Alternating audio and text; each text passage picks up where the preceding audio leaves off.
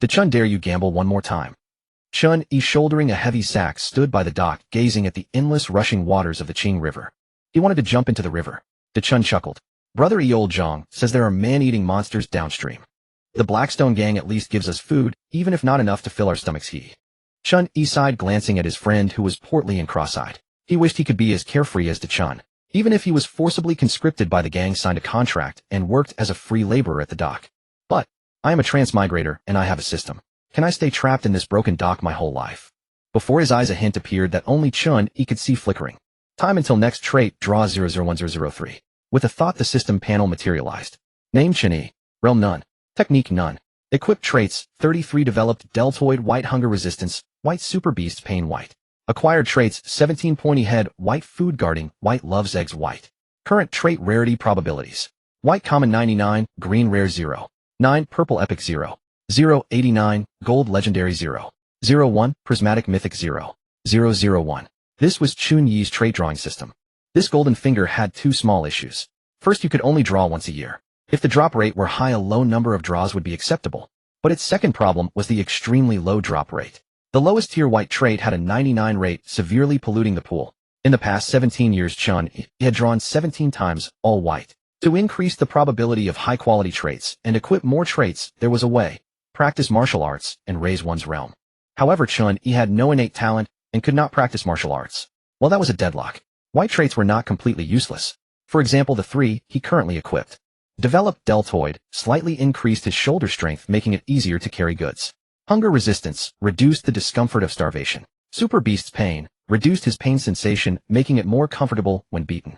The overseer saw Chen Yi standing distracted by the river and lashed out with a whip. What are you standing around for? Looking for a beating. He got hit again. Chen Yi feigned an expression of pain, but actually felt nothing, though it still hurt.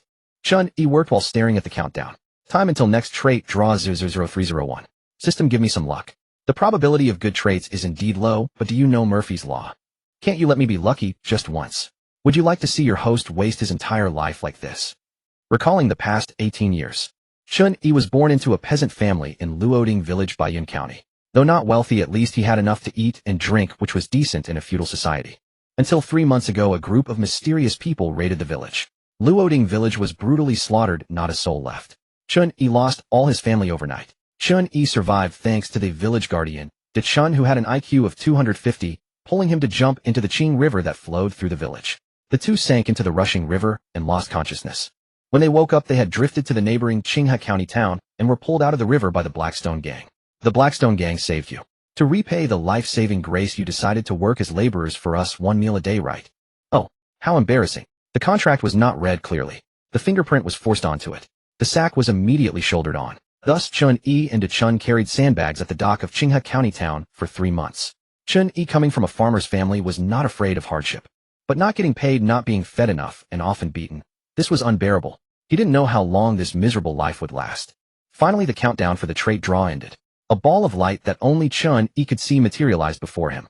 This ball of light was composed of countless luminous particles like a cluster of galaxies. All the light particles were moving at high speed in random motion. The ball was mostly white. If you looked closely, you could see green and gold particles, and even a faint trace of prismatic. These light particles were the traits. Whichever one Chen Yi touched would be drawn. Chen Yi really wanted to grasp those purple and gold particles. But they flickered too fast, were too few, and almost everything in the field of vision was white. Forget it, just grab blindly. Oh, lucky one, grant me power. Chen Yi closed his eyes and pressed down. At that moment, the gears of fate finally turned.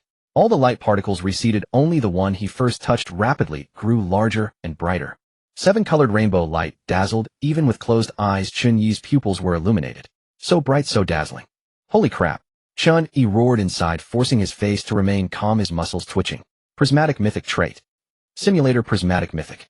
As you can see, you now possess the simulator's cheat, but every time you use it, you must complete a guidance task or wait for cooldown.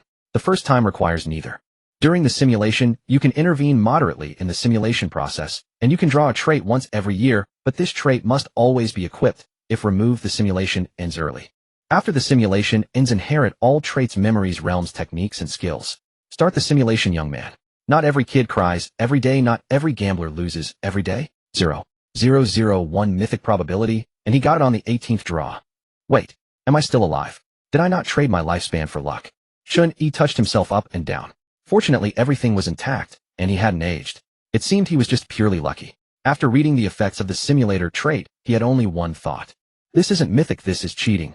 Before transmigrating, he had read plenty of web novels on Huangjia, so he was familiar with what a simulator was. From this description, as long as I live long enough in the simulation, I get many more chances to draw traits, effectively increasing the drop rate.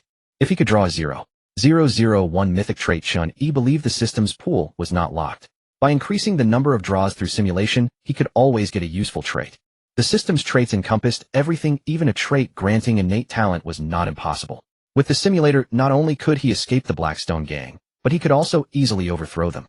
The Blackstone gang that oppressed Chen and me and the people who killed my family, wash your necks, and wait, I'm coming for you. Start the simulation. It was lunchtime. Chen Yi held his thin porridge and steamed bun, moving away from the crowd. Lines of black text on a white background appeared before his eyes like a text adventure game. First simulation does not require completing guidance tasks or waiting for cooldown. Initial equipped traits, simulator prismatic developed deltoid, white hunger resistance white. Simulation begins. Before the simulation began, Chen Yi adjusted his equipped traits. He currently had no martial arts realm, so he could only equip 3 traits at most. The simulator trait had to be equipped, otherwise the simulation couldn't function. Since this was a simulation, this super beast pain perception trait was unnecessary. Getting hurt in the simulation was bearable, as the real him wouldn't actually feel any pain. The tide of Qiantang River comes at its appointed hour. Today, I finally know who I truly am. Under tremendous shock from his hometown being massacred and his family killed, he awakened his past wisdom and realized he was a transmigrator. In a flash of inspiration, Chen grabbed him, and they jumped into the river to escape. Unconscious, they drifted into the borders of Qinghe County, where they were picked up by the Blackstone gang and forced to do hard labor at the dock they managed. Under the whips of the Blackstone gang, he and the laborers were like walking corpses with no idea where tomorrow would lead. The first year, age 18. Trait extraction in progress. Extraction successful. River dart. White swimming ability greatly enhanced, swimming skills elevated to national athlete level. Would you like to adjust your traits? The simulated version of you won't actively adjust traits. This option only appears during annual trait extraction, and it's up to you to decide which traits to equip. Yes, no. The simulation paused, waiting for Chen Yi's choice. Does the first year count as a year? The simulated time should connect to real time. In reality, this year's extraction was already done, but the simulation allows one more draw. Maybe it's a perk of the simulator. Chen Yi decided this trait was worth keeping. He was right by the river, so being good at swimming couldn't possibly hurt. You replaced hunger resistance with river dart. You realized the simulation had begun. You wanted to act recklessly, but your current strength was negligible, and your situation was dire, so misbehavior would easily lead to death. You suppressed the restless impulse within. You knew you had to survive longer in the simulation to draw more traits. Hurry up. 3 more boats of cargo today. No food for 3 days if you don't finish. The overseer's whip cracks caused the laborers to tremble. You pretended to be afraid on the surface, but inside you were already calculating all the ways you would kill these bastards once you became powerful enough. Night fell. You had just prepared to rest when you heard the foreman, Wang Chang's voice. I need 3 people. There's a good job. Something good. You didn't believe it for a second, so you pretended to be asleep. Chen Yi, stop pretending to sleep. I just saw you peeing by the river. He had no choice but to get up and walk over, otherwise Wang Chang would definitely beat him and then assign him the good job. Wang Chang spoke to the 3 laborers. Tomorrow before dawn, someone will take you to Tenli Pavilion downstream on the Qing River to deliver food to the river god. If it works, you can spend 3 days at the Yihome brothel. Is it delivering food to the river god, or sending these 3 people to be the river god's food? If the people are gone, what use is the Yihome brothel? Chen Yi had heard from some old laborers that there was a river demon in the Qing River that loved to eat people. Every time it got a craving, it would stir up waves and capsizing boats. Later, the Blackstone gang arrived, and the river demon's disturbances grew much less frequent. The old laborers all believed the Blackstone gang had made a pact with the river demon, actively sending a few people down to it each month to eat, so it wouldn't disturb the canal transport. From the simulation's content, this was almost certainly the case. So tonight, I need to hide. Fortunately, there was the simulation, which gave him advanced knowledge of this. Chen Yi noted it silently. But he didn't know whether the simulated version of himself could survive this tribulation. Damn it. He cursed inwardly, knowing he was doomed. Since that was the case, he'd escape tonight. In the dead of night, when everyone was sound asleep, he leaped into the water. He had to swim to the opposite bank. The Qing River's current was swift, and before he never would have used this method to escape, because he would surely be caught or exhausted and drowned. But now he had the river dart trait, so he could take the gamble. Staying here meant he wouldn't survive the night anyway. He thrashed powerfully in the water, and his swimming ability had indeed improved dramatically. Swimming to the opposite bank was no problem at all. I'm free. Hearing the sound of splashing, a group of laborers on the dock stood up. They started shouting. Chen Yi ran. Someone help. Damn. Were they all pretending to sleep? The laborers were so alert because they were in a collective punishment system. If one person ran, everyone in the same team would be implicated. At best a severe beating, at worst dismemberment and public display. The Blackstone gang members were alarmed. The laborers' collective punishment system meant that one escape attempt put everyone at risk. Wang Chong snorted coldly. Let's see if you can swim faster than our boats. Wang Chong brought his men to the boats and was about to pull anchor and set sail when suddenly flames erupted on the shore. Haha, it caught fire. De Chun threw the fire basins used for dock lighting onto a pile of cargo that hadn't been transported yet. The fire instantly spread, and the entire dock descended into chaos. Quick, put out the fire. If this batch of cargo burns, the gang leader will slaughter us. Wang Chong couldn't bother chasing Chen anymore, and quickly led his men to fetch water and fight the fire. In the firelight, Chen Yi vaguely saw a group of Blackstone gang members cursing and waving machetes lunging toward De Chun. Blood splattered 5 paces. Seeing this, Chen Yi's face was moved. De Chun had already saved Chen Yi once before in Luoding village. He never expected that in the simulation, upon discovering he was about to escape, De Chun would still help him without hesitation, even at the cost of his own life. Chen Yi looked toward De Chun nearby. Because he couldn't get enough to eat, he was crouching on the ground staring at someone else's bowl of thin porridge and drooling. He might not be very smart, but he was loyal and righteous. Chen Yi thought that if he ever had the ability to escape the Blackstone gang in the future, he would definitely take De Chun with him. The river water churned. There was no time to mourn De Chun's death. His sacrifice must not be in vain. He had to survive. He had to live until the day he could find an opportunity to cultivate. He would then inherit the cultivation from the simulation, allowing the real him and De Chun to escape the oppression of the Blackstone gang. He exerted all his strength and swam through the cold, swift river to the opposite bank. Heaven was merciful. Neither the river god nor the river demon appeared in the water. Perhaps it had already received word from the Blackstone gang and was waiting at that mysterious feeding spot downstream, so it hadn't noticed the situation upstream. After reaching shore, he faced the next decision of where to go. 1. Go to Third Sister's place in Baiyun County. 2. Wander the wilderness and hide deep in the mountains. 3. Swim back. Please make your choice. The simulation paused again, waiting for Chen Yi to make a decision about the subsequent process. Chen Yi considered for a moment. Option 3 was clearly a joke, so he eliminated it immediately. Go to Third Sister's or hide in the wilderness. Chen Yi actually had 3 siblings. His eldest brother and second sister had gone missing 8 years ago when he was 8, picking herbs on the mountain and never returning. His third sister had married into Baiyun County when he was 15. I remember that third brother-in-law is a martial artist. If I go to Third Sister's, I should be able to access the martial arts path. Perhaps I could ask how to obtain root bones, or whether one can cultivate without root bones. Pitch dark night, icy wind, you sprint desperately through the mountain forest. You are headed for Baiyun County to seek refuge with your third sister. Baiyun County sits adjacent to Qinghe County, the 2 towns not too far apart, and you know the general direction. 10 odd days later, fleeing for your life, you stay far from the pursuit of the Blackstone gang. You survive on wild fruits and game, occasionally stealing grain from villages you pass through, nearly captured by villagers who mistook you for a wild man. Just over the next mountain and I'll reach Baiyun County. At this moment you are disheveled and filthy, covered in mud from head to toe. If not for your bright alert eyes, you would hardly look human. Suddenly a group of figures bursts from the forest, blocking your path. This mountain I plant. This tree I grow. The familiar opening words. You have encountered bandits.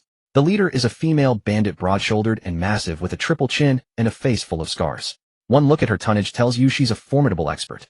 Heroine, I have no money. The female bandit searches you thoroughly inside and out. For some reason you sense she took advantage of the situation, repeatedly subjecting you to inappropriate touches. Sure enough, a pauper. You feel relieved inside. You know bandits only want wealth. Without money they shouldn't give you trouble. But you're quite handsome. My ex-husband just died and you've arrived at the perfect time. Huh. Take him away. You are bound tightly by the bandits and carried up the mountain. Wait, what? Bandits who prey on money you've seen, but bandits who prey on male beauty. Is this for real? Tonight at Feihu's stronghold, lanterns are bright, festive atmosphere everywhere, everyone drunk and carousing. Yet the sorrows and joys of people are never the same. You are stripped naked and washed clean. Then you are dressed in the bridegroom's red robe, covered with a red veil, sitting in the bridal chamber waiting for the bride to lift your skull. Listening to the bandits' boisterous discussions outside, you gradually piece things together. The female bandit who captured you is called Su Linglong, and her father Su, who is the chief of Feihu stronghold. When Su, who heard his daughter would marry for the 6th time, he was overjoyed. Father and daughter are now outside the bridal chamber, with Su, who repeatedly urging his daughter to be gentle this time and not crush another husband. Your scalp tingles as you listen. So that's how her previous husbands met their end.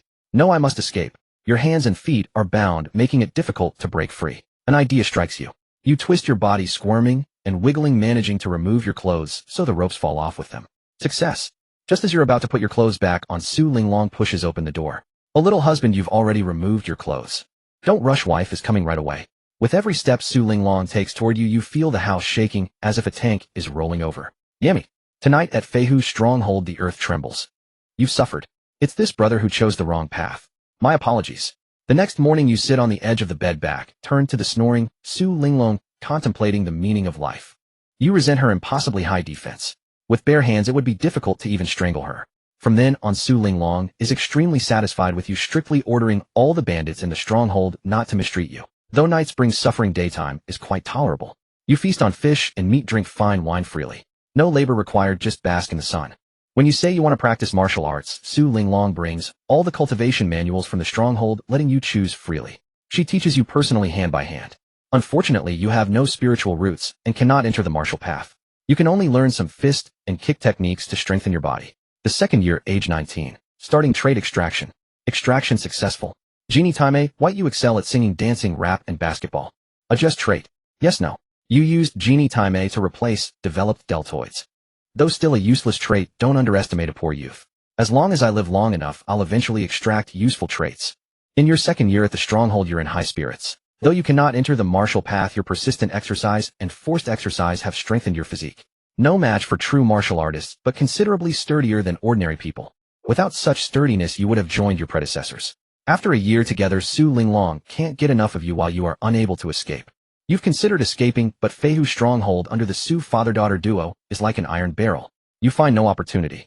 You dare not reveal your escape plans, fearing these bandits, who turn hostile at a whim, will cut you down. Therefore you pretend to have fully integrated into stronghold life, even using your newly acquired trait to perform a combo for Su Linglong. Hello, bandit brothers, I'm someone who's been in the stronghold for a year and a half. After watching your Kunquan routine, Su Linglong's fat jiggles with delight. Husband is amazing. Suddenly a panicked shout comes from the stronghold gate. Chief, the soldiers are attacking. Above the main hall, Su who furiously hurls the wine bowl in his hand. How did we get no warning about the soldiers? Where are the patrol, the sentries, the traps? It's the second chief. He secretly colluded with the authorities and led the soldiers up our secret supply path. Hearing this, your eyes light up. An opportunity to escape. Suddenly a chubby hand grabs your wrist. Husband, come with me. Su Linglong's prodigious strength makes resistance impossible. She drags you away directly. She brings you to the entrance of a cave. Husband, keep going straight in. This cave leads to another mountain. Only my father and I know about it. No one will chase you. Run quickly. Should I? Run. You didn't expect Su Linglong to be serious. She seems to truly believe in the facade you've been performing for them in the stronghold. Husband, don't worry about me, escape yourself. I'll draw away the soldiers for you. Go. She throws you into the cave as if tossing a chick. I'm not even a bandit, why should I fear the soldiers?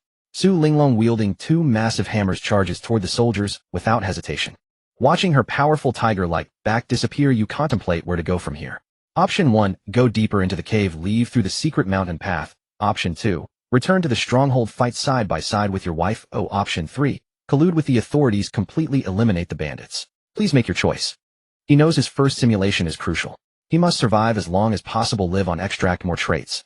Obtaining the martial path opportunity is the only main thread of this simulation. If not now, then when? You chose option 1. In the dark, damp cave you groped your way forward. Initially it was so narrow that only one person could pass, but after walking several thousand steps it suddenly opened up into a vast space.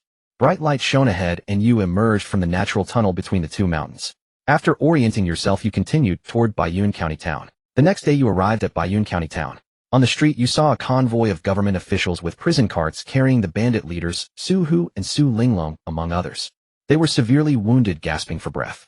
The common bandits had already been left to die in the wilderness, not even worthy of being brought back for interrogation. You did not look further and quietly retreated into the crowd. You had escorted third sister during her wedding, so you still remembered the location of her home in the county town. Why is it sealed?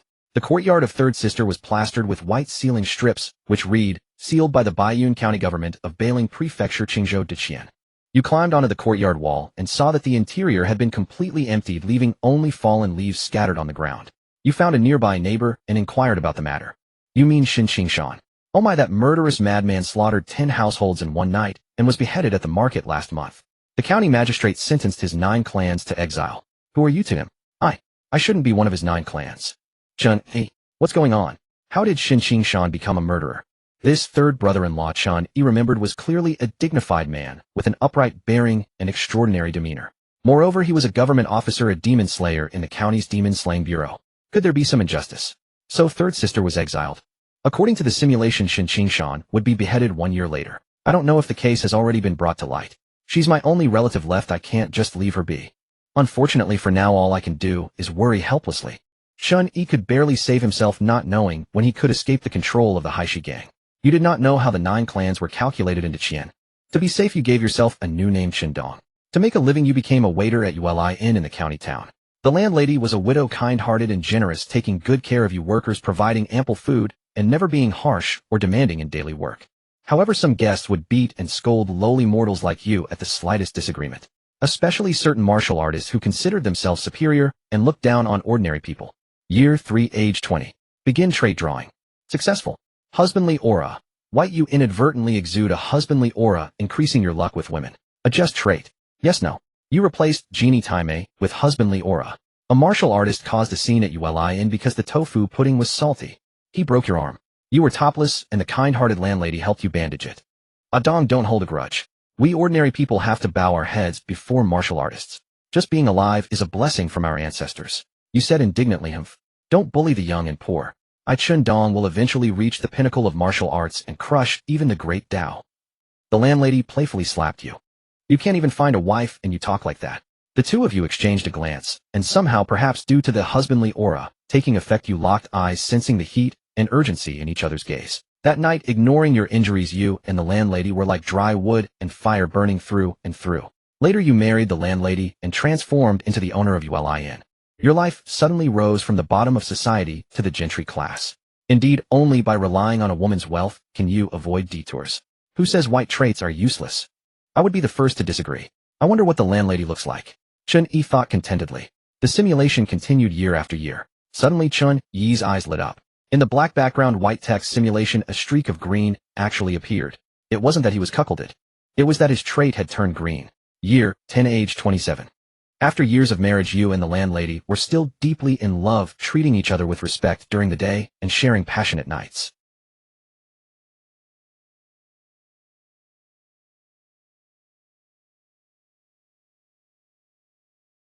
Such as theft, robbery, martial artists eating without paying, and the government's oppressive taxes, etc. However, compared to most mortals, your life was already much better. The only regret was that you had difficulty having children. The landlady often murmured that it would be nice to have a child. Whenever she had free time, she would sit there doing needlework, staring blankly at the tiger head shoes she had sewn stitch by stitch. You comforted her, saying that such matters must be left to fate, and having a child depends on destiny. Year 11, age 28. Begin trait drawing. Successful. The older the luckier. Green, starting from your 60th year. When drawing traits at every decade milestone, you are guaranteed a rare trait, and the chance of obtaining a rare or higher trait is slightly increased for that draw. Adjust trait. Yes, no. After so many years of white, finally green. But if you calculate the probability, this draw is extremely lucky, since the chance of a rare trait is only 0.9. This trait can be equipped when I'm 60, guaranteeing a rare one is not bad. In the subsequent simulation, Chen Yi saw how difficult it was to live as a mortal in a world overrun by martial artists, plagued by demons, and ravaged by years of war. His later years were comparable to Fuguwei in it to live, enduring hardships and a lifetime of bitter tears. Year 13, age 30. That year, you and the landlady finally conceived a child. The landlady wept with joy, and you were happy for her as well.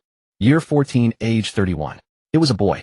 Uli Inn threw a 3-day continuous banquet, treating all the townsfolk. Father of the child, you're too extravagant. Though we've earned some money these years, there are always many risks. Rather than let those thieves steal it, or the county magistrate take it away under various pretexts, I'd rather spend it for happiness. Besides, my son has been born.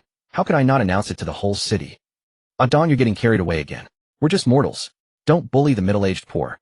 I Chen Dong am no ordinary fish in a pond. Year 16, age 33. Your second daughter was born. You again held a 3-day continuous banquet. Year 20, age 37. You have a son and a daughter, a family business, and a comfortable life. Gradually, you almost forget that you are in a simulation, feeling that everything is too real, too happy. Year 23, age 40. A demonic cultivator broke into Baiyun County, brandishing a banner wreathed in black, killing anyone he encountered. Neither the county's martial artists nor the officials could match him. They were all slain, their souls absorbed into the banner. The demon-slaying division's demon slayers were alerted and engaged him in battle for several days, ultimately sacrificing themselves to gravely wound him. As the demonic cultivator fled, he callously murdered your daughter and drained her of all her essence and blood. The innkeeper's wife succumbed to grief and illness, passing away with bitter resentment in her heart. You buried your daughter first, then your wife. The thought of your daughter, only 7 years old, who just days ago had called out, "Father," with her lively eyes, and then to recall the gruesome manner of her death. Your heart felt as though it were being sliced apart. You startled awake every night. But you still had your son. You knew you could not fall. Year 33, age 50. A breathtakingly talented female emperor emerged from the southern frontier. She united the southern kingdoms, consolidating the fragmented southern nations into a single force, and launched a counteroffensive toward the central plains. The battle lines advanced steadily from south to north, and Bayun County was on the verge of becoming a front. Your son resolved to join the battlefield to defend the nation and protect the home. Son, must you go? The battlefield is far too dangerous. Father, if the nation perishes, what home remains to cherish? You have always loved telling others my son Chen Dong will surely achieve greatness. And now is the time for me to make my mark and serve my country. You escorted your son out of the city, watching him disappear into the distance. In that moment, you seemed to age 1,000 years. Year 35, age 52. You received your son's ashes and his final letter. 2 years of constant anxiety and dread finally culminated in this outcome. You interred him beside his mother and sister. You sat motionless before the tombs for 3 months, your hair turning completely white. Year 37, age 54. The Dacian dynasty suffered consecutive defeats, and Bayun County fell to the female emperor, becoming territory of the Southern Frontier Alliance. Bandits leave devastation like a comb, soldiers leave devastation like a fine-toothed comb. When the Southern Frontier Army passed through Bayun County, they demanded tribute and grain from every household. They called it borrowing, but everyone knew there would be no repayment. Urine was not spared. Nearly all the visible wealth was carried away. Fortunately, the innkeeper's wife had once told you she had hidden some silver beneath the old tree at home. You used it sparingly, barely managing to survive. After this ordeal, everyone in Bayun County was reduced to poverty, and the inn's business grew increasingly difficult. Year 40, age 57. A tiger demon burst forth from the mountains, and wilds rampaging through Bayun County. The demon-slaying division mobilized entirely, engaging it in a desperate struggle within the county town. You weren't sure whether the tiger demon was slain, but in the battle between the demon and the demon-slaying division, your 3-story inn was utterly destroyed. This was your most important piece of property, and being destroyed like this, you wanted an explanation. You went to the demon-slaying division to seek compensation, only to be kicked out. You gazed at the ruins of your inn and laughed bitterly to yourself. You wondered whether you were laughing at your own naivety or at the ways of this world. With funds running low, rebuilding the inn was impossible. You dismissed the cook, the waiters, and the servants. Over the years, you had treated them like family. When they left, they only took the wages they were owed, refusing any severance pay. You chose to leave Bayun County, and beside the graves of a family outside the city walls, you built a thatched cottage and settled there. Year 42, age 59. Drawing trait. This year's trait was still useless, but Chen Yi swapped it out for the older the luckier. I'm about to turn 60. My life has been too bitter. Hold on, don't break. The dawn of victory might be just around the corner. How difficult it is for mortals to survive in this world is evident from this. This only strengthened Chen Yi's resolve to pursue the martial path. Outside the city, beside the thatched cottage, you rose with the sun, tilling the fields and growing vegetables. After sunset, you would chat with your departed family members, then fall into a deep sleep under the moonlight. Though alone, you found a fleeting peace. Year 43, age 60. Beginning trait draw. Triggered the guaranteed effect of the older the luckier. Draw successful. Low-grade spiritual root. Green, obtain a low-grade spiritual root. Youngster, with this trait, you can finally reverse your fortunes and rise from mediocrity. Adjust trait. Yes, no. Chen Yi ran both hands through his hair, reminiscent of Sun Wukong, finally deceiving the monk Tang Sanzang in A Chinese Odyssey Part 1, Pandora's Box. Finally. Perhaps the simulation self had endured too much suffering, and even the system couldn't bear to watch any longer. It finally granted him the trait he desired most. You replaced the older the luckier with low-grade spiritual root. Your heart, long dormant from the loss of loved ones, finally stirred and beat once more. You had not forgotten the mission of this simulation. Carrying all your savings, you went to the Thunderbolt Martial Hall in the county town. The hall's instructor Neo Dandan, wearing his training attire and hands clasped behind his back, looked at you with amusement. Old sir, please don't jest. 60 years old, learning martial arts. 60. This is precisely the age for striving. You dumped a pile of silver ingots at the entrance of the martial hall. I'm paying you, just teach. Whether I can learn is my own concern. Taking on someone who could be his own father as a disciple was an enormous challenge for Neo Dandan, but the amount you offered was simply too generous. Martial arts is about cultivating the 3 chi. blood chi, spiritual chi, essence chi. As the saying goes, one bite at a time, and the 3 chi are cultivated one at a time. Beginners first master external techniques. Cultivating external techniques can enhance blood chi. The stronger your blood chi, the more your strength, speed, and physical body improve. Once you sense a surge of warmth gathering in your dantian, that is your blood chi, transcending mortal limits, capable of being stored within the dantian. Those unfamiliar with the craft like to call this warmth internal force, but as martial artists we must understand that it is actually blood chi strong enough to be controlled. This is the first realm of martial arts, the body tempering realm. The body tempering realm has 9 stages. Each stage requires you to double your blood chi before breaking through. Watching the simulation learn about martial cultivation from the hall's master, a thirst for knowledge also gleamed in Chen Yi's eyes. No matter. When the simulation ends, he would inherit all these memories.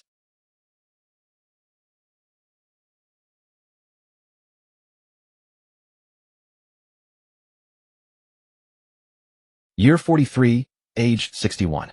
After a year of cultivation, no progress whatsoever. Neo Dandan tried to persuade you. Old Master Chen, please reconsider. An elderly body loses blood chi rapidly. How could there be any sense in practicing martial arts? Starting martial cultivation at 60. My potential for advancement is probably limited. Regardless, I've obtained the spiritual root trait, which will make the next simulation much easier. You never paid attention to the outsiders' slander and gossip, dedicating yourself entirely to study and experimentation. Do not mock the old for their poverty. Chen Dong will surely enter the martial path. Year 44, age 62. After another year of unyielding effort, the heavens finally showed mercy. A profound transformation quietly occurred within your body. The dantian, long dormant, suddenly trembled. A wisp of warm current like a newborn infant quietly stirred. Blood chi transcending mortality. Your first chi, your foundation. The body tempering realm, first stage. You finally stepped through the door of martial cultivation. Neo Dandan's eyes widened in disbelief as he examined you. This is impossible. At your age. How? You smiled calmly, your eyes filled with the quiet light of one who has weathered countless storms. The path to the Tao begins with a single step. This is merely the first. Year 52, age 70. Drawing trait. The older the luckier, guarantee triggered. Drawing successful. Hard work pays off. Green, when you persistently pursue something you will surely reap rewards, though perhaps not abundantly. Adjust trait. Yes, no. Rare traits truly have better effects. Thanks to the older the luckier, otherwise with a mere 0. 9 draw rate for rare traits, he would never have drawn another one, even until death. Needless to say, this trait must be used, and it will be of great help. You replaced the older the luckier with hard work pays off. 10 years of training, yet still immortal upon return. Neo Dandan's grandson had been born, yet you still came daily to the training grounds of Benlei Martial Hall, diligently cultivating. Unlike others who would study martial techniques and spar in actual combat, you essentially worked alone, practicing only the external art, Mang Neo Jin, Wild Ox strength. After 10 years, although your blood chi had improved, you still couldn't meet the standard of a martial artist. At first, Neo Dandan still charged you tuition, but later he stopped asking. Respecting the elderly and cherishing the young, as they say. An old man in the house is a treasure, as they say. With you as their mascot, Benlei Martial Hall became a popular spot for people from surrounding towns and counties, providing indirect publicity for the hall. Fellow disciples. Look, this is Grandfather Chen Dong, who began cultivating martial arts at 60 and now at 70 still hasn't entered the path of the martial path. Neo Dandan's son Neo Yoqian was now the master of Benlei Martial Hall, primarily responsible for recruiting new disciples. Today another batch of newcomers had arrived, and Neo Yoqian was using you as material to inspire them. What can we learn from Grandfather Chen? Ah, that's right. Regardless of whether one succeeds in martial cultivation, you must take that first step. Even if you end up like him, still at the same place at 70, at least you won't regret having tried. Just as he spoke, you who was training felt a warm current in your dantian and excitedly shouted, Master, I've entered the body tempering realm. Neo Dandan walked over and checked your pulse, confirming it was true. Neo Yoqian immediately changed his tune. Oh, that's right. If Grandfather Chen, who began cultivating at 60, can succeed, then what's impossible for you children of 13 or 14? All difficulties are but fears for those with resolve. Neo Dandan was genuinely happy for you. That evening he kept you for a home-cooked meal at the martial hall. Uncle Chen, I've heard your story too. The food at Uli and was quite famous throughout our 10 surrounding villages. What a pity. Speaking of past hardships, even as a stranger, Neo Dandan's eyes reddened at your experiences. Though I don't know why an old man like yourself would still push so hard training martial arts here, I wish you longevity, health, and well-being. From now on, the martial hall is your home. I'll prepare a small room for you. Just stay. For over a decade, now you felt the warmth of home once again. However, you never forgot the mission of this life. Draw more traits. Train more in martial arts. The more you inherit after the simulation, the better. You knew your constitution was poor, and with your advanced age your cultivation speed was extremely slow. So you didn't waste time learning martial techniques, only practicing external arts to boost your blood qi. Year after year, training at sunrise, resting at sunset, balancing work and rest, prioritizing health. Those pure white locks briefly showed traces of black again. Year 61, age 79. After entering the martial path, your cultivation slowly improved, reaching body tempering stage 3. Though these years saw no demon incursions, wars, or martial artist calamities, your body still uncontrollably slid toward the abyss of decay. Martial cultivation could only grant you brief rejuvenation. It couldn't halt your furiously advancing aging. A sudden bout of cold left you bedridden with paralysis, unable to train any longer. Neo-Dayton had grown old too. The martial hall's business was being squeezed by martial sect powers unable to recruit disciples, now on the brink of collapse. Fortunately, earnings from earlier years of teaching had accumulated. He hired servants to care for your daily needs. Today, hearing of your poor condition, he hurried to visit you. Uncle Chen, how are you feeling today? Almost dead. You gazed at the trait draw countdown, praying to die slowly enough to reach the age 80 guarantee draw. Don't talk nonsense. You're going to live to 100. Dayton, living to 100 is easier said than done. I lost my spouse in middle age, buried my own child, lost my life's work. What's left of this heart is nothing but holes upon holes. Outside, cold wind howled, snow drifted. Neo-Dayton gazed upon this snowy season and sighed. Uncle Chen, in this life, days of suffering are the main theme, while happiness is merely an interlude. Neo-Dayton grasped your wrinkled palm, feeling your gradually cooling body temperature. Year 62, age 80. Beginning trait draw. The older the luckier, guarantee triggered. Draw successful. Serious punch, green. When you don't use martial techniques, attacking with fists and kicks, destructive power increases up to tenfold, and you won't suffer fractures from recoil. However, each use causes one strand of hair to fall out. Adjust trait. Yes, no. Incredible. Barely clinging to life, yet you held on until that very moment of turning 80. Chen Yi outside the simulation couldn't help but give himself a thumbs up. Such a dedicated self was truly rare, but this person's life had truly been too bitter. He hoped that in the next life, with a martial foundation already established, the simulation would be more comfortable. You selected no. You died of old age. Simulation evaluation. Leaping into the cold river's waves, how many times has the mortal world buried fading lamps? A withered branch at 60 meets spring's breeze, still making fists resound against the heavens. Congratulations. You have obtained the following inheritances. 1. 62 years of wandering memories. 2. Body tempering stage 3 cultivation. 3. 62 traits, including serious punch green, hard work pays off green, the older the luckier green, low-grade constitution green, genie time white, wave-like little white strip white. 4. External art, Mang Yo Jin, wild ox strength, beginner level. Rewards instantly credited. Chen Yi felt a warm current suddenly surge within his dantian. His whole body was liberated from exhaustion and suffering, as if boundless strength resided within him, his essence, energy, and spirit all elevated significantly. So this is the sensation of a martial artist. 63 years of life experiences also flashed before his eyes like a moving lantern show.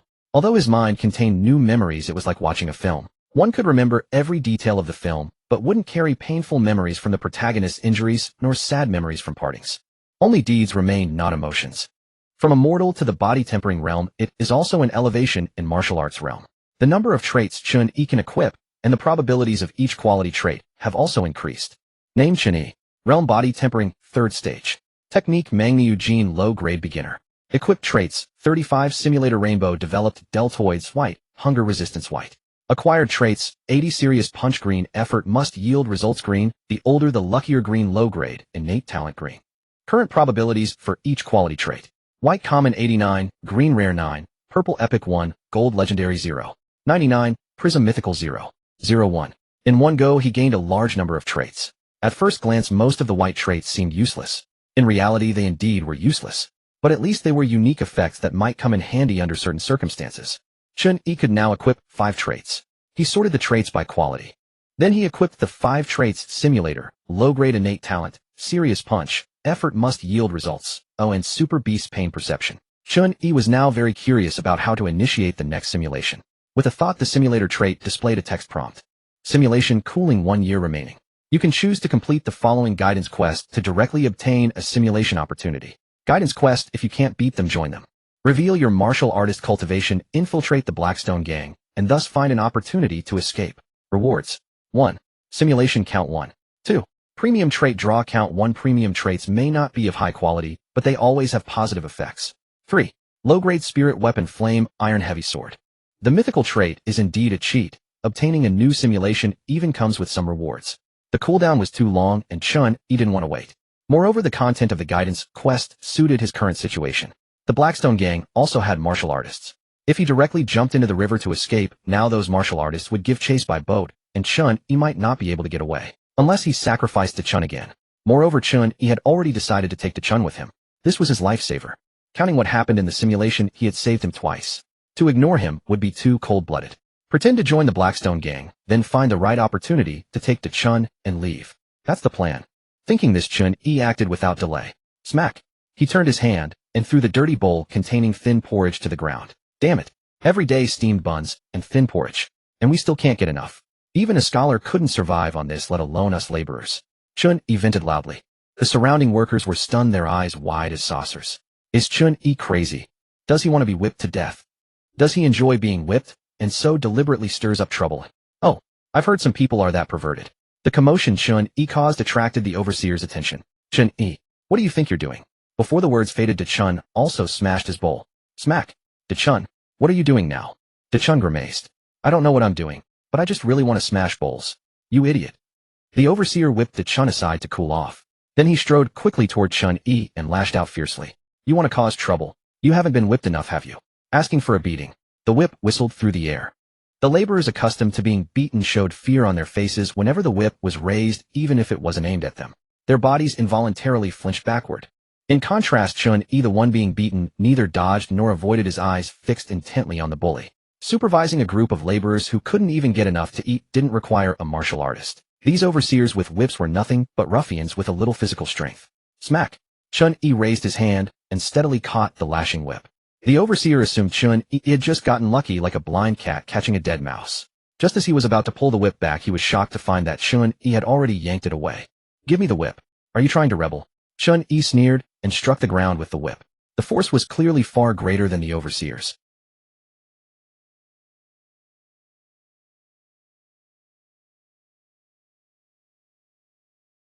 Rebel. You dare to use that word for yourself? Do you think you're a local emperor? Chen Yi showed no mercy, using the strength of a body-tempering third-stage martial artist to lash the whip onto the overseer. The overseer's flesh was torn open, wounds deep enough to see bone. PFF. The whip's force penetrated his torso, injuring his internal organs, sending him flying backwards, spurting blood, and crashing into the surging Qing River. The other overseers, seeing this, immediately surrounded him. Chen Yi, you dare to hit an overseer. You're asking for death. Arrest him. These people were all mortals. They only had the advantage of numbers. When their whips struck Chen Yi, he felt little pain. On one hand, his blood energy was high, and his physical body surpassed that of mortals. On the other hand, the super beast pain perception trait weakened the sensation of pain. Chen Yi, enduring their assault, dashed forward with a swift step, unstoppable. He used the whip as a rope, looped it around an overseer's neck, and threw him over his shoulder into the river. Then with a sliding tackle, he tripped 3 or 4 people, tied them together with the whip, and bundled them into the river. The remaining overseer, seeing this, was trembling. You're so skilled. Actually, there was no real skill. It was purely about high stats. Fast enough, strong enough, tough enough. Taking on multiple opponents was a breeze. Moreover, the overseer's weapons were merely whips, not bladed weapons like swords or knives. Chen Yi stomped hard on the floor, tilting the other end. The last overseer, like a seesaw, was launched into the air, and then fell clumsily into the river. All the laborers were utterly stunned, their mouths wide enough to swallow an egg. The overseers who usually beat them until they cried for their parents were all knocked into the water by Chen Yi alone, and in no time at all. Now they were all floundering in the river, shouting for help. The foreman Wang Chong looked at the overseers in the water and sneered. Well, Chen Yi, so you do have some skills. If I don't teach you a lesson today, you won't know your place. He was a martial artist, but Chen Yi knew that he was only at body tempering first stage. In the body tempering realm, each stage doubles the blood energy compared to the previous.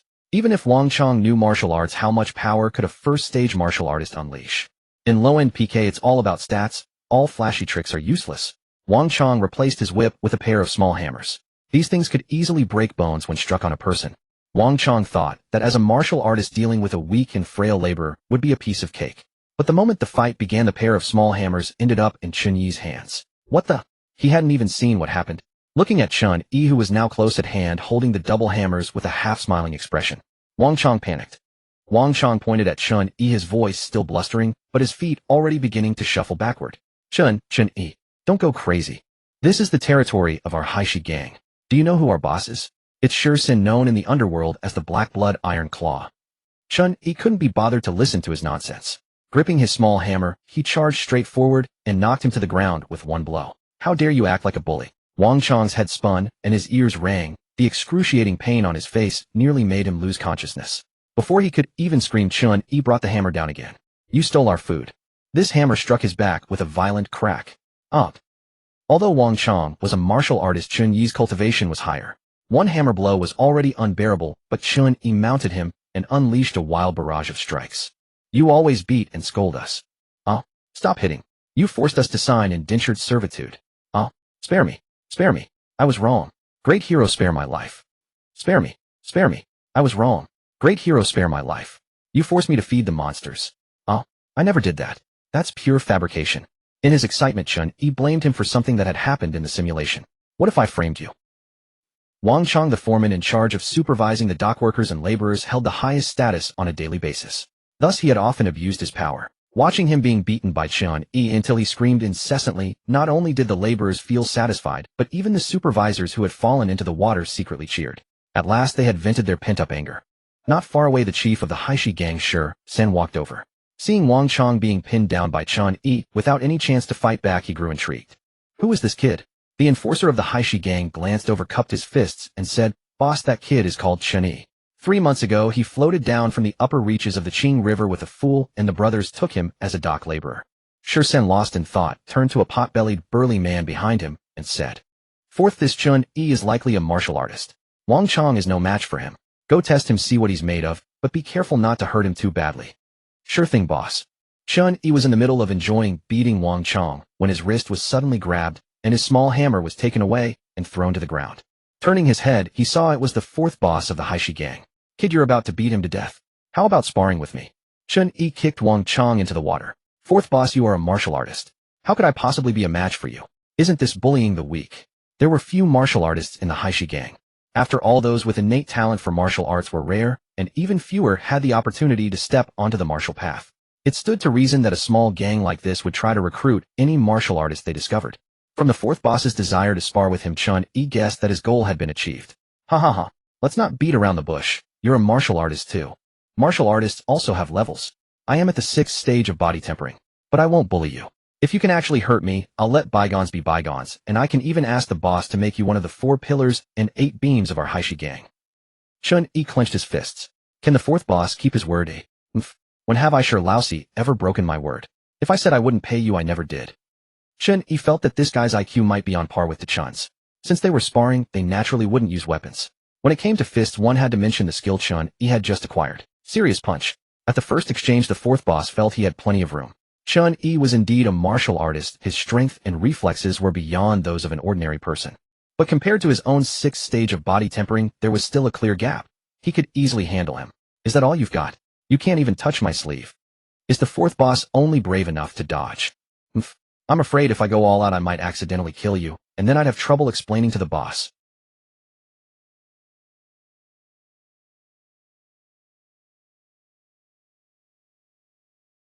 Chen Yi seized the opportunity, using all his strength to maximize the effect of the skill. Serious punch. Tenfold destructive power. Bam! This punch made the fat on the fourth boss's belly ripple like a lake's surface. The fourth boss's body immediately caved backward. He forced down the sweet taste of blood in his mouth. Chen Yi's lips curled upward. He took a step back and looked at the fourth boss, who was struggling to hold on, with a mocking expression. Fourth boss, how was that? Suppressing the sharp pain in his abdomen, the fourth boss forced down mouthfuls of rising blood, his whole body trembling slightly. And no, not painful. But it was decent. I'll go report to the boss right now. You mustn't hurt anyone else. The fourth boss turned around and Sen was already standing behind him. I saw everything. Chen Yi, since you are a martial artist, the Haishi gang would like to offer you a position within the gang to share in wealth and honor. No more hard labor. His goal achieved, but Chen Yi kept a blank expression. He had to play the part more convincingly. I want to leave. Sen gave a contemptuous laugh.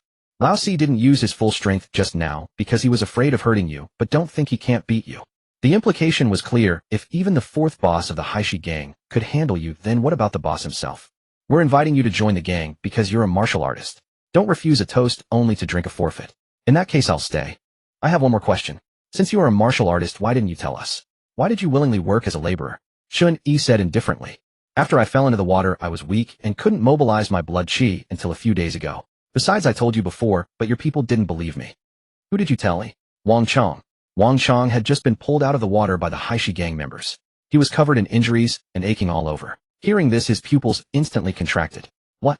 I didn't know. Boss. I didn't know. I really didn't know. Shursen snorted coldly. You buried talent and made him resentful. How did you do your job? Throw him into the water to feed the fish. Yes. Wang Chong, who had just been pulled up, was thrown back down. His bones were almost all broken from the beating and falling into the water like that he was doomed. Boss. Spare me. I really didn't know. Gurgle. Boss. Save. Gurgle. A gang is a gang. They turn on you in an instant. Chen Yi was pretending to join the gang only to find a chance to leave with the Chun. If he could destroy this gang in the process, he wouldn't mind. It all depended on whether he could gain enough power in the next simulation. At noon that day, Shursan hosted a banquet for Chen Yi at the Haishi gang's headquarters near the dock. The 4 bosses, the 4 pillars, and 8 beams, and the elite members all took their seats. Let us raise this bowl of wine to our new brother Chen Yi. Shursan assigned Chen Yi to be the new recruit instructor responsible for teaching the lower-ranking members martial arts. This was a position that seemed prestigious but kept him away from the core of the gang. It showed that Shursan was not foolish. He didn't give Chen Yi a key role right away. During the banquet, Chen Yi overheard the old man in a Taoist robe beside Shursan whispering to him, Chief, tomorrow we must deliver the offering to the river god. This old man was the Blackstone gang strategist. Shursan consulted him on all matters great and small. Shursan nodded. Let Wang Chong handle it. Wang Chong has already fed the fish. Oh, I drank too much and forgot about that, ha. Then let old Four go to the docks tonight and pick a few laborers. By the way, wasn't there a fool? He eats too much. He must go. Hearing this, Chen Yi frowned slightly. Feigning drunkenness, he probed a bit. Chief, that fool is from my hometown, clumsy and useless. Whatever task you have given to me, he can't do it. Shursan remained unmoved upon hearing this. This task that fool can definitely handle. Just stay here as my instructor. Come drink. Clearly Shursan had no intention of granting Chen Yi any face. Chen Yi said nothing more. He would have to become stronger on his own to solve the problem between him and Dachuan. He must start the second simulation as soon as possible. After the noon banquet, Chen Yi pretended to be drunk, staggering back to his room, declining any attendance. As soon as he entered, his drunken demeanor vanished, his gaze clear. Guidance mission complete. Reward distributed.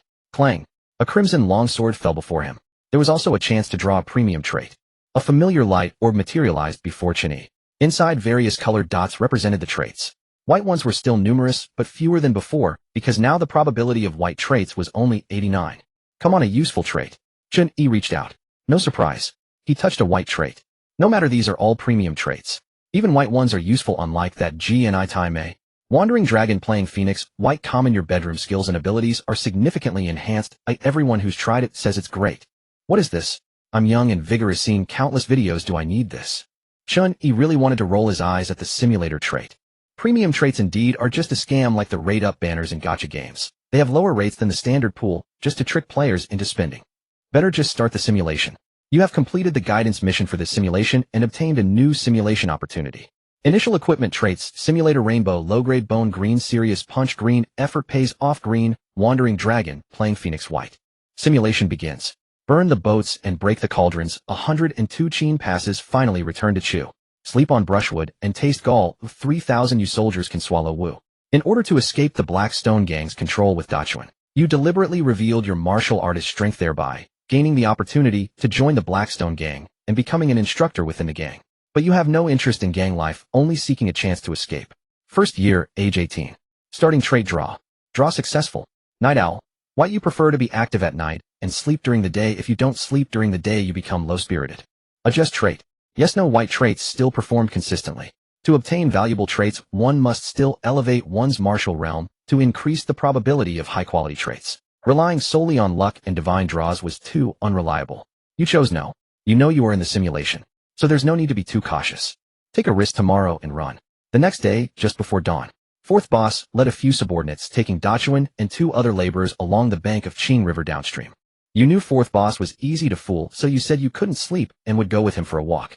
Fourth boss didn't think much of it and brought you along. Fourth boss used the same spiel as Wang Chong, saying that after delivering the offering to the river god, the 3 laborers could go to Yihong Courtyard for 3 days of fun. Dachuan asked as they walked. Fourth boss, does Yihong Courtyard have good food? Fourth boss laughed heartily. Yes. Plenty of delicious food. Sausages, abalone, tofu, all delicious. Dachuan's mouth watered. The group arrived at Shirley Pavilion. Fourth boss pushed Dachuan and the other 2 to stand by the river, then shouted toward the water. Lord River God, We have come to deliver your meal. Please enjoy your feast. You saw that the several gang members who came along all unconsciously stepped back a few paces, clearly in awe of the river god. The three laborers, unaware of the truth, still clutched their lunch boxes, truly believing they were delivering food, not knowing that they themselves were the meal. The calm surface of Qing River suddenly began to churn with whirlpools. Some fish and shrimp leaped out of the water, as if some great terror lurked beneath, preventing them from diving down. At that moment, you standing behind fourth boss suddenly delivered a fierce kick. Go to hell. With a plop, water splashed skyward and fourth boss was kicked into the river. The few gang members behind, seeing this, immediately drew their broadswords. Instructor Chen, what are you doing? You completely ignored their accusations and attacked directly. With your current cultivation, dealing with these non-martial artist gang members was more than enough. You threw them one by one, all into the river. The Blackstone gang members knew all too well what was in that river. They swam desperately toward the shore. Chen Yi, you have harmed me. When I get ashore, I'll skin you alive. Fourth boss was still threatening. But it was as if a pair of giant hands in the river was pulling them. After swimming for a long time, they not only failed to reach the shore, but were getting closer to the center of the river. Dachuan and the two laborers watched this scene somewhat bewildered, not understanding what was happening. What are you standing there for? Run! You grabbed Dachuan and fled. Looking back, you saw half of a huge green fish head emerging from the center of the river. That fish head actually spoke human language. Blackstone gang is really generous, sending 7 people all at once this time. Good. A pleasure doing business. Fourth boss, upon hearing this, shouted loudly. River god. Mistake. We are not this month's meal. Those people on the shore are the ones. Oh, this one is the fattest, I like it. Chief sure truly knows my heart. I'm the fourth boss of the Blackstone gang. Please take a good look. This fish's eyesight was clearly not that good. It couldn't see fourth boss's face at all, only regarding him as a delicious treat. The fish demon opened its gaping maw and lunged at fourth boss and the others. Its mouth was filled with barbed teeth arranged in over a dozen rows like a saw blade. Blood dyed the river surface red. Where to go? 1. Wander the martial world with the Chun, seeking more opportunities in martial arts. 2. Take the Chun to Baiyun County to seek refuge with third sister. 3. Return to Blackstone gang, claiming the river demon has gone mad and devoured the fourth chief. Taking the Chun along was clearly impractical. Chen Yi couldn't take care of him forever, he had to let him stand on his own feet. Then let's go see third sister. There's a good place in Baiyun County where I can settle the Chun. Baiyun County lies upstream of the Qing River, while Qinghe County is downstream. After escaping Blackstone gang, you and Chun followed this river upstream. This journey home felt far more upright and unburdened. Now you were a formidable warrior at the third stage of body refining. Ordinary beasts and roadside bandits could no longer threaten you. As you neared Baiyun County, you encountered an old acquaintance. This mountain is mine to plant. This tree is mine to open. A familiar opening line, a familiar barrel-shaped beauty. Su Linglong. Oh, you handsome young lad, seeing us folks with our lives hanging by a thread, you're not afraid at all. You still smile. Have you lost your mind? Su Linglong was still smitten at first sight, her big eyes working hard to charm you. You still carried the simulation memory from your past life, so you knew that among these bandits blocking the road, only Su Linglong possessed the martial cultivation of the fourth stage of body refining, the rest were mere mortals. You chuckled softly and walked away with the Chun, ignoring them. Stop! The bandits, enraged by your disregard, drew their blades and charged. Their movements appeared to you like slow motion, their strength before you as feeble as a child's. You faced 5 of them and knocked them all to the ground. Considering that Su Linglong had treated you sincerely in the last simulation, you spared their lives. Su Linglong realized you were a martial artist, and your calm, effortless demeanor while fighting made her uncertain of your true strength. To err on the side of caution, she chose to back down. We have offended you, senior, please forgive us. Here is some silver. If you could use it on the road, please take it. Su Linglong, being quite savvy, emptied all the bandits' silver, placed it on the ground, and retreated 10 paces. You smiled, walked over, and picked up the silver. No one would refuse free money. As a token of thanks for this silver, I'll give you a warning, keep a close eye on your second chief. He's up to something. Su Linglong was puzzled, unable to understand why you'd say the second chief was suspicious. While she was still bewildered, you left with the Chun. This time I didn't fall into the bandits' den. I'll reach third sister's place earlier than last time, so I should be able to find out what exactly happened to third brother-in-law, right? In the previous life simulation, third brother-in-law Shen Qingshan had turned into a murderous madman.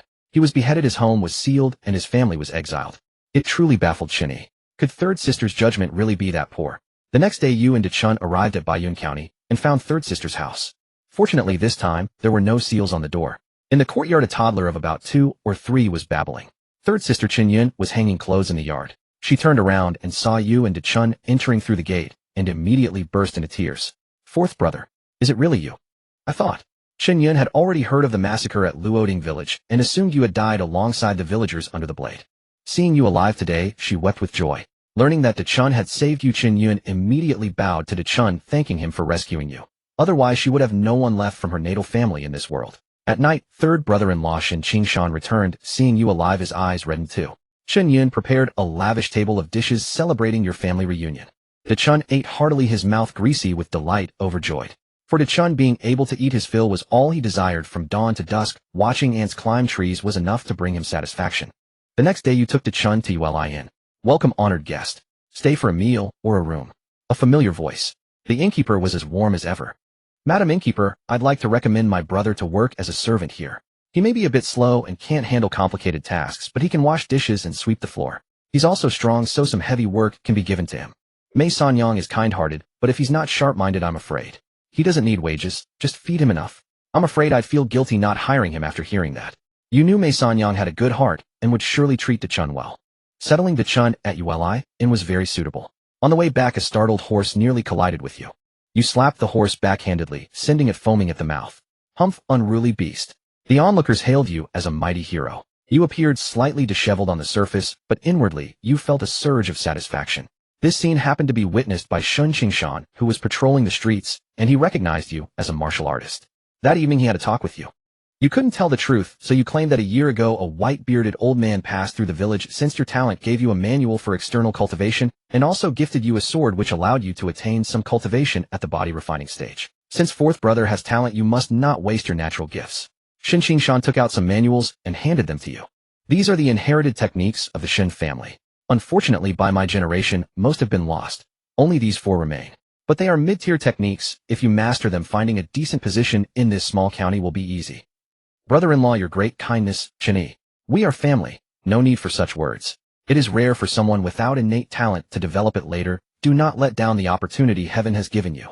After receiving Chen Qingshan's techniques, you decided not to leave for a while. This way you could have a free mentor who was deeply familiar with these very techniques. You also didn't want to freeload at your sister's place forever, so you needed to find something to do. Chen Qingshan suggested you take the assessment for the demon slaying department and become a demon slayer like him. You and I together slaying demons, protecting the people. Wouldn't that be wonderful, eh? You found the proposal appealing. But the prerequisite was to first improve your martial arts, as merely having the 3rd stage of body refining cultivation would not easily pass the assessment of the demon slaying department. You also asked Chen Qingshan about the massacre at Luoding village, wondering if the authorities had uncovered anything. No leads. The perpetrators were targeted and well-trained, leaving no trace. Why would they slaughter Luoding village? We were just farmers. How could we have offended such enemies? I don't know. But from my years on the force, killing innocents usually means silencing someone. Perhaps one of the villagers knew something they shouldn't have. Why was Luoding village massacred? This question puzzled not only the Chen Yi in the simulation, but also the Chen Yi outside it, who often pondered it. That said, I still need to get in touch with martial artists. And now there's a new cultivation technique.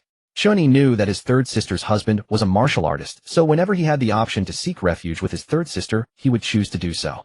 Roaming the martial world on his own, he might never truly enter the circle of martial artists. Dealing only with ordinary people wouldn't do.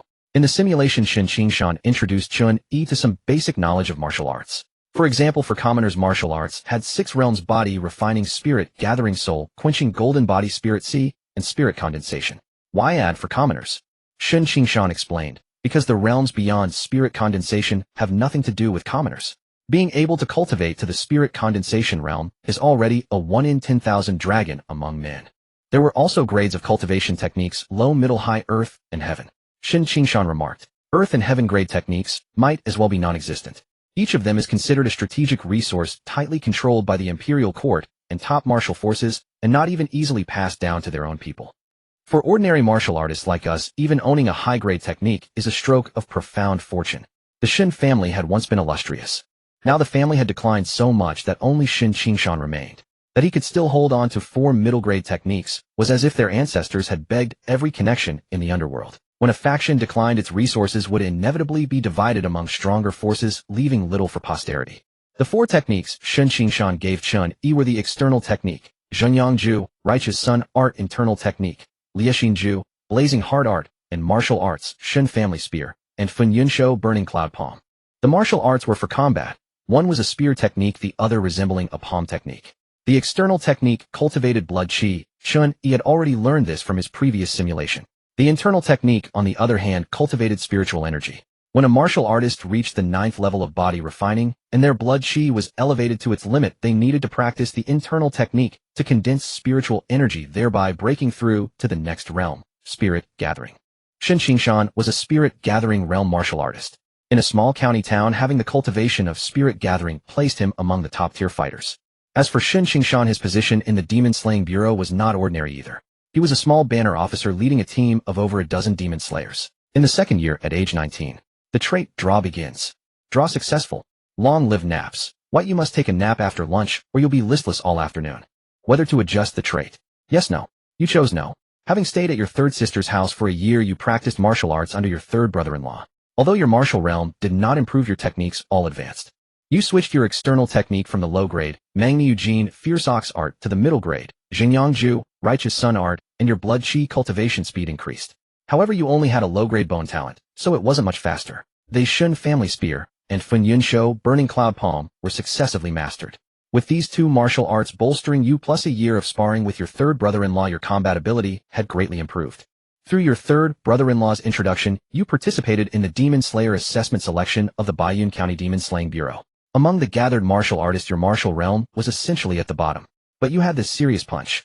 During the competition, your opponents were always caught off guard by your unexpected fist, leaving them disoriented. You successfully entered the Demon Slaying Bureau and became a demon slayer, obtaining a stable income.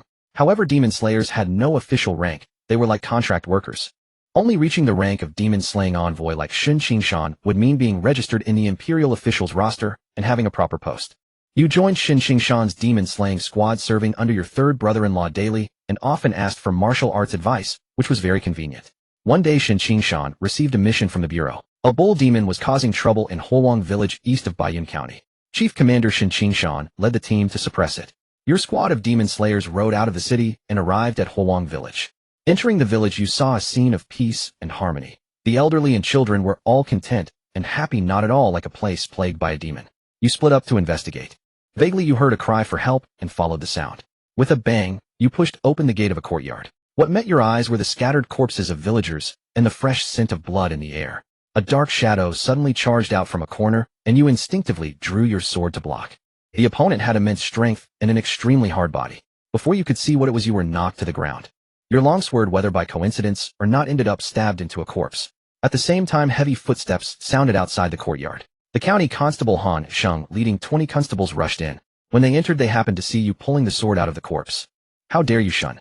Chen Yi, breaking the law unknowingly, slaughtering 3 households and 18 people in Huowang village. Seize him. You were completely bewildered. Chen Yi said, I understand. The Chen Yi within the simulation was still caught in the situation, shocked and not yet reacting. The Chen Yi outside, with a more rational and outsider's perspective, had already seen through the essence. This was a setup. This trap was originally meant for Shen Qingshan, the Shen Qingshan murderous madman incident mentioned in the previous simulation. But in the second simulation, there was an extra Chen Yi. The trap meant to ensnare Shen Qingshan had by a twist of fate fallen on him. The officials were clearly prepared long ago. Whoever entered this courtyard would be arrested. Could it be that who gets framed doesn't matter as long as there's a scapegoat? Only the county magistrate could mobilize the county constables and constable. This Baiyun County magistrate is suspicious. Fortunately, it was just a simulation. Being framed didn't matter, just consider it as stepping on a mine in advance. You refused to be captured without a fight. While exchanging blows with the constables, you explained that you hadn't killed anyone. Still making excuses? We saw it with our own eyes. How could it be false? Han Sheng was also a martial artist at the spirit gathering realm like Shen Qingshan. With 20 constables holding chains assisting from the side, you were no match for them, and were bound with iron chains and captured alive. Shen Qingshan and the Demon Slayer squad arrived, and seeing this blocked Han Sheng.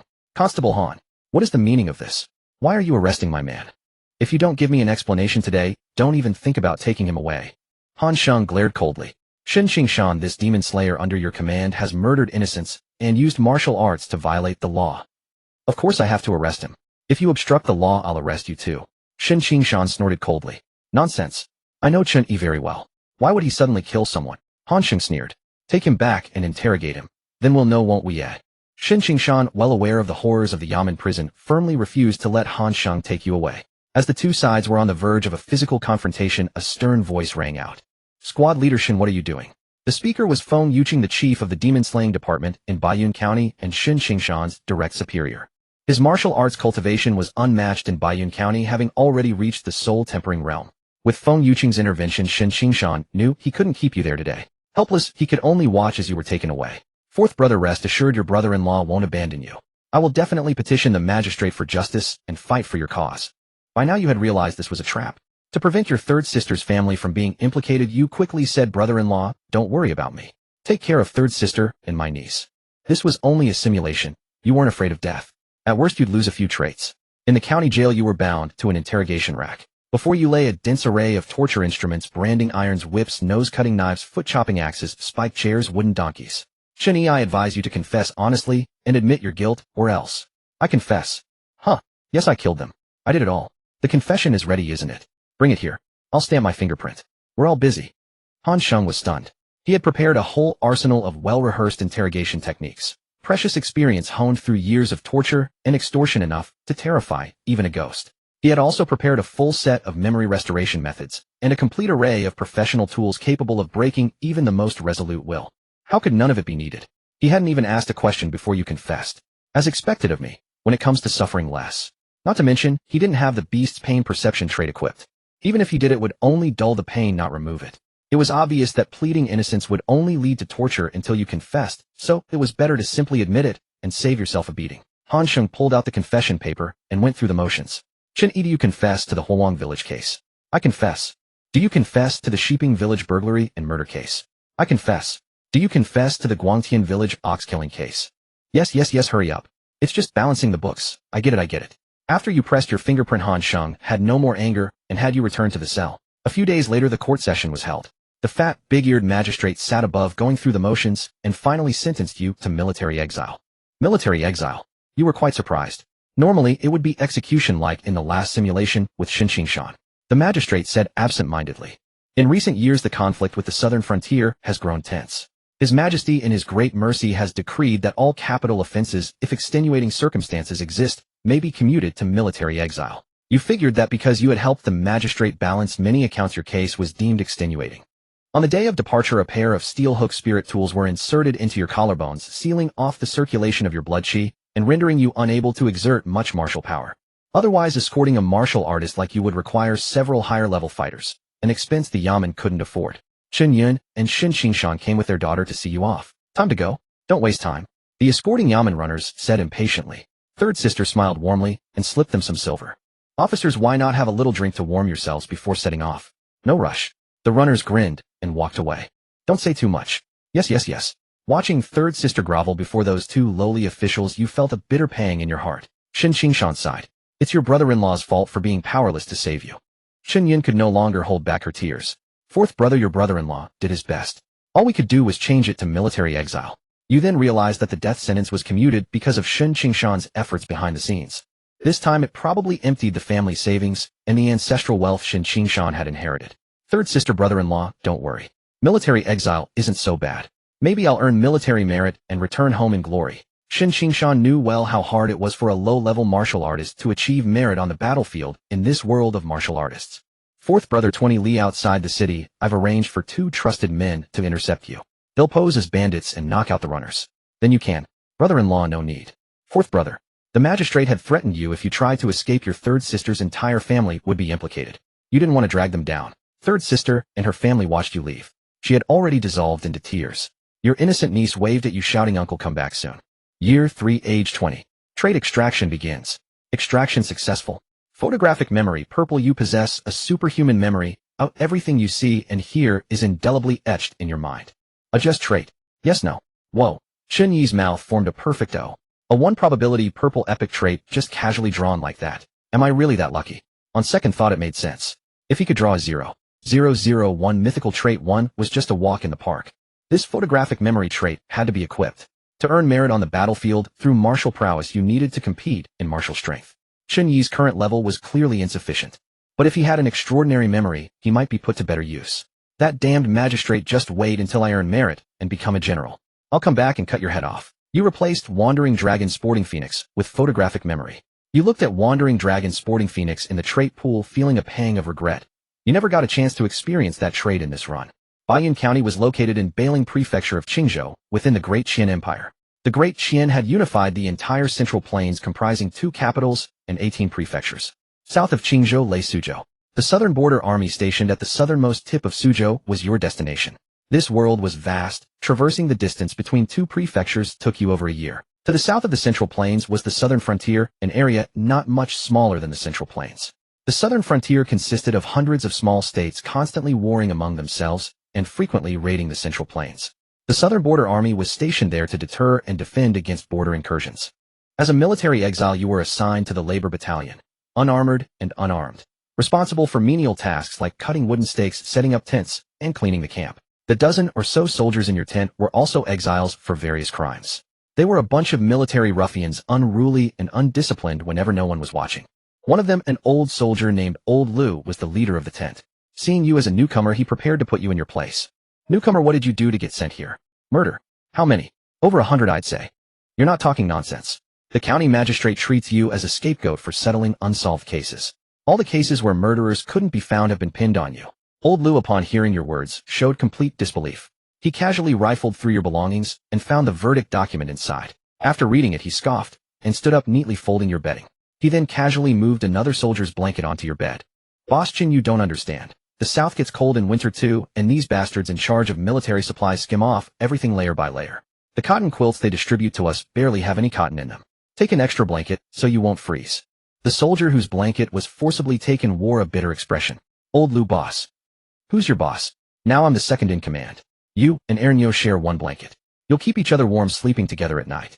Ernyo blushed prettily and nodded. I don't mind at all. Seeing this, you felt you needed to be careful about your back while sleeping at night. You weren't afraid of enemies striking from behind. You were afraid it wouldn't be a knife. Fourth year, 21 years old. With the official endorsement from the county government's verdict document, which stated killed over 100 people, every soldier in the forced labor camp knew you were a ruthless character. Moreover, you casually revealed a hint of your martial arts cultivation, which increased your deterrent effect even more. They not only didn't dare provoke you, but sometimes they would even try to curry favor with you. Food, drink, and supplies. You could barely use it all up. The lives of soldiers sent to military service were generally quite harsh, but you found it tolerable. If you could survive in the military camp, steadily cultivate and improve your cultivation, and live long enough to draw more talent entries, this simulation would count as completing the mission. As for earning military honors, you weren't considering that for now. This was a cold weapon army. What merit could be earned without risking your life? However, this was a border army, and with harassment from the southern frontier nations, battles were inevitable. Fortunately, your forced labor unit didn't need to go directly to the front lines. You mostly did odd jobs around the camp. Sometimes during marches you'd encounter enemy forces, and there were times when the camp was attacked by enemies. Whenever this happened, Old Lu and the other old hands would teach you how to survive. Eat spoiled food to get diarrhea, thereby avoiding battle. Pretend to be dead when fighting breaks out. To make it convincing, cut yourself a few times. Wear women's clothing. Enemy soldiers sometimes kept women alive for other purposes. You learned a lot from Old Lu and the others, making it even easier to survive in the camp. Fifth year, 22 years old. You had gradually adapted to military camp life. Whenever you had free time, you silently practiced your cultivation. One day, as you passed by the new recruit training camp, you noticed a man with a pockmarked face. Photographic memory allowed you to remember every face you'd ever seen, so you recognized him. You clearly remembered that about a year ago, during an ambush by the Southern Frontier Army on the march, this pockmarked man was one of the enemy's cavalry archers. A spy. You weren't certain. In an army where only the core remained constant, while soldiers constantly transferred in a feudal society, men flowing to enemy nations was quite normal.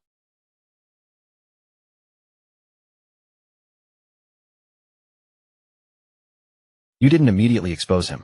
Instead, you kept finding excuses to swap duties with your comrades in the forced labor unit, so you could keep an eye on the pockmarked man. It wasn't about seeking credit. You were afraid he'd cause trouble and get you killed. Enemies attacking from outside, you could at least prepare somewhat. But having a spy stab you in the back, that would be truly catching you off guard. You might sleep one night, eat a meal, and then be gone. That would make for an extremely anxious life. After completing his new recruit training, the pockmarked man was assigned to the firearms battalion. You discovered that he voluntarily requested to be assigned to gunpowder custody duty. The firearms battalion commander agreed. You instantly understood what he intended to do. It was a dark and windy night. There had been no military operations for several months, and the soldiers' alertness had decreased significantly. Inside the gunpowder depot, where open flames were strictly prohibited, the pockmarked man, taking advantage of his position, slipped inside, holding a torch. This explosion will certainly throw the Qian army into chaos. Without gunpowder, their firearms will be useless. The elephant core of Dashi Kingdom will have no resistance. The pockmarked man hand-rolled a fuse, then tossed the torch onto it. After lighting it, he quickly ran far away and crouched in the distance, waiting for the explosion. Aren't you wondering why it hasn't exploded yet? The pockmarked man jumped in fright at your voice behind him. He scrambled to his feet and tried to run only to discover he was already surrounded by your group of forced labor soldiers. Seize the spy. With your command, Old Lu and the others charged forward. In no time they bound the fellow up like a zongzi. Your group brought the spy to the commander-in-chief's tent. Greetings, General. This border army's commanding general was named Sun Ching'an. Clad in black iron armor, he radiated an intimidating aura that inspired fear.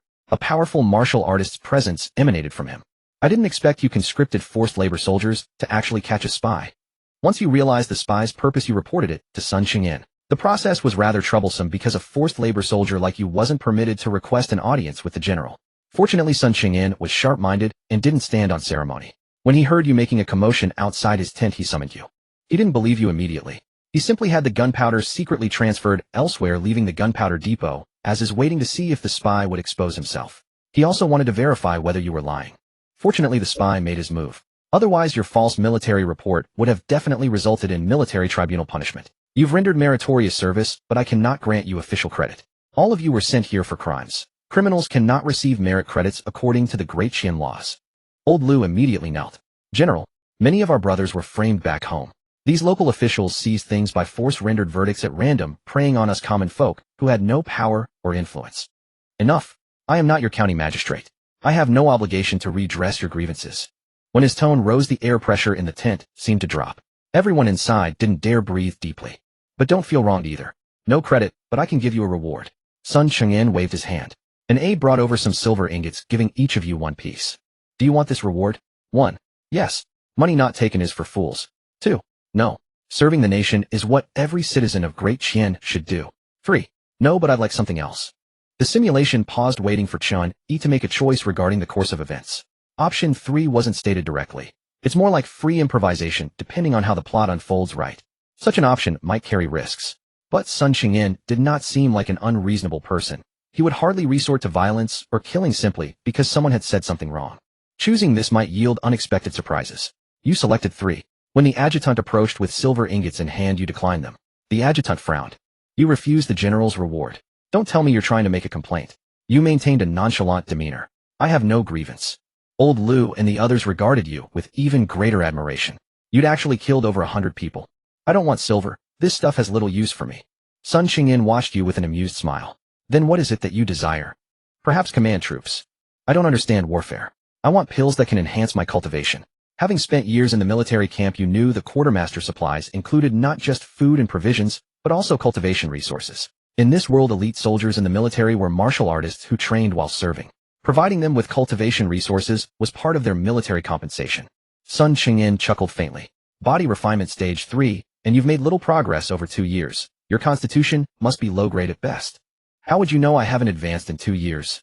I need to keep an eye on any martial artist doing menial duties. What if you're a spy? You knew Sun Ching'an had reached the spirit concentration realm, where martial artists gain spiritual awareness capable of sensing others' cultivation levels. Rest assured, General, though I'm a prisoner, my background is clean. I'm pure-blooded from the Dacian dynasty. In recent years, I've seen too many traitors. How could you remember a low-ranking soldier who flashed past you a year ago among hundreds of people? Sun Ching'an's gaze turned sharp, as if you'd lose your head at the slightest lie. The man with the pockmarked face kneeling on the ground wanted answers too. He'd been carefully selected by his superiors for this undercover mission. A common face, an orphan with low presence. The Dacian army would never suspect he was from the southern frontier. He never expected to be watched the entire time by you, accomplishing nothing. I simply have a good memory. I don't believe it. Who could remember such trivial details as how many mouthfuls of porridge they had 3 months ago? 19. Sun Ching'an hesitated, then a flicker of anger crossed his features. Are you mocking me? General, you can test my memory if you wish. Sun Ching'an was serious about this and immediately ordered props prepared for a memory test. No matter how difficult the challenges, you remembered every detail clearly and answered fluently. Even the adjutant was stunned. Truly a rare talent. The soldiers in the tent and Old Lu and the others were equally amazed. Elder Chun is truly divine. But Sun Ching'an said, come to my command tent tomorrow and recount everything we discussed today in full detail. The adjutant looked at Sun Ching'an with admiration. Answering those memory tests correctly was impressive, but not extraordinary. If you could recite it all flawlessly tomorrow, that would be truly remarkable, and you wouldn't disappoint them. Photographic memory is a legendary trait. The next day, Sun Ching'an finally believed you possessed a natural, extraordinary memory. With such talent, it would be wasted in the labor camp. But with the current corrupt court and frequent jealousy toward the gifted a prisoner, like you wouldn't fare well in officialdom. Why not stay in my army as a staff officer? Though I cannot record your merits, I can exchange your contributions for the pills and spirit stones you desire. The spirit stones Sun Qingyan mentioned were officially called 5 elements crystals, with 5 types corresponding to metal, wood, water, fire, and earth. They all serve the same function as spirit stones in cultivation worlds. Martial artists could absorb their essence directly to enhance their cultivation or replenish their 3 energies. Meanwhile, the crystals were essential for pill refining, artifact smelting, and formation array work. Their value to a nation was comparable to petroleum and coal in modern society, the most precious energy resources. You had no objections. Being able to rely on a steady supply of pills and crystals for cultivation support was more than enough to make you happy. Chen Yi, with your low-grade constitution, even with pills and cultivation acceleration, the height you could reach in this lifetime would be quite limited. Moreover, the pills provided by the military are of poor quality. Consuming too many would only harm your body, and martial artists cannot fully expel excessive pill toxicity. Why are you so determined to pursue the path of cultivation? General, everyone has something worth risking their life for in this lifetime. Even when it seems impossible, one should still strive for it. Sun Qingyan seemed moved. He patted your shoulder, acknowledging your unwavering dedication to the martial path.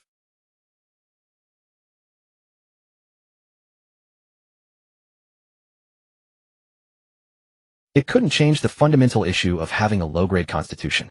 Fortunately, you didn't need to worry about the consequences of pill toxicity. Since you only inherited cultivation level, the toxicity wouldn't pass down.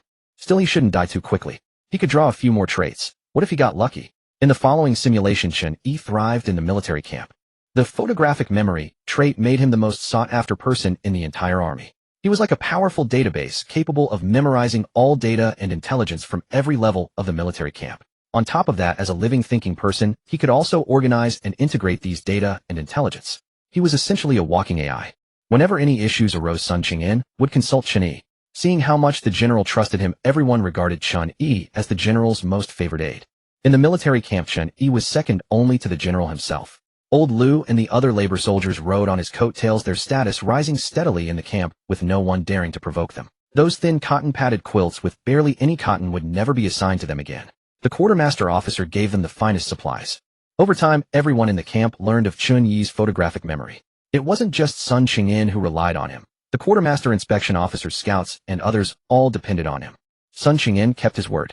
Since Chen Yi had played such a significant role, but couldn't receive official credit, the general could only compensate him generously with rewards. Crystals, pills, spiritual artifacts, and wealth flowed to him continuously. Sun Qingyan never awarded women as prizes.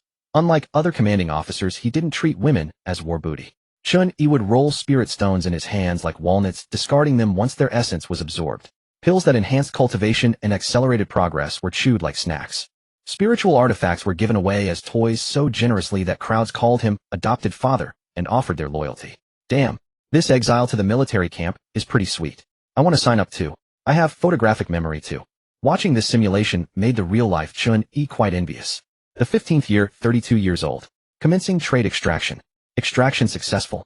Badminton ace. White, your right arm has twice the strength and twice the circumference of your left arm. If you are left-handed, the opposite applies. Adjust trait. Yes, no. This white trait is quite useful. Combined with serious punch, it can deliver a punch 20 times my normal strength. But Chen Yi glanced at the traits he currently carried and seemed unable to replace any of them. Simulator must be equipped, otherwise the simulation will stop. Low-grade bone must be equipped, otherwise cultivation is impossible. Photographic memory is the MVP of this run, absolutely cannot be removed. Serious punch guarantees combat capability. The only one that could be replaced was effort will be rewarded, but compared to badminton ace, Chen Yi still preferred the former to continue functioning even if only slightly. In the blink of an eye, another decade passed in the military camp. With the aid of a sea of pills and spirit stones, your cultivation advanced like a rocket compared to before, reaching the peak of body tempering 9th stage, just one step away from chi gathering. But that one step you kicked for 2 years without breaking through.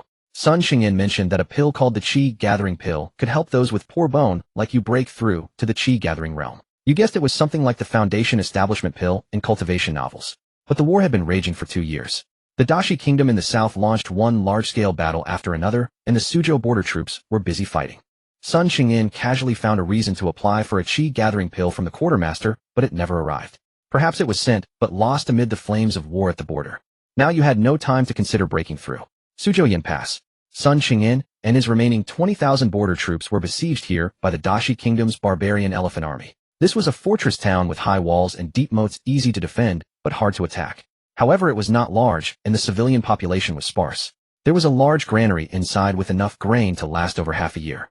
In the general's mansion, a group of commanders in full armor surrounded the sand table to discuss the battle situation.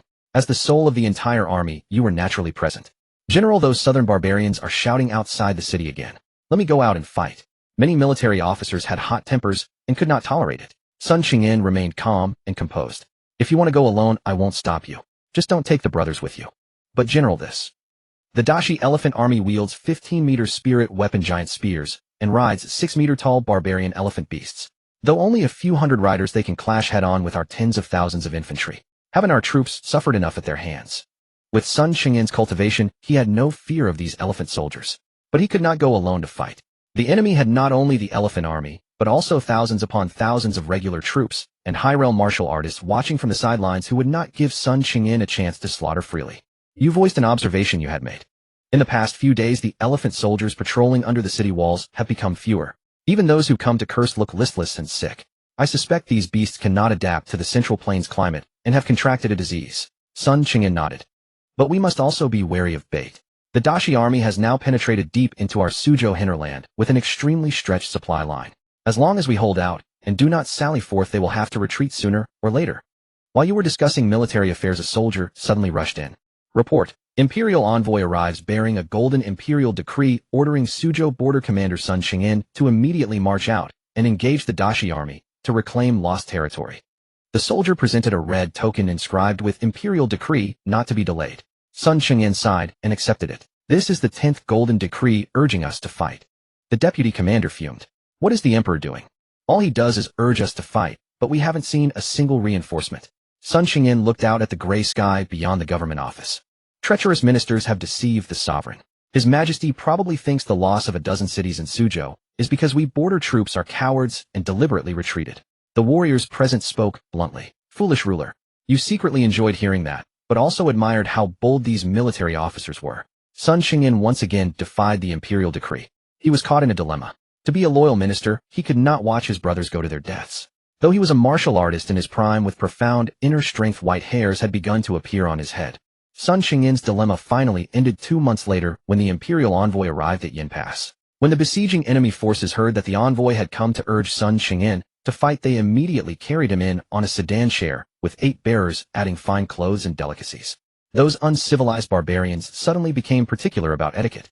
After the envoy entered the pass, the garrison troops, knowing his purpose, treated him with great disdain, infuriating the envoy, who exclaimed, "Even my own people are less courteous than outsiders." The envoy read the imperial edict ordering that if Sun Chingyin did not sally forth, he would be executed for treason. With things having come to this, Sun Chingyin had no other path. At night in the study, Sun Chingyin summoned you, the deputy commander, and several trusted aides. Tomorrow, open the south gate. I will lead my personal guards to engage the enemy. The Dashi army has a reward of a marquee of 10,000 households for my head. As long as I appear, the enemy will swarm toward us. At that time, the rest of the soldiers will disguise themselves as civilians and leave through the north gate together with the townspeople. The deputy commander immediately roared, "General, the emperor is forcing you to die. Why still be loyal to him?" "Rebel." The other trusted commanders echoed, "Rebel." "General, you are 100 times more wise than that dog emperor. Why can't you sit on the throne? Times changed. We are willing to follow you to the death." You watched from the side, saying nothing. In the past, Sun Chingyin would have stopped these officials from cursing the court and the emperor, but this time he did not. Sun Chingyin looked at you. "Military advisor Chen, why are you silent?" You smiled bitterly. "Because I know your nature, General. You would rather die than be a rebel." You were even more aware that in this world rebellion was of hellish difficulty. This was a world of martial artists. Without mastering the top martial forces, success was impossible. And the top martial force was precisely the great Qian royal family. You added, "But General, even if you don't rebel, there is no need to go to certain death. There are other paths, such as dealing with that envoy." "Enough. My mind is made up. General, I remember you once said that some things must be done even when knowing they are impossible. In the depths of night, your mind races with countless thoughts, making sleep impossible. Gazing up at the moon, this vast world feels so achingly real. Yet this is merely a simulation." Sun Chingyin is a man you deeply admire. He maintained iron discipline among his troops. The soldiers under his command might include ruffians like Old Lu, but they dared only misbehave within the confines of the military camp. Anyone who harmed the common people was executed by Sun Qingyan, without mercy, not a single exception. He was a master of military strategy, deploying troops as if guided by divine intervention. Over 10 years, his 80,000 border soldiers, without any reinforcements, sacrificed 80,000 lives while repelling the million-strong army of Dashi, claiming over 300,000 enemy heads. As for the lost cities, he was only human, not a deity. Without strategic depth, 10,000 soldiers charging the enemy head-on would have meant total annihilation long ago. Tomorrow marks the final moment for this heroic general. Tonight sleep eludes you. Wandering about, you find yourself at the military camp near the south gate. Whenever soldiers spotted you, they would salute. In their hearts, you too were a legendary figure. Everyone wondered how your mind worked, how your memory could be so extraordinary. Even Sun Qingyan could not possibly memorize the names of 100,000 individuals, but you could. This alone was enough to make you a deity-like figure in the eyes of the rank-and-file soldiers. Li Er go eaten yet? Good, there's still wine tonight. Zhao Tietan has that arrow wound from last time healed. Don't drink until it's fully healed. Song Gua gambling again. If the general finds out, he'll give you 80 lashes without question. As you walked on, you noticed a group of soldiers gathered around a bonfire, scribbling on several tables. Taking a closer look, you recognized them as Sun Qingyan's personal guards. These men possessed formidable martial cultivation, all of them at Gold Body realm or above. What would you look at that? You roughnecks aren't drinking and sleeping at this hour, but actually writing. The guards explained when they saw you approaching. They were not practicing calligraphy, but transcribing their respective family techniques. Your prodigious memory held the service records of these guards. You knew that their families either had no descendants or descendants without the spiritual foundation for cultivation. Therefore, to prevent their family techniques from being lost after their deaths, they decided that tonight each would copy a copy and carry it with them. In tomorrow's battle, as long as even one of them survived, they would be responsible for passing on the other's techniques. Although family techniques are never meant to be shared, our brothers in arms on the battlefield are closer than blood relatives. Learning and passing down to each other is perfectly acceptable. You walked over. Out of professional martial ethics, you did not look at their techniques, but an idea occurred to you. Why go through all this trouble? And what if I'm just saying, what if none of you survive? Then all this late-night copying would be for nothing. The guards exchanged glances, their expressions resigned. They too knew that tomorrow's fight alongside Sun Qingyan was a suicide mission, almost certainly fatal. How about this? Let me memorize all your techniques. If I survive, I'll open a martial arts academy and promote your family techniques. What do you say? The men were enlightened. How could we forget Chen's staff officer's divine brain? He can memorize everything with just one glance. With their permission, it did not take long before you had memorized all their techniques. As Shin Xingshan had said, ordinary martial artists gaining access to high-level techniques was a profound stroke of fortune. There were 30 or 40 techniques here, covering external arts, internal arts, mental cultivation, and martial skills. Surprisingly, only 2 were of middle rank, the rest were all low rank. I've memorized them all. I will not disappoint your trust. You clasped your fists in salute and bowed deeply. The next day, the south gate opened wide. Sun Qingyan, clad in general's armor, gripping a Tuzhong spear, mounted on a fiery steed with 800 personal guards behind him. Rebels, I Sun Qingyan am here. If you wish to fight, then fight. But harm not a single citizen of this city.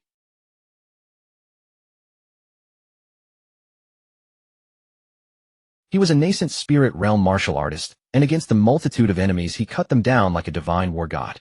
But soon several warriors of the same caliber emerged from the enemy ranks to face him. In their exchanges, the clashing martial arts created shockwaves that swept in all directions, leaving no one able to approach. Sun Qingyan's personal guards fought with exceptional bravery and unmatched ferocity. They shattered the enemy lines and disrupted the encirclement, forcing the enemy to temporarily gather all soldiers together, momentarily halting Sun Qingyan's advance. Taking advantage of the weakened northern gate defense, 20,000 soldiers removed their armor, dressed as civilians, blended into the townspeople, and departed through the north gate, as per Sun Qingyan's orders. After exiting the city, a soldier asked you, Staff Officer Chen, we've escaped the city now. What's next? The soldiers were unaware that Sun Qingyan's order to leave was simply to flee for their lives. There was no grand strategy. Your silence and that of the officers quickly made them understand. Excellent. This old dog Li Ergo in this lifetime actually had a great general sacrifice himself as a rearguard for me. Haha. Even if I returned home and told them, no one would believe it. Then I won't go back. If the general won't leave, neither will we. Brothers, grab your weapons. The civilians continued fleeing, but the soldiers chose to turn back. Even when officers commanded and drew their execution swords, no one obeyed. In the end, even those officers joined the fight. Suzhou Border Army, to live or die together. Their passion ignited you as well. Damn it. Even if I lose a few trait slots, I'm burning up. Just as you were about to charge into battle, 2 men grabbed you by the arms and lifted you up. You recognized them as Sun Qingyan's tent-side officers. What are you 2 doing? The general's orders. If the staff officer foolishly tries to join the fight, forcibly take him away. No, let me go. General, I cannot leave. General, I wish to die with the border army. Both tent-side officers were spirit-gathering realm cultivators carrying you away like a chick. You had just been ignited, and they extinguished you in an instant. Unexpectedly, the Dashi army had set an ambush in the north. As fleeing civilians passed through a large force of enemies emerged, slaughtering indiscriminately.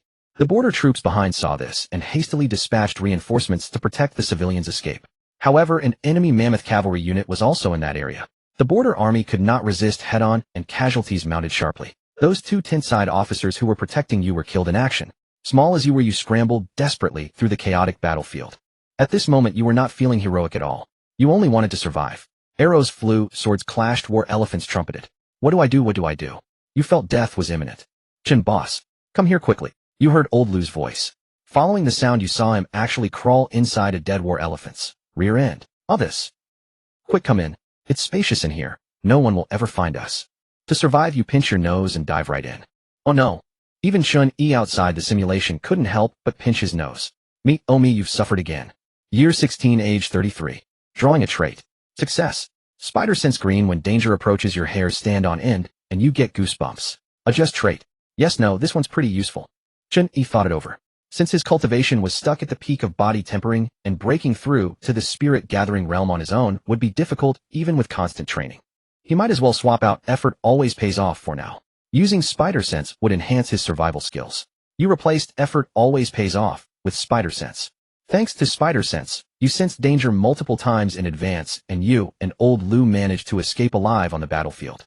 In this battle, the Suzhou border troops were completely annihilated, and not a single civilian in Yingguan survived. After Sun Qingyan fell, the Dashi army had no more obstacles. They drove straight in, capturing 31 cities in Suzhou and occupying the entire prefecture.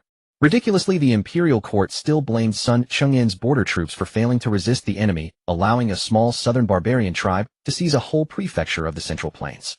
Upon learning this, Old Lu told you that from now on you must live under a false name. Although the border troops were wiped out, they earned not glory but a criminal charge, meaning your crime is now compounded. The Old Lu was just a nobody. Perhaps no one would remember him, but you were too famous in the border troops. If the court found out you were still alive, they would surely arrest you. In a feudal society, hiding one's identity wasn't difficult. Just change your name. Bastian, where are you planning to go? I want to find a sect and see if they'll take me as an older disciple and grant me a spirit-gathering pill.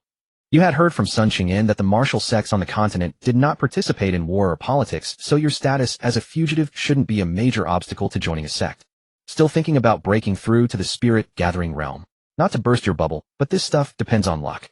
Some people with low-grade roots break through easily, while others never make it in a lifetime. Don't waste your energy. Look at me. I've been stuck at the 9th stage of body tempering for years. No hope. You shook your head slightly, your gaze resolute. Year 17, age 34. While searching for martial sects, you and Old Lu made a detour to his hometown. Seeing the dilapidated ruins of his old home, Old Lu learned that since he was the only able-bodied young man in the family, his parents had been cheated out of their inheritance shortly after he was conscripted, and his sister was sold to a brothel where she died within a few years. That day, the usually carefree Old Lu disappeared for 3 days. You knew he was grieving, so you didn't disturb him, and instead went to a nearby town alone to gather news. In a tea house, you overheard some literati discussing how the incompetent Dacian emperor still believed Sun Qingyan hadn't died and was hiding somewhere to avoid battle. As a result, they had issued a nationwide wanted poster ordering the Hulong department in every region to arrest a dead man.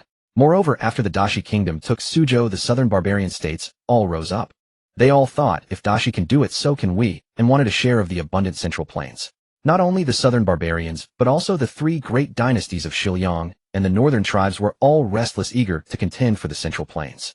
Dongwang remained quiet because there were no nations there. Only deep mountains, dense forests, and treacherous terrain. The Dacian emperor saw the situation was dire. Though Dacian was a unified empire, it couldn't withstand 3 fronts simultaneously. Especially after General Sun Qingyan's death, the army was filled with resentment to the point where they refused to leave the barracks unless their full pay was issued. Thus the court decided to marry the princess of 100 flowers, whose beauty was renowned across the 5 realms, to the Dashi king, along with ceding some land in Suzhou. Using peace through marriage and land concessions, they hoped to stop Dashi, the vanguard of the charge, before the situation spiraled out of control. Ceding territory and marrying off a princess. They've thrown away their ancestors' honor. You saw some people in the tea house when discussing this topic angrily smashing their cups. Well smashed. Teas on the house.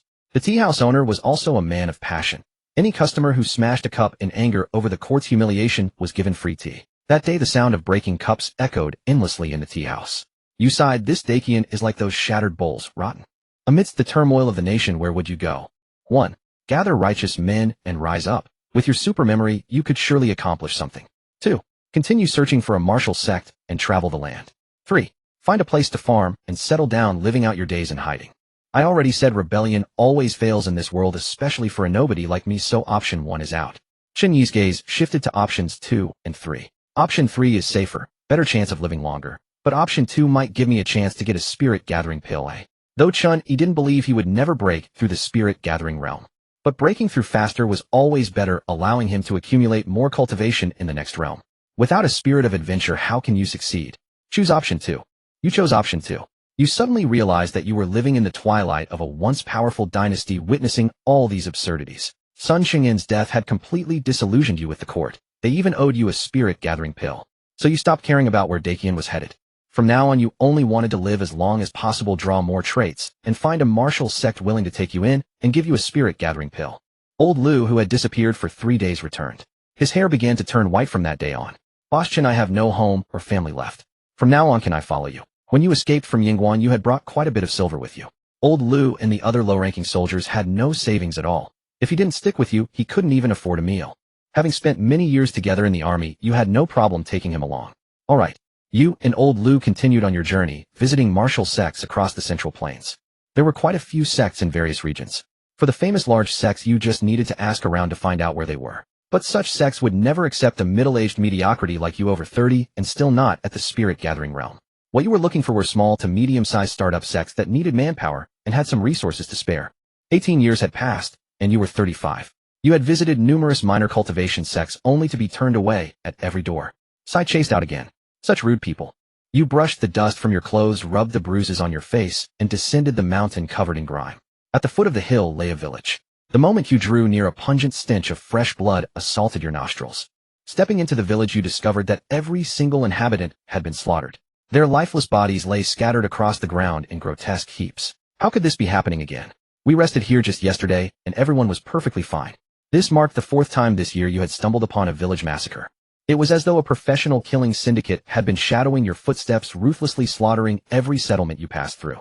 Yet strangely enough, whether the villagers were still alive or long dead, your spider sense had remained completely dormant. Lao Lu tugged at your sleeve, fear etched across his face. Boss Chen, let's hurry and leave. What if the killer is still nearby? We should go. These people. Such just bad luck. Your own kin had been massacred by a band of mysterious figures under identical circumstances. Witnessing such carnage stirred a deep resonance within you. Could the gang that wiped out Luoding village be the same hand responsible for these massacres this year? The 23rd year arrived, and you were 40 years old. You had not abandoned your quest to find a master. However, with each passing year, the likelihood of any sect accepting you continued to dwindle. The after effects of overindulging in medicinal pills during your military service began to surface. The pill toxins stagnant within your body started eroding your vital qi, triggering frequent coughing fits. You had to practice diligently every day just to stave off the decline of your blood energy. One day you and Lao Lu arrived at yet another cultivation sect. Lingfeng Pavilion in Sanjiang Commandery of Qingzhou and Bailing Commandery, where Baiyun County lay, were both within the borders of Qingzhou. Cough cough. Lao Lu, if this attempt fails too, I think I'll return home and rest. This region isn't too far from Baiyun County. I still have some savings to open a martial arts school and finish the tasks entrusted to me by the general's personal guards back then. Cough cough. After running around outside for these past few years, I'm truly exhausted. Lao Lu's hair had turned completely white. Though only 55, he bore the weathered appearance of a man in his late 70s. Boss Chen, wherever you go, I'll follow. If you open a martial arts school, I'll be your sweet floor old man, ha. Lao Lu's laughter abruptly choked off, and your expression froze. The great doors of Lingfeng Pavilion stood wide open, enveloped in an eerie silence. A familiar stench of blood drifted from within. Upon closer inspection, every disciple inside had already perished. Their manner of death mirrored those massacred villages, faces frozen in sheer terror, wounds ragged and uneven as if torn apart by beasts. How could this happen? Villagers were mere mortals. It was easy for malefactors to slaughter them. But Lingfeng Pavilion, though not a major power, was still a renowned martial sect within Sanjiang Commandery. There were no cultivators at the Golden Body realm within, but countless practitioners at the Tempering Soul and Gathering Spirit realms. Had they all been massacred too? You glanced around, sensing that the seemingly tranquil mountain pass concealed boundless deadly intent. Could it really be such a coincidence that every place you went a massacre followed? Yet why did your spider sense remain utterly inactive? Was a serial killer stalking you not enough to trigger your spider sense? What a lousy rare trait. Boss Chen, come quick take a look. Is this a spirit-gathering pill? At the mention of the pill, your eyes lit up. Despite the frailty inflicted by pill toxins, your body straightened with sudden vitality. Lao Lu burst out of a room, excitement radiating from him. Clutched in his hands was a small porcelain vial containing exactly 2 azure pills. You recalled Sun Qingyan describing the spirit-gathering pill. Its appearance and scent matched his description flawlessly. Yes, this is a spirit-gathering pill. Lao Lu was thrilled. Excellent. One for each of us. Who would have thought I'd ever have the chance to reach the gathering spirit realm in this lifetime? Lao Lu was also a martial artist, but burdened with low-grade aptitude. He had similarly been stuck at the 9th stage of body, refining, unable to break through. All these years of wandering had led to this very pill. Right now you cared little for the corpses surrounding you. Your only desire was to consume the medicine and break through. Upon swallowing the spirit-gathering pill, you immediately began circulating your energy. Xin Qingshan's internal cultivation manual, the Blaze Heart art, was finally put to use. The body refining realm focused on cultivating blood energy, storing it within the dantian to nourish the flesh and continuously strengthen the physical frame. In contrast, the gathering spirit realm utilized internal arts to condense the essence of heaven and earth into spiritual energy, storing it within the body's meridians. Since the human body possessed 12 primary meridians, the gathering spirit realm comprised 12 layers. Completing the circulation of spiritual energy through one primary meridian equated to advancing 1 layer. Under the potion's influence, your perception of the surrounding heavenly essence grew exceedingly acute.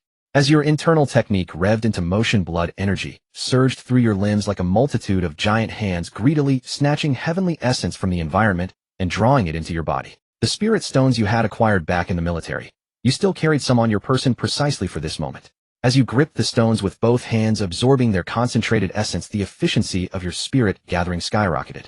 Outside the simulation, Chen Yi watched tensely as lines of simulated text materialized. Looks like a breakthrough is imminent. Once the gathering spirit realm was breached upon the simulation's conclusion, his real-world self would also ascend to a gathering spirit cultivator. The weakest leader of this modest Blackstone gang barely reached the 9th stage of body refining. Achieving the gathering spirit realm here would be a dimensional strike. When the time came, Chen Yi could come and go as he pleased, entering and exiting 7 times without a scratch. Blackstone gang, your doomsday approaches, haha. As the medicinal power gradually dissipated, the first wisp of spiritual energy began to manifest within your body. Success. You had successfully broken through to the gathering spirit realm. The probability of drawing high-quality traits increased, and the number of keepable traits rose by 2. After the breakthrough, your exhilarated mind gradually cooled, and a sudden question struck you. Lao Lu, how do you know what a spirit-gathering pill looks like? Lao Lu continued meditating with his eyes closed as if he hadn't heard. Lao Lu, I never told you what a spirit-gathering pill resembles. Did someone in the military tell you? Lao Lu opened his eyes. In that instant, your spider sense erupted into a frenzied response. Every hair on your body stood on end, and a violent chill ran down your spine. You stepped back several paces. A cryptic smile curled at the corners of Lao Lu's mouth.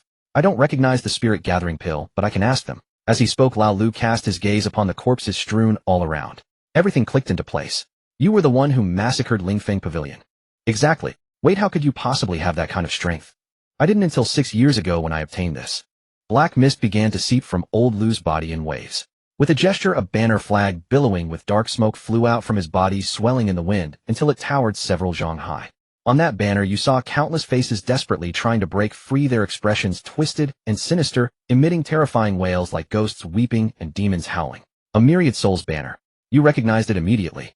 Because in your first simulation the same year at age 40 in Baiyun County, there was a demonic martial artist wielding a Myriad Souls banner who slaughtered the county town and killed your daughter. Oh, Boston, you know this treasure too. Truly a precious item, as famous as it is said. Old Lu gently stroked the Myriad Souls banner, looking thoroughly enchanted. Along the way, the serial killer who had been following you was none other than Old Lu himself. No wonder he would disappear for periods of time. You hadn't suspected him before. Old Lu only ever displayed the strength of a body-tempering cultivator in your presence, and never revealed the Myriad Souls banner, so you simply couldn't connect him to the villain who could massacre a village. You carefully recalled the memories from your first simulation and realized you had never actually seen the demonic martial artist's face. It might very well be the same person. Those villagers. They warmly welcomed us and those children. How could you bear to do it? Old Lu was utterly indifferent. As long as I can feed its souls, the Myriad Souls banner will reward my cultivation in return. With my mediocre talent, I reached soul tempering in merely 6 years. How could that be possible through normal cultivation? This is truly a wonderful treasure. His eyes were filled with a strange, obsessive madness. Don't be foolish. Look at your hair. Look at your sunken cheeks. It's not nourishing you. It's consuming you. This is an evil artifact. Throw it away. Old Lu had aged terribly over the past 6 years. You had previously thought it was an old injury from his military days acting up, but now you realized the Myriad Souls banner was draining his life force. Old Lu's face suddenly twisted into a hideous grimace, his voice becoming shrill and grating as though hundreds of living beings were trapped in his throat. So what? Doesn't becoming stronger require a price? Old Lu, are you still yourself? You're terrifying. That's right. Only by making others fear you can you avoid being bullied. What kind of rotten world is this? A rotten world. A rotten world. I followed the law, yet the officials used me as a scapegoat and forced me into military service. My family was kind and honest, yet those wicked people wiped them out completely. What about General Sun Cheng'en, whom you admired? He was also driven to his death. Do you really care about the deaths of those villagers? Survive. Become stronger. That's only natural. That's the only true path. Old Lu seemed like a completely different person now. As he spoke, he steadily advanced toward you. Although you had just broken through to the spirit-gathering realm, Old Lu had already reached soul tempering and wielded the devastating Myriad Souls banner. Killing you would be effortless. Come, Chen Yi. I won't harm you. Whether in the military camp or when escaping from Yin Pass, you've helped me many times. I know how to repay kindness. This great treasure, let's share it. What do you say? Old Lu was shrouded in demonic aura, his eyes glowing green. He was more terrifying than the ghostly faces flickering on the banner. Your spider sense was going wild. You knew he was lying. Most likely Old Lu was near death and the Myriad Souls banner was seeking a new victim. At this moment Old Lu was probably already completely controlled by the evil artifact. Old Lu, go mad slowly. I still want to live a few more years. Your hand reached into your sleeve and pulled out a red iron pellet. This was one of the many spiritual weapons Sun Cheng'en had given you, called the Smoke Evasion Pearl. You smashed the Smoke Evasion Pearl onto the ground with force. A thick cloud of smoke rapidly spread throughout Lingfeng Pavilion, while a wisp of light wind emerged from the pearl, supporting your feet and greatly increasing your running speed. Taking advantage of the smoke obscuring Old Lu's vision, you sprinted at full speed. Huh? You think you can escape, eh? Old Lu stopped pretending, waving the Myriad Souls banner and commanding the souls within to track you through the smoke. Those incorporeal monsters wrapped around you, making your body feel impossibly heavy, your eyelids barely able to stay open. Zhengyang Mantra, 3 Suns Awaken. The Shen family's Zhengyang Mantra was an extremely young external technique that could dispel evil souls to some extent after activation. However, you still couldn't escape your fate. When the Myriad Souls banner opened, the surrounding smoke was absorbed in the blink of an eye. Chen Yi, you can't run. Old Lu, with his terrifyingly exaggerated expressions, tongue lolling out, eyes bulging, and face contorted in ferocity, charged toward you. The evil ghosts arrived before he did. You were overwhelmed by countless vicious ghosts, your body racked with excruciating pain, your life force rapidly draining away. Looks like this attempt ends here. Suddenly figures appeared all around Lingfeng Pavilion. Sword beams sliced through the air, forcing Old Lu to retreat and simultaneously dispelling the evil ghosts attacking you. Audacious demon. Stop harming people. The 18 sects of Sanjiang Commandery will execute justice today and slay this demon. Fellow cultivators, we must destroy this Myriad Souls banner and prevent it from plaguing the mortal world again. Perhaps Old Lu had made mistakes during the massacre at Lingfeng Pavilion, prompting the pavilion's people to send out a distress signal. The 18 sects of Sanjiang Commandery had assembled to jointly eliminate Old Lu, the bearer of the Myriad Souls banner. This was the fate of those who practiced demonic arts. Everyone would seek to destroy them. Old Lu snorted coldly. With this great treasure of mine, you think these insignificant pests can capture me? The first wave of martial artists arrived, numbering 30 to 50, launching relentless attacks against Old Lu. Old Lu was completely possessed, demonic marks appearing on his face. Kill! Kill! Kill! All the souls within the Myriad Souls banner erupted forth, wailing and weeping as they unleashed mental attacks that weakened anyone they touched, while some spirits could directly assault physical bodies. Demonic energy rolled forth. Despite being attacked by dozens of people, Old Lu was still able to resist. It wasn't until 3 martial artists glowing with golden light joined the battle that Old Lu turned and fled without hesitation. These 3 were at the Golden Body realm. The gap between Golden Body and Soul Tempering martial artists was far greater than the gap between Soul Tempering and Spirit Gathering. Old Lu knew his limits, which is why he ran so swiftly. Pursue. We must not let him escape. You had escaped with your life. However, the attack from Old Lu had severely damaged your vitality, and even breathing felt laborious. In a daze, you heard people talking around you. There's still a living one here. His vital energy was directly drained by the Myriad Souls banner. He won't survive. Let's hurry after the demon. Oh, it's the benefactor. Master, let me take care of him. Do as you wish. Through your blurred vision, you saw a round-faced figure, and then you lost consciousness. In the days that followed, you remained in a daze. Sometimes you were lucid, sometimes unconscious. You knew someone was caring for you, but you could never make out who it was. The malevolent spirits within the 10,000 soul banner drained a vast amount of your life essence, bringing you to the brink of death. Several times I was tempted to settle the score for you, but under someone's care you managed to pull through. In the 24th year at the age of 41, you replaced effort surely pays off with spider sense. You finally regained your vitality and could stay conscious normally. You discovered that you were now living in a forest cabin surrounded by picturesque landscapes with fresh air that refreshed your spirit. You're awake. You heard a woman's voice. It must have been she who had been looking after you, pulling you back from the gates of death several times. Even a long-term illness sees no filial child, yet she had cared for you for so long. She was undoubtedly a benefactor. Benefactor, please accept my Su Linglong. You were stunned. Turning around, you saw that it was actually that bandit Su Linglong from before. She had lost a bit of weight, but her bulk was still there. Ha! Wonderful. The benefactor is awake. You're finally awake. Su Linglong jumped for joy, making the entire cabin tremble. You worried the house might collapse, so you hurriedly told her to stop jumping. No, wait, how? How is it you? And why are you calling me benefactor? Isn't it the other way around? Su Linglong recounted her experiences over the years. Back then, when she was a bandit in Baiyun County, she happened to encounter you. For some reason, you knew her name and warned her to beware of the second-in-command of Flying Tiger Stronghold. Su Linglong took this to heart and remained cautious. Indeed, she discovered that the second-in-command was colluding with the authorities. Unfortunately, her father Su, who was too stubborn, even after Su Linglong argued until she was hoarse, Su, who refused to believe the second-in-command would betray the stronghold. No choice. When the government troops came to suppress the stronghold, the prepared Su Linglong had no choice but to flee on her own. Later, she drifted to Sanjiang Prefecture, where a local sect discovered she had a mid-grade bone root and took her as a disciple. Finally, a year ago, while accompanying senior sect members to deal with a demon, she encountered you. If not for your warning back then about the second-in-command, I would have died in that government raid. It's a pity. My stubborn father wouldn't believe me. Each has his own fate, each has his own fate. Benefactor, actually all these years I have never married. It was too awkward. You saw Su Linglong's gaze at you was practically glued to you. If you were too cold to her, wouldn't that be too ungrateful to your lifesaver? Suddenly an idea struck you. Ahem. Linglong, you don't know I was conscripted in my early years and took too many elixirs in the military camp.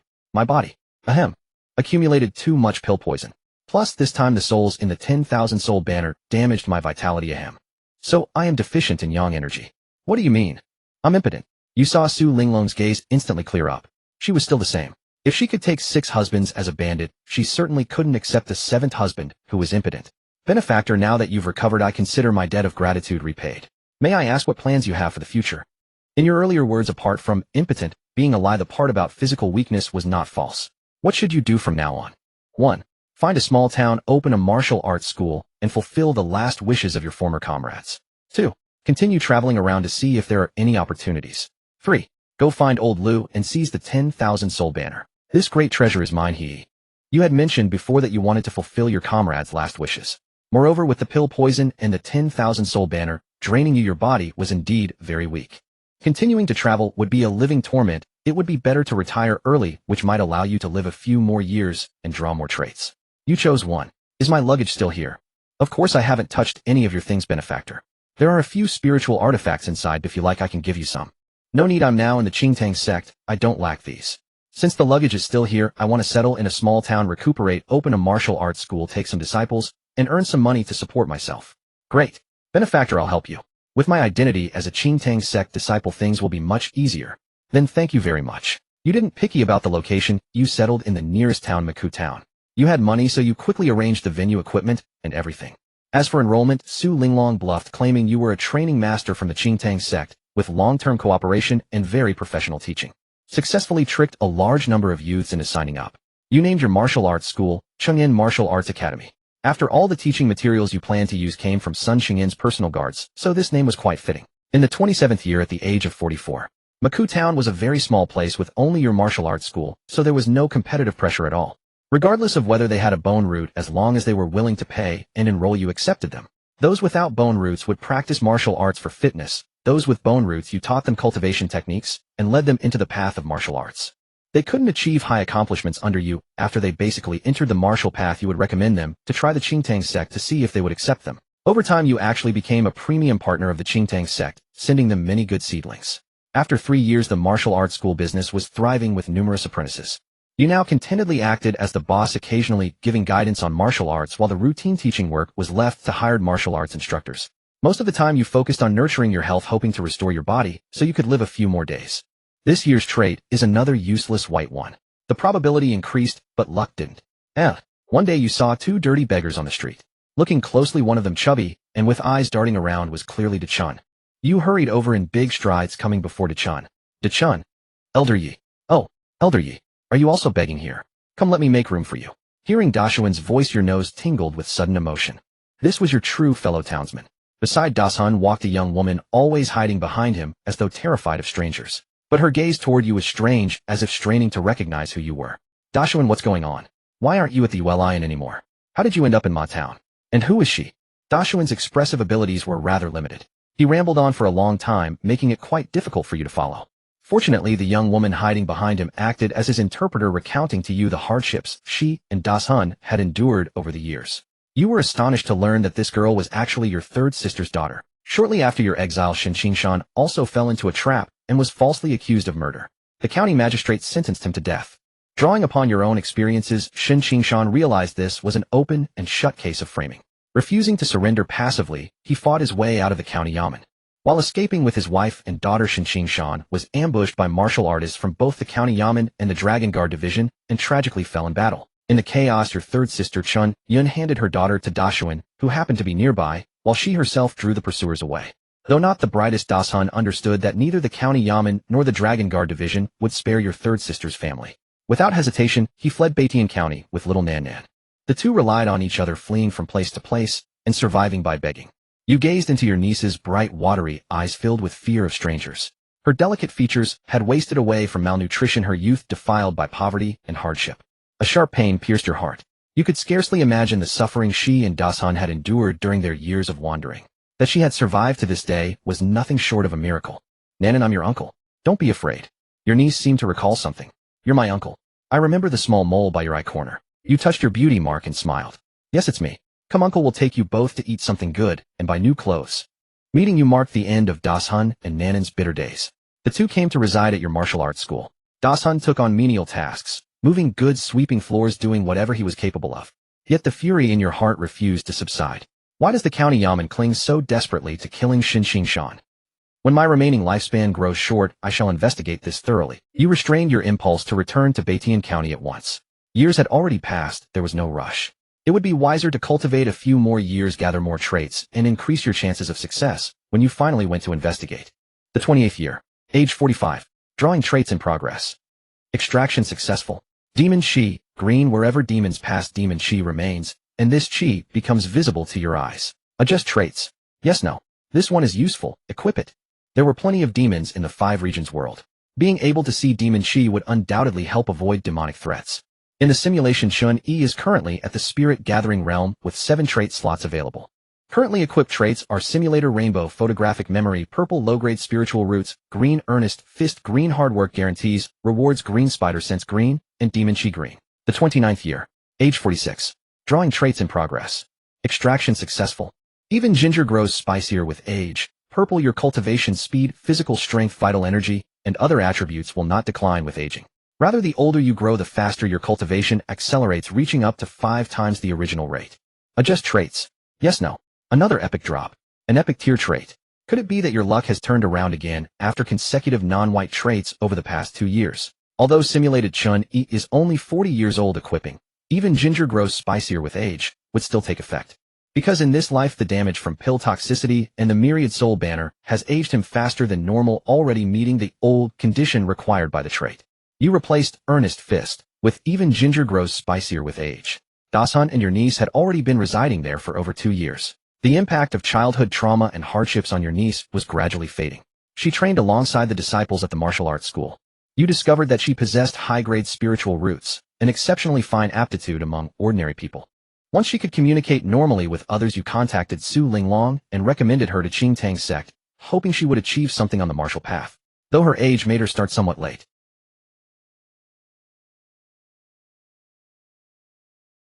Uncle, please take care of your health.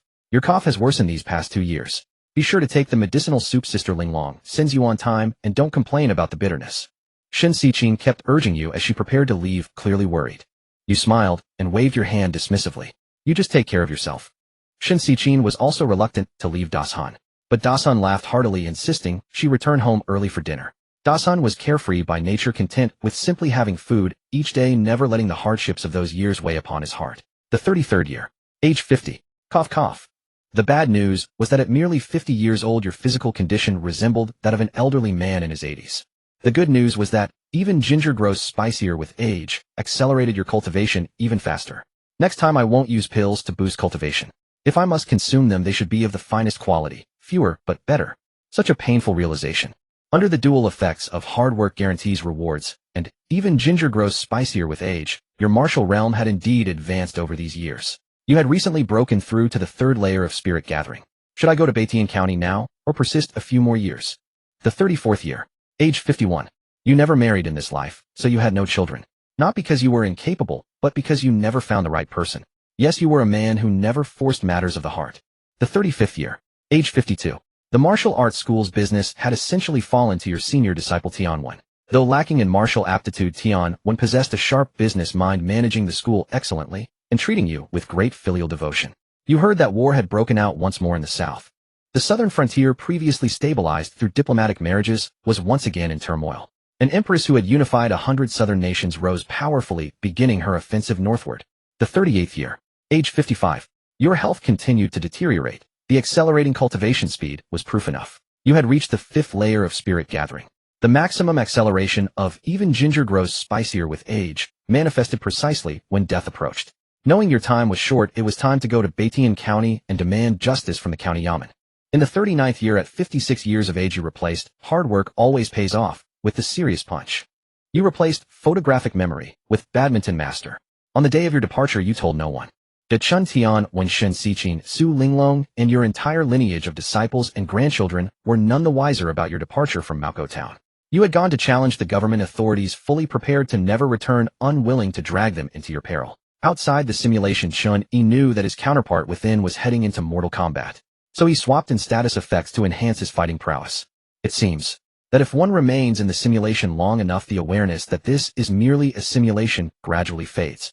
One is no longer as detached and carefree as at the beginning, but burdened with far more attachments. Upon reflection, wasn't his self outside the simulation the same way?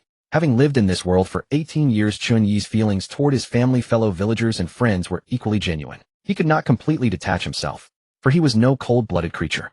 Yet as a transmigrator, his thinking was broader and more divergent, not entirely confined by the constraints of this era. Baiyun County was not far from Maoko Town. Before long, you arrived beneath the familiar city walls of Baiyun County. Time had moved on. The youth once exiled here had grown old and gray-haired, his constitution frail and debilitated. Though aged with the effect of older ginger is spicier, your combat prowess remained undiminished. Carrying a heavy flame-iron sword and a long spear, your gaze was fierce and piercing. You looked every bit a martial artist. The soldiers on guard at the city gate only asked your name and caused you no further trouble. You casually invented a name. Chen Nan. Thanks to the ability, demon aura perception, even from outside the city, you had noticed traces of demonic chi floating throughout Baiyun County. Even after entering the city, you could see faint wisps of demonic chi. These traces varied in color, likely indicating different individuals. The colors ranged from deep to light, dense to faint, perhaps reflecting how long the demonic chi had lingered and the strength of the demon responsible. You kept a low profile and quietly gathered information for several days. Before making your move, you visited the Uli Inn and found it had a new owner. After questioning the innkeeper's boy, you learned that the former landlady had passed away in sorrow after her daughter was murdered. Now you understood. When you were 40, old Liu had escaped pursuit by the 18 sects of Sanjiang Commandery and fled to Baiyun County, where he slaughtered indiscriminately with the 10,000 soul banner. The landlady's daughter had been among his victims. Even if she had not married me, the landlady could not have escaped the grasp of fate. You did not dwell on it. After eating your fill, you took up your weapons and arrived at the county magistrate's office. Halt! What are you doing? Without a word, you drew your sword in a flash. The guard fell. Striding forward with arrogant confidence, you entered the office. Someone is breaking into the yamen. Ordinary guards were no match for you at the spirit-gathering realm. Wielding your spear and executing the Shun family spear technique, you carved through the entire building. Among the constables and their captain, there were also martial artists. The captain's cultivation was close to yours, and he held his ground against you without yielding. With the enemy holding a numerical advantage, you were on the verge of defeat. But you concealed ordinary strikes within your ultimate technique. Suddenly you delivered 2 devastating punches. With Badminton Master and the Serious Punch stacked together, you unleashed 20 times your normal striking power. The captain saw his ancestors that very moment. Your punch pierced his liver, rendering him powerless ever after. You immediately spotted the county magistrate in official robes crawling and fleeing through the chaos. Abandoning your opponent, you made straight for him. The magistrate cowered beneath his desk, trembling uncontrollably. Quickly, send word to the Dragon Guard division to summon the master director. You had no time to allow reinforcements. Like pulling a chick by the neck, you dragged him out from under the desk. Let the county magistrate go. Audacious vandal. What martial artist are you to act so recklessly? Are you not afraid the Dragon Guard division's experts will exterminate your 9 clans? The Dragon Guard division was different from the Demon Slayer division. The Demon Slayer division specialized in subduing demons and eradicating demonic threats. The Dragon Guard division, akin to the Embroidered Uniform Guard, was a secret intelligence organization. They had no open headquarters or official offices, yet their presence was felt across the Great Qian lands. Deeply mysterious. The Dragon Guard division's primary mission was to safeguard imperial authority. Protecting regional officials also fell within their purview. County Magistrate, I trust you've been well. The magistrate, your fingers tight around his throat, glanced at you with terror. Friend, do we know each other? I do not know you, but I know your father. Who would have thought the position of county magistrate could be inherited? What webs of connection did your family weave? What connections? I earned this position through my own merit in the imperial examinations. Enough nonsense. I only came today to investigate 2 old cases. If you tell the truth, I may spare your life. Why, you said. The former county magistrate, a stout round-faced man, was already dead. The man before you was his son, molded to the opposite extreme, so thin that skin clung to bone.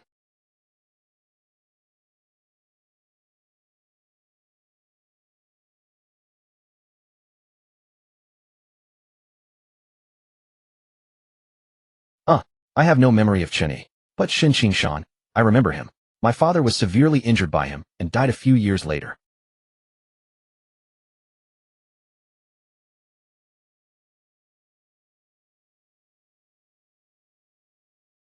You wrenched his arm, snapping it clean off. The emaciated magistrate howled in agony, his entire body convulsing. Seeing this, the guards rushed to intervene, but your overwhelming aura forced them back. Do not approach, or I will kill him this instant. With that, you tightened your grip around the magistrate's neck once more. Do not waste my time. Tell me the truth. Why, yes, it was a wrongful conviction. The true culprit gave us money. We found someone to take the blame.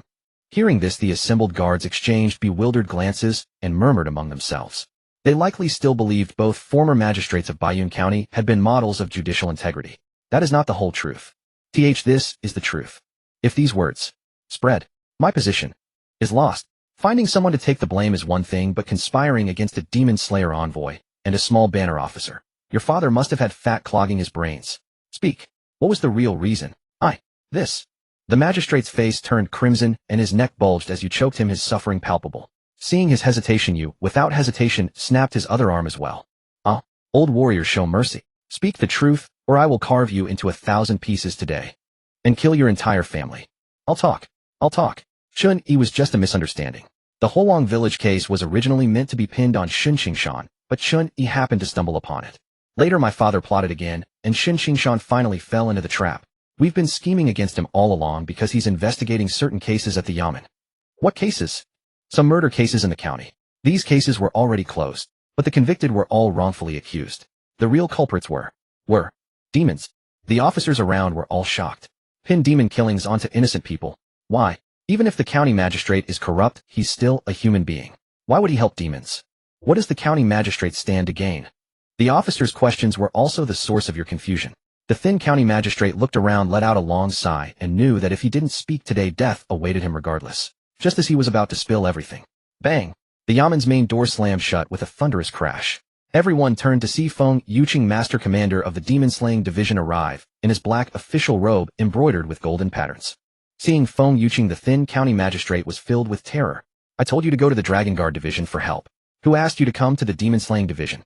Before his words finished, a cold gleam shot from Feng Yuqing's sleeve, piercing straight through the county magistrate's head. A loose-tongued thing. Immediately, several signal flags flew from Feng Yuqing's hand and were driven into the high walls surrounding the Yamen. The flags resonated with each other, and an array rose from the ground. Though you didn't understand formations from the luminous dome covering the entire county Yamen, it was clear he had sealed the place. No one could enter or leave. Feng Yuqing's expression was calm, his voice devoid of any emotional fluctuation. You now know things you should not have. Today all of you must die. The officers trembled in terror. Feng Yuqing was a soul-tempering realm martial artist. Within this small Beiming County apart from the Dragon Guards of the Dragon Guard Division, whose whereabouts were never known, no one could match him. Master Feng, spare our lives. I have an 80-year-old mother above and a 3-year-old child below. I don't want to die. Master Feng, I heard nothing. I am deaf. Unmoved by the officer's pleas for mercy, Feng Yuqing noticed your calm demeanor and seemed somewhat surprised. Chen Yi, at your age, what are you back here for? If you survive the exile route, just find some remote village and live out your days in obscurity. Feng Yuqing didn't know that you were indeed doing exactly that. Unfortunately, this life had been particularly unlucky. You accumulated too much pill toxin and were later fooled by old Lu, leaving you with little time remaining. Not wanting to waste a single simulation opportunity, you returned to Beiming County to cause chaos at the county yamen. So you are the mastermind behind it all, the true collaborator with the demon clan. The county magistrate was merely following your orders, abusing his position to cover up the demonic incidents in Beiming County. Feng Yuqing casually adjusted the sleeves of his official robe. If a certain area suffers from demonic disturbances for too long, the Imperial Court will hold the local demon-slaying division accountable. But those beasts cannot restrain themselves from eating people. So I came up with the brilliant idea of cooperating with the county yamen, transforming demon killings into human killings, and framing some unfortunate souls. That way the higher-ups would believe the demonic crisis in Beiming County is minimal, and my cooperation with the local demon clan could continue indefinitely. You recalled certain details. When you were ambushed in Holwang Village and the constables moved to arrest you, Feng Yuqing also appeared there. It was precisely because Feng Yuqing intervened that Shin Qingshan couldn't keep you and watched helplessly as the officers took you away. Looking back now, Feng Yuqing's appearance there was clearly to monitor the progress of the trap. Shin Qingshan had discovered anomalies in these murder cases and had been investigating. Feng Yuqing and the county magistrate then conspired to frame him, preventing the truth from coming to light. In this particular simulation, fate had you stumbling into their trap by chance. Soon after you were exiled, they schemed against Shin Qingshan again, triggering Shin Qingshan's resistance and the subsequent events involving Chun and Shinsi roaming the countryside. So that's how it is. Now I understand everything. Outside the simulation, Chen Yi couldn't help but sigh. Even this tiny Beiming County had such murky waters. Corrupt officials, wicked clerks, and demons, all colluding together, treating Beiming County's common people as an all-you-can-eat buffet. This matter is crucial. After the simulation ends, I must go inform my third brother-in-law and tell him to withdraw, lest he fall under Feng Yuqing's targeting. Judging by the timeline, there was still time. The county magistrate and Feng Yuqing's plot against Shin Qingshan would only unfold over a year from now. At this point, Shin Qingshan might not yet have stepped into this murky affair. What do you gain from helping the demon clan of Beiming County so wholeheartedly? Feng Yuqing raised both hands, and an expression similar to old Lu's demonic transformation appeared on his face. Power. Like you, I possess only mediocre spiritual roots, so you can understand just how difficult it is for someone with inferior aptitude to cultivate the martial path. By cooperating with the demon clan, they refined blood demon pills for me, using fresh human blood and demonic energy, helping me break through the shackles of my talent and continuously elevate my cultivation. Now you understood why there was so much demonic aura throughout Beiming County. Even the demon clan had a protective umbrella. Suddenly the formation covering the county yamen projected streams of crimson light converging upon Feng Yuqing. What's happening? The formation seems to be supplying him with power. He's already at the soul-tempering realm and still needs to increase his strength. Are we all doomed to die today? Yes, you were all marked for death. You faced it with calm acceptance, for you had little time left anyway. Rather than dying in a hospital bed, it was better to fall in a dramatic, epic battle. Unfortunately, the outcome was far from epic. You and Feng Yuqing already had a cultivation gap, and his use of the formation to boost his power only widened it further. He became a streak of red light darting through the crowd, striking left and right. His hands were his only weapons, piercing through every one of your hearts. Feng Yuqing's expression remained cold as though he were slaughtering chickens. Before you closed your eyes, he cast one final glance at you. Do not blame me. In a world that reveres martial strength, if I do not act this way, I become the fish on another's cutting board. You raised your middle finger at him. Wait, let us clash again in our next life. You died. Simulation evaluation, an unparalleled mind, a loyal general's star. His faithful soul fell, and the nation plunged into turmoil. Clutching the fading sunset, he cherishes dreams of the past. With white-haired determination, his fists pierce the darkness and bring forth the dawn. Congratulations. You have inherited the following. 1. Memories of 39 years of travel. 2. Spirit gathering level 5 cultivation. 3. Photographic memory epic, the older the wiser epic, aura of evil rare, spider sense rare, badminton expert common. A total of 39 traits. 4. External art, Zhengyang art, mastery internal art, Liexin art, proficient martial art, Finyan hand mastery martial art, Shun Family Spear Mastery Martial Art Feng Tao Palm Beginner Martial Art Benjian Sword Art Beginner. Inside Chen Yi's own room in the Blackstone Gang. The second simulation had ended. The surge of spirit gathering level 5 cultivation flooded into his body, making him feel an inexhaustible wellspring of strength. Crucially, he could sense a new power within him, spiritual energy. If blood energy was the foundation of the body, then spiritual energy was the basis for all mystical martial arts techniques, including martial arts. Martial arts powered by spiritual energy were far more potent than those driven purely by brute force, even resulting in a qualitative transformation. Some martial arts could not even be used without spiritual energy. This simulation had also bequeathed him no small number of cultivation arts. Besides the 4 mid-grade arts given by Shen Qingshan, there were also dozens of family heirloom arts obtained from Sun Qingyin's personal guards. However, the simulations Chen Yi had not learned them all. Most of those arts were low-grade, and learning them would be of little significance. Moreover, he lacked the energy. Nevertheless, all the arts were stored within Chen Yi's memories. If they ever proved useful, he could retrieve them at any time. Chen Yi glanced at his status panel. In the real world, less than the time it takes to burn a stick of incense had passed, yet his panel data had already undergone another dramatic change. Name Chen Yi. Realm Spirit Gathering Level 5. Cultivation Arts. External Art Jingyang Art Mid-Grade Mastery. Internal Art Liexin Art Mid-Grade Proficient. Martial Arts Finian Hand Mid-Grade Mastery Shen Family Spear Mid-Grade Mastery Feng Tao Palm Mid-Grade Beginner Benjian Sword Art Mid-Grade Beginner. Equipped Traits 77 Simulator Prismatic Photographic Memory Epic Low-Grade Bone Rare Serious Punch Rare Spider Sense Rare Aura of Evil Rare Badminton Expert Common. Acquired Traits a 119 The Older the Wiser Epic Effort Rewarded Rare The Older the Luckier Rare Night Owl Common Hunger Resistant Common. Current Trait Probability by Quality. Common White 79 Rare Green 14 Epic Purple 5 a Legendary Gold 1. 9 Prismatic Mythic 0. 1. Having been busy with the simulation, Chen Yi hadn't yet glanced at the changes in probability. Only now did he have a moment to take a look. The probabilities for gold and prismatic, just looking at the numbers, have increased tenfold. But it was still useless. Together they added up to only 2. To draw them, he would still have to rely on luck. A new guidance quest had also appeared. Simulation cooldown 1 year remaining. You may choose to complete the following guidance quest to directly obtain a simulation opportunity. Guidance quest: Leave the Blackstone Gang and take the Chen to Baiyun County, your hometown. The Blackstone Gang can no longer confine you. Return home, wanderer. Rewards. 1. Simulation count 1. 2. Premium trait, draw 1. 3. Spirit attraction pill 10. What am I waiting for? With a bang, Chen Yi kicked open the door. It was time to unleash a dimension-crushing strike. What's gotten into the instructor? Why so angry? The lackey waiting outside Chen Yi's door, seeing him kick the door flying, approached with a flattering tone. Is something the matter? For this gang that had persecuted him and to Chen, he had no good impression of anyone here, not even the dogs. Now with martial power in hand, he only wanted to exact a satisfying revenge. Chen Yi shot a glance at the lackey. I don't eat cilantro. Who put cilantro in the hot pot at noon? Chen Yi threw a punch, and the lackey flew up, crashing into the wall and leaving a figure-shaped dent. A squad of guards patrolling nearby heard the commotion and rushed over. They looked at the man embedded in the wall, then at Chen Yi. Instructor Chen, what's going on? The lackey in the wall used his last ounce of strength to say, Captain Wu. It's the cilantro. Instructor Chen. Doesn't eat cilantro. The patrol captain looked bewildered. What nonsense is this? Chen Yi remained perfectly calm. Don't panic. That man is a spy. A spy? Quick, take me to the storehouse. I just forced the truth out of this spy. He has accomplices who have already infiltrated the storehouse as duty guards. They plan to steal all the silver from the storehouse today. Poverty can stump even a hero. In the real world, money was a necessity of life.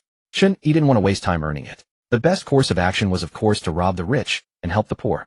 The patrol captain, hearing that the storehouse's money was about to be stolen, panicked. Wouldn't that mean no salary next month? He didn't suspect Chen Yi much. After all, at the noon banquet, the gang leader had been arm in arm with Chen Yi, calling him brother. To doubt Chen Yi would be to doubt the leader's judgment. Chen Yi was new to the Blackstone Gang's headquarters and unfamiliar with the layout. So he tricked these men into leading the way. When the group arrived at the storehouse, they saw the door wide open with a dozen gang members hauling crates out. The patrol captain was furious. You bunch of spies. So you really are stealing the silver. Guzzi, go inform the leader. The rest of you brothers, let's kill these bastards. The gang members at the door turned around. There was no one behind them. This patrol captain was calling them spies. They were just moving some books and archives out to air them to prevent mold. Before they could explain, the patrol's blades were already at their necks. What are you doing? Have you lost your mind, Will? The two groups started fighting among themselves. The storehouse steward came out, took one look at the scene, and his brows furrowed in anger. Wu, are you rebelling? Bullshit. You spies. None of you are getting away today. Chen Yi watched from the side, thoroughly entertained by their dog-eat-dog fight. While they were busy brawling, Chen Yi slipped into the storehouse, tore down a bolt of cloth from the shelves, made a bundle, and stuffed it with gold, silver, and jewels. There were also some pills in the storehouse. He didn't know what they were for, but took them anyway. As he packed, the small bundle proved insufficient. Chen Yi emptied a box full of worthless cultivation arts and used the larger box to continue loading. All of this was squeezed from the poor through exploitation. Today I'll act on behalf of heaven and return these riches to the people from whence they came. There was simply too much in the storehouse for Chen Yi to take it all. He had no intention of leaving the rest for the Blackstone gang. Later, when he went to the dock to pick up the Chen, he would also tell the coolies there to come to the storehouse and help themselves, dividing up all the Blackstone gang's property. At that moment, Shirlausi arrived at the storehouse with a group of men. Seeing the storehouse steward and the patrol captain locked in a deadly fight, his simple mind struggled to keep up. What's going on here? They're all brothers from the same gang. Why are they actually fighting with real weapons? The patrol captain, who would call themselves brothers with a bunch of spies. The storehouse steward, fourth leader, Wu, is rebelling. The burly fourth chief, observing the warehouse manager and the patrol captain arguing on opposite sides, had a sudden inspiration. Stop all this nonsense. No one can fool me, Shirlausi. If I just kill you, all the trouble will be gone. Both sides stared in disbelief. What kind of twisted logic was that? The fourth chief gave the order, leading a group of gang members to indiscriminately attack both factions.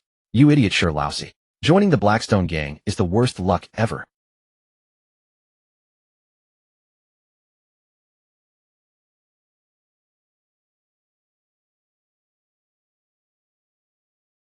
I should head to the dock, pick up the Chen, and leave this godforsaken place. Huh. In the corner of the warehouse, Chen Yi spotted a white mask with a black flame pattern. Chen Yi clearly remembered that the mysterious group who slaughtered his family and the entire Luoding village wore masks exactly like this one. How does the Blackstone gang have this mask? Did they participate in the massacre? Chen Yi's eyes turned sharp. He dragged the large chest and kicked open the warehouse door. By then, Shirlausi had already finished off both factions of brawlers. Huh. I told you no one can fool me. Turning around, he saw Chen Yi emerge. Instructor Chen, no need for your help. I've already dealt with these troublesome fellows. Someone reminded him, fourth chief. Wait, it looks like Instructor Chen is stealing money. Shirlausi glanced at the chest Chen Yi was dragging, and his expression turned hostile. What's the meaning of this, Chen? I, the fourth chief, only dare to sneak a little when I'm short on cash. How can you just take a whole chest? Was that really the point here? Chen Yi was speechless. This guy's IQ didn't even qualify to sit at the same table as the Chen. Whose mask is this? Chen Yi held up the white mask. Shirlausi glanced at it and shook his head. Don't recognize it. Put down that chest of money first, or I won't be polite. If you don't recognize it, then die. Oh, just because you had one meal with the boss you think you're invincible. Don't anyone move. I'll teach him a lesson myself. Shirlausi raised a spiked club and swung it down at Chen Yi's head. Instead of dodging, Chen Yi met it with a backhanded slap. Protected by spiritual energy, the spikes of the club, however sharp, could not harm him unless the weapon was a spirit artifact and the opponent's cultivation was higher than his. Smack! A resounding slap echoed, and the club vanished from Shirlausi's hand. Smack! Shirlausi looked around for the club, but Chen Yi struck him with another backhand, spinning him 720 degrees in the air. If not for his ample fat, that slap would have been crippling or fatal. Dazed and battered, Shirlausi finally realized something was wrong. What are you waiting for? Attack! Fourth chief, you said not to move. Are you brainless? Can't you see I can't beat him? No matter how many came, it was the same. Chen Yi simply used the chest full of gold and jewels as a weapon, smashing it into the oncoming gang members. Thud! One swing of the chest. Blood-spattered silver ingots scattered. Thud! Another swing. Bones broke, jewels flew everywhere. No fancy techniques or martial arts. Just pure numerical crushing. Oh, and the effect of the badminton ace trait, which doubled the strength of Chen Yi's right arm, making the chest hits even more devastating. A few clever ones on the periphery grabbed bows to attack from a distance, but Chen Yi countered with the wind wave palm technique. A gale arose from the ground, blowing the would-be snipers, along with their bows, dozens of meters away. Smack! Chen Yi stomped on Shirlausi's chest, pinning him down. The remaining thugs not yet killed dared not approach. I'll ask you one more time, do you recognize this mask? Feeling several ribs already broken, Shirlausi's expression was utterly sincere. Brother Chen, I really don't know that mask. Can you ask me something I do know? I swear I won't lie. Chen Yi believed he genuinely didn't know. Does anyone here know? The surviving thugs strained their eyes, but none recognized it. No matter. He could ask the gang leader Shir San at the dock later. Chen Yi stomped down hard, killing Shirlausi instantly. Then he drew his blazing iron heavy sword and executed the cloud-shattering sword art, slaughtering every thug in sight without mercy. As Chen Yi left the warehouse, courtyard waves of Blackstone gang members came rushing at the sound of the commotion. Like the grandsons of Calabash brothers, they all fell under his blade. These gang members who forced laborers, drove people to feed monsters, and committed every evil earned no mercy from Chen Yi. He cut his way all the way to the dock. The red blade grew even redder, dripping with still warm blood. Dozens of Blackstone thugs blocked the path to the dock, yet none dared advance. With every step Chen Yi took forward, they took a step back. The advantages of Cultivation realm trait effects and a spirit artifact made Chen Yi seem unstoppable within the Blackstone gang. Shursen stood on the dock watching Chen Yi slaughter his way, over his face ashen, as if he'd swallowed a fly. Chen Yi, you were indeed pretending to surrender. Chen Yi walked step by step, his expression still sunny, yet his killing intent was overwhelming. A stark contrast. Wow, you're so smart to figure that out.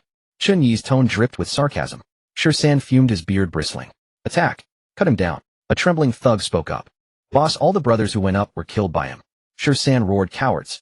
It's because you flinched that he was able to pick you off one by one. If you all charged together, even if he's strong, could he kill everyone in one go? The thugs' mouths twitched. Damn, the boss actually had a point. So as long as we land one hit on him before we all die, we win, right?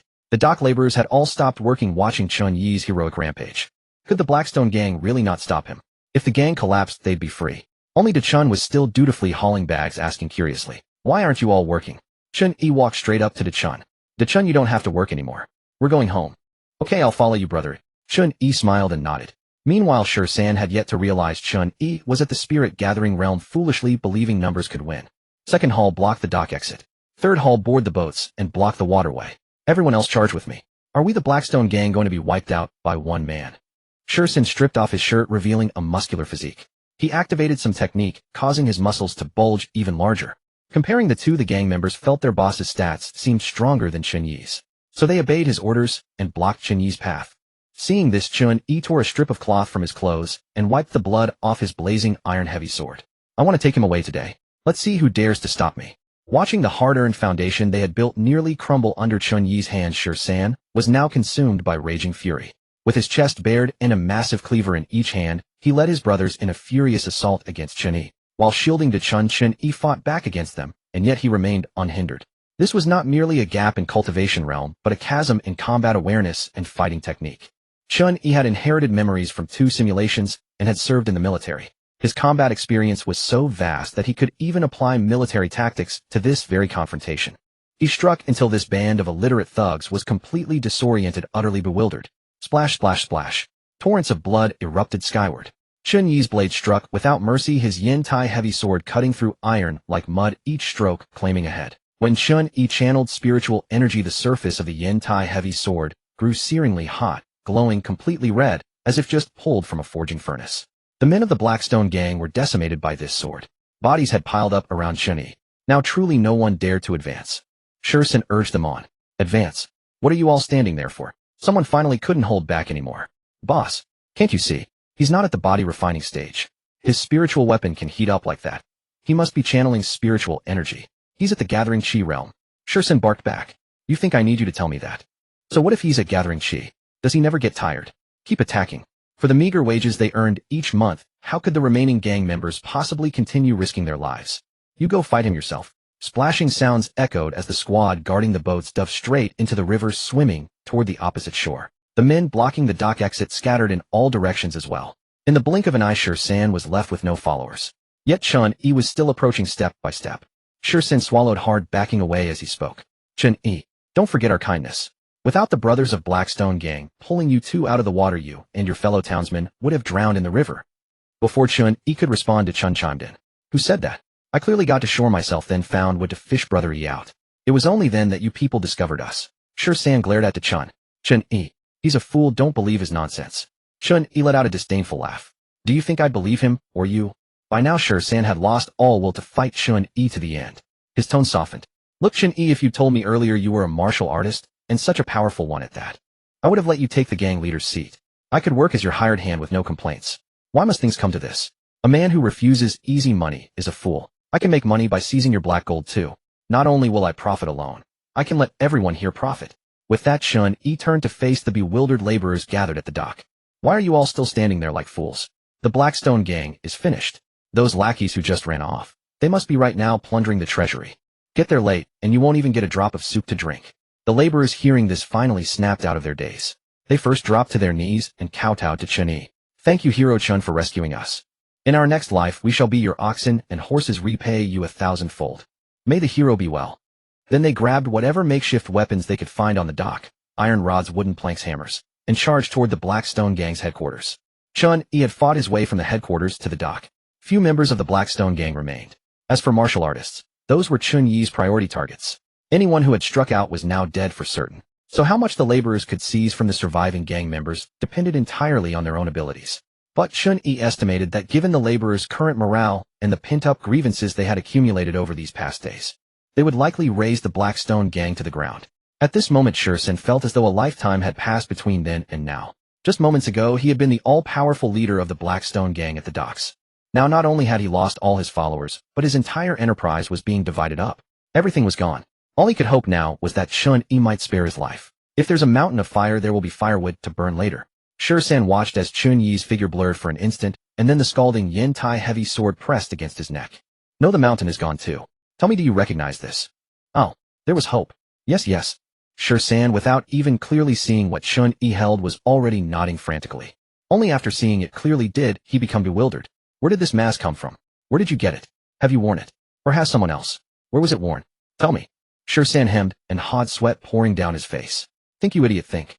Finally, under the pressure of death, Shursen's mind raced beyond its limits, and he remembered.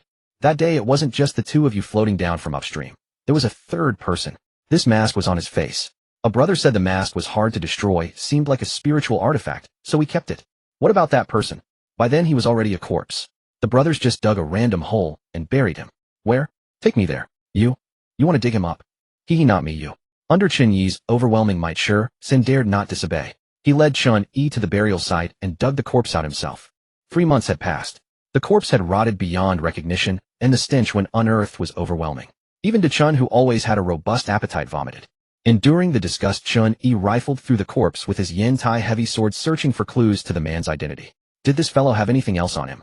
Like a token or a jade pendant, perhaps? No, just this set of black clothes and the mask. Black clothes and a white mask. This was indeed the attire of the mysterious group that had massacred Luo Ding village. Chen Yi recalled that they had all been formidable martial artists, so how had one of them ended up dead? In the simulation, Chen Yi had asked Shin Qingshan whether the authorities had uncovered anything. The result, no leads whatsoever. So it was unlikely the authorities had identified the killers and eliminated him.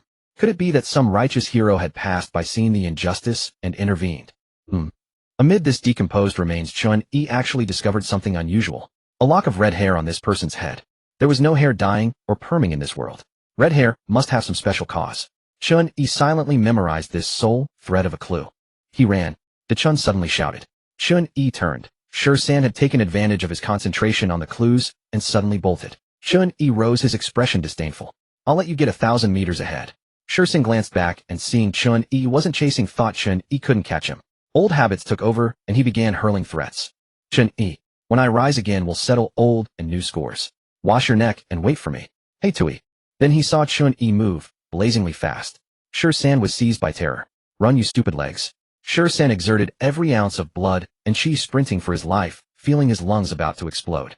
Haha, can't catch me, he can't catch. Shursen glanced back casually, and there, rapidly closing in, glowing ominously, was a burning hand reaching for him. What the? Burning cloud hand. This was the mid-tier martial art among the 4 techniques that Shin Qingshan bestowed upon Chen Yi during his simulation. The phantom giant hand would mimic Chen Yi's movements, precisely replicating them 1-to-1. When his inner cultivation technique was the fire-line fierce heart manual, the 2 techniques could even synergize, wreathing the burning cloud hand in roaring flames. The towering Tuzhonglong hand swooped down through the air, its palm clamping firmly around Shursen. Chen Yi activated his external technique, unleashing his blood chi to amplify his strength, and raised his right hand in a grasping motion high above his head. The flaming giant hand mirrored Chen Yi's movements, clutching Shursen and hoisting him into the air. Off. It's on fire. The fire is spreading. Brother Chen Yi, have mercy on me. I'll work for you as a laborer. As a slave? Chen Yi let out a cold snort, not a trace of hesitation in his eyes. I've never had the habit of oppressing others. If you had simply allowed us to leave when you found us that day, none of this would have happened. Consumed by agonizing flames, Shursen regretted everything to his very core. Even at death's door, he couldn't understand how the Chen Yi, who had only ever served as a dock laborer for him, could now so casually control his fate and destroy his Blackstone gang. How could Shursen possibly know the terrifying power of the simulator trait, let alone that Chen Yi possessed a system of traits? By the time Chen Yi had finished speaking, sand was nearly consumed by the flames.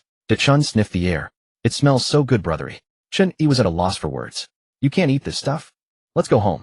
I'll treat you to a grand feast at the Uli Inn in the county town. Chen Yi casually tossed the charcoal-like remains of San aside and led Chen toward Qinghe. Upon reaching the riverbank, Chen Yi's gaze swept across the water's surface and caught glimpses of faint, thick tendrils of demonic aura. That river demon. Riding a boat would be unsafe. Let's follow the riverbank. The Qing River cut through Qingzhou, giving the region its name. The two counties where they currently were, Qinghe County and their hometown Baiyun County, both fell under Bailing Commandery of Qingzhou. The two counties bordered each other, one upstream and the other downstream. This world lacked navigation, making it easy to lose one's way. But following the river's course eliminated that problem entirely. Chen, I still don't know your full name. My name is Chen. Who has a surname Da? The villagers used to call me Big Idiot. Big Idiot, and over time it shortened to Chen. Ugh. Speaking of which, I should also apologize to you. When I was young, I bullied you just like the other kids did. Really? I don't remember. Everyone needs a proper name. Since you're from our village, you probably share our surname, right? How about Chen Dachuan? But doesn't Dachuan mean Big Idiot? Can I go with Xiaochun instead? It sounds cuter. Alright then, Chen Xiaochun. Chen Yi, tall and lean, walked alongside Chen, whose round figure resembled a ball, along the grassy riverbank toward their homeland. After 3 months of oppression and bullying, the two had finally escaped the Blackstone gang and dealt them a thorough reckoning. Passing through Qinghe County town, they went inside to eat, drink, and rest. The inn's patrons were discussing the fall of the Blackstone gang. Haven't you heard? Someone wiped out the Blackstone gang that's controlled the Shirley Pavilion dock outside the city. Not even a single piece of wood remained in their headquarters. They took everything. Which gang had the audacity? They dare to touch the magistrate's brother-in-law. Not another gang, and not any local family either. Word is it was just one person. One person. Good heavens, could this be some passing martial arts grandmaster from the storyteller's tales? The Blackstone gang truly had terrible luck provoking someone like that. Even the county magistrate, upon hearing the news, dared nothing more than seethe in impotent rage. Such is how rumors are born. Surviving members of the Blackstone gang scattered in all directions, wildly exaggerating Chen Yi's exploits. Otherwise, how could they explain their failure to protect their own organization? It would make them look utterly incompetent. The dock laborers who had escaped spread tales everywhere, thanking the great hero surnamed Chen Yi for saving their lives. They also embellished the story, claiming Chen Yi possessed the speed of a leopard, the strength of a bear, and the agility of a monkey. Word passed from 10 to 100, growing more absurd with each retelling. Now the people of Qinghe County believed that the one who destroyed the Blackstone gang was a martial arts powerhouse who had flown overhead from the heavens. Seeing the laborers enslaved by the Blackstone gang, this mighty figure had felt profound sympathy. With a single palm strike, the Blackstone gang had been reduced to ashes. Hearing that San had connections to the Qinghe County magistrate Chen Yi had harbored some concern. To his relief, the magistrate himself had swallowed the rumor and refused to offend a martial arts grandmaster over a brother-in-law who ran a criminal syndicate. Though this particular Chen Yi was someone the magistrate had never heard of before. But this 5 regions expanse was vast. What if he truly was some wandering expert passing through? After clarifying the matter, Chen Yi finally set his mind at ease. He had briefly worried his real name might be exposed, bringing trouble upon himself.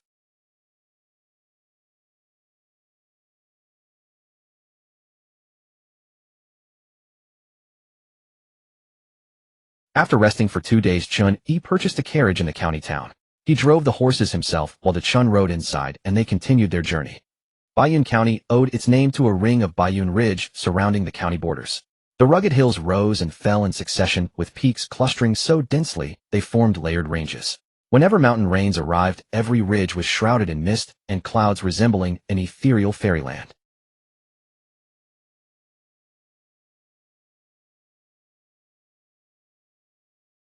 Half a month after leaving the Blackstone gang dock, Chen Yi and Chen had traveled slowly, stopping along the way to eat and drink, and were now nearly at Baiyun County town.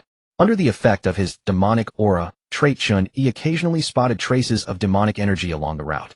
However, the presence of demonic aura in a location did not necessarily mean a demon was currently there. A demon passing through an area would leave residual aura behind.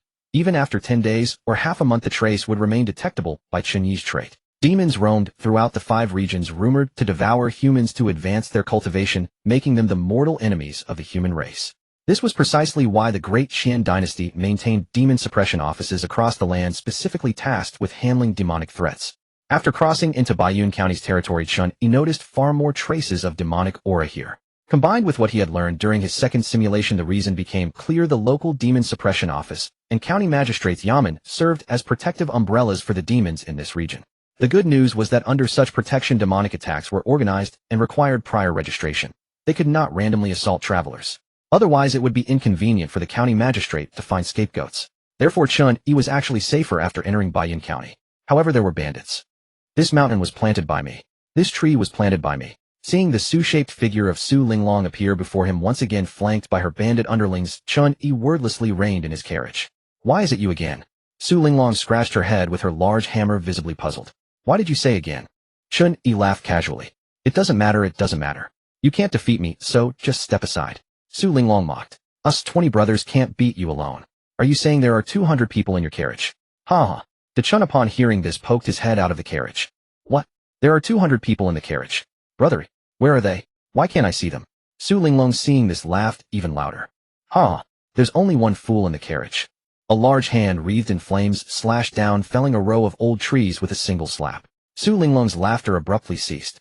She dropped her 2 hammers to the ground and knelt before Chen Yi with a thud. Big brother, please take care. Your little sister has offended you. Just treat us like a fart and let us go. The bandit underlings adept at reading the situation also knelt down following Su Linglong. Big brother, spare my life. I have an 80-year-old mother above and a flock of wives and concubines below. I really can't support such a large family, so I had to rob on the road. Big brother, this is really my first time. These bandits were far too practiced. Chen Yi had no intention of making things difficult for them anyway, since the officials would soon come to round them up. Why should he bother doing it himself? Suddenly Chen Yi noticed that among these bandits, there was one with a tuft of red hair on his forehead. You? Come here. Chen Yi's expression immediately turned stern as he pointed at the little underling and spoke harshly. Su Linglong's heart leaped into her throat at the sight. Could it be that among her own brothers there was an enemy of this big shot? Had he been recognized? Su Linglong made a quick decision, sacrificing the pawn to save the rook. She was the first to dash over, grabbing the red-haired one by the ear and dragging him before Chen Yi, shouting a warning. Come here. Confess honestly. If you dare utter a false word, I'll chop off your head. The underling, terrified, stammered. Be big brother, why you called me over, I is it? Why do you have red hair on your head? Hair. Su Linglong was taken aback. All that fuss just to ask about his hairstyle. The underling, however, dared not lie and told the truth in full detail. I was once a disciple of the Red Heart sect. The external art we practice in the Red Heart sect is called the Heartfire art. The deeper the realm of this art, the more red hair appears on the head. I heard that the elders within the sect have all cultivated to perfection, and each of them has a head full of flowing red hair. The realms of martial arts techniques, or rather the proficiency levels, are divided into 6 stages: initiate, adept, expert, minor accomplishment, major accomplishment, and perfection. This was information Chen Yi had learned in the simulation. You are a disciple of the Red Heart sect. How did you end up becoming a bandit here? When cultivating the Heartfire art, one must be careful with the heat of the blood and chi combustion. I lost control, the art went berserk, and it burned my dantian, making me unable to continue martial arts. So I was kicked out. Later a locust plague struck my hometown. The officials embezzled the relief grain, and both my parents starved to death. With no way out, I could only become a bandit. Chen Yi nodded slightly, signaling that he was fine. The underling felt as if he had received a pardon. Having been in a martial arts sect, he knew full well how powerful martial artists could be. Red Heart sect. He had found another clue. Later he could conduct a thorough investigation at the Red Heart sect within the simulation. Following the trail, he would eventually uncover the true perpetrator of the village massacre. Chen Yi's desire to investigate the village massacre was not only to avenge his family, but also to consider his own safety. He had no idea who this group was nor what their purpose was in slaughtering the village. He didn't know if they would come after him again and how to guard against them. Chen Yi disliked this situation where the enemy was hidden while he was exposed. Fortunately, he had the simulator, which gave him ample opportunities to experiment and explore. Chen Yi spurred his horse and left. As he was leaving, considering that this group had provided him with some clues about the village massacre, Chen Yi casually mentioned that the second-in-command of their stronghold might be a traitor. As the carriage gradually disappeared from view, Su Linglong and the others finally breathed a sigh of relief. What bad luck to run into a martial artist above the Spirit Gathering realm. I know all the Spirit Gathering realm martial artists in Baiyun County. Techniques like the Burning Cloud Hand couldn't be unleashed without spiritual energy. Thus, Su Linglong concluded that Chen Yi's cultivation was at least at the Spirit Gathering realm. Watch out for the second-in-command. What's wrong with the second-in-command? Su Linglong couldn't understand. But she kept this matter in mind. The leisurely carriage jolting along entered Baiyun County town. Since crossing into this world, Chen Yi had visited the county town many times from childhood to adulthood. Setting foot on this familiar place again, especially after enduring 3 months of inhuman life, Chen Yi's heart was filled with myriad emotions. Only Chen was carefree, sitting on the carriage pointing at an old man selling candied hawthorns by the roadside, drooling all over. Chen Yi smiled and shook his head, stopped the horse, and bought all the old man's candied hawthorns. Keep the change. Looking at the silver ingot in his hand, the old man was so moved that tears streamed down his aged face. Today I've met a living bodhisattva. Chen Yi led Chen to the entrance of the Ui Inn. Chen, I need to go visit my third sister first. You stay here at this inn for now. Remember, you are a guest, not a worker. Don't foolishly help when they ask you to do chores. Chen, with a mouthful of candied hawthorns and his face smeared with red sugar, said, I know. Now the situation was different from the simulation. In the simulation, Chen Yi had no money and could only let Chen work at the inn to earn a meal.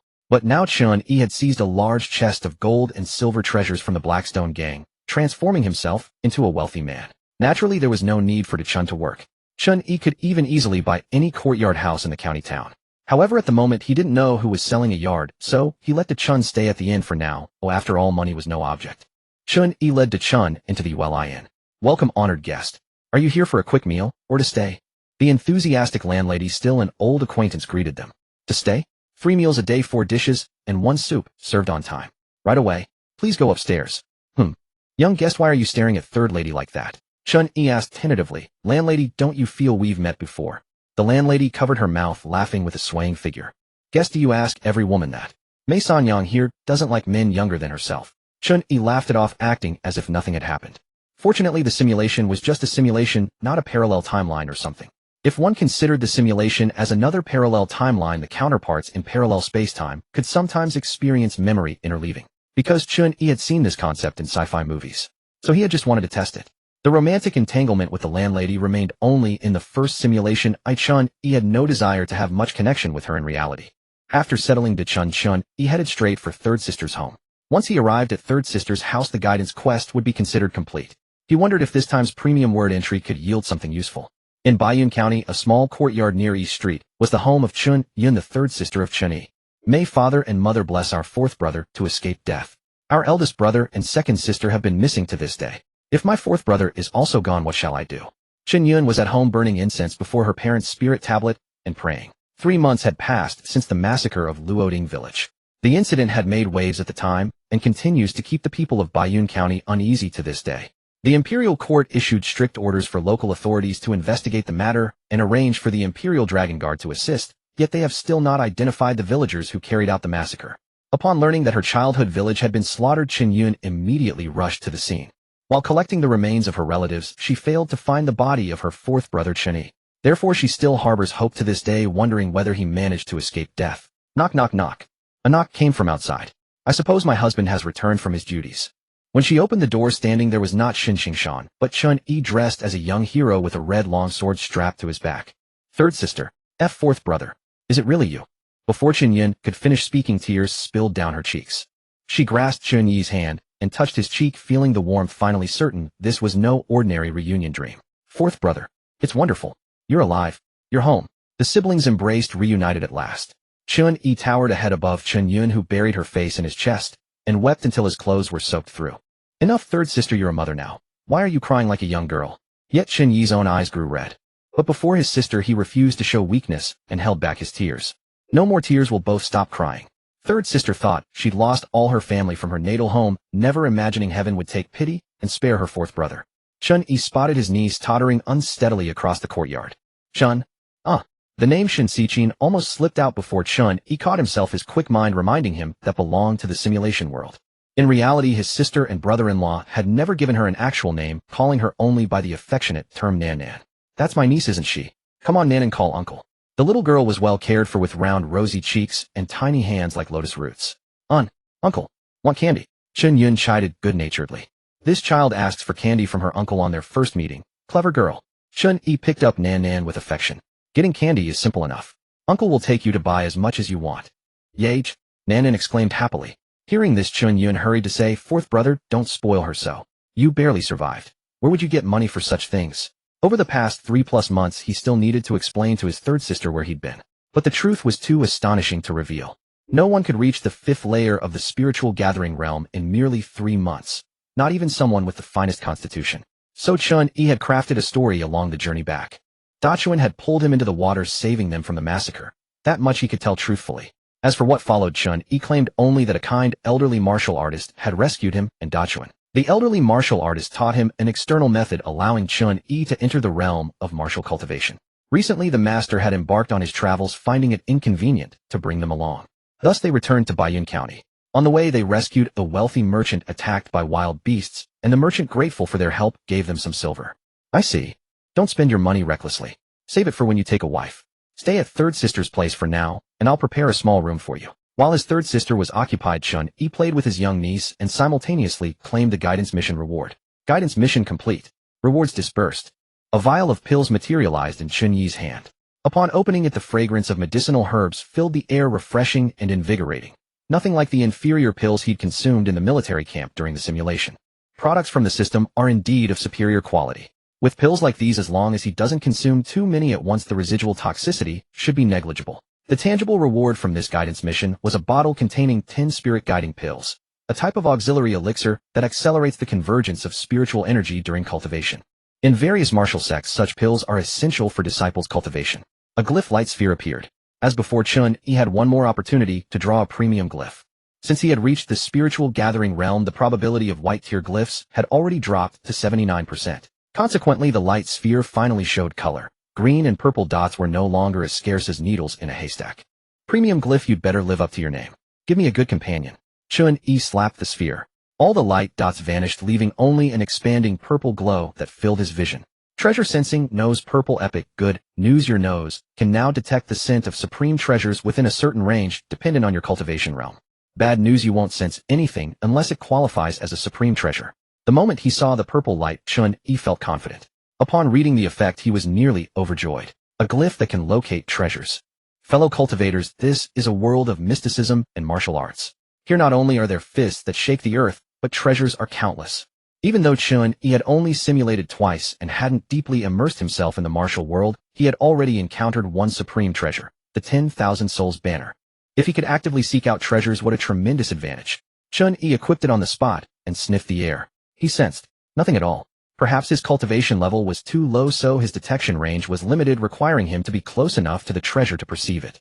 Or maybe, as the description stated, it wouldn't respond to anything less than a supreme treasure. He wondered just how supreme a treasure needed to be. With this glyph now acquired, Chen Yi raised his small hand toward the sky, and an idea suddenly struck him. Could I go and find the 10,000 Souls banner? During the second simulation, old Lu's hair had begun turning white after he returned to his hometown. At the time, he had assumed it was from grief over losing his family. But now it seemed likely that he obtained the 10,000 Souls banner then, and its power gradually drained his vitality. For now, Chen Yi only intended to retrieve the 10,000 Souls banner in the simulation. In reality, he would need it too, but he had to first use the simulation to understand its properties and build sufficient strength to support wielding it. Otherwise, everything could fall apart. Without real power, wielding such a banner would mark him as a demon cultivator that everyone sought to destroy. With genuine strength, however, the 10,000 Souls banner would become the Heaven Emperor's banner. This was the banner of the human sovereign. Yet Chen Yi had no intention of becoming a bloodthirsty maniac, whether in the simulation or reality. He felt justified in killing wicked individuals, but slaughtering the innocent crossed his line. The Chen Yi in the simulation was the same. Moreover, if he relied on killing people to feed the 10,000 Souls banner like old Lu had, it would attract pursuers from all sides, contradicting his fundamental goal in the simulation of surviving as long as possible. But what purpose would the 10,000 Souls banner serve without souls to nourish it? Who said he had to kill humans? He could slay demons instead. Using demon souls to feed the banner would be far more powerful than human souls. With the demon chi glyph, he could easily find demons. Chen Yi was already looking forward to the next simulation, seeing a broad path stretching before him. Third sister, just making a bed for me in the shed will do. There's no need to make it so comfortable. Chen Yi had no intention of starting the simulation right away. Seeing his third sister busy tidying up the small room, he went in to take a look. He discovered she was carefully arranging the furniture and neatly folding clothes and bedding as earnestly as one might prepare a bridal chamber. My own brother isn't a stranger. Why should he stay in a shack? Actually, I plan to buy a house in the county town soon, and then I'll move out. What nonsense are you talking about? We're family. Why split into two households? There's only you and your brother-in-law at home, no one else. Though your brother-in-law's ancestral home isn't particularly large, there's more than enough room for you to stay with us. You should keep that money for yourself. Getting married and raising a family costs a fortune. You're already an adult with no partner yet, and father and mother would be worrying from beyond the grave. As your elder sister. Chen Yi sighed wryly. Had his third sister always been so wordy? Could it be that after their parents passed, she had naturally stepped into the role of a second mother?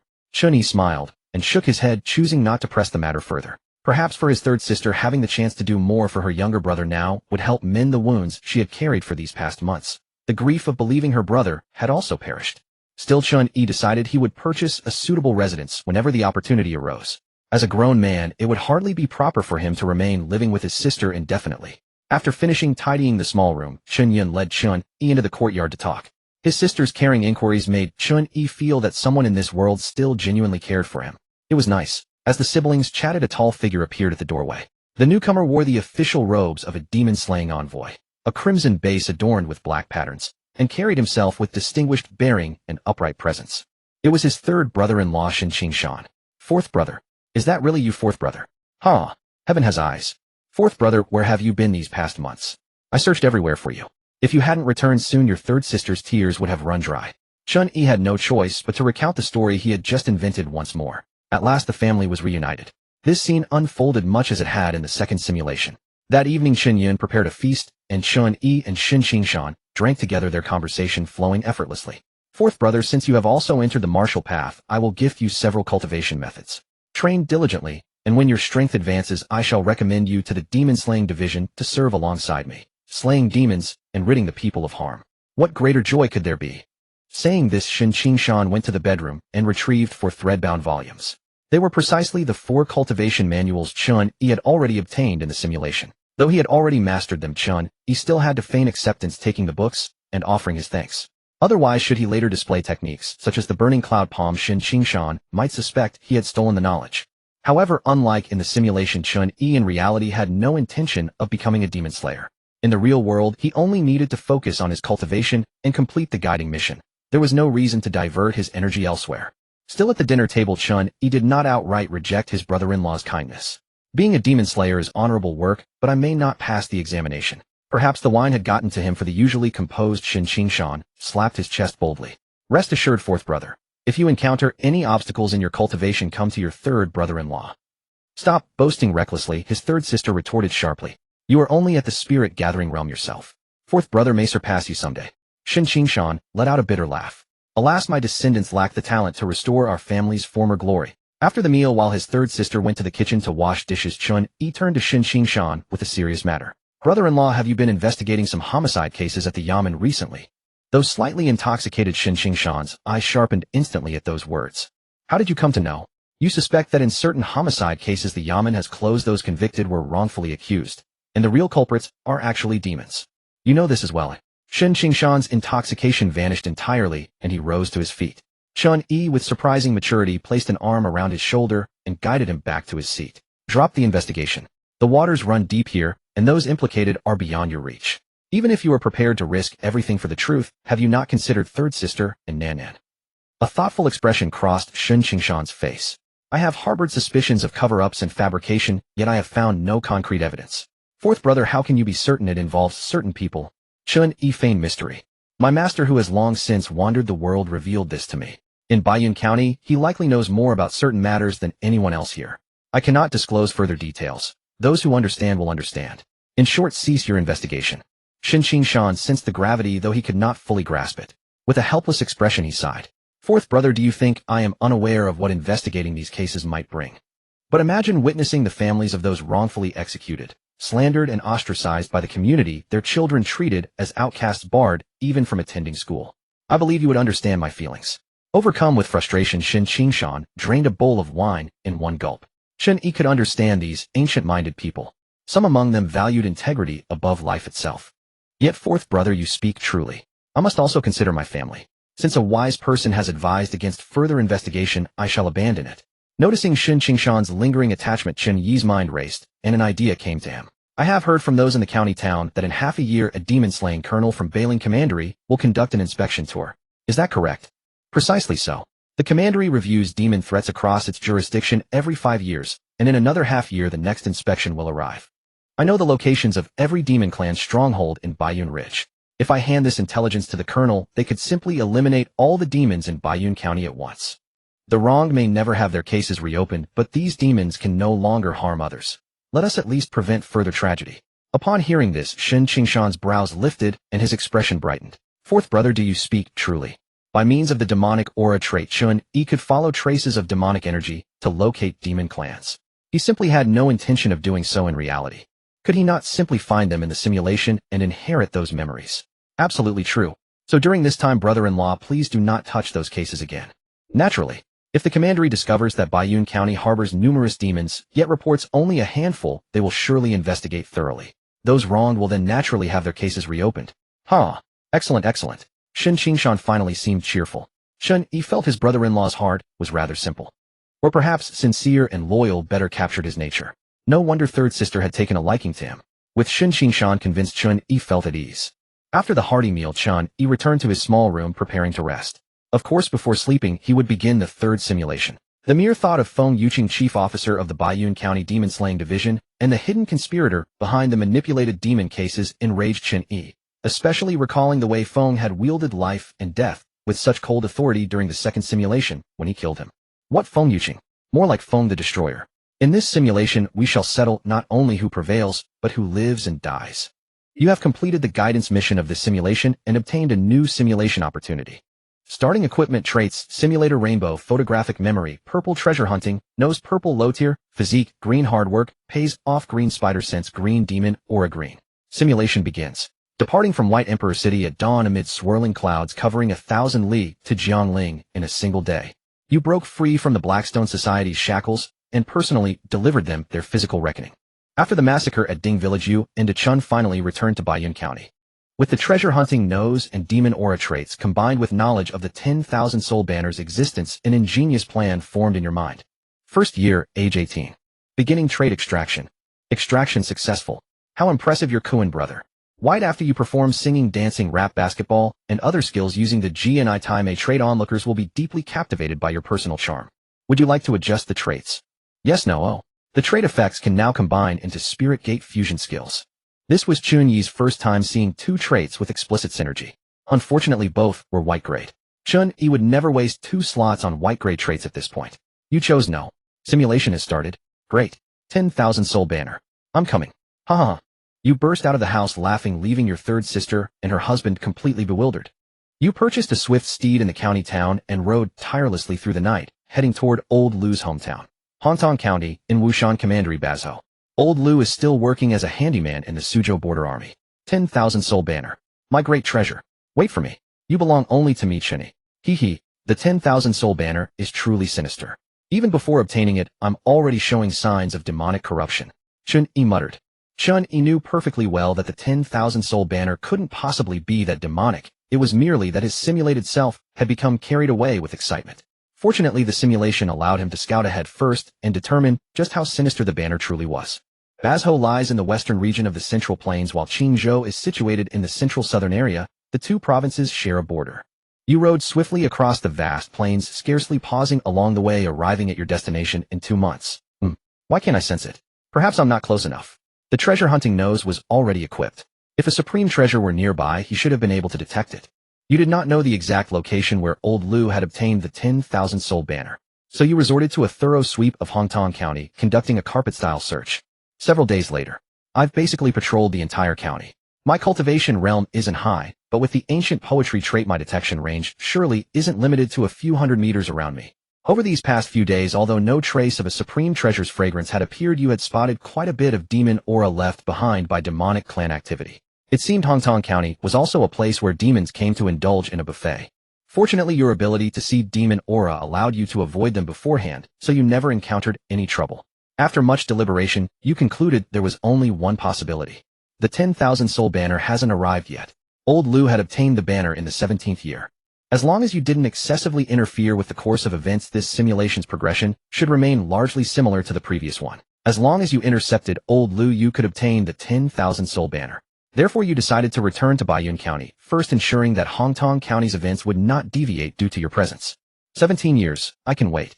As long as I don't recklessly take pills this lifetime, I won't suffer the same short lifespan as my previous life. Upping the reins, you returned to Bayun County. Upon entering Bayun County, you recalled your agreement with Chen Qingshan before the simulation.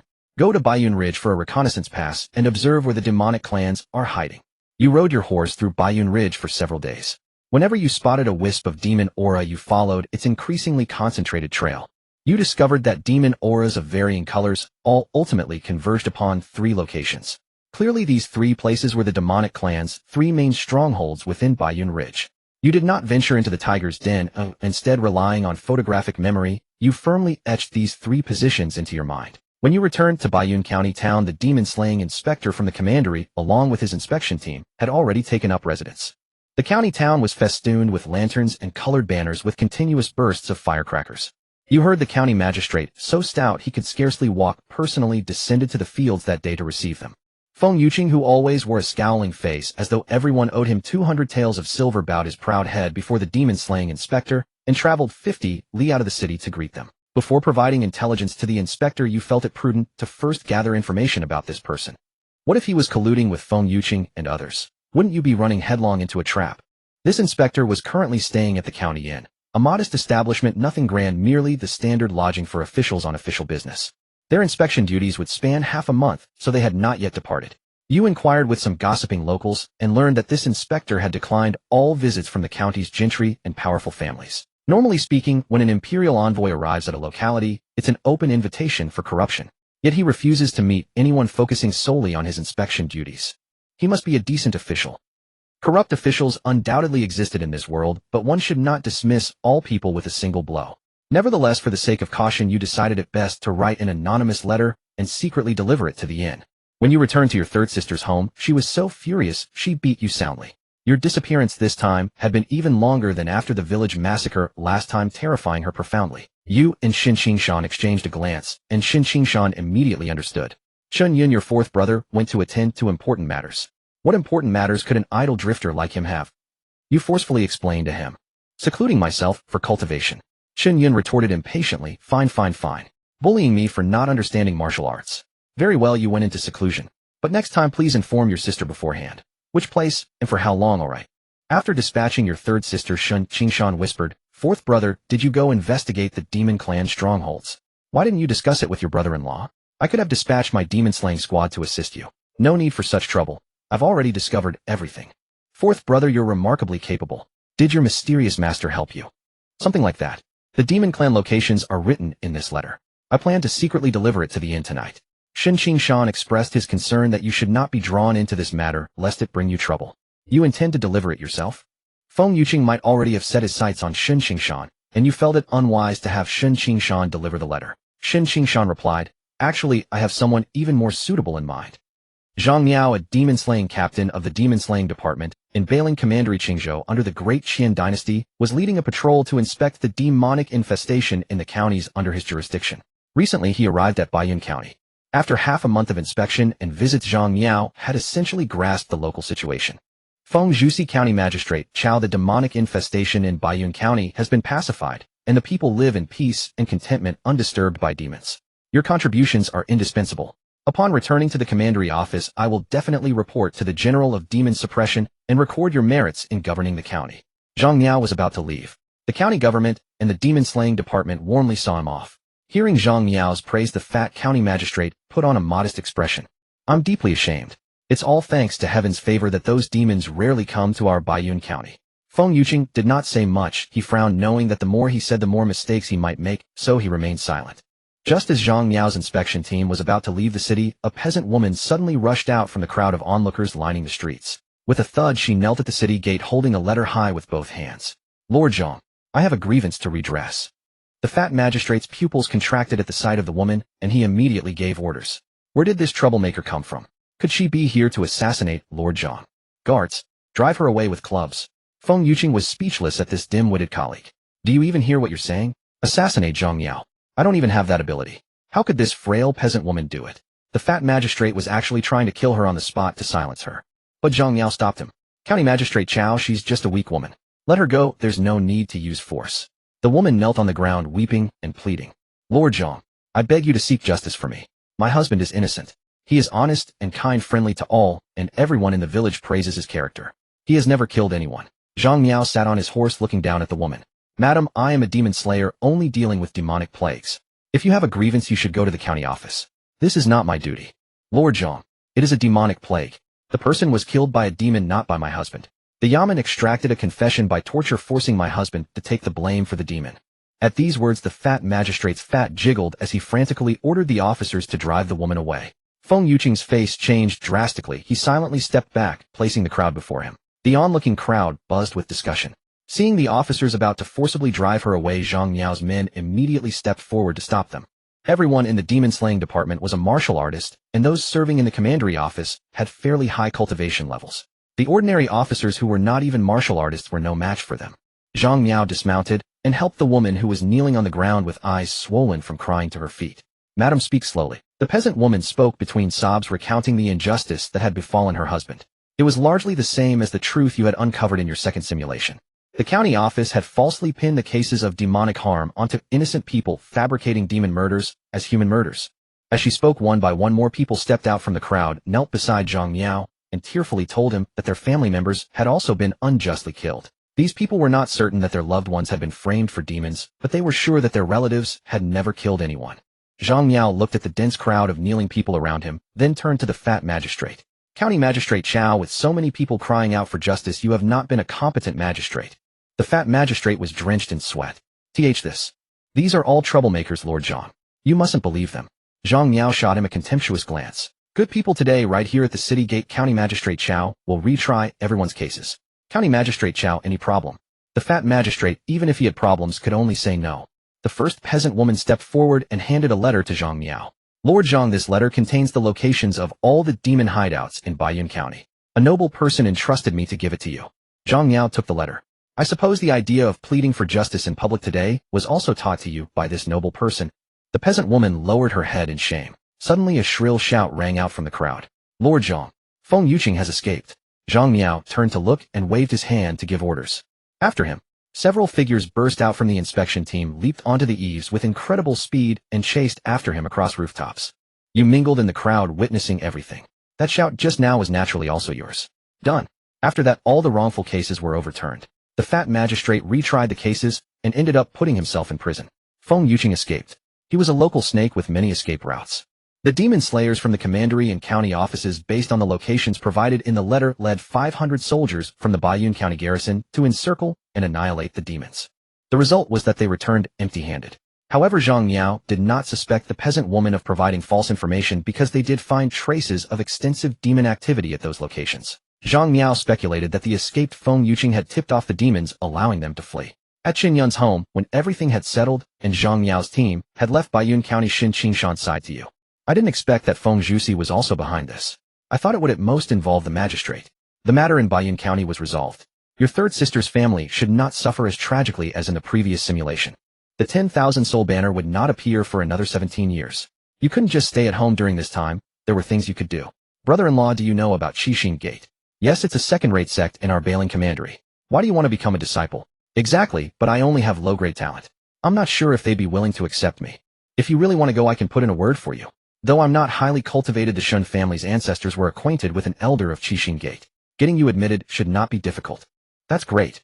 Outside the simulation, watching the first year's simulation content, Chen Yi pondered. "I can replicate this method in reality to eliminate Feng Yuqing and his gang. Then I can also set up in advance to prevent Feng Yuqing from escaping, truly achieving a complete roundup." Just then the simulation text before Chen Yi suddenly flashed with a golden light. Second year, 19 years old. Begin attribute extraction. Extraction successful. The sternest father of foreign races gold. When you fight against non-human races, you can boost your own blood chi through high morale up to 100-fold. Damage inflicted by non-human races is unconditionally weakened 100-fold. At the same time, you cannot be deceived by foreign races in any form. Those not of our kind are bound to be different. Fight warrior. Do you wish to adjust the attribute? Yes, no. Wow. Golden legendary. A mere 1/9 probability, yet what a remarkable occurrence.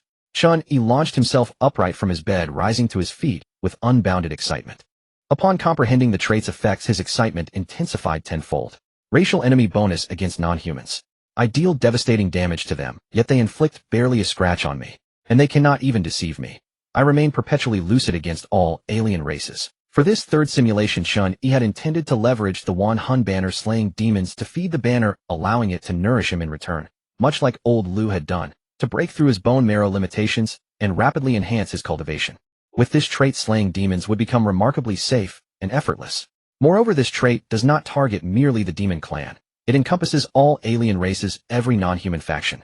Though Chen Yi remained unaware of what other races might exist in this world beyond humanity and the demon clan. The only thing left is the Wan Hun banner, though visiting Red Heart sect is equally important. Let me see if I can uncover more clues regarding the Luoding village massacre. The golden trait simply had to be brought along. Within the simulation, traits cannot be arbitrarily modified. Adjustments are permitted only during the annual trait draw. Should one encounter demon clan members without this trait equipped, the consequences would be dire indeed. Yet the 7 traits currently equipped each seemed indispensable. Comparing and contrasting them endlessly, Chen Yi finally resolved to replace every effort yields reward. This trait merely guaranteed that repeating the same action would never yield absolutely nothing. A baseline safeguard that could not aspire to peak performance. You replaced every effort yields reward with the most formidable father of alien races. Before departing from Baiyun County, you visited the enjoying guests in providing the proprietress with a sum of money and treating her to look after the Chen. Through Shen Qingshan's recommendation, you joined the Red Heart sect. Your bone marrow quality is modest, implying limited potential. Yet your cultivation proved unexpectedly respectable, and joining the Red Heart sect would bolster the sect's strength. Thus your current identity is not that of a sect disciple, but rather a sect member. The former entails apprenticing oneself to a high-realm martial artist within the sect, dedicating primary energy to cultivation. The latter requires no master apprenticeship, yet one may learn sect techniques, receive cultivation resources, while simultaneously holding certain responsibilities, contributing to the sect's development and governance. In deference to the Shun family's influence, the Red Heart sect assigned you to patrol the gates, requiring merely that you accompany the patrol team on a circuit around the sect's perimeter each day. The remaining time you could devote to personal cultivation or other pursuits. The Red Heart sect provides you with 1 spirit guiding pill and 10 inferior spirit stones monthly as cultivation resources. Low-tier techniques within the sect are freely accessible. Mid-tier and above require earning contribution points to exchange for. Contribution points are not difficult to acquire. For sect members like yourself, performing assigned duties, merely clocking in punctually, and completing one's tasks automatically earns 1 contribution point. The 3rd year, age 20. Beginning trait draw. Draw successful. Foreign languages must be studied, green language aptitude maximized. You can master other languages at extraordinary speed. If studying while in bed, learning efficiency doubles. Adjust traits. Yes, no. You selected no. Having been at Red Heart sect for a year, you have grown thoroughly familiar with everything about this faction. Indeed, as that mountain bandit had mentioned, since most members of Red Heart sect cultivate the external technique, Heart Fire Art, due to the technique's side effects, greater mastery results in more red hair. Within Red Heart sect, essentially one identifies people by their hair. A single strand of red-haired ant. Oh, a half-red-haired senior. This young one pays respects. Is this the elder with crimson hair? Magnificent. The above constitute common expressions among Red Heart sect members. Over this past year, your cultivation efficiency has significantly exceeded what it was in the county town. On one hand, the monthly spirit guiding pills accelerated spiritual energy convergence. On the other hand, due to the environment, martial arts sect locations are invariably places where the essence of heaven and earth converges, enhancing internal cultivation efficiency. Additionally, cultivators of the gathering spirit realm must still cultivate external martial arts to enhance blood chi. Without sufficient blood chi, spiritual energy cannot advance either. Your primary purpose in coming to Red Heart sect was not cultivation, but investigating what connection the sect might have to the Luoding village massacre. Thus far, no useful intelligence has been uncovered. There is, however, one peculiar matter. Within the sect stands an ancient tower. Every time you patrol past this location with the team, Spider Sense activates, sending chills down your spine. Senior Brother Lin, what lies within this tower? You inquired of the patrol team captain. This is where our Red Heart sect's founding elder secluded himself for cultivation. Generally, do not venture inside to cause disturbance. Those who barge in without permission face severe consequences. A reckless fool who rushed in before was ruthlessly slain by the elder. Red Heart sect is a young sect, hence the founding elder who established it remains alive. Is Spider Sense activating because entry is forbidden. The 4th year, age 21. Beginning trait draw. Draw successful. Silent foot. Green. When consciously controlling your footsteps, you can move without producing sound. When remaining motionless, spiritual sense cannot detect your existence. Adjust traits. Yes, no. This trait is useful. It can assist my investigation at Red Heart sect. Which one should I swap out? Chen Yi had no choice but to deliberate. Reviewing them all, the monster aura trait seemed to have minimal practical application at present and could be set aside for now. You replaced monster aura with silent foot. That day, as you patrolled past the ancient tower, you discovered that Spider Sense had not responded. Right recently, Qing Prefecture organized some grand faction exchange assembly. The elder took a group of outstanding disciples abroad. You recognized this as an opportunity. Everywhere within the sect you had searched save for this ancient tower you had never entered. Since Spider Sense was unresponsive, it indicated no danger lay within. After nightfall, you discreetly approached the ancient tower.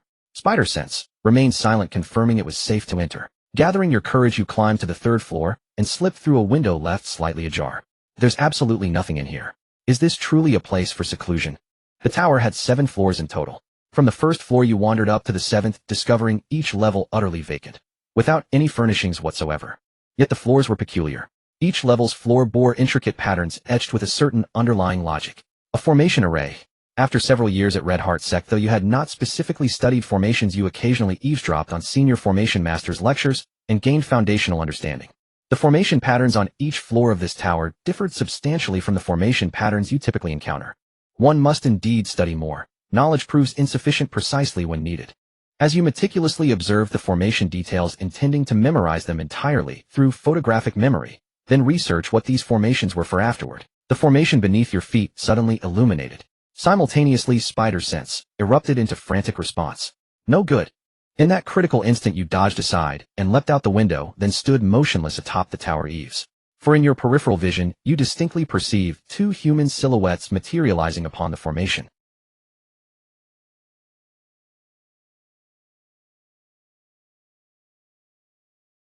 Listening to the footsteps inside, you confirm that exactly 2 people have arrived. Could the formation within this tower be the legendary transmission array? Something connected to the power of spatial abilities, and a second-rate martial sect possesses it. You grow increasingly convinced that the Qixin sect is far from trustworthy. Of course something is amiss. Would any decent person randomly participate in massacring an entire village? Gulu Gulu Ji. Tu Lu Pai. The 2 inside are speaking, but you cannot understand a word. Oh well, I should have brought along that foreign language talent. Though come to think of it, that talent only helps with learning languages, not directly understanding them right. After listening to them chatter on endlessly, you suddenly find yourself able to understand. Am I saying this correctly? Ah yes indeed. Your Highness learns so quickly. If I didn't have this ability, would the General have sent me here? General, your inspection tour of this realm must be conducted with utmost discretion. This world is not lacking in powerful beings. If they discover us or see through our identities, we shall never return. Currently our army maintains only scattered reconnaissance outposts in this realm, and the human traders we've recruited are insufficient in number. We have yet to build any real momentum and must proceed with long-term planning. Our greatest achievement thus far is this tower housing 7 demon bridge formations, which enables us to travel between major strongholds. Unfortunately, the resources we currently control are inadequate to bring over large numbers of troops or clan members with excessively high cultivation realms. You understand every word, but as they connect together you realize you seem to have stumbled upon momentous intelligence. The manner of speech from these 2, they don't sound human at all.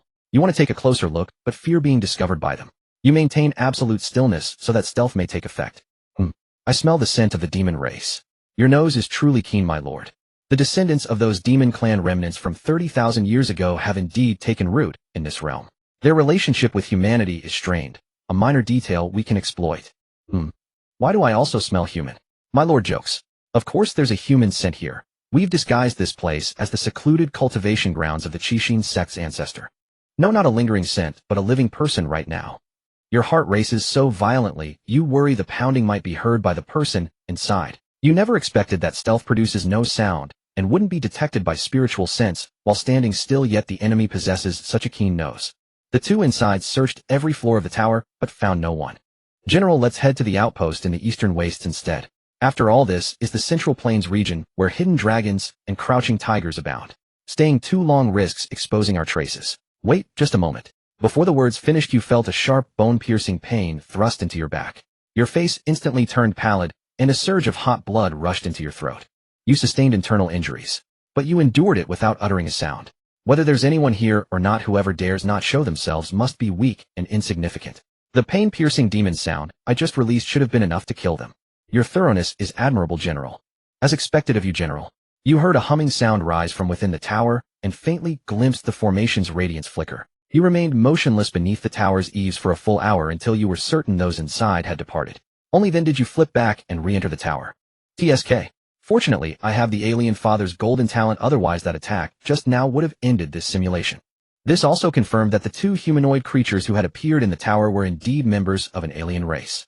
And a race entirely distinct from both humanity and the demon clan. Could the massacre at Luoding village be connected to them as well? Unable to make sense of it, you realized you must gather more clues to draw closer to the truth. Bearing the pain, you committed all the formation's patterns to memory before departing the ancient tower. The 5th year, age 22. You continued cultivating within the Qixin sect, while keeping watch for leads. Your cultivation had advanced to the 6th layer of spiritual gathering. 5 years of flawless patrol duty had accumulated enough contribution points to exchange for a mid-tier cultivation technique. You browsed the mid-tier techniques in the scripture pavilion. Elder Yin, I wish to exchange for this the Nine Suns Heart Mantra. Yin Rue was the pavilion guardian elder, his crimson hair a testament to his mastery of the heart fire art. Chen Yi, the Nine Suns Heart Mantra is a meditative technique for cultivating spiritual essence. You haven't even reached the soul tempering realm yet. Wouldn't this technique be wasted on you? Elder Yin, surely you're not suggesting I'll remain below the soul tempering realm forever. I'll take it now and save it for later. Besides, none of the other techniques particularly interest me. The Qixin sect wasn't very large, and over 5 years you'd come to know most of its members. Elder Yin of the Scripture Pavilion. You often treated him to drinks and idle chat seeking to learn about martial cultivation over cups of wine. Beyond cultivation, whether pills, artifact refining, or formations, this elder possessed broad knowledge. Oh, whatever you asked, he could answer something. Through repeated interactions, the two of you became friends across generations.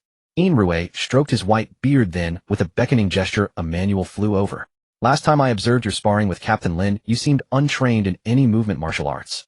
Take this one. Yin Rue handed you a movement martial art called Rocket Steps. Elder Yin, this technique sounds powerful just from the name. Is this also a mid-tier technique? I didn't see it on the shelves over there. Yin Rue smiled. Mid-tier and mid-tier can differ greatly. The techniques available for your contribution exchange are all the most ordinary ones. The premium techniques are on the floor above. Alright, then I'll exchange for this one first. The Nine Suns Heart Mantra can wait. Yin Rue turned, hands clasped behind his back, waving toward the door. Patrol Guard Chen Yi today exchanging for 1 volume of Rocket Steps. You understood his meaning, bowed, and departed. Indeed, cultivating worldly wisdom proves quite useful. The wine you treated Yin Rue to was not wasted. Time flowed swiftly within the simulation. In the blink of an eye, 10 years had passed. Chen Yi's cultivation advanced another 2 layers, now at the 8th layer of spiritual gathering. Even at a gathering of world essence with the sect providing monthly cultivation resources, the progress was still this sluggish. Cultivation with low-tier bone constitution was truly arduous. No wonder Feng Yuqing turned to the heretical path. Without evil cultivation methods, one simply couldn't see any hope. Fortunately, in just 2 more years I can claim the 10,000 Souls banner. Essentially, Chen Yi's intention to use the 10,000 Souls banner to accelerate his advancement was also a heretical path. He simply didn't plan to kill humans, but demons instead. 15th year. 32 years old. You replaced Silent Step with Demon Aura. Before you knew it, you had already spent 15 years at Qixin sect. You've already risen to patrol captain, and Qixin sect's treatment of you has improved accordingly. What happened to that Captain Lin? Replaced. Ordinary sect disciples who grow old without advancing their cultivation are dismissed by the sect. It's just patrolling. There are plenty of others willing to do it. Many rogue cultivators would willingly enter a sect just to clean the latrines. Because martial sects typically occupy places rich in spiritual energy, providing a natural boost for cultivation, a condition nearly impossible to find in the outside world. Besides, it's better to bask in the shade of a great tree. Having a powerful faction as your backing is always preferable to having none. That day you clocked in as usual. In the mountains outside the sect, you suddenly noticed an immense concentration of demonic aura so thick it had formed a mist. Careful, demons are lurking. Go notify the mountain guarding elders. The team members became alert, but scanning their surroundings, they found nothing. Captain, where are the demons? Which demon would dare cause trouble at our Qixin sect? Exactly. Some team members resented your command. When Lin was dismissed, the position had been highly competitive. You gained an edge through your connection with Elder Yin, which is how you secured the role. Naturally, others were envious and unconvinced, waiting for any opportunity to challenge you. You weren't exactly patient either. Go notify the sect. Stop yapping here. If demons really attack, I can hold them off. But you lot couldn't. Hearing this, they became even more defiant. But before they could argue back, a series of low growls echoed from all directions. This time, they didn't need the demon aura ability. They could smell the foul stench radiating from the demonic beasts. A dozen boar demons suddenly charged out. Their long razor-sharp tusks easily pierced several people who couldn't dodge in time. The boars flung their heads, hard tusks impaling their victims and slamming them against trees. Now it truly became a pig crashing into you and you crashing into a tree. Demons. Real demons. There are so many. These boar demons were merely the vanguard. Looking beyond into the forest, massive waves of demonic creatures rolled forward, kicking up clouds of dust. This wasn't a demon raid. This was a demon tide. A demon tide refers to a destructive assault launched by a clan or group of powerful demon leaders against a target. Demons are not mere beasts. They are a sentient race, only living closer to wild animals. So whenever a demon leads them, they act collectively just like humans. You had no idea what Qixin sect had done to deserve such a massive demonic assault. Clang. A wild boar demon slammed into you, producing a sound like metal striking metal. The boar demon refused to believe it and charged again. You stood immovable. Its tusks shattered to pieces. What? The demon spoke in human language. Taking advantage of its shock, you punched its massive head, smashing half its boar face on the spot. Your punch's power penetrated straight through its brain, even lifting a layer of fallen leaves on the ground. An astonishing display of strength. The surviving patrol members were stunned. They no longer questioned your right to be captain. You were too terrifying. Were you really at the spirit gathering realm? You were indeed at the spirit gathering realm, but when facing demons, your golden trait, the harshest father of foreign clans, kicked in. As long as your fighting spirit was high, your blood chi could surge up to 100 times during battles against foreign races. Blood chi represents the strength of one's physique. 100-fold increase in blood chi means 100-fold improvement in every aspect of the body. Concentrated into a single strike, it exceeded 100 times. And maintaining high morale was simple. Just ignite the Chinibu soul. Moreover, with this trait, any attack from foreign races was unconditionally weakened by 100 times. That was why the boar couldn't budge you. Seeing the demons surging forward and completely surrounding Qixin's sect, you had no choice but to fight through the horde and retreat inside. Ordinary demons couldn't stop you with your blood chi surged 100-fold. Activating the rocket step, flames erupted from your feet as you shot forward like a human missile. Captain Chen, take us with you. The patrol members who had been with you begged for help. You ignored them. They wouldn't go up the mountain to report earlier, wasting time chatting with you, and now they're calling for the captain. Too late. Qixin's sect had already detected the anomaly and activated its mountain protecting formation. Those outside the formation were completely cut off. All disciples, gatekeepers, and elders within the sect, along with the rarely seen sect master and ancestral patriarch, appeared. Everyone on the mountain watched in shock as the demonic army crashed forward. The mountain protecting formation shook violently under wave after wave of demon attacks. A group of array masters struggled to maintain the formation at its core nodes. Massive amounts of spirit stones were consumed in an instant. They shared the same thought as you. What was Qixin's sect's merit that warranted such a massive demonic assault? However, that was far from the end. A dark cloud shrouded the mountain peak. Among the clouds, they could see patches of greenish dragon scales flickering in and out. Clearly, a massive creature was riding the clouds within. Good heavens! Did our Qixin's sect violate the heavenly rules? At this moment, everything became clear to you. Qixin's sect was finished, and you wouldn't die here with it. Others might not escape, but with your legendary trait, you still had a chance. You guessed that the demon's massive attack might be connected to that ancient tower where unknown foreign beings appeared. The giant creature in the sky extended a dragon head as massive as a mountain from the clouds. Its eyes bright and vast as lakes carried in irresistible majesty. With just a soft snort, Qixin's sect's mountain protecting formation shattered like paper. Countless demons rushed through the mountain gate, wreaking havoc and slaughtering everyone in sight. Using both sword and spear techniques, you carved a path through the chaos. Oh, this is quite easy. Truly the father of foreign clans. This golden trait was incredibly useful. Among humans, you were merely at the spirit gathering realm. But against demons, you transformed into an unstoppable powerhouse. Just as you were preparing to make your escape, you noticed Yin Rue fighting desperately against a large group of demons near the library pavilion. What would you do? 1. Save a life, and you build a 7-tier pagoda. Go rescue Yin Rue. 2. The situation is dangerous. Survival comes first. Escape immediately. 3. Take advantage of the chaos to loot martial arts resources from Qixin's sect. Simulation paused, awaiting Chen Yi's choice. At a time when the fate of Qixin's sect hangs in the balance, how could I possibly take advantage of the chaos to snatch things? Of course I must save people. Chen Yi spoke with such earnestness that he almost believed his own words. Snatching martial arts resources meant little to the outside world. There was only one thing he could truly bring back: techniques. Yin Rue was guarding the techniques in the library pavilion. If he went to aid him, repay a fraction of his kindness, and meanwhile scoop up some techniques, would that not be the perfect solution? You chose option 1. Elder Yin, hold on. I'm coming to your aid. You stomped on rocket step and charged into the demon horde like a bulldozer, head butting through the beast folk and sending them flying everywhere. At this moment, you were not merely their demonic sire. You were their living deity of death. Your attacks couldn't break their defense, but one punch from you sent them straight to meet their great-grandmother. Yin Rue fought bloody at the entrance of the library pavilion. Seeing you arrive to reinforce him fighting with such valiant ferocity, hope flickered across his face. Junior friend Chen Yi, don't mind me. Take our sect's techniques and protect them well. In the days to come, only you can revive Qixin's sect. Yin Rue gestured, and a wooden chest full of techniques landed before you. The techniques collected by Qixin's sect number far more than this. But the truly valuable ones are all within this chest.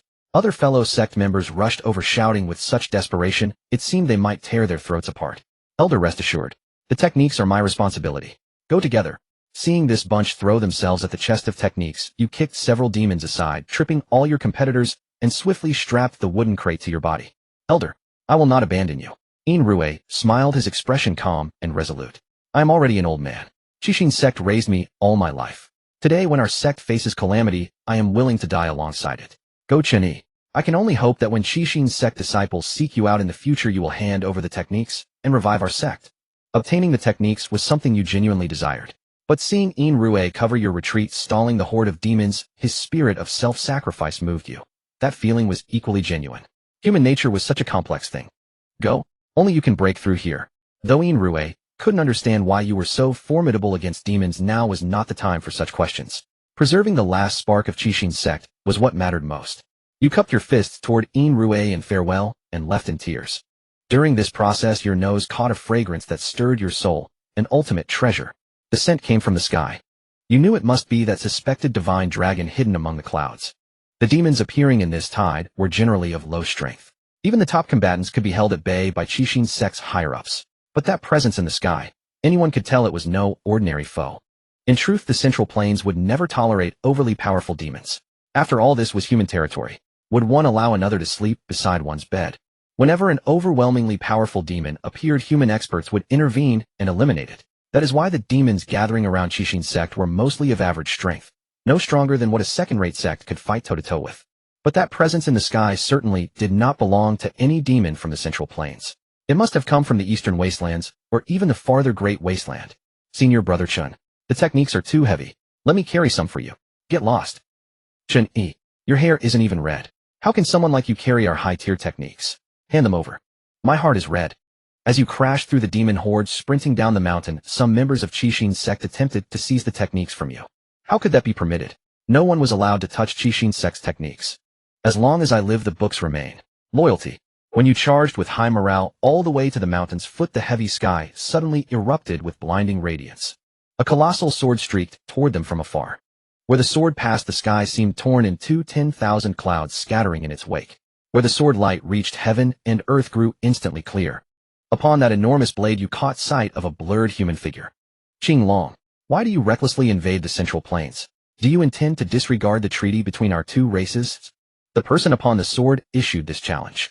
At this moment, seeing the swordswoman arrive, Qinglong no longer cared about maintaining the dignified image of a demon ancestor. It lashed out with its tail. The peak of Qixin's sect was flattened by dozens of meters, everything swallowed by churning dust. The immense shockwave rushed down from the summit. Even you, already at the mountain's foot, was engulfed by the force, lifted into the air and thrown hundreds of meters away. Damn, how the hell is that strong? You replaced Demon Aura with Dragon and Phoenix Play. You replaced Spider Sense with the only true prophet. Chen Yi made some adjustments to his own traits in the simulation. Spider Sense was a rare trait with high cost-effectiveness capable of sensing danger. Its function theoretically encompassed that of the only true prophet. But Chen Yi wanted to see how the new trait actually performed. If it didn't work well, he could just switch back next year. As for swapping in Dragon and Phoenix Play, don't say that I only know how to lie flat. You see how much I care about you. Going to save fallen women, but if your professional skills aren't solid, how can you manage? But just for this year, next year I must attend to serious matters. The next year was the 17th year, the moment to obtain the 10,000 soul banner.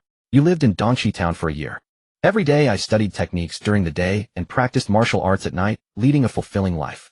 The external technique has been replaced with the high-level external technique of the Qixin sect, the Xinyan mystic art. In the Qixin sect, the Xinhua art was a mid-level external technique for ordinary disciples, while the Xinyan mystic art was its enhanced version exclusively for elite disciples, high-ranking members, and those with outstanding contributions. Like the Xinhua art, cultivating the Xinyan mystic art also caused one's hair to turn red. You had just entered the path and already a strand of your bangs had turned red. As a high-level technique, the Xinyan mystic art not only accelerated your blood chi cultivation speed, but also allowed you to burn blood chi in battle, infusing all your attacks with fire attribute. When activated, it also greatly enhanced the body's resistance to fire, high-temperature burns, and similar damage. The internal technique was replaced with the high-level internal technique, the Chunyang Yinling mystic art. The speed of spiritual energy cultivation also increased significantly. Moreover, after cultivating this internal technique, the practitioner's chi would become rich with pure, blazing yang energy.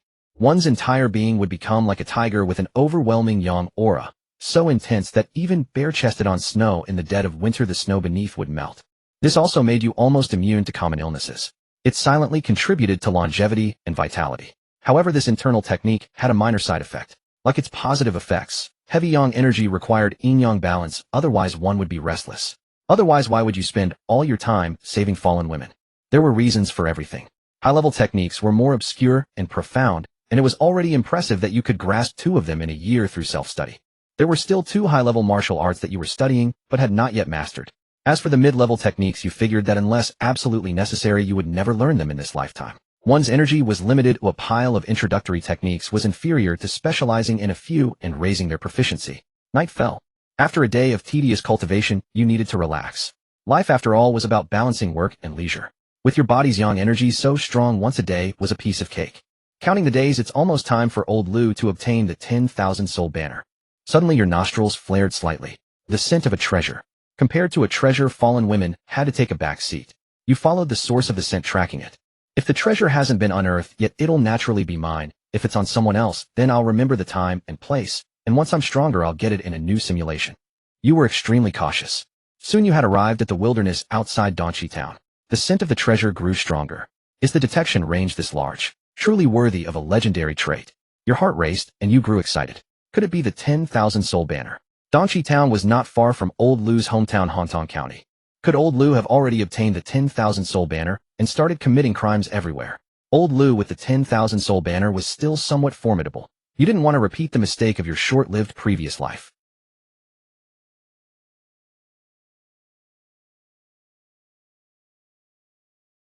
The scent was very strong. The distance should be close. Suddenly you faintly heard a moan. All this. Could it be that some wolf is out in the wild? Good heavens, exciting. Go take a look. Forget it, the treasure is more important.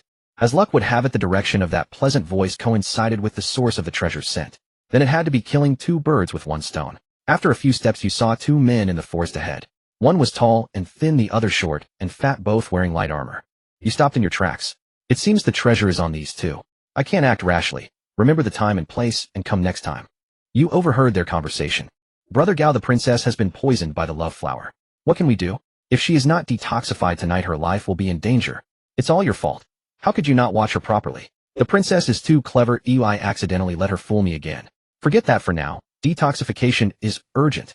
To detoxify the love flower poison, only yang energy can be infused. Sigh. We 2 brothers have watched the princess grow up, treating her like our own daughter. Even if it meant death, we couldn't do such a thing. There's a town nearby. I'll go grab a man to bring back. That's a solution, but the princess is to be married off for peace. If she loses her virginity, how will we explain ourselves? What time is this? Isn't the princess's life the top priority? Very well, as it happens, there's a man nearby. Young and handsome. Not a bad match for the princess. You had already turned to leave, but upon hearing this you were stunned. A man nearby? Could it be me? Looking up, the 2 men had already appeared 5 paces in front of you. The tall one chuckled. Yes, you. The short one grabbed you and whisked you away with lightning speed. In the blink of an eye you had been taken into a cave. So fast. This was definitely an expert, even higher in realm than the founder of the Qixin sect. You saw a woman inside the cave. She was tattered, writhing on the ground, her face flushed, emitting seductive sounds. Though she was somewhat disheveled, one could still see her peerless beauty and devilishly voluptuous figure. With just one glance you were captivated. It was not because you were lecherous, but because she was simply too beautiful. It was the kind of exaggerated beauty that made anyone unable to look away. It was a beauty that could trigger a medical miracle in an 80-year-old paralyzed man. Ordinary families could not produce such a visage. Who exactly was she? The tall man forcibly turned your head, which had been gazing at the beautiful woman, toward their side. You spoke with a perfectly composed expression. Gentlemen, what did you bring me here for? The tall man snorted coldly. Didn't you hear everything? We need your help. Once you're done, you must act as if nothing happened today, you ventured to ask. She's a princess? Absolutely. Then will I even survive after finishing this? The short man let out a cold laugh. If you don't lend a hand right now, you won't survive another moment. You were left speechless. Tonight you had intended to rescue a girl from a brothel. Who would have thought you would still end up drawing your blade, except the target had become a nation's princess? Was this even right? Isn't there another way? The tall man spoke. The passion poison can only be dispelled through passion itself. If there were any other solution, do you think we'd hand over the princess to you so cheaply? The short man urged impatiently. No more nonsense. Saving lives is urgent. Let me tell you, you must not harbor any impure thoughts. Treat yourself as a doctor. This is to save a life. My divine sense is locked onto you. The moment you show any impure intention, I'll blow your head off. You were speechless once more. This was far too difficult. How could one possibly perform such an act without impure thoughts? It was utterly contradictory. Enough talk. You have the time of one incense stick. Laoya, let's go. One incense stick. Don't underestimate me. You sat upright and proper, gazing at the woman racked with pain before speaking most solemnly. Miss, I don't know if you are a princess, but I believe in this moment that detail is not particularly important. What matters is that I am here against my will. I merely stepped out for an evening stroll tonight, yet those 2 guards of yours forcibly brought me here and assigned me this task. However, I refuse to force others. If you are unwilling, I would rather be shot dead by your guards. What is death to fear? My bottom line shall never be crossed. At this moment, the fragrance of the ultimate treasure grew overwhelmingly potent around you. Could the treasure be upon this princess? The princess answered you with action. Sob sob. In the midst of everything, you used your only true prophet ability to verify this princess's identity. Finished. She's a bad person. You estimated that after she was cured of the poison, she would not let you live either. This was the normal plot, as she would definitely silence you to prevent leaks. Since death was inevitable, either way you might as well commit fully. The dragon and phoenix waltz began to exert its power. Battle until dawn. The first light of morning shone into the mountain cave as you and the princess sat embracing on the stone bed. You now had 2 questions. After the battle ended, you used only true prophet to check the princess again, yet it displayed that she was a good person. What could this change signify? Hard to guess. Another problem, you had both been naked together, and you had even searched her clothes thoroughly, yet there was nothing inside them. Where was the treasure?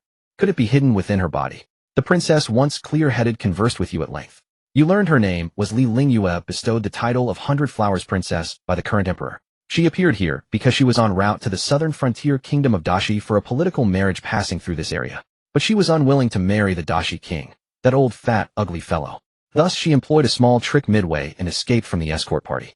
Unfortunately, the 2 personal guards arranged for her by the Dacian emperor were both cultivators at the spiritual manifestation stage, and she was eventually caught. The 100 Flowers Princess refused to submit. Seeing a poisonous herb nearby, heartbreak grass, she pulled it up and ate it, hoping to end her life. She didn't expect to misidentify the herb. It wasn't heartbreak grass, but the passion flower that closely resembled it. And so what happened yesterday occurred.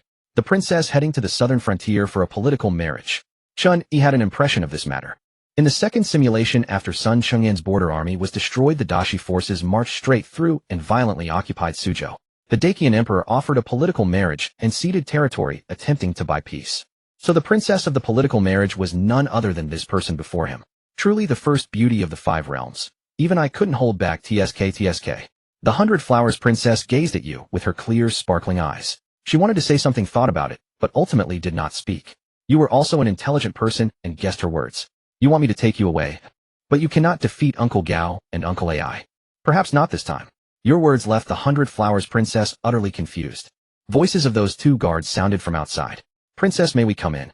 You and the 100 Flowers Princess dressed quickly and stood on opposite sides of the mountain cave. Come in. The short guard entered, glanced at the 100 Flowers to confirm she was safe and sound, then threw a punch straight at you. Stop. The 100 Flowers Princess's softness from before vanished completely, her tone turning sharp and commanding. Princess, we cannot show weakness. This concerns royal dignity. Young man, he absolutely cannot be kept alive. The 100 Flowers Princess sat on the simple stone bed, yet a faint aura of supreme authority radiated from her. Royal dignity. Humph. A royal family that trades women for peace. What dignity remains? Haven't you become the laughingstock of the entire world long ago? The tall guard lowered his head in a formal bow. Princess, this is not the time for politics. If this person isn't eliminated once today's shameful affair spreads, your life in the southern frontier will also be in danger. Shameful affair? What shameful affair? Chun Lang and I fell in love naturally. Where's the shame in that? You felt the 100 Flowers Princess had now unleashed her full presence, a completely different person from the delicate, fragile woman from moments ago. In the end, you survived. The 100 Flowers Princess forcibly saved you. But you felt this place could not be stayed in any longer. These 2 had only superficially agreed to the princess's demand. Who knew if they would make a move in secret? The 100 Flowers Princess had to continue on her way for the political marriage. At their farewell, her eyes glistened with tears as if she had truly fallen for you. This farewell, I know not when we shall meet again. It won't be long. For you this was indeed the case. Wouldn't the next simulation allow you to meet again? But for the 100 Flowers Princess, it meant an eternity of lifetimes. The 17th year, age 34. You replaced Dragon and Phoenix Waltz with Monster Aura. You replaced Only True Prophet with Spider Sense. You had finally arrived at this life's pivotal turning point. You traveled from Dongqi Town to Hongtong County, in Old Lao's hometown. Soul-capturing banner, I'm here. Following the route from your memories, you arrived near the graves of Old Lao's family. From afar you spotted old Lu kneeling before the tombstone wailing in mourning. Father, mother, sister, how pitiful you all were. This wretched world. Just as he was weeping, the grave suddenly exploded. Boom. Old Lu's father's grave exploded and clusters of black mist rose from the tomb in the shape of auspicious clouds.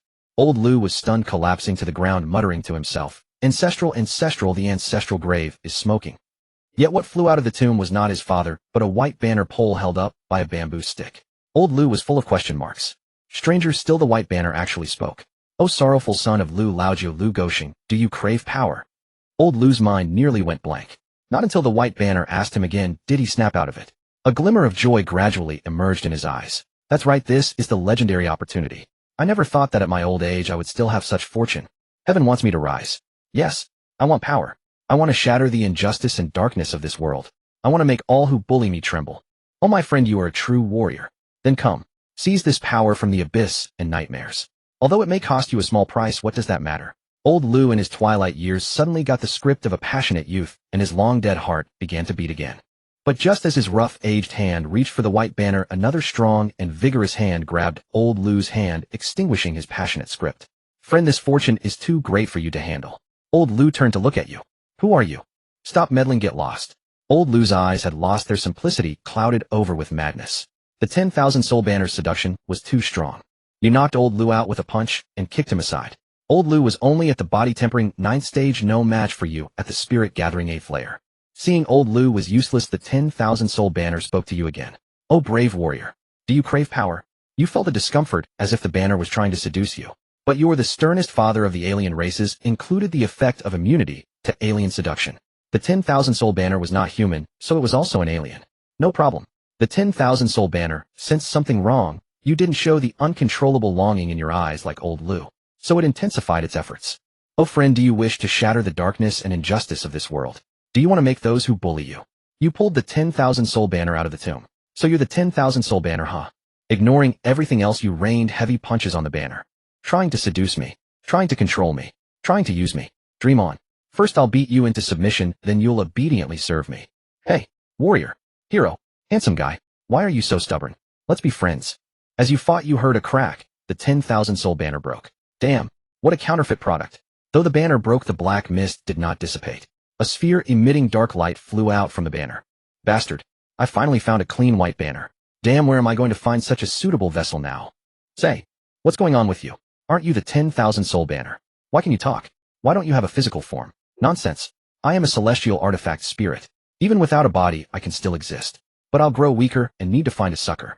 I mean a kindred spirit to help each other. You looked at it with suspicion. Please don't insult my noble artifact spirit with your skeptical gaze. After a friendly exchange, you gained a basic understanding of the 10,000 soul banner's situation. It was indeed just a spirit, and its original body had been lost at some unknown time. Its memories of that were fuzzy, as it was weakening and losing many memories. Nevertheless, it was no surprise that it had been destroyed. This thing was definitely an evil object. Any righteous person would want to destroy it upon discovery. But that didn't mean the 10,000 soul banner was useless. It could attach itself to any object and continue to function, though it would be greatly diminished outside its original body. The closer the attached object was to the form and quality of its original body, the more power it could unleash. Spirit artifacts used by warriors had different grades similar to cultivation techniques. There were low-grade, mid-grade, high-grade, earth-grade, and heaven-grade. The 10,000 soul banner was a celestial artifact higher than heaven-grade. Now it was growing weaker and needed to bond with a master quickly, using the master's body to nurture it. Little brother, you've come at the right time. Although you destroyed my carefully chosen body, you and I are fated. As long as you let me bond with you, I will help you marry a noble lady, become a prince or prime minister, and reach the pinnacle of martial arts. Bonding is fine, but first you must not harm me, like shortening my life or making me weak. Nonsense. Where did that rumor come from? How could I, the 10,000 soul banner, treat my own master like that? If word gets out, what will other celestial artifacts think of me? Do I still have any face? Huh, answer me. You told him about Old Lu's previous simulation, though you didn't use Old Lu's deed directly, but framed it as a story you heard. So that's what you're worried about. Although I don't know which of my past masters you're referring to, I can be sure of one thing. He must have been too eager to grow strong, so he had me refine part of his original soul to provide him with a large amount of cultivation in a short time. This method is fast, but it severely shortens life and drains vitality, leading to a short life. Apart from that soul refining you mentioned, are there other ways to help me boost my cultivation? Simple. Kill. Slaughter. When fresh lives have just died, and their souls haven't dissipated, hand those delicious souls over to me. Slurp slurp. Then I'll slowly refine those souls, obtaining their soul power. You and I split it 30-70. You improve your cultivation, I repair my spirit body. We grow stronger together. I don't think it's right for me to take 70%. Hey, you're 30, I'm 70. 50-50, 30-70, 50-50, 30-70, 30-70, 50-50. Deal. By the way, can I kill demons? Killing demons is too troublesome. Those mortals are like paper. You're a formidable warrior, it's a piece of cake for you. So that means it's possible. Then from today on, join me in vanquishing demons and evil spirits and capturing all the fierce ghosts and malicious spirits under heaven. After a simple yet unceremonious ritual of bonding, you became the new master of the 10,000 soul banner. You felt that this treacherous item seemed not entirely honest with you, full of wicked schemes. But it didn't matter. You would use it for a lifetime and see whether it would be a positive aid or a negative one. For you, improving cultivation was important, but extracting attributes was even more crucial. In the previous simulation, old Liu, although he advanced from body refinement 9th stage to soul-quenching realm in 6 years, judging by his appearance, he wouldn't live long. Such advancement in cultivation is equivalent to only improving 1 realm in a lifetime, which is not worthwhile. For you, the optimal solution is to accelerate cultivation speed as much as possible while ensuring a long life. This area was a graveyard with many banners and spirit money scattered about. You picked up a shabby black soul-summoning banner from the ground, allowing the artifact spirit of the 10,000 soul banner to temporarily reside within it. Oh man, this thing is too shabby. Just make do with it for now, or later I'll find a refiner to forge you a spirit tool body. You're a real buddy. But my resources are limited. Ew, I can only forge something low tier or mid tier. How can resources be limited? Go rob them. You're certainly bold. As a celestial artifact, the 10,000 soul banner had endless wonders. Expanding, shrinking, merging into the body, all basic operations. Will others detect you with their divine sense? No, I am a celestial artifact. If anyone could casually discover my existence, would I deserve to be called a celestial artifact? Don't I need face? Unless you take it out right in front of others, then I have nothing to say. Brother, I hope you understand that in the eyes of the world you are undoubtedly the foremost evil artifact, the kind that everyone would kill to destroy, so you must never be exposed. Prejudice. This is sheer prejudice. The evil ones were my unrighteous masters. What does it have to do with me? Does that mean if a butcher kills someone with a cleaver, the cleaver is evil? Huh? Answer me. Did you forget? You just told me to kill and rob. Did I say that? Fine, I've reformed now. After obtaining the 10,000 soul banner, your first battle to vanquish demons and monsters was locally chosen in Hongtong County. With the demon Chi trait, you could judge the strength of a demon by the depth of its demonic aura. First, pick a soft persimmon. In Old Ditch Village, Hongtong County, inside a mountain god temple. A group of villagers were praying to the mountain god here. Some prayed for children, some for marriage, some for favorable weather and bountiful harvests. Finally, they placed a baby still in swaddling clothes beneath the statue. The child, having lost its mother's warm embrace or sensing some danger, burst into loud crying. The villagers present were unmoved by the crying. Suddenly the statue's eyes lit up, and the baby slowly levitated into the statue's arms. Oh, fellow villagers, the mountain god has accepted our offering. Ooh, our wishes will all come true. Ha ha, wonderful, wonderful. Next year will surely be a bountiful harvest. As the villagers were rejoicing, you walked in from outside the temple. Demon, release that child. You held a spear in one hand, carried a sword on your back, your jet black hair flowing in the wind, and your tight outfit rustling. Without a word, you thrust your spear, blurred your figure, and shattered the so-called mountain god statue with one strike. The baby fell into your arms, and you gently glanced at her. The child smiled through her tears. Seeing this, the villagers were furious. Where did this madman come from? How dare you offend the mountain god? Drive him out. Give back our offering. You swept your fierce gaze over these ignorant villagers and shouted sternly. Foolish. There has never been a savior, nor do we rely on gods or emperors. To create a happy life, we must rely on ourselves. You almost sang it out. Suddenly a gust of eerie wind blew into the temple. A blurry figure shrouded in a mist radiating holy light sat down on the broken statue's pedestal. Bold ruffian, destroying my incense statue, do you know your crime? The villagers, seeing this scene, all knelt down on the spot. The mountain god has manifested. Spare us, mountain god. It was this despicable outsider who destroyed your statue. We of Old Ditch Village have always been reverent. Mountain god, please calm your anger. You glanced askance at this so-called mountain god. Playing tricks. In your eyes, this creature was the source of demonic aura, utterly demonic, yet posing as a god to deceive the villagers. Deserving of death. With high morale, the alien father, trait at full power. Holding the baby in one arm, you thrust your spear with the other. The mountain god probably hadn't expected you to attack without a word and instinctively retreated. After a brief exchange, you used your martial arts to dispel the holy light mist around it. When the one-eyed wolf-headed dirty scrawny gray wolf was revealed to the crowd, the villagers' faces showed terror. This is the mountain god, you declared loudly. Nonsense. There is no mountain god, this is just a wolf demon.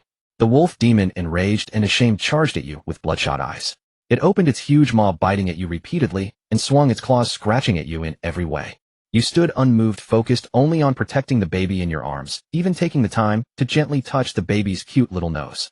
With a 100-fold increase in blood energy and a 100-fold reduction in damage from alien attacks, the result was waste. What else can you do besides covering me with drool? The wolf demon was stunned. After all its efforts, it had only torn your clothes, unable to even scratch your skin. Die. With a furious shout, your spear pierced through the wolf demon's abdomen, hoisting it into the air. This scene was shocking to the villagers. The being they regarded as a deity had been impaled by your spear, and you meanwhile had protected a fragile infant without suffering a single scratch. After the wolf demon died, the villagers knelt before you. A deity descended to earth. You were speechless at these ignorant villagers. Did they have nothing else in their minds besides gods? You returned the baby to the villagers and warned them not to perform human sacrifices again, or else you would flood their fields. The villagers were terrified and repeatedly said they wouldn't dare. You drove the villagers out of the temple, closed the door, took out the 10,000 soul banner, and collected your first demon soul. Is this really enough? I don't feel any improvement in my cultivation. It's not going to happen that fast, my friend. Refining takes time, and the quantity is far too small. Look at those villagers outside, utterly ignorant, wasting grain while alive. Kill them all. Wipe them out. Don't try to trick me. The great Chen may indeed be rotting, but it hasn't reached the point where we should abandon everything. The 10,000 soul banner began its temptation once more. Unfortunately, before the golden trait, it was utterly powerless. You could even detect a trace of helplessness in the banner's tone, as though it complained that you were impenetrable to reason. Speaking of which, demon souls truly are stronger than mortal souls, yielding better refinement results. Damn it. Why did all my previous masters only know how to kill mortals? What a bunch of pig brains. Isn't it because mortals are easy prey? But with you, thanks to the other race progenitor trait, it's the demons who have become the vulnerable ones instead. The 18th year, age 35. You carried the 10,000 soul banner, tracking demonic aura to slay demons everywhere. Because demonic aura could discern the strength of demons, you rarely suffered mishaps. As the demon souls within the 10,000 soul banner increased, the rate at which the banner nurtured your cultivation grew ever faster. The 19th year, age 36. Your martial cultivation realm advanced to the 9th layer of spirit gathering. Some demon clan materials, horn scales claws, could fetch considerable prices in the martial arts markets. The martial arts market settled accounts with spirit stones, not silver. By selling demon clan materials, you earned plenty of spirit stones to sustain your daily cultivation needs. Surplus spirit stones were also used to purchase auxiliary pills, accelerating your cultivation progress. Among rogue martial cultivators, you were living quite comfortably. The 20th year, age 37. Your martial cultivation realm advanced to the 10th layer of spirit gathering. You were considering whether to cooperate with the demon-slaying division to hunt stronger demon clans. After all, you wanted demon souls. Even if the demon's physical materials were taken by them, it would not matter. But on closer thought, it was not very secure. If someone discovered you possessed the 10,000 soul banner, it could range from confiscation to pursuit and assassination. You simply gave it up. The 21st year, age 38. Your martial cultivation realm advanced to the 11th layer of spirit gathering. The 22nd year, age 39.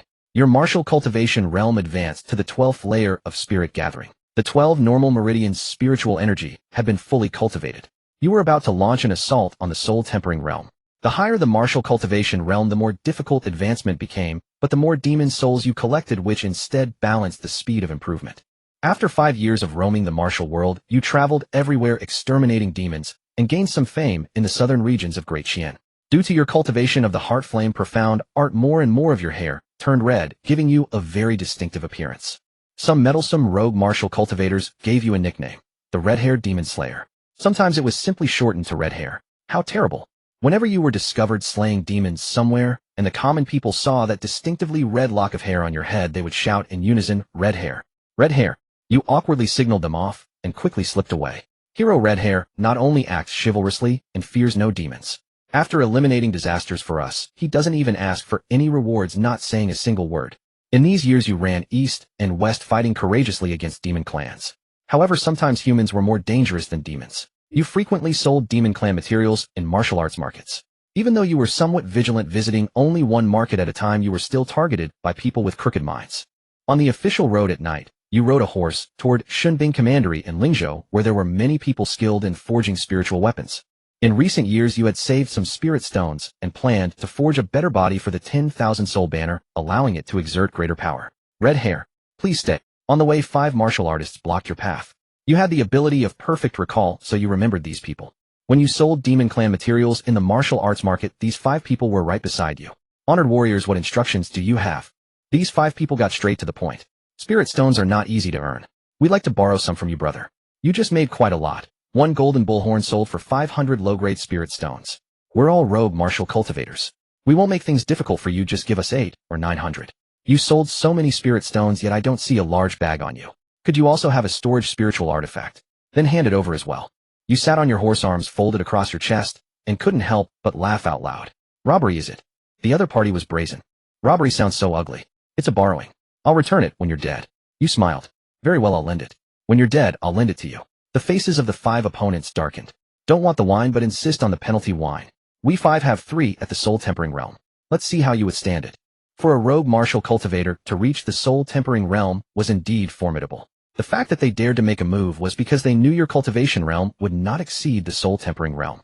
Unfortunately, you completely disregarded these 5 individuals. What threat could opponents who didn't even trigger your spider sense pose? You looked around, confirmed no one was nearby, flipped your palm, and the 10,000 soul banner appeared in your hand. The pitch-black banner surface churned with dark mist sheets of wind rising from the ground. What is this? These 5 people lacked experience and did not recognize the 10,000 soul banner, but instinctively sensed danger. All demons obey my command. Eliminate them. At your command, dozens of demon souls surged forth from the 10,000 soul banner, wailing like ghosts and howling like wolves, their faces gruesome. Oh my god! The 5 people were terrified on the spot. 2 of them, perhaps more afraid of ghosts, even urinated themselves. These demon souls could attack people, but people had no specific means to deal with spirit bodies and could not hit them. One could say it was extremely shameless. Moreover, demon souls were not limited to simple physical attacks. They could still use the demonic arts from their lifetimes. The refining and transformation of spirit bodies within the 10,000 soul banner actually consisted of 2 distinct meanings. Transformation referred to gradually melting spirit bodies into soul power for nurturing purposes. Refining was more akin to a summoner training spirit bodies into obedient soul servants that could be commanded to fight from outside the banner. For some demons with greater combat prowess, you would have the 10,000 soul banner refine them, while weaker ones you would let transform. Now that you made your move, it was essentially a righteous gang beating. Not to mention the 3 soul tempering realm opponents opposite. 5, or even 10 at the soul tempering realm, you could still overwhelm them with your numerous demon souls. Therefore, the combat power of the 10,000 soul banner was a snowballing effect. The more spirit bodies it contained internally, the stronger it became. This was precisely why demonic cultivators like Old Lu, after obtaining the 10,000 soul banner, could massacre villages and cities at will. 5 bandit martial artists were killed by you. With a wave of the 10,000 souls banner, their souls were also drawn in. Let us out. You damned demon cultivator. You watched as the faces of the 5 men struggled on the banner's surface, a hint of villainous smile curling on your lips. Thanks to the 5 bros for the martial artist souls. I Hongfa gladly accept. Ha.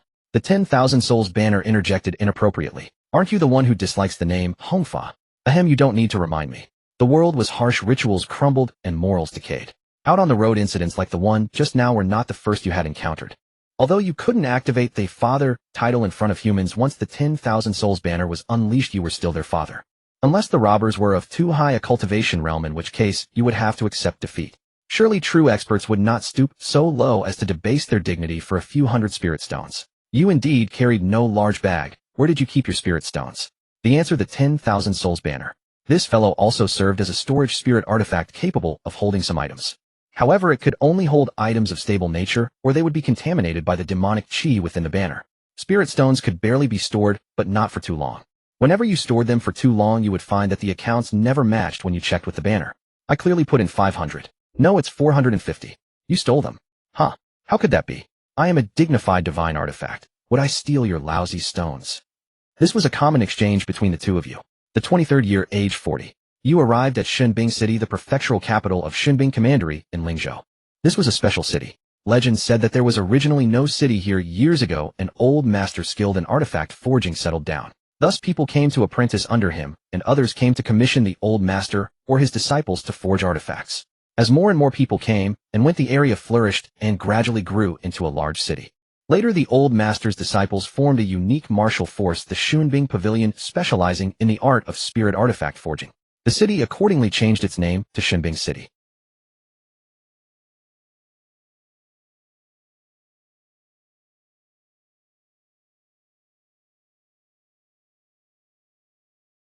Your spirit stones were limited, so you dared not hope to hire the top forgers of Shunbing Pavilion to forge a new 10,000 souls banner for you. But Shunbing City was not home solely to Shunbing Pavilion. There were many second and third-rate small sects whose fees were much cheaper. Songbing Tower was one of them. Feng Yemo, a disciple of Songbing Tower who looked quite young, fell into deep thought after examining the blueprint of the 10,000 souls banner you handed over. What's it called again? Demon Subduing Banner. Oh really? The more Feng Yemo looked, the more he felt that this thing resembled the 10,000 souls banner mentioned in ancient texts. Of course it did, because the blueprint was provided by the 10,000 souls banner itself. The banner knew that you currently lacked the resources to restore its original body and could only make a low-grade version, so the blueprint was not exactly the same as itself. If it were exactly the same, Feng Yemo would have immediately determined that you were here to forge a demonic artifact. They, as legitimate forgers, were not allowed to forge demonic artifacts. As the largest forger sect in the world, Shunbing Pavilion also bore the responsibility of supervising all forgers. What quality do you want? Preferably high grade, but I could accept medium grade. Do you supply the materials yourself? Yes. Only one set. I only want to make one. But forging has a failure rate. With only one set of materials, if a mistake happens, will you give up or buy materials from us? If there's a mistake, will you refund the forging fee? Of course not. Then wait a moment. To be safe, you decided to gather more spirit stones before coming back for forging. Oh, middle-aged man yearning for power, are you short on spirit stones? Chen Yi, outside the city, there's a small grove. Just squat there and they'll come. The 10,000 souls banner, unable to change its nature, suggested you go rob people. Actually, robbing wasn't entirely out of the question, but you were now the famous Hongfa the Demon Slayer. You had a bit of an image to maintain. Anyway, killing demons was extremely easy for you, and earning spirit stones from demon materials wasn't slow. In the blink of an eye, I'm middle-aged again in this cultivation realm. Now the bigger problem was that your realm was stuck at the 12th layer of spirit gathering. Breaking through a major realm isn't easy, and mental techniques are much harder than external and internal techniques. The soul tempering realm required cultivating the third of the three martial chi, essence chi. The cultivation method used was called a mental technique. Among the high-grade techniques you brought from the Qixing sect, there was a high-grade mental technique called the Blue Flame Heart Manual. You had been studying it for a while, but still hadn't entered the gate, feeling it was more difficult than any technique you had learned before. You wondered if it was because of its high quality and were considering switching to a lower-grade one to practice first. Oh, middle-aged man stuck in your realm, do you need my help? You full of mischief can help me break through. Soul tempering. Don't you think this is my area of expertise? Oh, that makes sense. What method? The 10,000 Souls Baptism Array. The 10,000 Souls banner explained it in detail. It roughly required the following items. First, store at least 10,000 souls in the 10,000 Souls banner. Here it referred to mortal souls. If they were demon souls, fewer would be needed, just a few hundred. Second, find someone who knew how to set up formations to arrange the 10,000 Souls Baptism Array. If the person didn't know this array, the banner could provide a full solution. Third, a large number of spirit stones. Formations couldn't do without them, and the 10,000 Souls Baptism Array consumed even more. Fourth, the banner's physical body had to be at least a medium-grade spirit artifact. Currently, it was just a shabby funerary banner, definitely not sufficient. As long as this array was activated, if you could withstand the massive influx of souls entering your body in a short time within the array, the door to the soul-tempering realm would naturally open for you. The main problem is that your bone quality is poor, otherwise we wouldn't need to go through all this trouble. But luckily I'm here. Otherwise you'd never reach the soul-tempering realm in this lifetime. You ignored the banner's self-praising and belittling. Spirit stones and souls are not that difficult. By slowly killing demons I can accumulate them. Forging a new body is also a problem that can be solved with money. So it seems all I need is to kidnap a formation master. You suddenly startled. Damn, this kid, the 10,000 Souls banner had corrupted you. It was hire, not kidnap. So what needed to be done now was still to go kill demons and earn spirit stones from demon materials.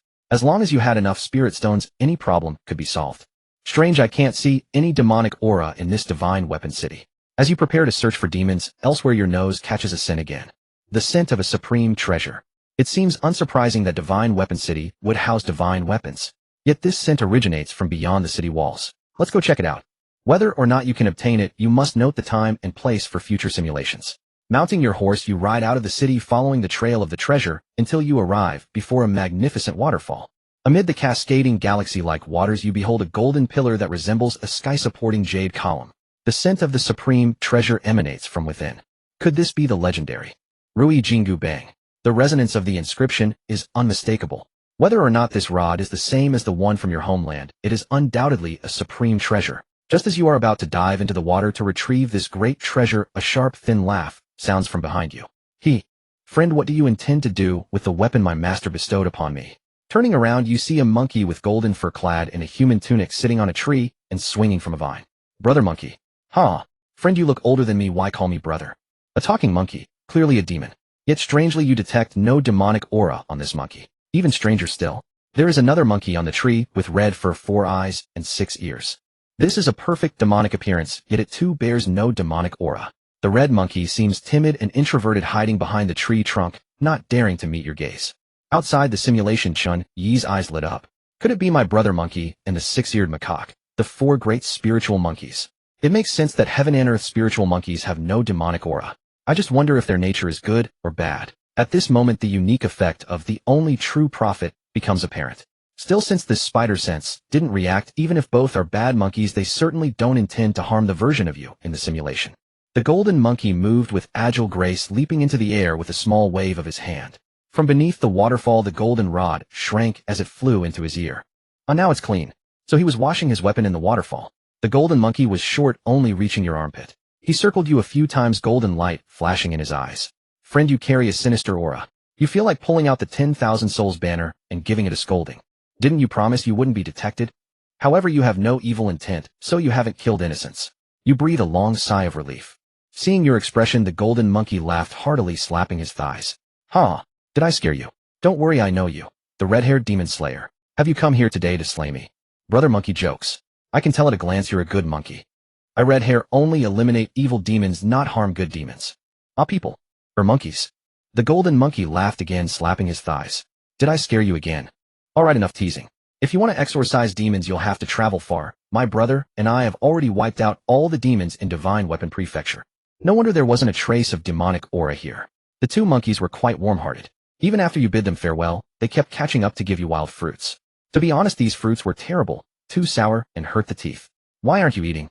Not tasty. Delicious, delicious. When traveling, you have to give face to each other. Only after you left Divine Weapon Prefecture did the fruit-giving monkeys finally stop following. I feel like they were keeping an eye on me, afraid I wouldn't leave. With that thought, you pulled out the 10,000 souls banner and gave it a thrashing. Anyone can casually discover my existence, and you still call yourself a celestial artifact. Who said that? Huh? Answer me. The 10,000 souls banner was indignant. How can you blame me? Those 2 just now, one was the fire-eyed golden monkey, the other the 4-eyed spirit monkey. Both heaven-born divine beasts. Not casual at all. By that reasoning, it really wasn't the banner's fault for hiding poorly. Just from their names, you could tell those monkeys had skills in their eyes. You continued your travels searching for demonic auras. Before long, you detected demonic aura again. Based on its depth, the demon was at the soul refining realm, higher than you. But with your father's inscription and the horde of souls in the 10,000 souls banner, dealing with a demon 1 realm above you was a breeze. Following the scent, you arrived at a mountain village. There you saw a tiger demon wreaking havoc, slaughtering the village. It devoured people alive, swallowing them whole. A bloody and brutal scene. It spared no one, men, women, old, young. The villagers fled in all directions, but the tiger demon was swift and agile, catching anyone no matter which way they ran. This despairing scene reminded you of the massacre in your own Luoding village carried out by those masked figures. Bastard. At that moment, rage surged in your heart. You summoned the 10,000 souls banner and released hundreds of demonic souls to attack the tiger demon. However, it seemed this time you might be in trouble. The tiger, known as the Lord of the Mountain, possesses a pure yang body. Even a tiger demon only has evil intent, but its innate yang nature remains unaffected. Using demonic souls against it was a fatal weakness. A single tiger roar shattered over a dozen of the weaker souls. 10,000 souls banner, do you have any other tricks? I do, but my current body is too weak for you to use. Fine. I'll have to do it myself. You put away the banner to avoid wasting more souls. In your hand was the heavy flame iron sword, infused with spiritual energy. Its blade grew scorching hot. Heart flame mystic art. As this external technique activated, every strike you made unleashed blazing flames, devastatingly powerful.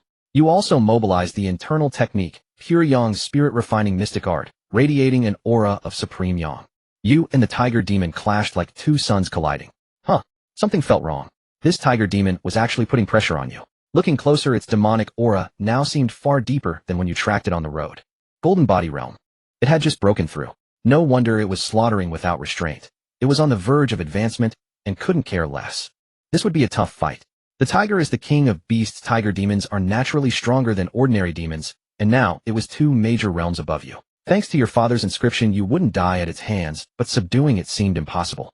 Worse, the tiger demon had no intention of letting you go. Who's the scum that nearly ruined my plans? If you love exorcising so much, come exorcise in my stomach. The situation took a sudden turn for the worse. You exhausted your lifelong martial arts, yet could not gain the upper hand against the tiger demon. You could not kill him, nor could he kill you, but he clung to you, refusing to let you leave.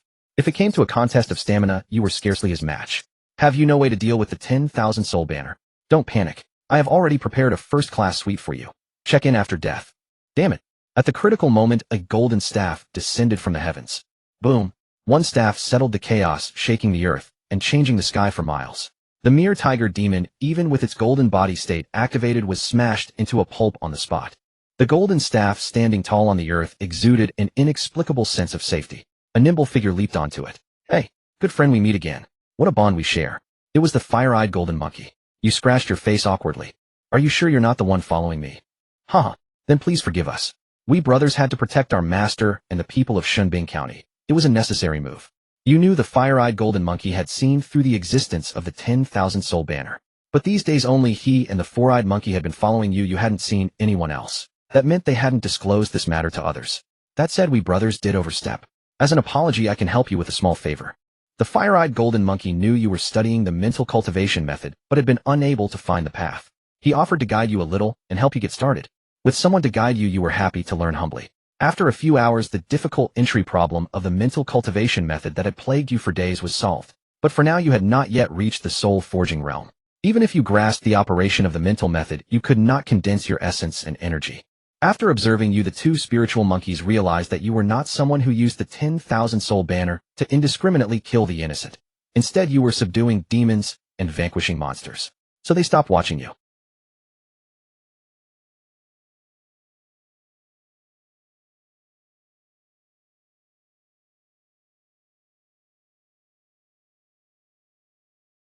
Though his cultivation was stuck at the 12th layer of spirit, gathering the proficiency levels of various techniques kept rising. After accumulating sufficient resources, he was finally ready to break through to soul forging. 28th year, age 45. Drawing traits. Draw successful. Flash of inspiration purple. Occasionally a spark of inspiration will flash through your mind, possibly bringing you a brilliant idea or granting you a sudden burst of insight. Let's hope it's not a bad idea. Adjust trait. Yes, no. A low-tier version of a trait that enhances insight. Useful but not much. The slots are tight for now, I'll consider it later. You chose no. You gathered multiple sets of materials to craft a low-tier version of the 10,000 soul banner, and you also had enough spirit crystals. You returned to Shimbing City once more, and asked the artifact forging master at the hidden weapon tower to craft the spiritual artifact body of the 10,000 soul banner.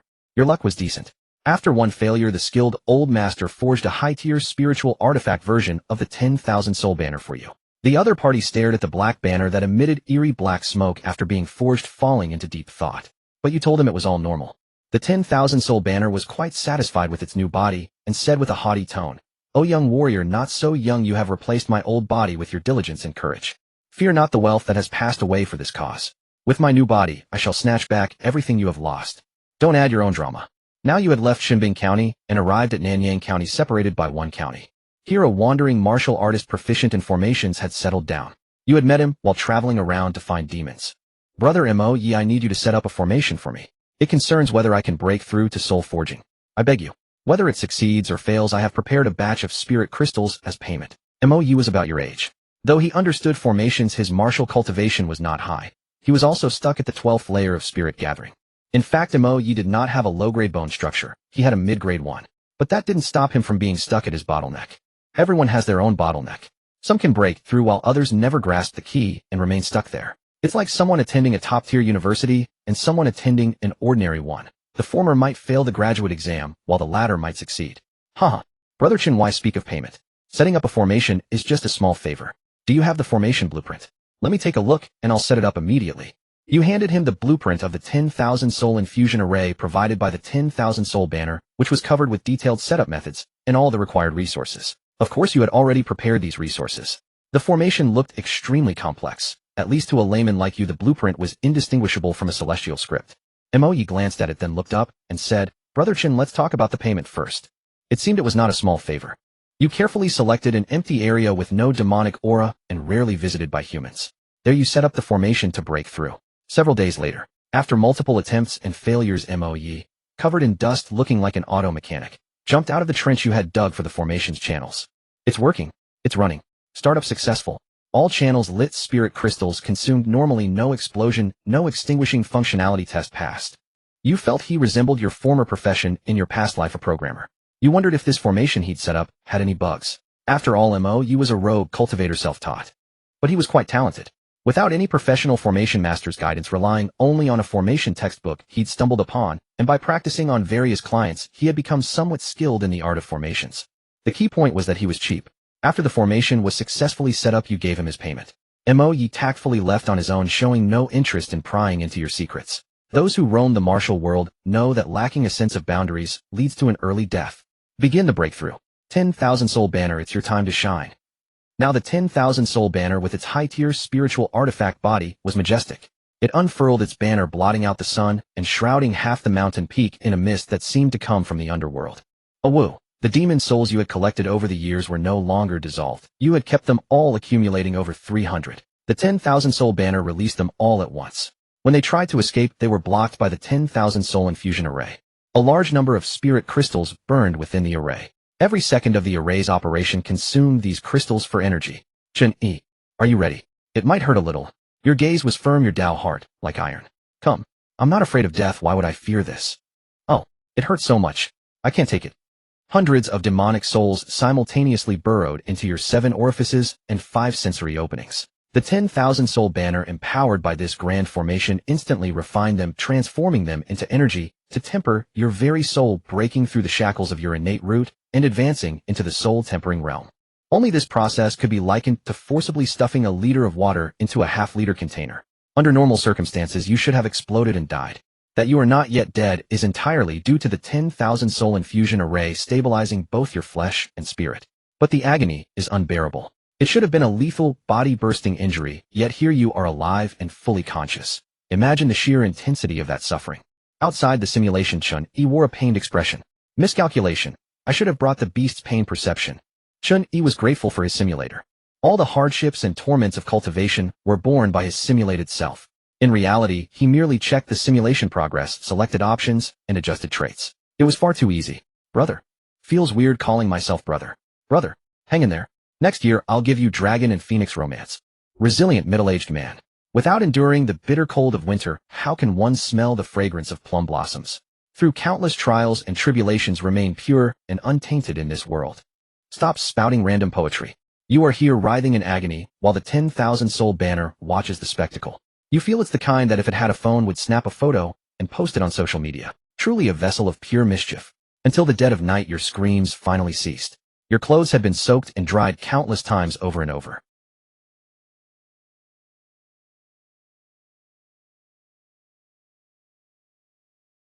Relaxing in the bath. Finally over. You have completed your breakthrough and officially entered the soul-tempering realm. While soaking, you took a glance at your current personal data. Name Chen Yi. Realm Soul Tempering, First Tempering. Cultivation Methods. External Heart Blaze Mystic Art, High-Tier Proficient. Internal Pure Yang Spirit Attraction Mystic Art, High-Tier Proficient. Mental Azure Flame Heart, Sutra, High-Tier Beginner.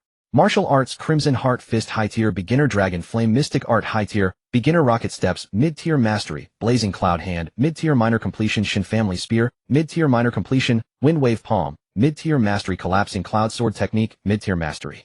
Equipped Traits, 79 Simulator. Prismatic, Most Stern Father of the Alien Race. Golden Photographic Memory, Purple Treasure Seeking, Nose Purple. Low-Grade Root Green Spider Sense. Green Aura of the Demonic Green.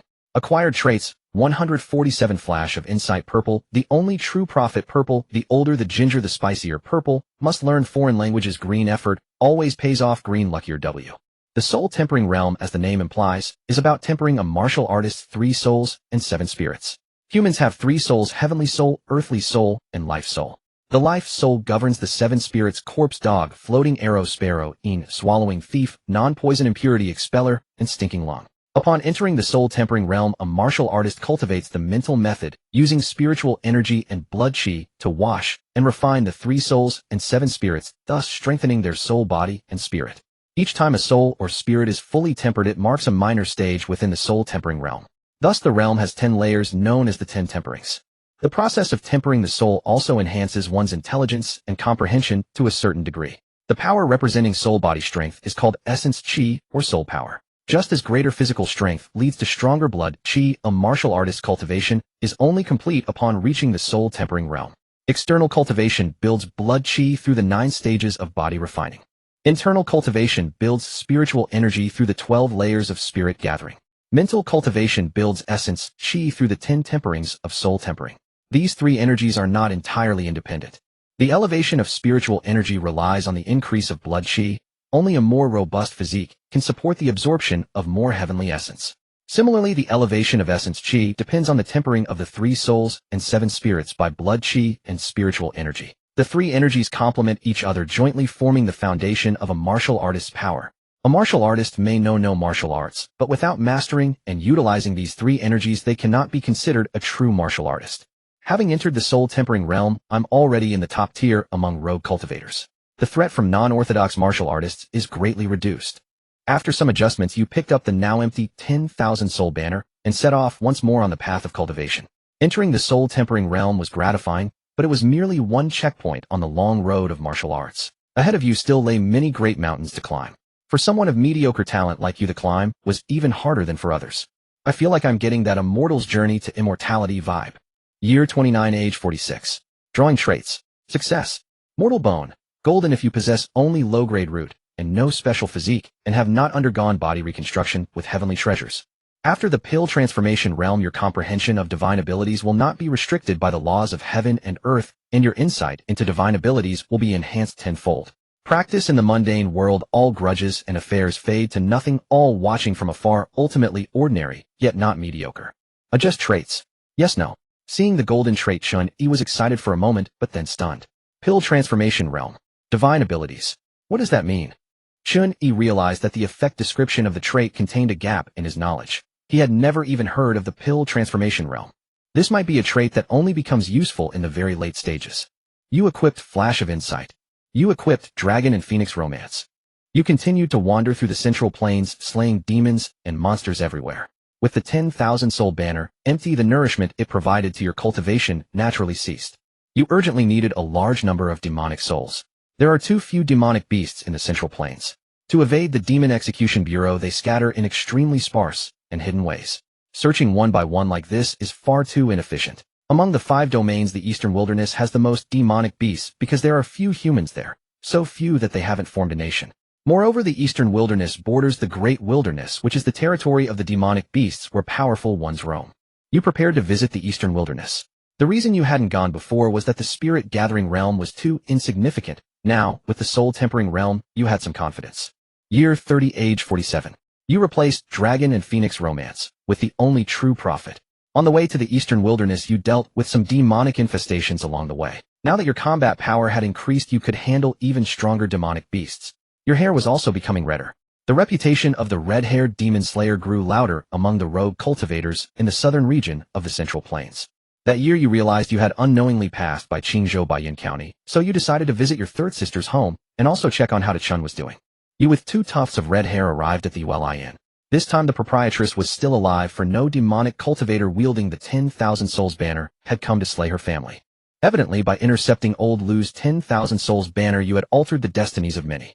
Chen was still working as a waiter at the Yin. He was overjoyed to see you. Chen was always like that, carefree whether in hardship or in comfort. You noticed he remained plump and well-dressed, knowing the proprietress had treated him well. You gave the proprietress a sum of money as thanks. She was so delighted she could not close her mouth, exclaiming that Chen had helped her greatly over the years.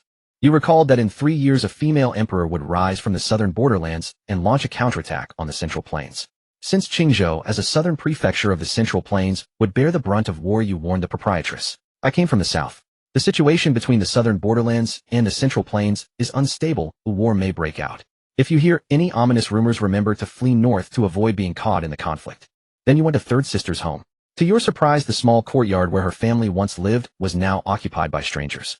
Seeing your pure yang righteousness and the long spear and sword you carried, they knew you were not to be trifled with, so they answered everything you asked. From them you learned that the original owner had sold the courtyard due to financial difficulties, and they had no idea where the former owner now lived. You headed straight for the county office. 30 years ago you had provided intelligence to Zhang Miao, a demon-slaying captain of the prefecture's demon-slaying department, exposing the collusion between officials and demons in Baiyun County. The imperial court took the matter seriously, executing a batch of officials and replacing them. You learned that Feng Yuqing was still at large, his fate unknown. You entered the county office once more, not to cause a ruckus, but to ask the magistrate to investigate where your third sister now resided. You intended to reveal a glimpse of your soul, refining realm cultivation. In this world, martial strength commanded respect, and the stronger you were, the smoother dealings became. However, when the magistrate saw your red hair, he recognized you instantly. Could it be the red-haired demon slayer? Hearing that title from someone else felt like having your online alias shouted in the street. Ahem, indeed. Oh, the fame of the red-haired hero has reached even Baiyun County. I hear you slay 300 demons a year, more than all the local demon-slaying departments combined. Even the Imperial Gazette mentioned that His Majesty brought up your name before high officials of the demon-slaying department, questioning why the departments could only report a few cases annually, while a civilian was so efficient. You never expected that as a mere soul-refining realm martial artist you would be known from the local county office all the way to the imperial court. It seemed that becoming famous was easy even in ancient society. You steered the conversation back to the matter at hand, asking about third sister's residence. Is that so? Madam Chen Yi, is she your third sister? Madam. Well, third sister was 3 years older than you, now 50 years old.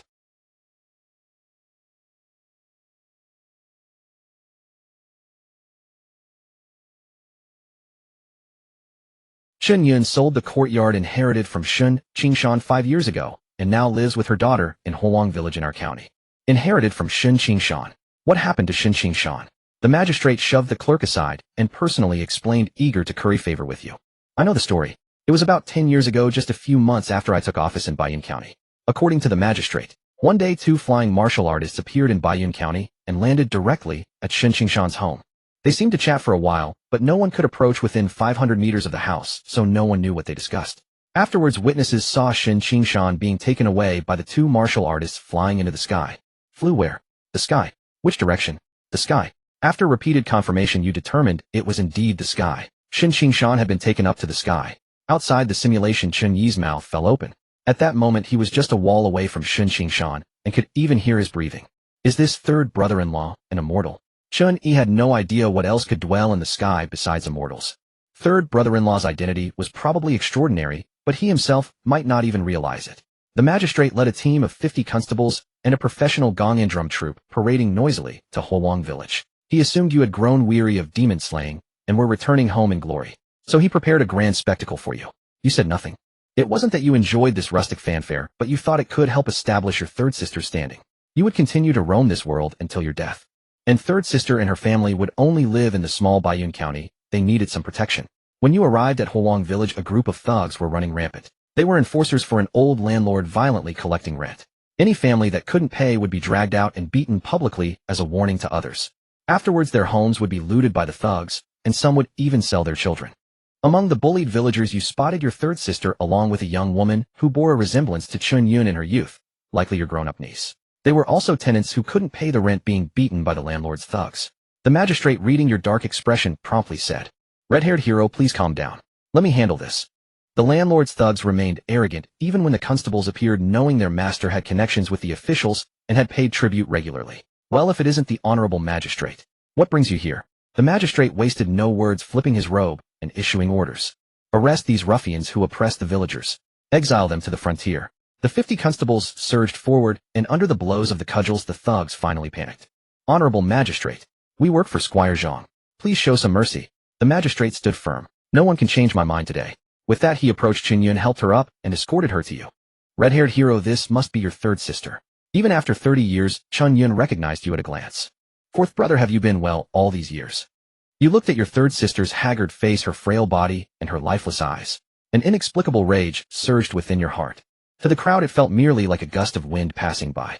Given your current cultivation level, these mortals could not even perceive your movements. Crack, crack. The sound of breaking bones echoed continuously. The landlord's thugs who had just beaten Chen Yun and your niece all had their arms and legs broken. Ah, my hand. My leg. You deliberately left them with one leg and one arm. Death would be too merciful for these despicable thugs who bully the village. You wanted them to experience for the rest of their lives what it felt like to be the wretched of the earth. As these people lay injured, none of the surrounding villagers pitied them. The fact that they didn't cheer loudly was already a sign of their restraint. The magistrate knew the truth perfectly well, but he cooperatively rebuked the group of constables. What are you doing? Be more careful when arresting people. How did you break their limbs? How can they be sent to the army now? Subordinates follow the example of their superiors. since the leader was so adept at reading the situation, his men were no different. "We're sorry, Your Honor. It's our mistake. These men can't be sent to the army. Exile them to the beggars' sect." The magistrate waved his hand. "That's a good suggestion. Do it." You took hold of your third sister's calloused hand and glanced at your niece beside you. "How did this happen? Where did brother-in-law go?" Chen Yi led you to their current home, a thatched hut at the end of Huang Village. It was drafty and leaky, and at first glance you might mistake it for a cowshed. After your brother-in-law was taken away, Jar and I had to rely on each other. 5 years ago, a landlord named Zhang in the county town took a fancy to Jar and wanted to marry her. He was already over 60 and habitually beat and cursed his wives and concubines. How could I let Jar leap into that fiery pit? When I refused, he arranged for people to harass us every few days. I tried to do some handicraft work to earn money for the family, but he had people smash my stall and then demanded we pay compensation. As they recalled the painful events, the two of them couldn't help but weep. In short, under the repeated persecution of landlord Zhang, Chen Yun and Shen Ji's life grew increasingly difficult. Eventually, they could no longer sustain themselves and were forced to sell Shun Qingshan's courtyard at a low price. The mother and daughter thought to get away from the county town, so they came to Huang Village to settle. Unexpectedly, that disgusting landlord Zhang still wouldn't let them go. When they wanted to farm, he forcibly bought up all the land in Huang Village, making the entire village his tenants. Every year, most of the grain they grew had to be handed over to the old landlord, leaving the villagers with barely enough to eat. But whenever they couldn't pay the rent, the old landlord would seize everything in their home as compensation, and they would even be beaten. So this was how Chen Yun and her daughter ended up with nothing but a thatched hut. The magistrate was also listening nearby, and he was sweating profusely. You turned to look at him. "Magistrate Chen, we share the same surname. Look at the territory under your governance. How miserable the common people's lives have become. Does it have nothing to do with you?" Magistrate Chen wiped his cold sweat. "Hero, you don't know? This landlord Zhang has connections in the capital. His elder sister is a concubine of Prince Da. That's why he dares to run rampant in the locality." "A concubine? Huh. One would think she's a princess." "Yes. A concubine has no real status in the prince's mansion, but it's still the prince's mansion, isn't it? Not to mention the common people. Even I as magistrate must show him 3 parts of respect when I see him." You used your only true prophet in the entire arena skill to verify Magistrate Chen's identity. He was a good person, but even good people can be self-preserving. Still, knowing he was a good person was enough. That way, when landlord Zhang's entire household is exterminated tomorrow by some unknown demonic cultivator passing by, this magistrate, who is so good at reading the situation, would not investigate deeply. "Magistrate Chen, you may go and attend to your duties." The magistrate left. Now you wanted to focus on finding out what exactly happened to Shen Qingshan. Chen Yun recalled the events of 10 years ago. As the magistrate had said, 2 powerful martial artists from the Shen family came flying through the air, stunning the entire city. And their target was Shun Qingshan, the small banner officer of the County Demon Slaying Bureau. Your brother-in-law didn't recognize them, but the 2 elders said they were Shun family elders coming to take him home. Take him home. So brother-in-law just abandoned his wife and daughter and left with them. Fourth brother, don't say that about your brother-in-law. 2 strangers suddenly told him he was actually from an ancient clan with a heritage of 10,000 years.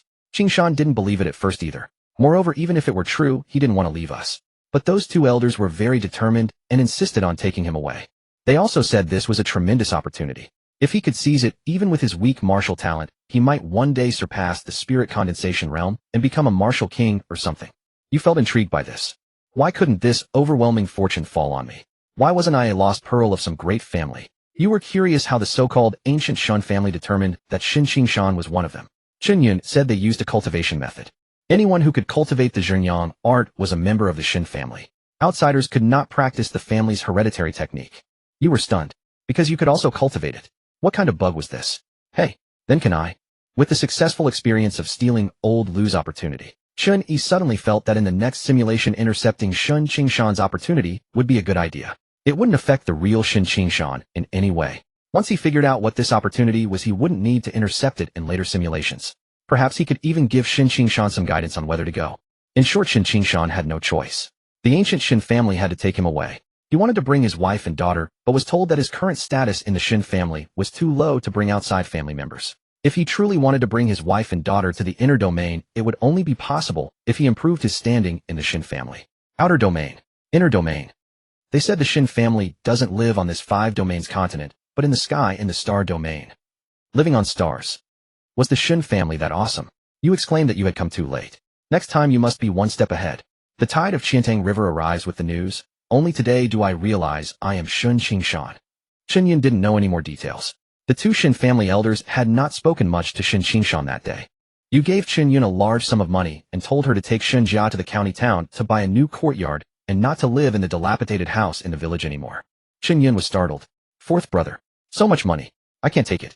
You worked hard to earn this. It wasn't hard. They were all ill-gotten gains and I've returned them to the people. That night, at the Zhang landlord's estate in the county town, a crimson tide rose to the heavens. An unknown martial artist of the demonic path wearing a mask bearing the F.A. character from Mahjong wielded 2 kitchen cleavers, slashing his way from the front gate to the back gate. Then from the back gate back to the front gate. Back and forth he slaughtered his way through 7 times in and 7 times out, without even blinking his eyes. The blood from the Zhang estate flowed so profusely that it spilled onto the street in front of the mansion, staining a large area red. The next morning the people who came to the market were startled by a pool of blood and hurriedly reported it to the authorities. The officials entered the estate to investigate the case, and were also terrified by the corpses strewn everywhere. Having served for many years, they had never seen such a massive murder case in Baiyun County. On the wall of the Zhang estate, the officials found a line of blood characters left by the murderer. The killer acts on behalf of the people. Oppose land annexation, overthrow all reactionary bureaucratic landlord classes. Everyone exchanged bewildered glances, and for a time it became a strange tale. With the help of the county magistrate Chen Yun and his daughter purchased a new courtyard at a very low price, and even hired servants and guards. With the magistrate's patronage, the third sister's future days should no longer be fraught with hardship. Additionally, you left a set of martial arts techniques for your niece Xinjia, and guided her cultivation for a period of time. She possessed a high-grade spiritual root. If Xin Xingshan had not been taken away, she would have already entered the martial path. Hopefully it is not too late to start cultivating now. Afterward you journeyed eastward, embarking on a new voyage. In the 30th year at the age of 48. With the increase in demon souls, the myriad soul banner's rate of feeding back cultivation improved considerably. Your cultivation broke through reaching the 2nd layer of the soul tempering realm. In the 31st year at the age of 49. Your cultivation broke through again, reaching the 3rd layer of the soul tempering realm. That year you crossed the Tsangxiong Ridge, the dividing line between the Central Plains and the Eastern Wilderness. This ridge was the longest north-south spanning and the highest average altitude mountain range within the 5 regions. Crossing this mountain range cost you no small effort. Fortunately, you had the foundation of the soul tempering realm to support you. If you were an ordinary person, you believed that no matter what climbing skills they possessed, they could never surmount this natural barrier like a heavenly curtain. You officially set foot on the land of the Eastern Wilderness. Here there were no imperial dynasties of the Central Plains, no small kingdoms of the southern frontier, and no nomadic tribes of the northern lands. It was sparsely populated with nothing but towering ancient trees and deep mountains and dense forests as far as the eye could see. However, the Eastern Wilderness was not entirely devoid of people. Some martial arts sects and families chose to settle here or had outposts in the Eastern Wilderness. Because martial artist factions needed spiritual veins. In this world, spiritual veins referred to places where the essence of heaven and earth converged. Cultivating in such places doubled one's efficiency. The Eastern Wilderness had many demon beasts and was close to the Great Wilderness. Not only were demonic calamities frequent, but high-realm demon beasts also appeared. Thus, ordinary small factions would not come here. Only major factions dared to settle in the Eastern Wilderness, occupying the largest spiritual veins there. For example, the Limitless Sword sect, one of the 8 pillars of the 5 regions. This sect was reputed to be the most combat-capable among the 8 pillar sects, specializing in slaughter, invincible in every endeavor with a verifiable record of achievements. The Limitless Sword sect had stood firm in the Eastern Wilderness, surrounded by demon beasts for over 10,000 years, which attested to the formidable prowess of its disciples. Historically, the Limitless Sword sect had often served as the first line of defense for humanity against the demonic hordes of the Great Wilderness, earning the deep admiration of martial artists across the 5 regions. In the 32nd year at the age of 50, you replaced the only true prophet of the whole scene with Old Ginger is Spicier. The Eastern Wilderness is full of demons, no need to verify identities. Just kill, kill, kill.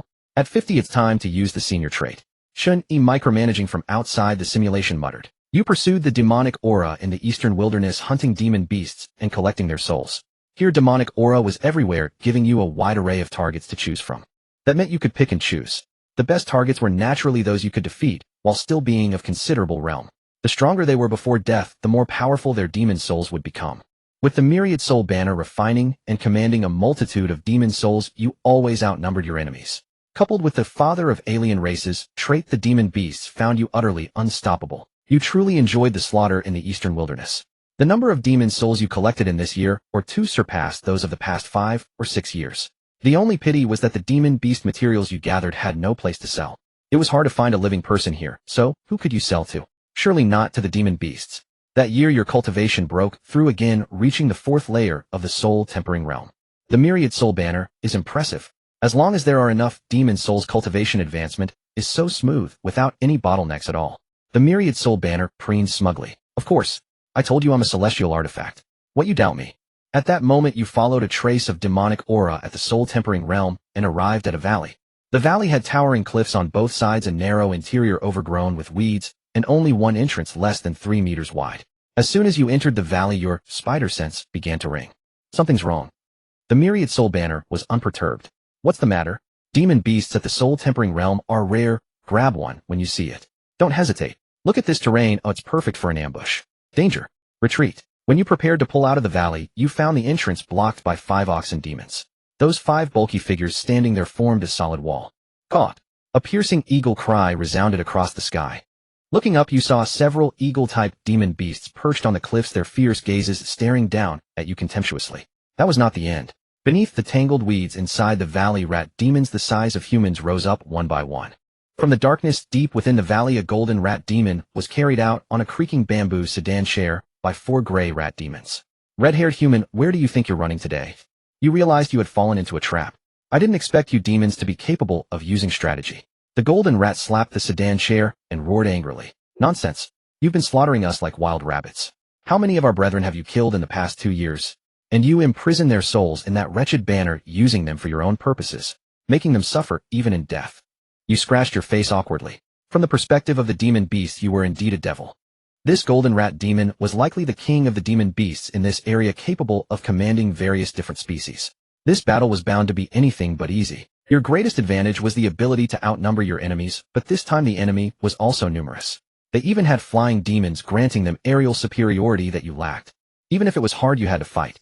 When 2 warriors meet on a narrow path, the courageous one prevails. 100 Ghosts Night Parade.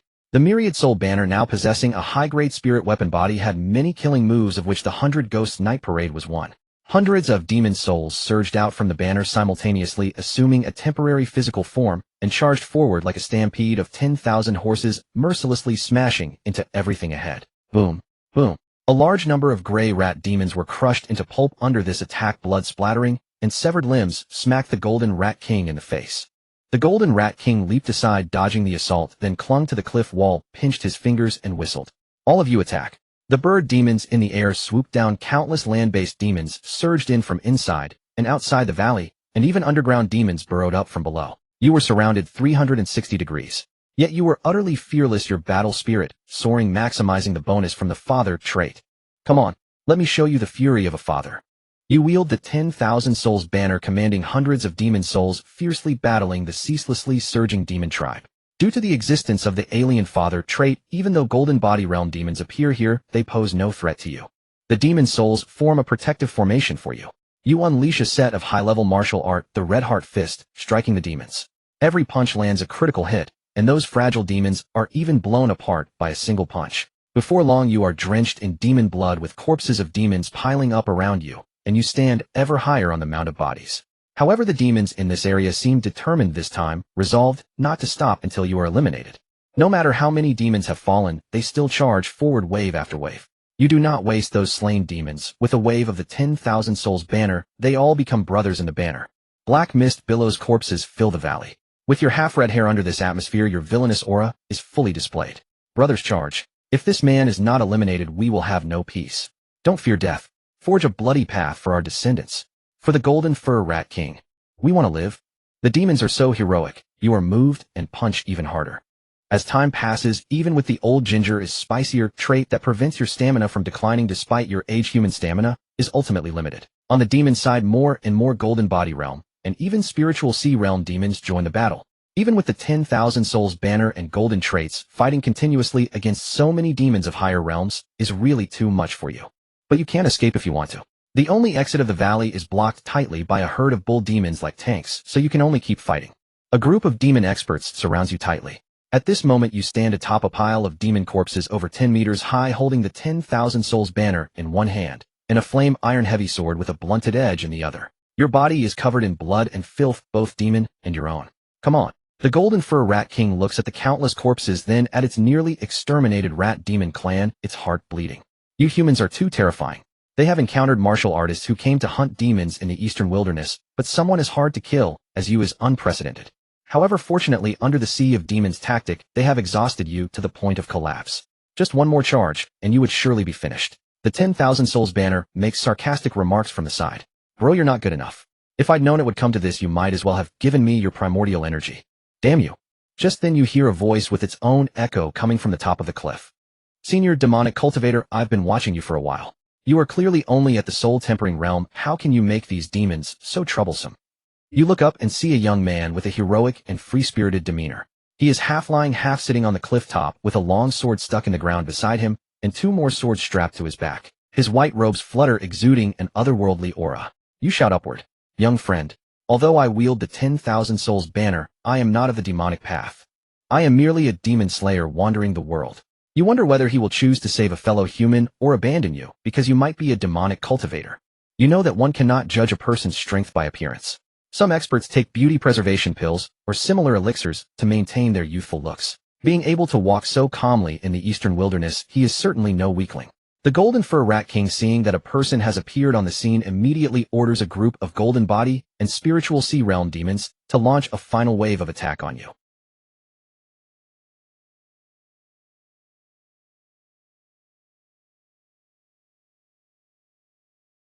Just then a treasured sword flies through the air, lands beneath your feet, steadily lifts you up, and carries you straight up into the sky, flying out of the valley from above.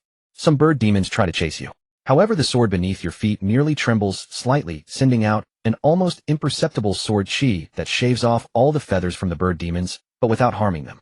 Birds without feathers cannot fly, they fall down with a thud. The flying sword accelerates, and you feel the scenery around you rapidly change as you arrive at a mountain peak. The young man from before is standing right here. Thank you, young brother, for saving me. Chen Yi will never forget this life-saving grace. The young man waves his hand dismissively. Whether you are righteous or demonic, in the end you are human. I see that your 10,000 Souls banner contains only demon souls, not human souls, so I can trust you to some extent. Actually, there were human souls like Landlord Zhang and such. But those useless souls have been transformed by the 10,000 Souls banner into spiritual power, replenishing your cultivation and the energy to heal the banner. May I ask your honorable name and which sect you belong to? I must pay a visit to thank you properly another day. The young man smiled. I am but an ordinary disciple of the Wuji sword sect. Forget about visiting to thank me. We martial artists need not be entangled in such formalities. You feel that this young man's actual age is probably not small. From his speech, he doesn't seem like a green youth. Little brother, I see that your cultivation is not low. Why didn't you just kill all those demons earlier? There are certain agreements between humans and demons. I cannot break the rules, or it would give the demons an excuse to provoke large-scale conflicts. Agreements. Previously, when the Red Heart sect was destroyed, a swordsman stepping on a giant sword also mentioned something about the two-race pact to that Azure Dragon. Could this young man be a big shot on the same level as the Azure Dragon and the giant swordsman? Speaking of which, do you perhaps have a special constitution that restrains demons? Even with the 10,000 Souls banner, helping you, being able to deal with so many demons, including those higher in realm than you, is really miraculous. You take the opportunity to go along. Yes, I do have a special constitution. I call it the Demon Bane. The young man smiled. A fine demon bane, but unfortunately, you only have low-grade bone constitution. It's already not easy to cultivate to the soul-tempering realm. You will likely have no further breakthroughs in this life. Otherwise, the balance between the two races would be broken by your hand. Perhaps out of consideration for your special constitution, the young man gave you a jade token. He said that in a critical moment you can inject spiritual energy into it to call for help. Nearby disciples of the Wuji sword sect will sense it and come to your aid. This is really a good thing, a big banner to wave. Chen Yi figured that this would make it easier for his simulated self to collect demon souls in the future. If he can't win, he can call for reinforcements. And it's the #1 sword sect in the 5 domains, the Wuji sword sect. Year 41, age 59. You replaced a fleeting inspiration, with luck increases with age.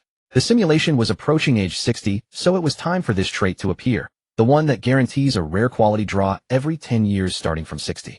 Chen Yi continued his meticulous management. Meanwhile, the simulated Chen Yi had turned the Eastern Wastes into his personal all-you-can-eat spirit demon buffet over the past 9 years. In the regions he patrolled, demonic beasts would urinate in terror at the mere scent of him. Truly a demon-slaying tyrant. Some demonic beasts privately dubbed him Yao Jianshou, the demon's nightmare. The problem was that Yao Jianshou himself was nearly impossible to kill, and each time they finally got the chance to take him down, experts from the Wuji sword sect would always appear to rescue him at the last moment. It drove the Eastern Wastes demonic beasts to furious rage, Some would wake in the dead of night just to curse his name. The simulated Chen Yi had once filled his 10,000 soul banner to capacity. Currently, since the banner only possessed the body of a high-tier spiritual artifact, it could hold a maximum of 3,000 demon souls. Of course, if it were used to hold mortal souls, the capacity could increase by over 100 times, which wouldn't disappoint its name, 10,000 soul banner. When the banner reached full capacity, Chen Yi would have it maximize its transform efficiency. This yielded him enormous soul power. His cultivation had been pushed all the way to the peak of the 10th tempering of the soul. Standing before the simulated Chen Yi was another formidable martial bottleneck, the breakthrough to the golden body realm. In fact, the first three martial realms, body refinement, spirit gathering, and soul tempering, could be considered a single stage collectively known as the early martial stage. From the golden body onward, the golden body, spiritual sea, and divine concentration formed the middle martial stage.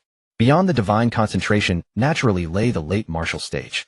Therefore, breaking through from soul tempering to golden body was difficult not only for martial artists with inferior roots, but even those with exceptional foundations would still encounter bottlenecks. Fortunately, he had the 10,000 soul banner, and this brat seemed to still have a way to solve the breakthrough problem. Finding a spiritual vein, right? Yes, bro. In your situation, conventional breakthrough methods like taking pills, formations comprehension, and senior imparting are all useless. If I find this thing called a spiritual vein, I can break through it. Why can you cultivate internal energy and condense spiritual energy? Answer me. Because of the essence of heaven and earth. Then where does the essence of heaven and earth come from? Spiritual veins. Congratulations. You've learned to answer before being asked. With the 10,000 soul banner explaining it this way, you seem to finally understand the importance of spiritual veins. As long as you're within a spiritual vein, I can help you extract its essence using the most primordial and pure power of heaven and earth to shatter the chains of martial arts. Then where are the spiritual veins? Legend has it that spiritual veins move, so I don't know where they are either. Just search for them. Legend has it. You're not just making this up, are you? Nonsense. Would an immortal artifact like me lie to a mortal? Can you really sense spiritual veins? Of course. As long as you get close to one, I'll definitely be able to sense it. You realize that spending your life running errands was simply your fate, constantly wandering from place to place. Next time you encounter a trait like never tired from walking, you must take it. Year 42, age 60. Drawing traits. Draw successful. Grassland trio green. When you hide in tall grass, you become theoretically invisible. That is, if the other party doesn't look at you, they won't see you. Without divine sense scanning you, they cannot discover you. Adjust traits. Chen Yi looked at the effect of this trait as if a line of ellipses floated across his mind. It was like reading a bunch of nonsense. If you're alive, then you haven't died yet. You can't believe this is actually a green trait, can you? Chen Yi thought these low-level traits might be useful, but it was unlikely that low-level traits would actually be useful. At 60 years old, your body remains sturdy and robust. The feeling of entering old age in this life was completely different from the previous one. In the previous life, you hadn't even lived to this age. Spiritual veins. They sound like something extremely central. Could they be in the central planes? Nowadays, the demon souls in the 10,000 soul banner maintained at around 3,000 long-term, and the banner also contained countless materials from demonic beasts. Staying in the eastern wastes further felt meaningless to you. It would be better to return to the central plains, resell the materials for a profit, and then upgrade the 10,000 soul banner. You should also inquire whether there were any unorthodox cultivation methods capable of breaking through to the golden body realm. You only needed to focus on breaking through. Regardless of what catastrophic floods awaited after the breakthrough, dying would still be a gain. Over these years in the eastern waste, you had basically lived a wild man's life. Without a fixed abode, you wandered everywhere fighting and killing. You did want to live like a civilized person, but the problem was that this place was desolate, and the only places with people were the great noble families and major sects located above the spiritual veins. Those people certainly wouldn't welcome an old man like you with low cultivation realm. Moreover, since you held the 10,000 soul banner, you didn't dare to stay at someone else's territory. Being a bit wild in the eastern waste was fine, but upon returning to the central plains, you'd need to tidy yourself up, so as not to be mistaken for a monkey demon and eliminated. When you were by the water grooming your hair and beard, while looking at your reflection, your nose suddenly caught a peculiar scent. A supreme treasure. A skeptical expression appeared on your face. Every time you smelled a supreme treasure, you never managed to obtain it, and sometimes you even ran into bad luck, which left you lacking the motivation to pursue them. Forget it, let's go take a look. Those who plant trees provide shade for those who come after. Maybe next time I'll actually pull off something impressive. You weren't in a hurry and continued tidying up your appearance. Anything that the treasure-hunting marvelous nose could detect was no ordinary item. It wasn't just common cabbage by the roadside where whoever arrived first claimed it. Only after you made yourself presentable did you rise and follow the scent to track it down. Suddenly, from some direction behind you, it seemed as though a massive entity was sprinting across the ground, their wild strides causing the earth to tremble and dust to rise. You climbed to a high place and took a closer look. In the distance, 9 massive four-hooved beasts with dragon horns on their heads were pulling a resplendent golden carriage hurtling across the earth like wind and lightning, crushing everything in their path, ignoring all terrain, moving in a straight line. There were many people on the carriage, and they all appeared to be extremely wealthy and noble. Whoa, 9 dragons pulling the carriage. What a display.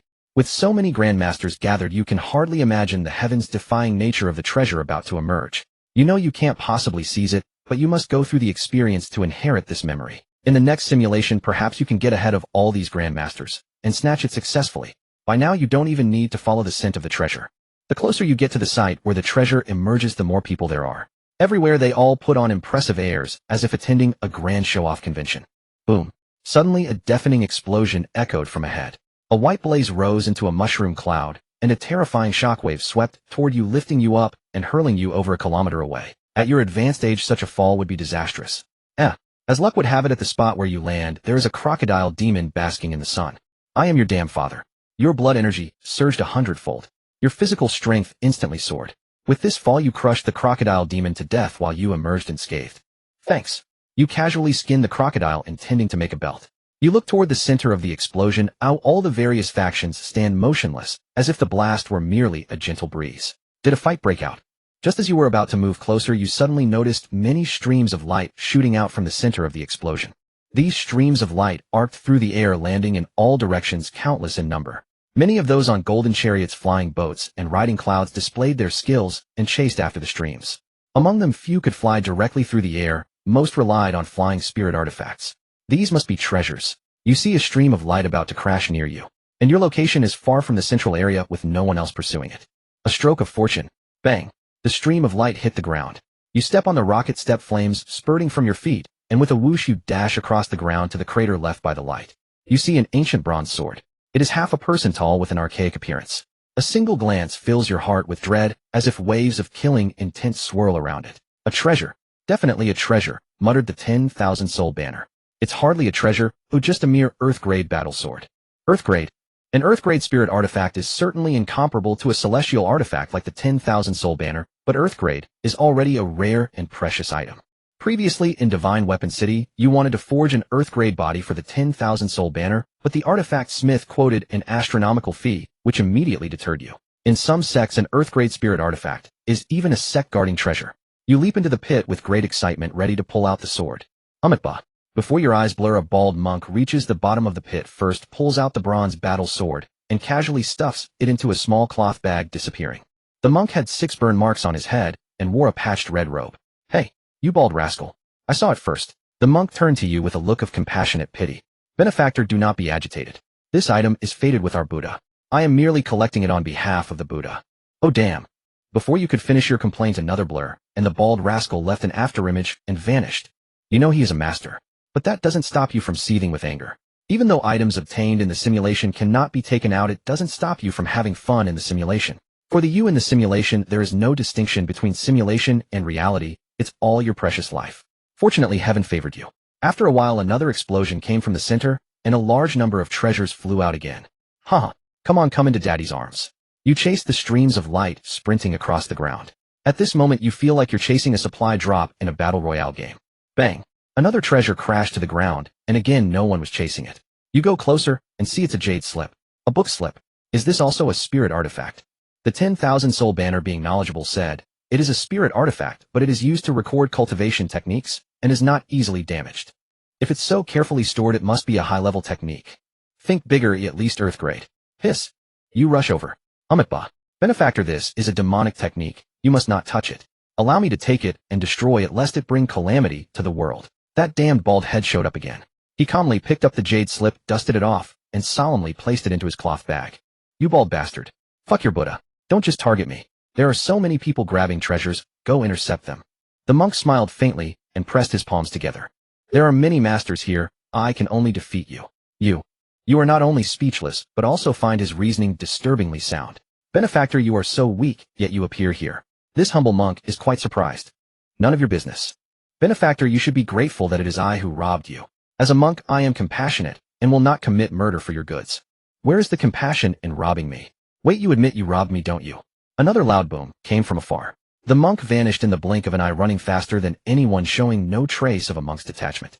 Although he was fast, you could still track his trail and follow behind him.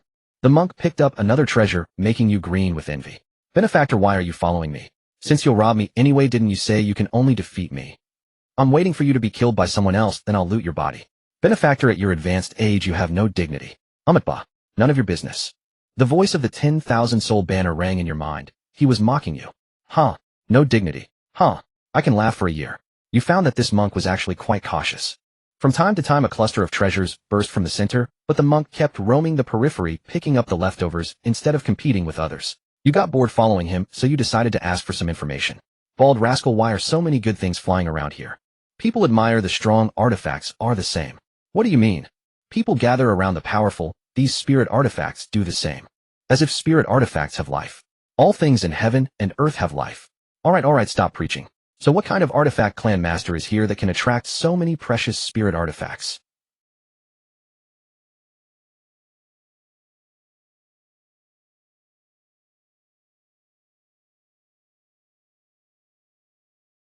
And above celestial artifacts.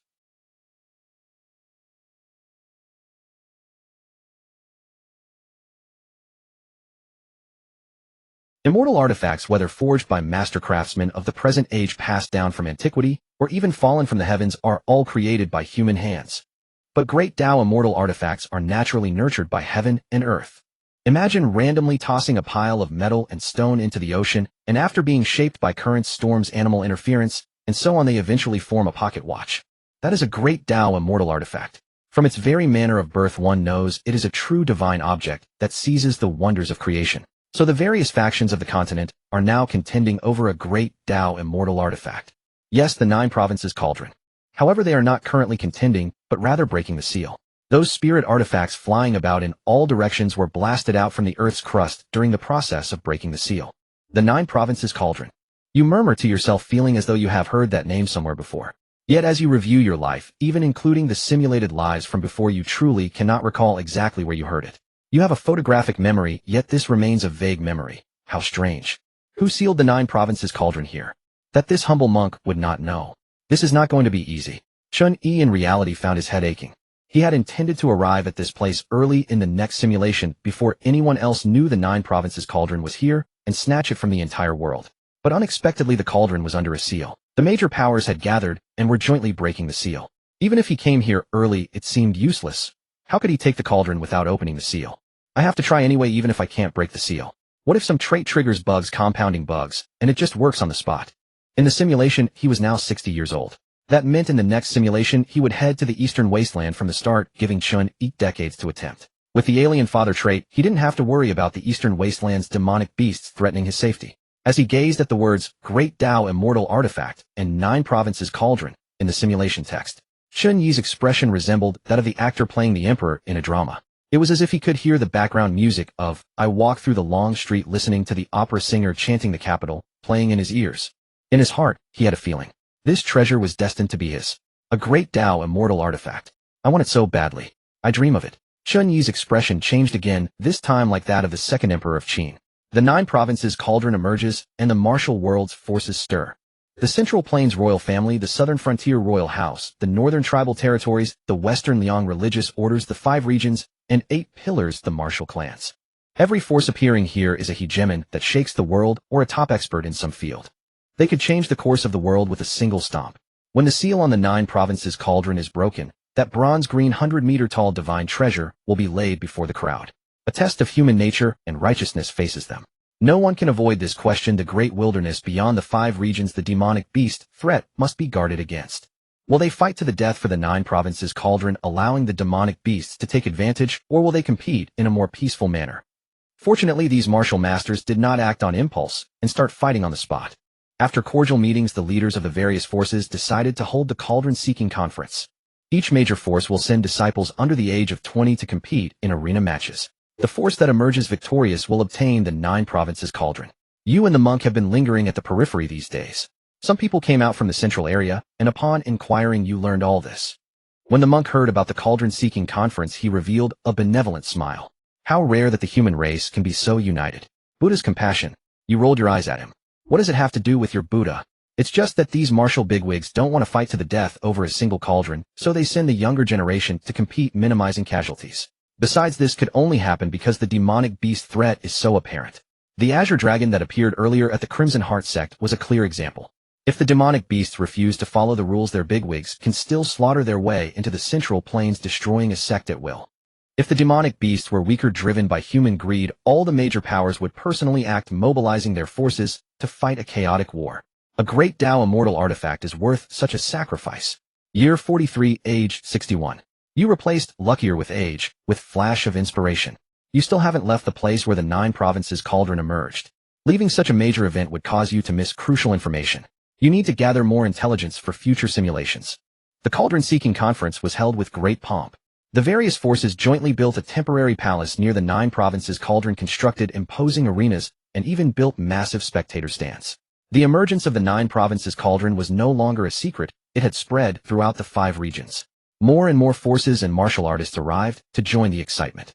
The leaders decided to send out invitations to all martial artists across the world, inviting them to the Eastern Wasteland for the conference. Anyone under 20 could participate. Whoever wins, no matter how weak their backing force, the major powers will endorse them and grant the 9 provinces cauldron to that force.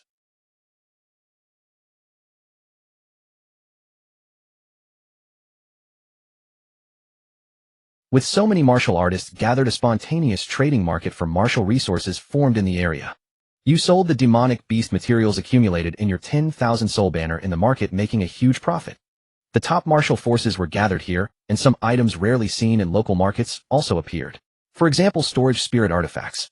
You bought a storage ring with spirit stones and stored the remaining stones inside. The 10,000 soul banner was greatly displeased. Bro, where's the trust? You wouldn't trust that thing. The accounts never matched. Through interactions with various martial artists, you learned a great deal of useful information, broadening your understanding of martial arts and the martial world. For instance, there was a rumor that many had heard of, though it might not be reliable. The Great Tao Immortal artifact contains the secret to becoming an immortal. We cultivators toiling in martial arts, vying for fortune, wandering through life, fighting and killing. Is it all just to have a slightly bigger fist than ordinary people, eh? No. There should be a greater pursuit. Eternal life. How to achieve eternal life? Only by becoming an immortal. But now within the 5 regions and the great wilderness, becoming an immortal is already an unattainable legend. No matter how peerless your charm, how stunning your beauty, in the end you are but a red-powdered skeleton. No matter how proud a son of heaven, possessing 1,000 miles of rivers and mountains, in the end you will turn to a handful of yellow earth. Even the mightiest martial artist cannot resist the erosion of time. At most they live a few more years than mortals. Becoming an immortal has become the obsession of almost every martial tycoon. The Wending Assembly officially commenced after a full year of preparation. Given your advanced age, competing was out of the question. You could only observe from the sidelines as a spectator. While watching the competition, you made an unexpected discovery. The unremarkable disciple from the Wuji Sword sect who had rescued you 10 years ago was actually the sect master of the Wuji Sword sect. His name hardly matters. He bears a title far more renowned throughout the realm, the Sword Lord. When your gaze met his, the Sword Lord's razor-sharp eyes immediately locked onto you, and he offered you a subtle nod of acknowledgement. You returned the gesture with a polite smile. Such was the extent of your acquaintance. Mere nodding acquaintances. An elderly monk materialized beside you. Do you know the Sword Lord? He saved my life and gave me a jade token. You produced the jade token. The elderly monk glanced at it and smiled gently. Amitba. He then returned the bronze battle sword and jade slip he had seized from you last year. Upon this humble monk's examination, this sword shares no destiny with Buddhism, and the martial art recorded within this jade slip is certainly no demonic technique. You may use them with confidence, benefactor. You couldn't hold back, bursting into laughter. Seriously, you bald old fox, you're far too cowardly. The Sword Lord and I share no particular connection. The monk smiled. Indeed, you and the Sword Lord share no particular connection. Can't you believe me for once? Indeed, I cannot believe you. You felt as though a wall-gazing smile hung upon your face. No matter what you said, the old monk refused to believe it. While recovering these 2 treasures was still something worth appreciating. With the flame iron heavy sword destroyed, having this earth-rank bronze battle sword as a replacement was rather welcome. The martial art within the jade slip was extraordinarily intricate, an earth-rank combat technique. You sensed that mastering it would prove no easy feat, requiring considerable time and effort.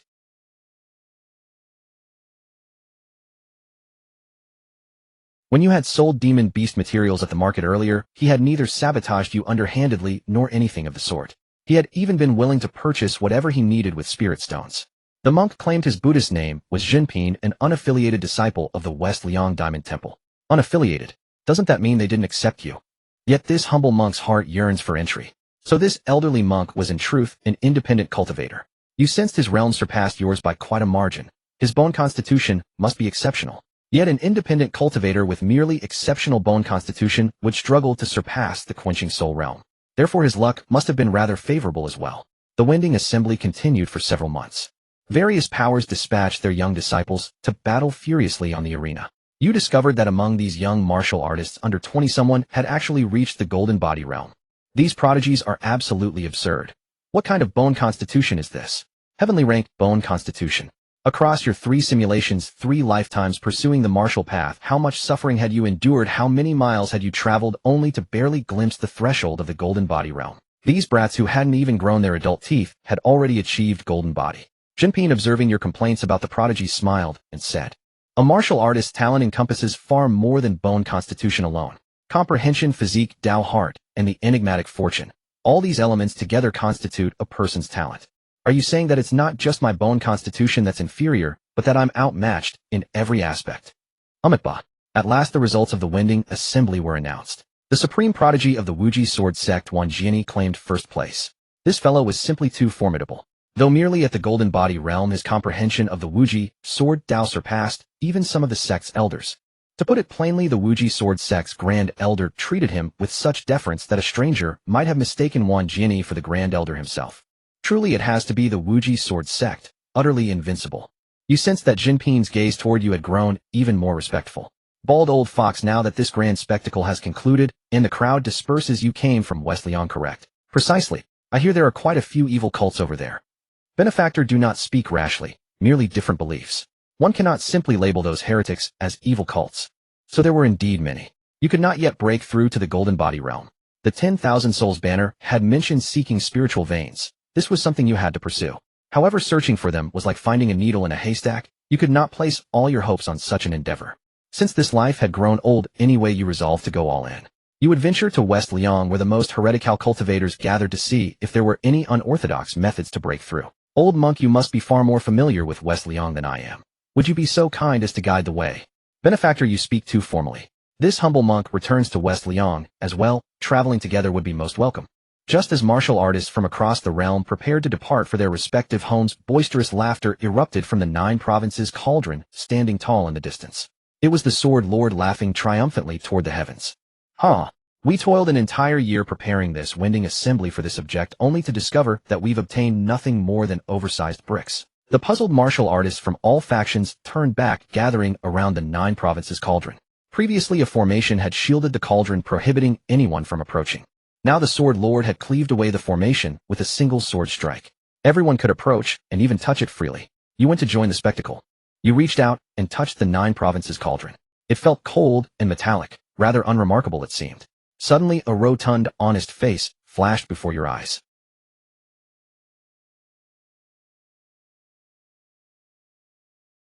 You observed the other cultivators who had come to touch the immortal artifact. They exhibited nothing unusual, merely the novelty of touching a great Tao immortal artifact. You noticed that after the flying martial arts experts touched it, they all wore expressions of utter disappointment. Why is this happening? Where did the spirit artifact's spirit go? Could a great Tao immortal artifact possibly lack a spirit? If that's the case, why does it behave like a dead object, incapable of resonating or responding to us at all? Listening to the sword lord and the experts from various factions discuss the matter, you learned what had befallen the 9 provinces cauldron. Using a computer as an analogy, the cauldron before you was merely the hardware. The spirit artifact's spirit was the operating system and software. Now you possessed all the hardware, but the operating system had vanished into thin air, utterly useless. One couldn't even install a new system for this was a great Tao immortal artifact, conceived by heaven and earth. Humans couldn't even forge such a thing, let alone create a spirit for it. Drawing from what you knew of the 10,000 souls banner at the level of immortal artifacts, the spirit was more crucial than the physical form. Should the physical form be destroyed, the spirit could seek another vessel to inhabit and still wield its might, though not at full power without its original form.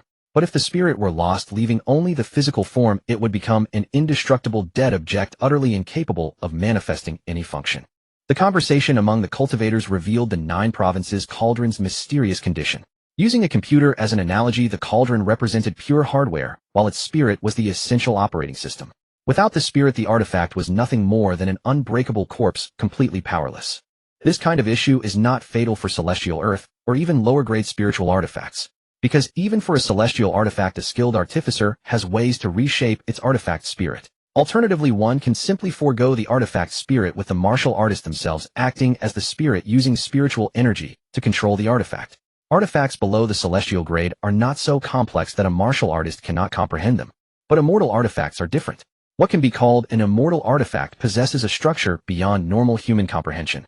To put it bluntly, it's like a mountain of spaghetti code. Once the artifact spirit is lost, and it ceases to function, no one can make it work. If even immortal artifacts are like this, then the even more complex and profound Tao immortal artifacts, which are connected to Ascension itself, are even more so. After understanding all this, recall the images that just flashed before your eyes. Why did the 9 provinces cauldron show me Dachuan? What is it trying to hint at me? Both the simulated Chen Yi and the real Chen Yi thought of it almost simultaneously. Dachuan is the artifact spirit. This thought was too insane. How could a village guardian in a remote hamlet have any connection to a Tao immortal artifact? Wait, if Dachuan really is the artifact spirit, Chen Yi then connected it to the massacre of Luoding village. An ordinary village almost entirely of farmers was slaughtered by a group of professional assassins. Could it be related to Dachuan? Were they actually trying to kill Dachuan? But they didn't know who Dachuan was, so they killed everyone. Yet why would anyone want to kill the artifact spirit of the 9 provinces cauldron? Next simulation, I must bring Dachuan to the 9 provinces cauldron. Maybe a miracle will happen. Just now Chen Yi had thought that due to the seal, even with the simulation's foresight, he couldn't obtain the 9 provinces cauldron in the short term. Now it seemed not necessarily so. Various factions, upon learning that the artifact spirit of the 9 provinces cauldron was lost, and only a heavy lifeless cauldron body remained, were all disappointed. After all, even if they couldn't obtain it themselves, having one more Tao immortal artifact for humanity would tip the balance of power against the demon race. The sword master himself also sighed. What a pity. If we had a complete Tao immortal artifact in hand, we warriors of the 5 domains could strike into the great wilderness and reclaim the 3,000 celestial grade spiritual veins occupied by the demon race. The others standing in the void also expressed regret. Records of Tao immortal artifacts have been blank for tens of thousands of years. The first one to appear in so long, and it has no artifact spirit. Truly lamentable. Currently, the only human faction possessing a Tao immortal artifact is the reclusive Starry Sky Shen family. The Shen family's Chinquan mirror is also incomplete, severely damaged, and often goes berserk. Once when I visited the Shen family, I was nearly thrown into a temporal rift by the mirror. From the casual talk of these great figures, you actually heard of the Starry Sky Shen family. While third brother-in-law is truly incredible. This Starry Sky Shen family is the only force that possesses a Tao immortal artifact. At this moment, only one firm thought occupies your mind. I am Shinqingshan is me. Ancestor, in the next simulation, be sure to take me home. Year 44, age 62. The quest for the cauldron assembly concluded. The 9 provinces cauldron, devoid of its artifact spirit, couldn't even be stored in a spatial storage artifact. With no choice, the sword master personally used 1,000 flying swords to carry the 9 provinces cauldron back to the limitless sword sect. You and Jinping set out for Shiliang. You left the eastern wasteland. You crossed the Zhangqiang Ridge. You entered the Central Plains territory. You traversed the Qing River, passing by your hometown of Bailing Commandery in Qingzhou.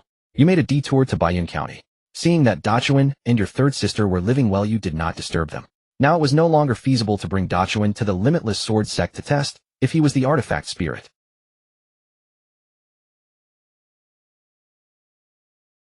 The journey was long and treacherous, with demon beasts lurking. Bringing an old man across mountains and rivers and facing demon beasts, truly a huge problem. Even if you were Zhao Yun and Dachuan were a dude carrying him on your back through 7 charges and 7 retreats, his old bones couldn't take it. Next time, at least let Dachuan live out this life without worry. Passing through Shunbing Commandery, you discovered a divine monkey temple enshrining a divine monkey general with thriving incense offerings. Jinping, that fellow, bowed at every temple along the way, saying it was a monk's custom. So he paid respects to the golden monkey statue. You saw that the golden statue clearly resembled a fiery-eyed golden monkey. There was no statue of the other 4-eyed, 6-eared spirit monkey. You inquired with the locals who came to offer incense. You learned that the fiery-eyed golden monkey had been vanquishing demons and protecting the people of Shunbing Commandery for years, saving many lives. The grateful people erected a golden statue for him, enshrined it in the temple, and accepted incense and prayers. At first, divine monkey temples were scarce, but the fiery-eyed golden monkey was never one to stay idle. Whenever the people came to pray and recited their recent troubles, the fiery-eyed golden monkey would actually appear to help them solve their problems. From corrupt officials oppressing the people to difficulties in digging wells, the golden monkey could solve everything. He relied not only on martial force. This monkey's master was the head of the Divine Armaments Pavilion, the spokesperson of one of the 5 domain's 8 pillars, a background substantial enough. Thus he could also handle the subtleties of human affairs. After offering incense, you continued your journey. Year 47, age 65. The Central Plains were vast, and you did not deliberately hasten your pace. Before you knew it, 3 years had passed in leisurely travel. During these 3 years you also had the 10,000 soul banner, since the location of Earth veins. Unfortunately, no discoveries were made. The Central Plains were not peaceful now. The Empress of the Southern Frontier was constantly campaigning northward, claiming to be the true orthodox of the Central Plains. The Khan of the northern border tribes intended to descend south to seize the dragon, claiming his ancestors had intermarried with the Central Plains imperial family, thus his bloodline was also imperial orthodox. The great Chen Emperor sat in the palace while barbarian hats fell from the sky upon him. When the war situation grew dire, the court proposed peace negotiations. But the current Southern Frontier Empress and Northern Border Khan were both extremely aggressive. The court's peace envoys were all killed by them. One word: contend for the Central Plains. Whoever wins is orthodox, whoever loses is barbarian. The court fought on 2 fronts, simultaneously straining heavily. The life of commoners in these war-torn years was inevitably harsh.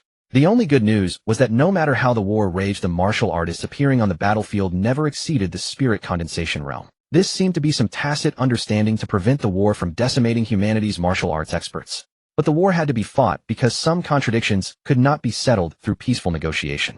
As for the martial sects, they had a principle of non-interference in human political struggles, and besides they were all busy studying the 9 provinces cauldron.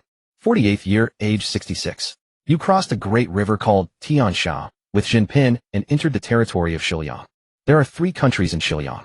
These 3 countries are rather special. They are theocratic states. There are kings, but they are puppets or figureheads. The real power lies with the religions behind the countries. The Jingang Temple that Jinping yearned for was one of the 8 pillars. Although it was a religious faction, it did not control a country. It was more inclined toward a martial arts sect. The national strength of these 3 countries was quite ordinary, and their conflicts ran deep. Each called the other heretics.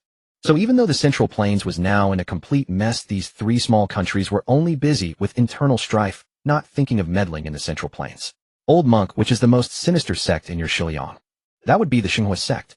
These heretics worship flames. Their initiation ceremony is to burn their entire bodies. Truly insane. Good, this is good. This is good. No, I mean these heretics must be eliminated. Lead the way, I'll carry out justice on behalf of heaven. Jinping was a native of Xiliang. Although he had traveled far and wide since middle age, he was still quite familiar with everything in Xiliang. It was not easy for ordinary people to find the Xinhua sect, for it was a sinister organization. Even in Xiliang, which was overall quite sinister, it was an underground force with no overt sect gate. But Jinping was experienced, he had a way. Jinping led you to one of the 3 major religious countries of Xiliang, the Wutua Kingdom. Here you continued westward and arrived at a border city named Alamba. The cultural customs of Xiliang were very different from those of the Central Plains, somewhat resembling the western regions of the Tang dynasty in your homeworld Earth. To endure the burning pain, members of the Xinhua sect all carry a pill called Qing Buliang. Since the demand is too great, it was not cost-effective to buy from other alchemists, so they learned to refine it themselves. Jinping brought you to a medicinal herb market outside Alamba. There was a spirit vein and a vast terraced field planted with all kinds of spiritual herbs. Here the raw material for Qing Buliang, Huayan grass, is sold. The Xinhua sect members disguise themselves as ordinary people and come here to purchase Huayan grass. I see. I remember you said that everyone in this cult burns their entire skin. As long as we find someone with burn scars on their face, that person is likely from the Xinhua sect. Then you saw veils all over the streets. Wearing turbans and veils when going out was a custom of the Xiliang people.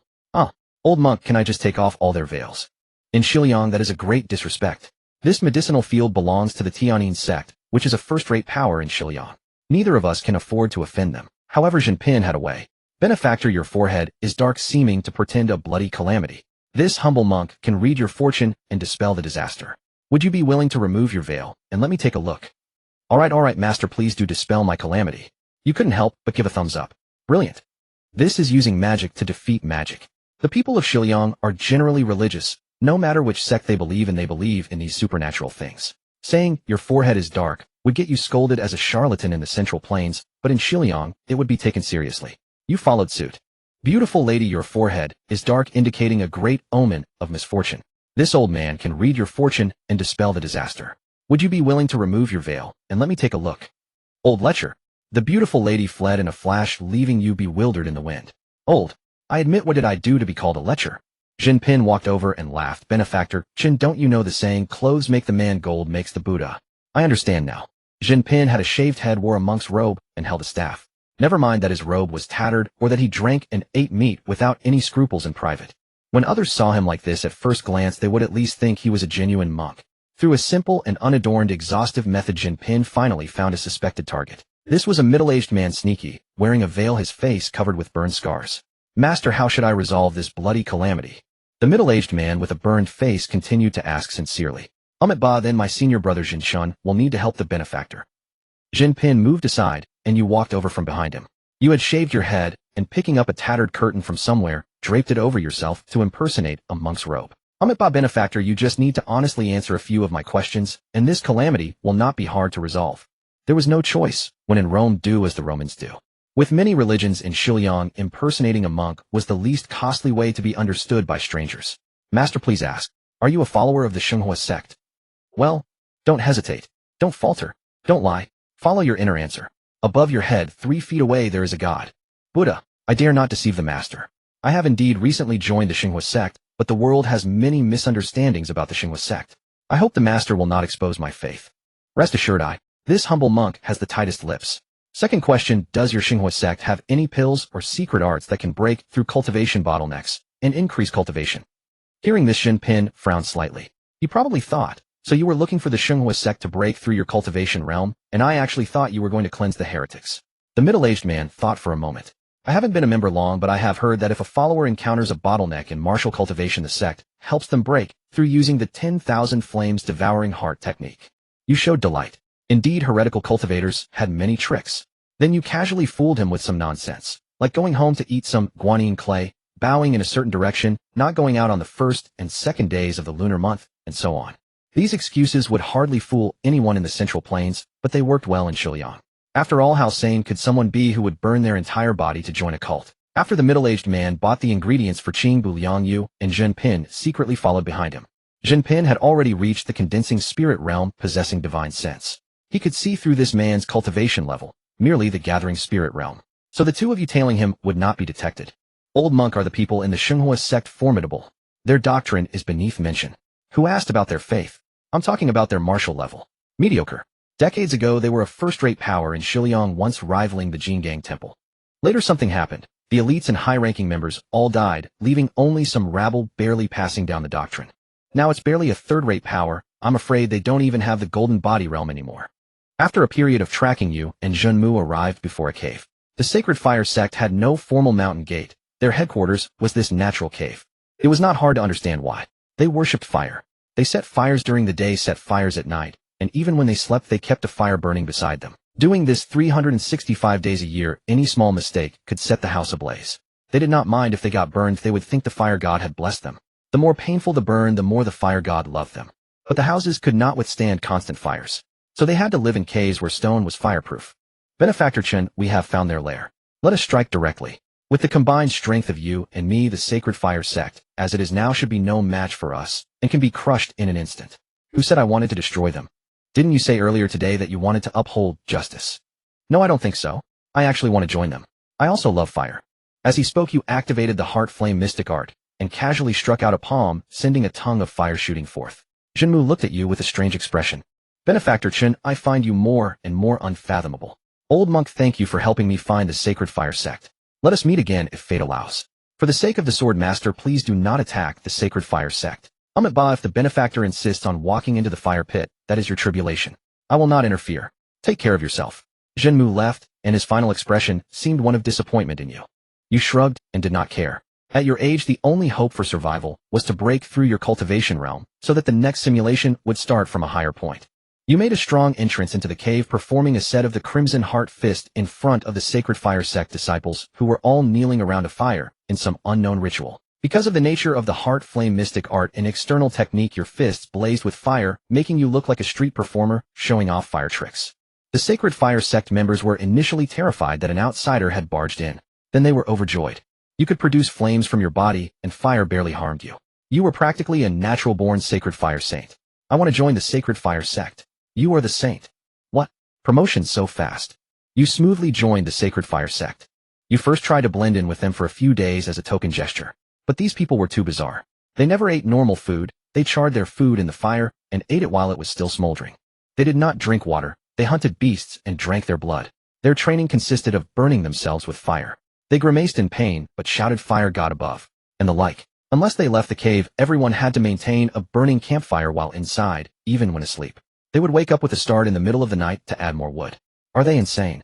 You often found yourself too normal to fit in. Within a few days you revealed your true intentions. Chief, my cultivation has been stuck at the peak of soul refining for a long time. I heard that the Sacred Fire sect has a way to break through realms right.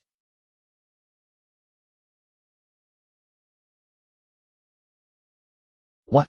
Is the Sacred Fire sect currently lacking even a soul refining cultivator? Alas, you are new here and don't know our sect's history. In the calamity over 40 years ago, our sect lost not only its high-ranking members and elites, but also its cultivation methods. Without the key techniques to enhance faith, our training methods to improve cultivation are very difficult. Was it any wonder? Who could become stronger by constantly self-harming? You had no interest in the history of the Sacred Fire sect. You only hoped the sect could help you break through. The disciples all said it was no problem. Inside the cave of the Sacred Fire sect, an array made of charcoal was erected. 60 Sacred Fire sect disciples sat cross-legged around the perimeter of the array. Behind each of them burned a blazing fire. Brothers and sisters, today we shall burn our bodies and minds to help the saint break through, hoping for the revival of our Sacred Fire sect. You were somewhat startled. Wait, this 10,000 flames devouring the heart. It's not devouring my heart. Of course not. It uses the flames to devour us and transform into the power for your breakthrough. It was the legendary sacrificial method, although you felt a pang of reluctance. But considering this was a heretical cult that would only harm the world if left alive, them turning into the power for your breakthrough counted as them doing some good for the world. The secret technique began. The disciples raised their hands high, lay on their backs, and let the great flames behind them engulf their entire bodies. Burn my remaining body. To save the world. Kindle my ambition. To glorify the fire god. They repeated this doctrinal mantra, enduring in the flames. Suddenly you felt something was wrong. You could not move. The crude charcoal array beneath you transformed into a cage, trapping you in place. Something seemed to be draining from you. The slovenly voice of the 10,000 souls banner sounded. Bro, you've been tricked. They are feasting on your vitality. You suddenly understood. Indeed, the top hunter always appears as prey. The middle-aged man you met in Utopia City was nothing but bait. This was the true ritual of the Sacred Fire sect to enhance cultivation. The sacrifice was not them, it was you. You instantly flew into a rage. You dare scheme against me? You heretics. Unfortunately, the alien ancestor trait could not take effect. But you still had the 10,000 souls banner. 100 Ghosts Night Parade. The moment the Immortal artifact was unleashed, its power was evident. The heretical disciples, none above the soul refining realm, were met with a single killing move from the banner. 1,000 fierce souls unleashed in a single charge, annihilating them all. The group didn't even let out a groan before turning into a pile of sludge. They were still burning, so they were cremated on the spot. However, you kept one alive, the chief. Seeing you stand up unharmed from the 10,000 flames devouring heart array, with the 10,000 souls banner emitting dark smoke in your hand and ferocious spirits coiling behind you, the chief felt that you were even more sinister than he was. You actually have such a treasure. Keeping your strength hidden, Miscalculation. The chief was quite composed about it. They had often tricked people into joining the Sacred Fire sect, then coaxed them into sitting on the 10,000 flames devouring heart array to be devoured.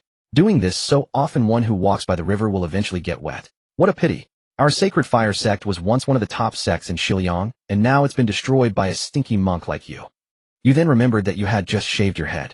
He thought the sect was destroyed by Buddhism, which made him even more resentful.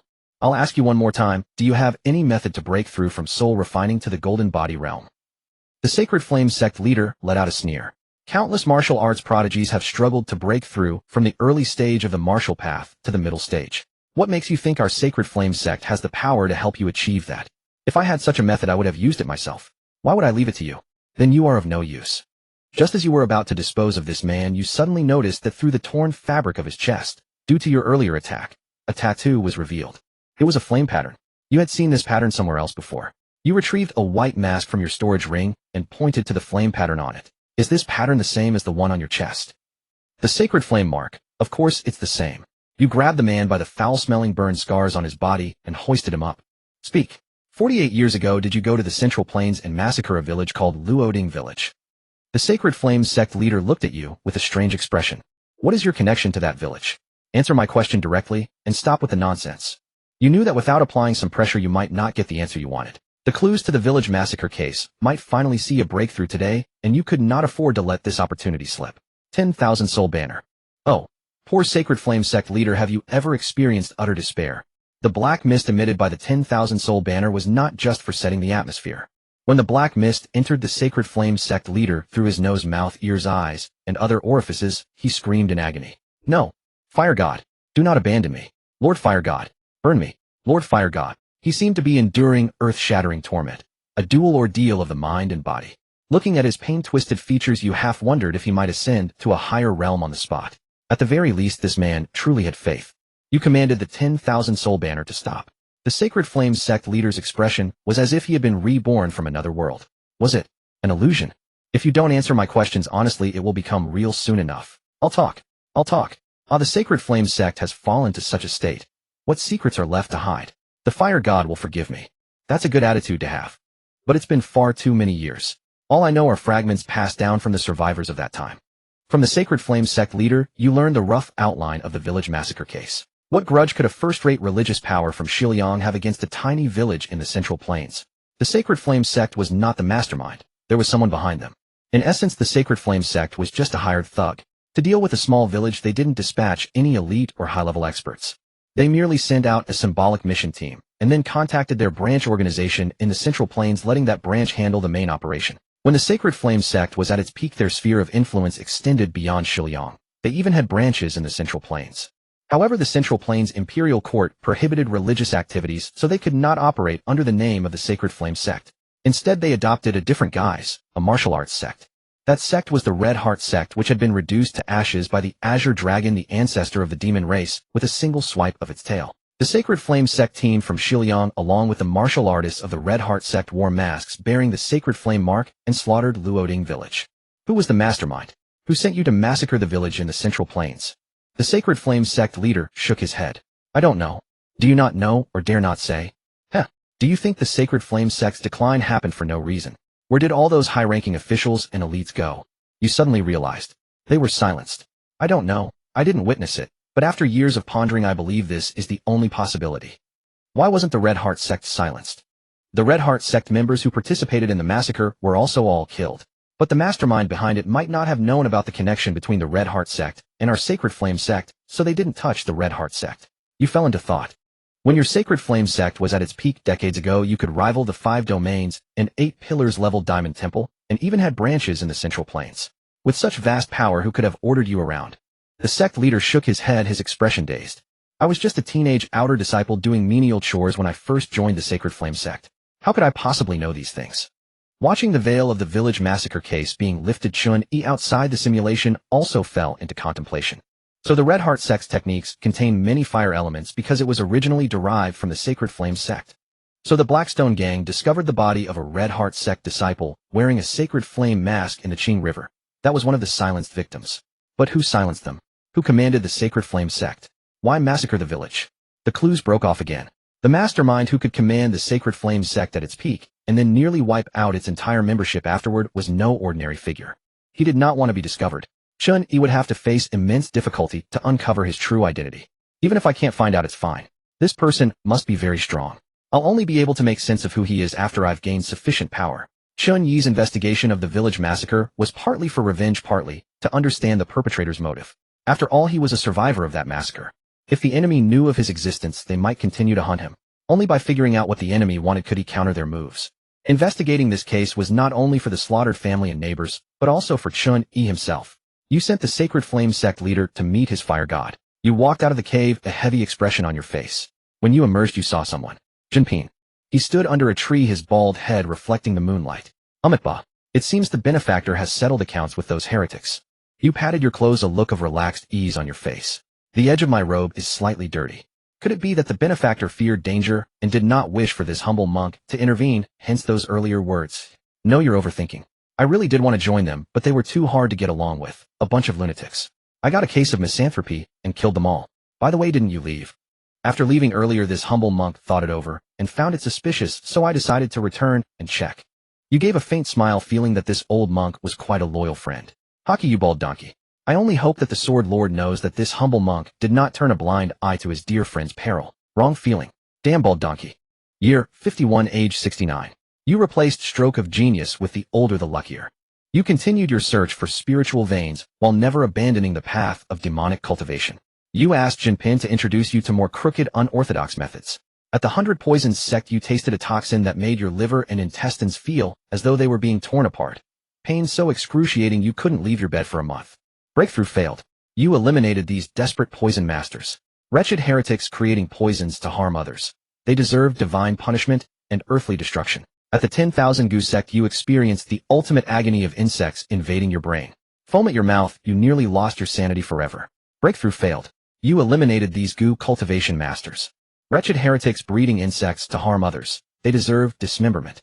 At the dual cultivation sect you enjoyed indescribable bliss surrounded by beauties, almost forgetting your breakthrough aspirations entirely. Breakthrough failed. You thanked the sisters and said you'd visit again. Dual cultivation faith is wonderful. Dual cultivation must be learned. Only after the dual cultivation sect you felt your body had weakened considerably. Similar to the sensation in the late stages of your previous simulation, though not as severe. These past years you had also been studying that earthgrade technique. But you had to admit, your comprehension was merely average. To avoid wasting this technique you shared it with Jinping thinking that if he could master it, he might guide you afterward. Unfortunately, without proper instruction, even though Jinping's comprehension was slightly better than yours, he still hadn't even entered the threshold. After another round of self-destruction in those evil sects you lay on the board cart watching Jinping pull it ahead. Troublesome again, monk. Chen Yi looked at him with a faint smile. You are the most persistent person I have ever encountered, Donor Chun. The monk said, his expression unreadable. I must break through. The words carried the weight of iron and stone, unwavering, immovable. At your age, what significance would breaking through hold? Jinping's voice carried neither mockery nor pity, merely stating a fact. There is significance. His eyes were distant, as if looking through the present toward something else entirely. And Jinping pressed further. Then tell me, what is your purpose in cultivating martial arts? What drives you to pursue martial arts? The answer came without hesitation. Be realistic, the monk urged. Beauty, wealth, longevity, displaying power before others. The adoration of the world. Saving the world. Saving my world. Now that sounds more like it. But even if you reached the same stage as me, the nascent spirit realm, you would still not live beyond a century. Even if you broke through to the golden body realm, your time would be nearly exhausted. And these years you've ravaged your body terribly. Without longevity and a sound body as foundation, aren't all those things you desire merely castles in the air? You smiled without speaking, lying on the board cart, gazing at the blue sky and white clouds drifting overhead. Year, 52, age 70. Drawing trait. Drawing successful. Mastery prismatic mythical. Congratulations. From this day forward, comprehension will no longer matter for cultivating techniques. As long as you repeatedly practice a technique and reach the required number of times for improvement, you can directly elevate the technique's mastery realm. Heaven rewards diligence. Get moving, young one. Adjust trait. Yes, no. Huh. Chen Yi outside the simulation was startled by the suddenly appearing colorful text. Prismatic mythical. After many days the second prismatic trait had appeared. He examined the effect. So familiar. A relatively simple mastery system. Ignoring comprehension and technique difficulty. As long as you practice repeatedly, you can learn or elevate a technique's mastery realm. Chen Yi already understood from the simulation that technique mastery had 6 levels: threshold, proficient, refined, minor completion, major completion, and perfection. The higher the realm, the stronger the technique's effects. For external arts, internal arts, and heart methods, the higher the realm, the faster the cultivation of the 3 energies, which indirectly accelerates cultivation speed. Higher martial arts realms would undoubtedly amplify martial arts power, even causing qualitative transformations. The most crucial aspect of this trait was that comprehension would no longer hinder technique cultivation. Take the earthgrade technique he couldn't learn in the simulation. Now with this trait, it didn't matter if he understood it. He just had to follow the technique's movements. As long as he reached the required repetitions, he would naturally master it. A simulator, a mastery system. Both were essentially cheats. Could it be that all prismatic traits were various cheats? At this thought, Chen Yi's heart surged with excitement. The protagonist in those novels only had one cheat, but he could have many. This trait system was literally handing out cheats. You replaced the older the luckier with mastery.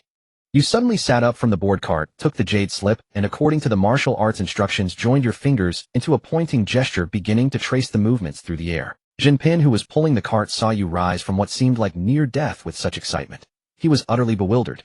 Donor Chen, has your mind malfunctioned again? I've told you many times, don't keep trying those unorthodox methods. The monk shook his head. You are absolutely right, monk. Starting today, I will never touch those unorthodox methods again. I will practice martial arts properly. Donor Chen is truly a fickle person. Half his body already in the grave, yet his ambitions change once more. The monk sighed though, whether from resignation or something else only he knew. You had figured it out. Even if you couldn't break through in this simulation run, at least you could use the mastery trait to elevate all your techniques' realms. Therefore you could no longer torment your body. You needed to live longer. This mastery trait consumed no resources whatsoever, only time. The Earth-grade martial art in the Jade Slip was called Broken Star Pulse Finger. Its effects similar to the Six-Pulse Divine Sword, projecting distant energy beams. You glanced at your status panel. After completing one round of the Broken Star Pulse Finger movements, the techniques section displayed Broken Star Pulse Finger Earth Grade, not yet at threshold 1100.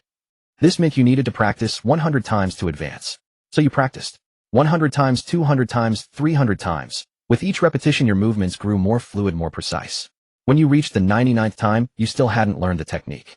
You were merely tracing the movements. How to regulate the three energies, how to manifest the described effects. Your understanding remained vague, elusive. But when you completed the 100th practice, suddenly you understood everything. You had entered the threshold. A thunderous sound echoed as you thrust your finger forward, and a burst of force flew from your fingertips. Wherever it passed, the air distorted. The force landed hundreds of meters away, shattering a massive boulder into powder.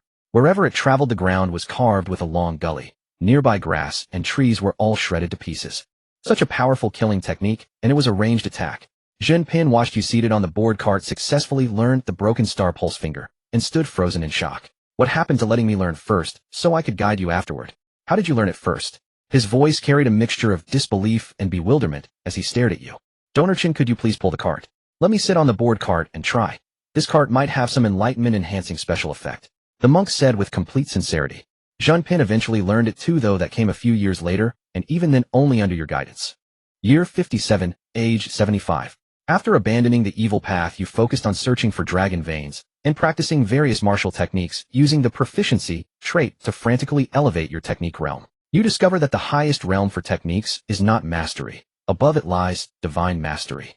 Upon inquiry, Zhen Pin, like most martial artists, believes mastery is the limit of any technique's realm. Evidently very few can bring a technique to divine mastery. What is even more extraordinary is that there should be even higher realms above divine mastery, since proficiency can continue to improve with further practice. However, at this realm, even a mid-tier technique requires an absurd number of practice repetitions, and higher quality techniques demand practice counts that increase exponentially. Is time the issue? For you, this is hardly a problem. If one simulation isn't enough, do two. If two aren't enough, do three. Eventually you'll max out the proficiency realm of every single technique. But for other martial artists, being able to bring a few major techniques to great achievement or mastery in their entire lifetime already marks them as beings of transcendent comprehension. Year 62, age 80. Drawing trait. Success. Tomato veteran user, purple epic. Your poison resistance is extremely high. Ordinary worldly poisons have no effect on you. Special toxins such as pill toxins, demon toxins, and technique-based poisons are greatly weakened. Adjust trait. Yes, no. This trait is quite useful. Poison resistance matters, otherwise one can easily be sabotaged. With the proficiency trait, the hard work pays off, and flash of insight traits I used to carry can all be discarded. Thus the equipment slots are now quite spacious. You replaced Demon Within with Tomato Veteran User. Zhen Pin wishes to tour the continent. This was his goal after seeing through worldly affairs in his middle years. You are searching for dragon veins. So the two unemployed wanderers travel together, becoming a pair of 5 domains roamers. The 5 domains are vast. These past years you have only made your way back from Shiliang to the Central Plains. This is the second time you have lived to age 80 in a simulation. Last time you died the moment you turned 80, a poor old man in Baiyun County, knowing very little of the outside world. This time is different. During your travels with Zhen Pin you learn that something catastrophic has befallen the world. An agreement of mutual non-aggression once existed between humans and demons. This meant that cultivators above the martial sovereign realm from both races could not kill each other's kin nor wage large-scale attacks. As for those below martial sovereign, whether humans hunt demons for materials or demons consume humans to enhance their cultivation, that was left to fate. If you were killed by the Demon Suppression Bureau for eating humans, do not complain. If you were counter-killed while hunting demons, do not whine. Neither side may call upon their elders. Higher-tier martial sovereign level combatants are forbidden from intervening. This mirrors the human principle that martial sovereigns do not go to the front lines. The intent is to prevent situations from escalating beyond control. However, 5 years ago the Demon Clan broke this agreement. The Demon Clan crowned a Demon Ape Vanguard Marshal who led 100,000 demon warriors in a swift assault from the Great Wasteland, striking the Eastern Wasteland. Behind this vanguard, 1,000,000 elite demon troops commanded by the 4 demon ancestors, led by the Azure Dragon, followed. Although the Eastern Wasteland has human martial forces stationed there, such as the Wuji Sword Sect, the foremost sect of the 5 domains. This time the enemy came with deadly seriousness. Facing demon ancestor-level power, the Wuji Sword Sect could only temporarily retreat. Now the war between humans and demons has erupted in full force. Human great cultivators and demon clan ancestors confront each other at Sangxiong Ridge, the boundary between the Eastern Wasteland and Central Plains. This towering mountain range became a natural barrier halting the demon army's advance. Unless the demon clan resolves the human big shots from various forces stationed on Sangxiong Ridge, even if they cross this mountain range, these cultivators would strike from behind, leaving them caught between 2 fires. The Central Plains Northern Territory and Southern Frontier, once locked in wars over legitimacy, have now ceased hostilities. The supreme leaders of all 3 realms have mobilized their martial forces to march to the Sangxiong Ridge front lines. The Dacian imperial clan of the Central Plains, the 100 Nations Alliance centered around the female emperor of the Southern Frontier, and the Nomadic Tribes Alliance of the Northern Territory have not cowered. All have buried their grudges, personally leading their forces to jointly confront the human race's great enemy. The 3 nations of Shilyang, as usual, are vying over who are the true heretics. Those heading to the 2 races' war front are all martial artists. No commoners, no mortal armies. They would be useless there, merely adding massive casualties and harming the human race's foundations. However, the war is not confined to Sangxiong Ridge alone. That demon ape vanguard marshal during the war's early phase, when the human defensive line was still unstable, led over 10,000 elite demon warriors into the Central Plains. They fragmented their forces, dispersed widely, and rallied scattered demons throughout the Central Plains to carry out bloodthirsty massacres against local humans. Those demons living in human territory had been meek and cautious, hiding carefully, only occasionally daring to kill a person for sustenance. Now with the Demon Ape Vanguard Marshal bringing elite reinforcements, they have gone completely berserk. The Demon Suppression Bureau runs itself ragged, suffering numerous casualties. The frontline combat strength of humanity is now all stationed at the front lines, resisting the demon army, leaving the rear vulnerable to scattered attacks that are impossible to defend against. Across towns and villages, mountains of corpses and seas of blood left by demon ravages can be seen everywhere, truly harrowing. Along the way, you and Jinpin have slain many evil-doing demons. Observing your calm, masterful manner of demon-slaying, Jinpin once suspected you were concealing your true cultivation level. Benefactor Chen, the demons are making such a grand commotion. There must be something fishy going on. These beasts. What fishy business could there possibly be? Humans slaying demons is natural justice. Demons eating humans is their innate nature. The 2 races cannot coexist. This great war was inevitable. But the 2 races have lived in peace for tens of thousands of years. Why did the demons strike first? Peace. I don't see it. You have seen demons impersonating river gods to devour humans. You have seen demons colluding with corrupt officials to bring ruin upon a region. You have seen demon overlords wipe out human sects with a single tail sweep. Thus you have never believed humans and demons lived in peace. The grudge between the 2 races has been accumulating for ages. I just never expected that without humans striking first, the demons would come attacking instead. How ridiculous. The demons' rampage across the land conversely ignites your fighting spirit. Now demon souls won't be in short supply. Along the journey, you found the high-grade spirit artifact known as the Soul Reaping Banner to be inadequate for your needs. Thus, carrying a ring full of spirit stones, you journeyed with Jinpin to the Divine Arms City, hoping to upgrade the banner. There you beheld the so-called Demon Monkey Vanguard. The 63rd year, age 81. Above Divine Arms City, the flaming-eyed golden monkey wielded a golden staff and wore golden lock armor, engaged in fierce combat with his former fellow disciple, the four-eyed spirit monkey, another child of heaven and earth. This four-eyed spirit monkey wore sinister bone armor and carried a massive staff of his own, though his was purple gold in color. The 2 monkeys fought with magic and force, evenly matched their battle's aftermath, easily flattening distant mountain peaks. You and Jinpin were within Divine Arms City, but currently unharmed, as the city's mountain protection formation had risen, blocking all the residual waves of combat. Hehehe. Senior brother, long time no see. Haven't you and Master kicked the bucket yet?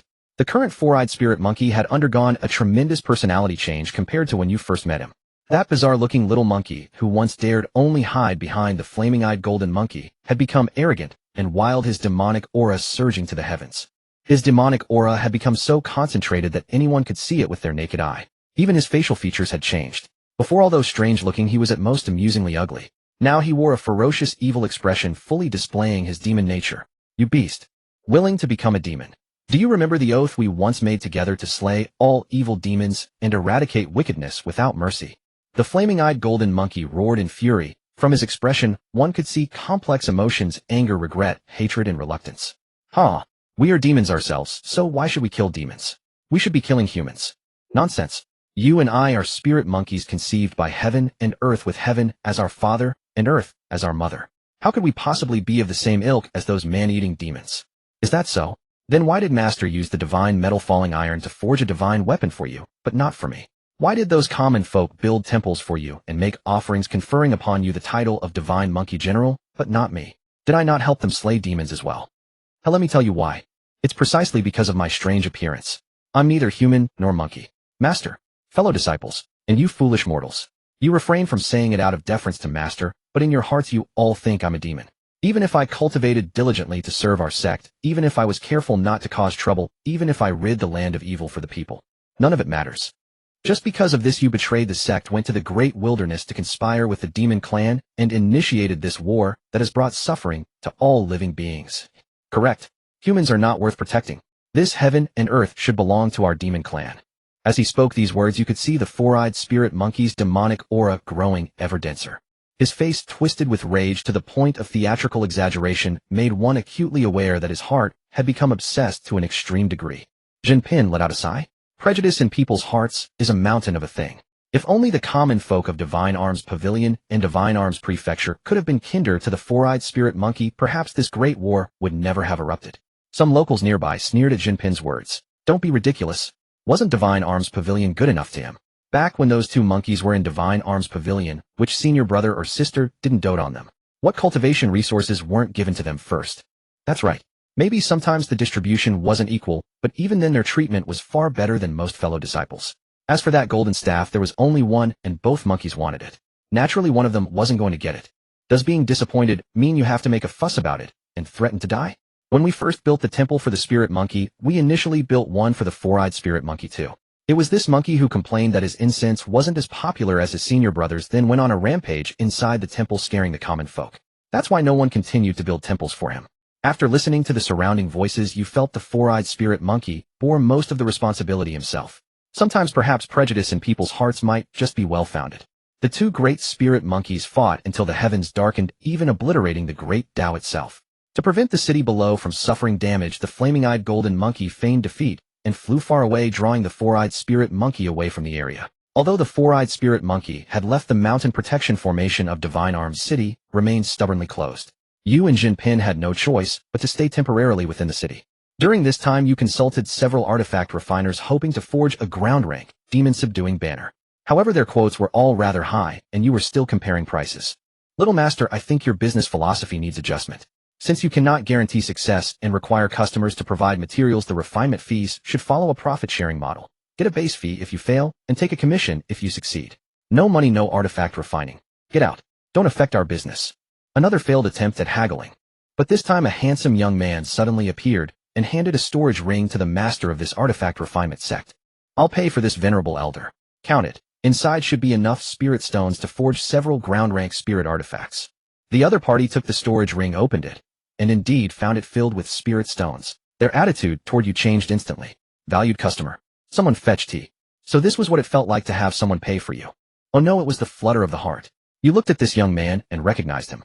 Sword Lord. The Sword Lord turned around smiling. Long time no see, bane of the demon clan. It's heartening to see you're still going strong. All this. Hey, yes, that. You quickly changed the subject. With the war between the two clans ongoing, shouldn't you be at the front lines of Sanxiong Ridge? Fighting isn't something we do every single day. Both sides need time to breathe. I slipped away temporarily specifically to find you. Beside you, Jinping heard this and gave you a meaningful look. As if saying, this humble monk knew all along that you and the Sword Lord have quite the connection.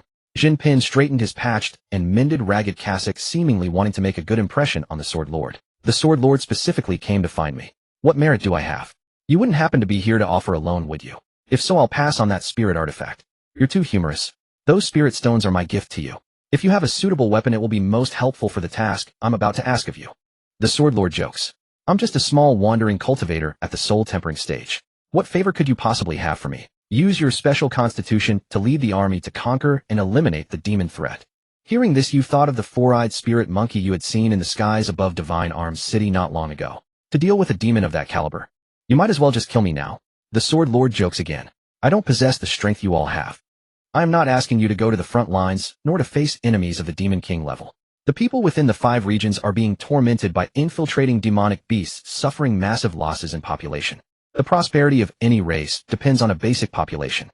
Even if we block the demon army east of the Zhangxiong Ridge, if the mortals in the rear are all killed, humanity will be on the brink of extinction. The demonic plagues erupting across the lands must be quelled as soon as possible to stabilize our rear, which will also benefit the front lines. Rest assured, we are keeping watch on all demonic beasts above the Demon King level active within the 5 regions, and others are dealing with them. You need only handle those below the Demon King level. I believe your constitution is more than sufficient. The Sword Lord invites you to lead the campaign to quell the demonic plagues. What will you choose? 1. Zhang Zia took command at 80, so this old man can also set out at 80. 2. Ahem, at my age I no longer wish to fight. Let me enjoy my remaining years in peace. 3. I would like to go, but I fear my strength is insufficient. Does the Sword Lord have a way to help me break through my current realm? The noble Sword Lord traveled a great distance to summon me, all for the sake of the people's safety. If I refused, would I even be human? Chen Yi made his choice. But then again, the big shot is wealthy and generous. If I asked for nothing, how would he appear extraordinary? Face is a mutual exchange. You chose option 3. Ahem. Lord Sword Lord, to be honest, seeing the people of the world harmed by demonic beasts, my heart aches deeply. You beat your chest and stomp your feet as you speak, appearing genuinely sorrowful. Jinping, having spent much time with you, has come to understand your nature. Seeing this, he cooperatively wipes away tears. You continue. In truth, since Master Jinping and I journeyed from Shiliang, we have intervened whenever we encountered demonic plagues, doing our utmost to save the world. As martial artists, this is our duty. But if you ask me to lead an army of martial artists to quell the demonic plagues across the 5 regions, I must take responsibility for that army. I am merely at the soul-quenching realm. How could I be worthy of such a task? My strength is insufficient. I cannot bear this great responsibility. The Sword Lord looks young, but his actual age is far greater than your 80 years. He sees through your little schemes, but does not expose them, instead pondering seriously. You have indeed been stuck at the soul-quenching realm for a long time. I once said in the Eastern Wasteland that breaking through the Golden Body realm with low-grade talent is exceedingly difficult, requiring great fortune. Indeed, I suppose someone like me has no chance of breaking through even in your Wuji sword sect. That is not necessarily true. You suppress the urge to curl your lips upward. What do you mean? The Sword Lord takes a shimmering peach from his storage belt. This is called the Sword Heart Immortal Peach. At the center of our Wuji sword sect's spirit vein, there grows a Sword Heart Divine Tree. The tree sprouts once every 300 years, blossoms once every 300 years, and bears fruit once every 300 years, yielding only one such Sword Heart Immortal Peach. Eating this peach will allow me to break through. The Sword Lord gives a wry smile. Do you know for whom and when this item is typically used in our sect? I suppose it is used to help prodigies like Wan Jianyi, who achieved first place in the Ascension Tournament break through the Golden Body realm. Wan Jianyi. He is not qualified. The Sword Heart Immortal Peach can assist in the breakthrough and comprehension of the Martial King realm. It is only permitted for exceptional disciples who have been stuck at the peak of spirit convergence for over 10 years. Though it does not guarantee success, it significantly increases the chances. You understand. This peach aids even martial artists breaking through the Martial King realm. Using it for your Golden Body breakthrough is like using a cannon to kill a mosquito. However, I have witnessed your constitution. If you can break through the Golden Body realm and lead the army, quelling the demonic plagues within the 5 regions will be within reach. I am willing to trade this one immortal peach for your battle in the 5 regions. The demonic beasts roaming within the 5 regions are far weaker in both number and power compared to the million-strong demon army at the Zhangxiong Ridge. But it is easier to deal with a king than with petty demons. The Sword Lord and other top combatants cannot leave the front lines for long. If they fail to hold the line, the demon army will directly invade the central plains, bringing utter catastrophe. What the rear lacks now is a leader capable of suppressing the demonic threat. Though your realm is not high, your constitution is unique when dealing with demonic beasts, and the Sword Lord has confidence in you. He bestows the immortal peach upon you, knowing you will surely break through the Golden Body realm, and then your realm will no longer be considered low. After all, the Golden Body Spirit Sea and Spirit Convergence realms are all intermediate stages of martial arts. Among the demonic threats in the rear, none are beyond the intermediate stage except the four-eyed spirit monkey.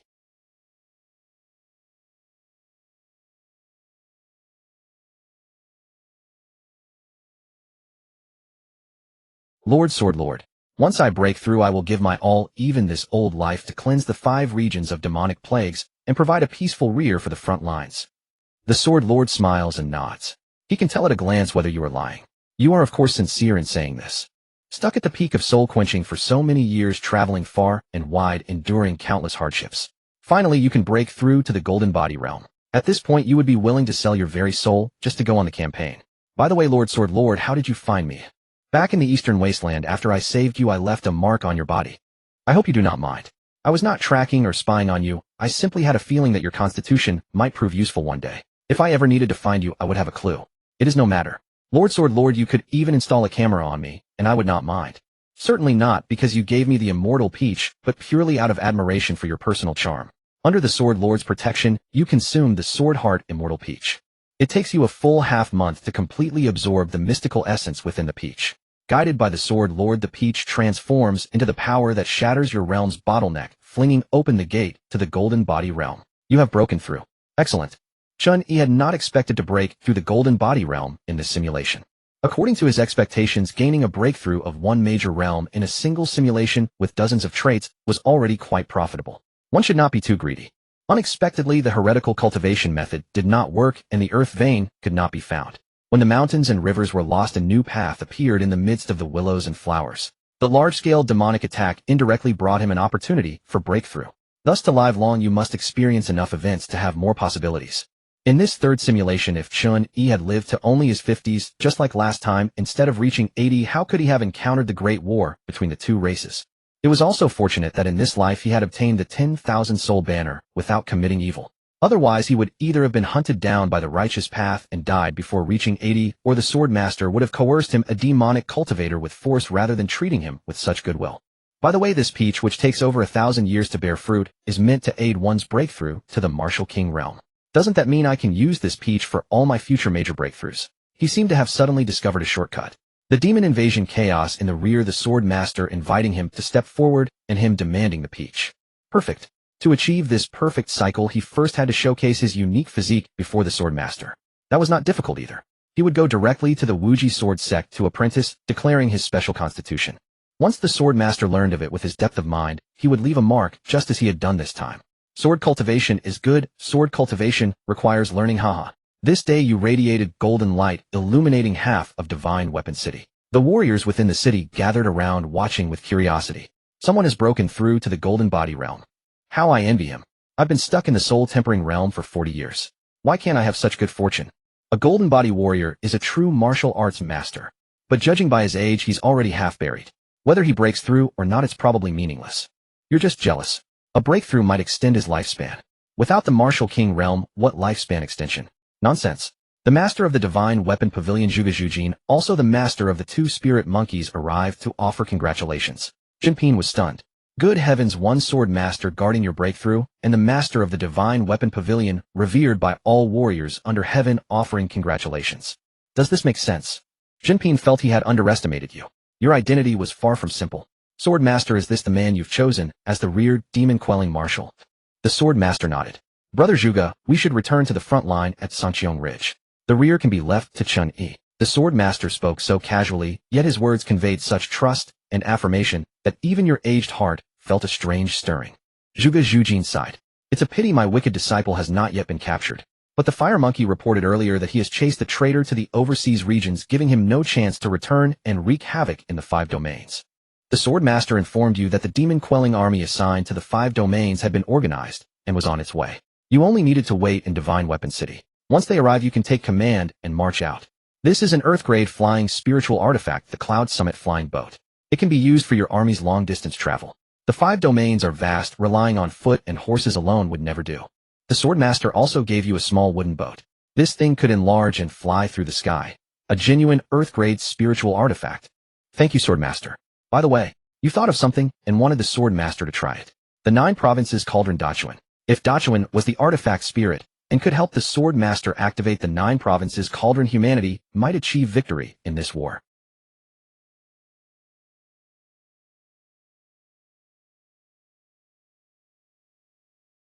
You suggested the sword master try it. If Dachuan was, you wouldn't have to bring him along on a wasted trip in the next simulation. However, after hearing your explanation, the sword master shook his head with a bitter smile. No need to try. The 9 provinces cauldron is already lost. Lost.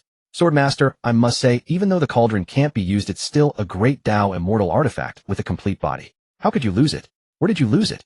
Where did you lose it? I'll go pick it up in the next simulation. I mean, it was stolen. Your eyes widened. How could anyone steal something so large from the Wuji sword sect, something that can't even be stored in a storage spiritual artifact? Was it the demons? Not demons. It was a human. Which human faction has such power? I don't know. There is always a sky above the sky. As long as the 9 provinces cauldron doesn't fall into demon hands, being stolen is not a big deal. Treasures belong to the strong, nothing wrong with that. The sword master Zhuge Zhujin and a group of high realm warriors departed from Divine Weapon City together. The sword master left you with a marshal's seal, a suit of general's armor, and a marshal's banner, tokens of authority. The sword master and his companions were not national leaders. They were merely commanders coordinating the various warrior factions in this anti-demon war. This included the Empress of the southern frontier, the Emperor of the Central Plains, and the Khan of the northern border, the most prominent figures in the secular world, all of whom had to accept orders in this great war. You couldn't have everyone fighting their own battles, creating chaos. Thus your demon-quelling army was not subordinate to any nation or regime. It was simply a military force composed of warriors tasked with pacifying the rampaging demons across the land. All regional powers had received instructions to support your logistics, so you didn't need to worry about such trivial matters. Just fight. Slay demons. While waiting for the demon-quelling army to assemble. Monk, be my deputy marshal. Ba Marshal Chen. This humble monk is afraid he lacks the ability. What if it's the sword master's wish? A Buddhist monk is compassionate. It is only right to protect the people and eliminate demons. The duty of deputy marshal this old monk accepts without hesitation. You old bald donkey, you're just a fangirl of the sword master. Your feelings were wasted. The 10,000 soul banner reminded you. Bro, although you've broken through, I must remind you that with your talent you still need to rely on earth veins to advance your cultivation. Go look for earth veins again. Of course. You seem sturdy enough. Work hard, and maybe you'll break through to the Martial King realm before you die and extend your life. You say that, but do you think I believe it? The 10,000 soul banner fell silent. It was indeed too ridiculous, even itself didn't believe it. One who receives favors is bound by obligations. Having accepted the immortal peach, it was only right to fulfill the promise. Year 64, age 82. The demon-quelling army assembled in Divine Weapon City. They were all warriors gathered from every corner of the 5 domains, half from small sects and families, the other half independent cultivators. The mid to large powers were all at the front lines. Among the smaller factions and independent cultivators in the rear, some had originally wanted to stay out of harm's way. But as the war dragged on, the demon scourge was at their doorstep, and the top powers like the Wuji sword sect were issuing martial summons. They had no choice but to participate. However, some in the demon-quelling army had volunteered. While some sought to preserve themselves, others genuinely wanted to contribute. The warriors of the demon-slaying army had already clashed with scattered demon forces along the way, with some casualties sustained. They would not arrive in full numbers. Some were stationed too far away and are still en route. Currently 30,000 warriors have assembled. You feel you cannot wait any longer and must depart to quell the severe demon infestation plaguing the 5 domains. You have heard that some cities have been occupied by demons. For demons of this scale, ordinary armies composed of common folk are helpless. The demon-slaying army must go to their aid. Is this the supreme commander the sword lord has arranged for us? This old codger could be my grandfather. Can he even go to battle? Don't drop dead halfway there. Inside the military camp of Shenbing City. When you first appeared before the assembled warriors, your withered hair, flowery white beard, and face carved with wrinkles like ravines truly sent a shockwave through these warriors still in their prime youth. Many ridiculed your age, their words dripping with defiance. You did not say much. A few days later, demons launched a premeditated assault on Shenbing City, attempting to disrupt the demon-slaying army's assembly. You smashed the head of the leading rhinoceros demon of the Spirit Sea realm with a single punch. The entire army was stunned. There were warriors of the Spirit Sea realm present among the defenders. Yet to have that same warrior tear apart a demon of equal cultivation level with bare hands, especially a rhinoceros demon famed for its thick hide. Not a chance. Grandfather, I am your grandson. The warrior who had offended you days ago publicly apologized. He feared that in your bloodthirsty rampage you might mistake him for a demon and bash his head in as well. In truth, you did not mind at all. At your advanced age, these warriors, even if they were in their 30s or 40s, were no different from little brats in your eyes. The wise do not bear grudges against the foolish. Some demons attacking Shenbing City were from the Golden Fur Rat King's forces in the eastern wasteland. When they saw you, they wet themselves on the spot. It's the demon scourge. How is he still alive? He's broken through to the Golden Body realm. Oh no. Run.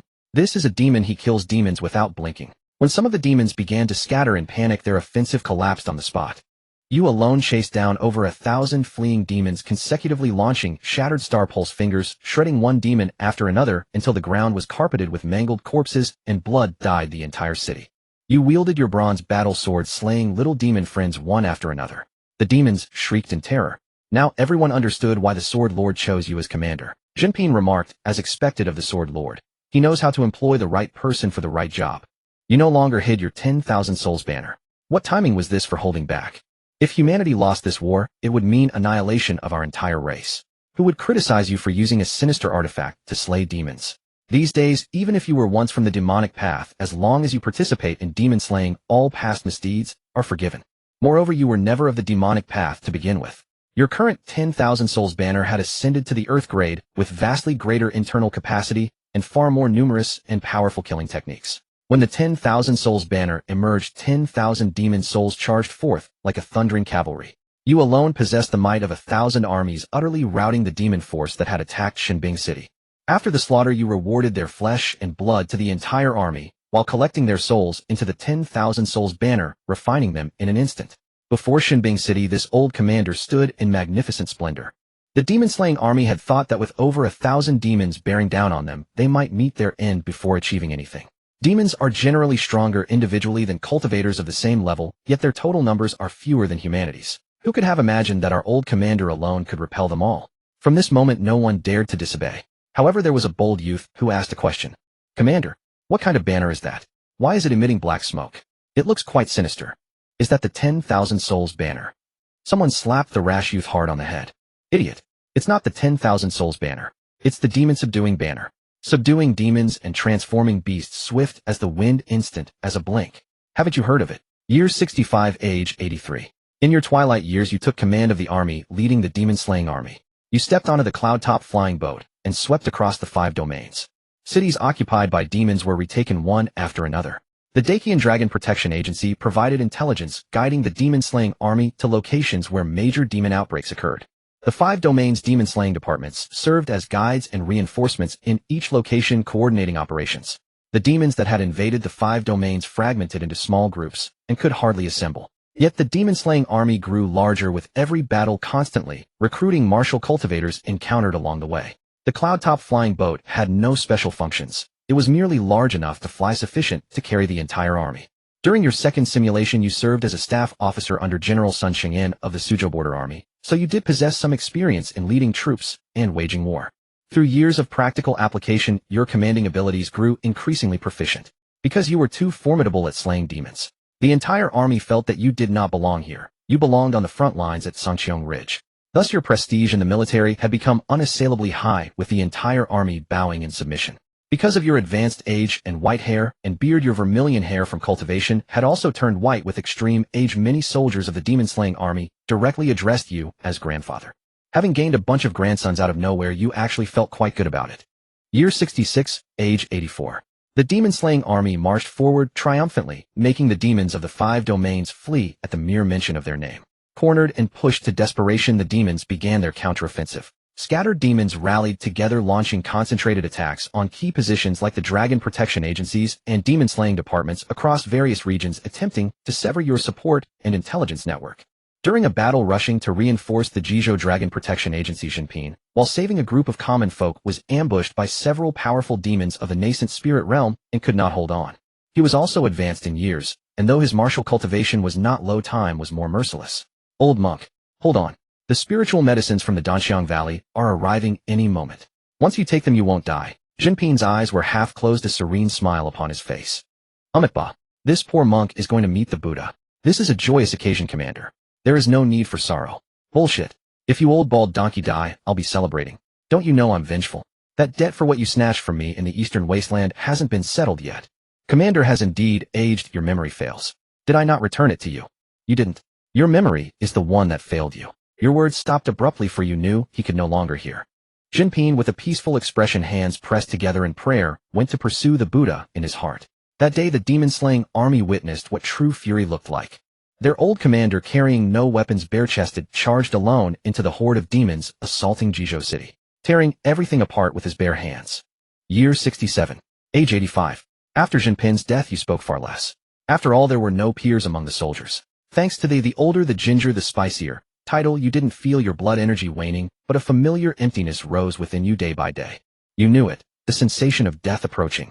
The title's effect couldn't extend your lifespan. When your years were exhausted, you would depart, as you must. As the demon suppression army extinguished fires across the realm, the Yao beasts within the 5 domains were forced to consolidate, gathering together and acting as one. Among the 5 domains, the Central Plains held the densest population and richest resources. the Yao naturally gravitated toward the central plains. Thus in these years of battle your cloud-top airship barely left central plains airspace, flying endlessly over the 2 capitals and 18 prefectures of Deqian. Of course now was not the time to argue over which territories, lost to north and south during the 3-way legitimacy disputes, belonged to whom. Commander, the Yao horde's massacre of the village near Tangshan City was merely a feint. The moment we approached they scattered and fled. Their true assault with overwhelming force targeted the Fury Mountain crystal mine over 300 li away. They pillaged enormous quantities of crystals. You sat upon the cloud-top airship reading military texts while your subordinate reported the battlefield situation. Crystals played a pivotal role in this war. Much like petroleum-powered tanks in the Second World War. Even the cloud-top airship beneath you could traverse the skies only with massive crystal supplies. The Tsangqiong Ridge front burned crystals daily to sustain countless formations. Ensuring the crystal grain and weapon supply lines to the front lines was also a vital mission for your demon suppression army. How did the Yao learn military tactics? Weren't they always ones to rely on brute force? Someone must be advising them. Soon you discovered this mastermind. If the Yao could use strategy, so could you. And you surpassed them. Using 3 crystal vein deposits as bait you employed feigned retreats to lure their main force into concentration. When the Yao realized an opportunity to sever the frontline crystal supply line, they launched frantic attacks, pushing deeper and deeper until they fell into your encirclement. Qin Prefecture Chang'an Slope. As you began closing the net at this place, you spotted an old acquaintance on the battlefield. Feng Yuqing. I should have known it was you. Your betrayal to the Yao side was hardly surprising. Feng Yuqing, former chief of the White Cloud County Demon Slaying Division, colluded with Yao in the White Cloud region and the local magistrate to falsify Yao killings as ordinary murders. Thus he deceived his superiors and hid the truth, granting the White Cloud Yao a steady supply of human victims. Meanwhile those Yao refined blood demon pills for Feng Yuqing, unorthodox elixirs that granted a low-quality bone structure cultivator considerable martial arts power. Such a man choosing the Yao side when war erupted between the races came as no surprise. Feng Yuqing glanced at you, not recognizing you at all. In this simulation perhaps you had crossed paths once, but since you never served as a demon slayer at the Demon Slaying Division and exchanged few words with Feng Yuqing naturally, he had no idea who you were. So the legendary commander of the Demon Suppression Army actually knows this nobody. Heh. Feng Yuqing now served as something like a strategist within the 5 domains Yao army, providing tactical guidance for the remaining Yao forces. What puzzled you was this. When you were 18, Feng Yuqing was already a middle-aged man. Conservatively, he should be over 20 years your senior. You were 85 now. Feng Yuqing should be past 100. Living past 100 wasn't impossible, but why did Feng Yuqing's appearance and physical condition not resemble those of a centenarian? He looked almost the same as back then. Even consuming beauty-retaining elixirs couldn't prevent physical decay, could it? He didn't possess the older the ginger the spicier title. General Wang Ping assessed this man's cultivation level for me. Wang Ping was one of your generals, head of a prominent martial arts family in the Central Plains with nascent divination stage cultivation and thus divine sense. Yes, sir. Your prowess slaying Yao on the battlefield and your legendary kill count made you supreme among warriors. Yet you possessed only the golden body stage, which truly baffled those like Wang Ping who possessed divine sense. Initially, they suspected you were concealing your true level. Later they discovered you genuinely lacked divine sense. You really were only at golden body stage. This earned you even greater respect. At such an advanced age with cultivation no higher than golden body stage, yet so formidable. If you were younger and at a higher realm, what then? Commander, he should be at golden body 3rd transformation. You smiled. Oh, 2 transformations above mine. Kill him, as you command. Wang Ping and the other high-level generals began surrounding Feng Yuqing in the chaos of battle. The Yao fought desperately to protect him. Their protection was understandable. After Feng Yuqing's guidance, several of their recent operations had actually succeeded.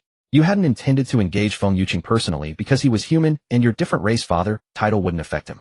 Even with your mastery title granting extremely high proficiency in various techniques, and the Immortal artifact 10,000 souls banner, your combat ability wasn't weak. But why risk yourself the commander when subordinates with higher cultivation could handle him? That was until you discovered something wrong with Feng Yuqing. He transformed. A pair of sharp lightning-shaped horns sprouted from his head. A long tail covered in barbs and scales grew behind him. His entire face elongated, sprouting a beak-like protrusion. Black scales covered his body, and a pair of fleshy wings unfurled from his back. A little dragon person. Only black. The transformed Feng Yuqing's combat power exploded. Fighting alongside a group of nascent divination stage, Yao he drove Wang Ping and the generals back step by step. Seeing Wang Ping and the others in mortal danger, you began rolling up your sleeves. You call yourself a man yet choose to become this monster. Then don't blame me for making you feel the hardness of my fists. You charged into the battlefield swinging with magnificent fury. The 10,000 souls banner released over 10,000 Yao souls. Absolute dimensional suppression crushing the horde. Feng Yuqing saw your display and thought what chance did they possibly have? Retreat, retreat, retreat. None of you monsters escape. Die. Your appearance terrified the Yao beyond measure. In your youth you were the red-haired demon slayer. In old age you became the demon's bane. Now approaching death's door, you were the supreme commander of demon suppression. The Yao looked upon you as if seeing the grim reaper himself. The Yao you had slaughtered throughout your life were beyond counting. Their resentful spirits formed a tangible aura around you. This aura, we call it killing intent. The Yao you slaughtered throughout your life were beyond counting. Their resentful spirits formed a tangible aura around you. This aura, we call it killing intent. On Changhen Slope, the last main force of the demon army within the 5 regions lay slaughtered by you, corpses strewn across the battlefield. The old marshal cut down enemies on all sides, and the morale of the entire army naturally soared. Warriors were all hot-blooded and impetuous. The entire army roared and fought with fearless courage. It was a foregone conclusion that this demon army would be completely annihilated. But in the melee, several great demons of the spiritual sea and spirit concentration realms risked their lives to ensure Feng Yuqing escaped. Wang Ping and the others were unable to break away and pursue him. Other soldiers who chased after him would only throw away their lives. At this moment you had a premonition that today on Changhen Slope might be where your life would end. Yet you did not hesitate. Eliminate the remaining enemies. Leave this man to me. The crowd behind you shouted, Marshal. Don't go. Marshal. You stepped into the rocket step, transforming into a blazing meteor streaking across the ground, and gave chase directly. Feng Yuqing. Prepare to die. The alien father trait activated. At the same time your entire body blazed with golden light as you activated the exclusive ability of the Golden Body Realm martial artist, the Golden Body state. This state was akin to a Scion going Super Saiyan, greatly enhancing the physical body's toughness. The cost was accelerated consumption of stamina. With the Golden Body and 100-fold blood energy enhancement, your iron fist smashed open the earth. Rumble. Cracks in the ground spread continuously to Feng Yuqing's feet, forcing him to flap his wings and take to the air briefly. His fleshy wings allowed him to hover momentarily, but he could not fly freely like a bird. You pursued relentlessly, attacking fiercely from behind, leaving Feng Yuqing battered and disheveled. Chen Yi. The demons are already defeated. Spare my life, and I swear I will never return to the 5 regions. Dream on, you traitor. I did all this just to become stronger. I lacked the talent of those geniuses, so I had to use any means. Whoever could make me stronger, I would serve. I heard you also have low-grade talent roots. Don't you understand? I never betrayed the human race. Hard to understand. The two of you clashed fiercely. Even though Feng Yuqing was slightly higher in cultivation level and had a bizarre transformation boosting him, he was no match for you at all. The strictest father of the alien race still held too much authority. In desperation, Feng Yuqing pulled out a stone pot spirit artifact.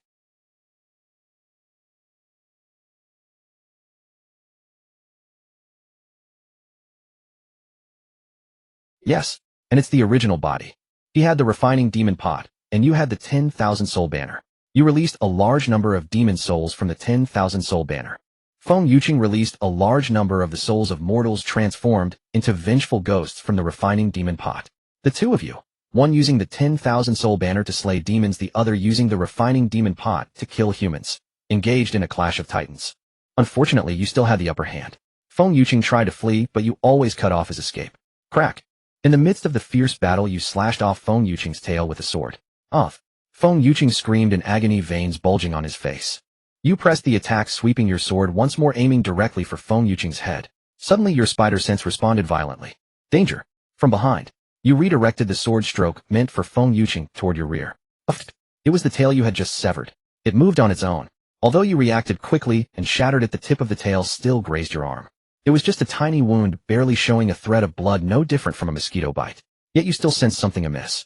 Thud. You knelt on one knee, supporting yourself with the bronze war sword, breathing heavily.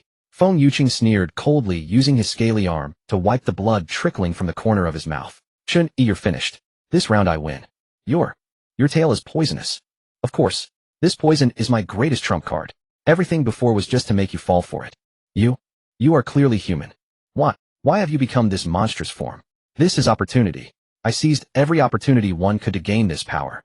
Haven't you noticed that I'm older than you, but look younger? Feng Yuqing was smug, reveling in the joy of victory, flaunting the power he had gained.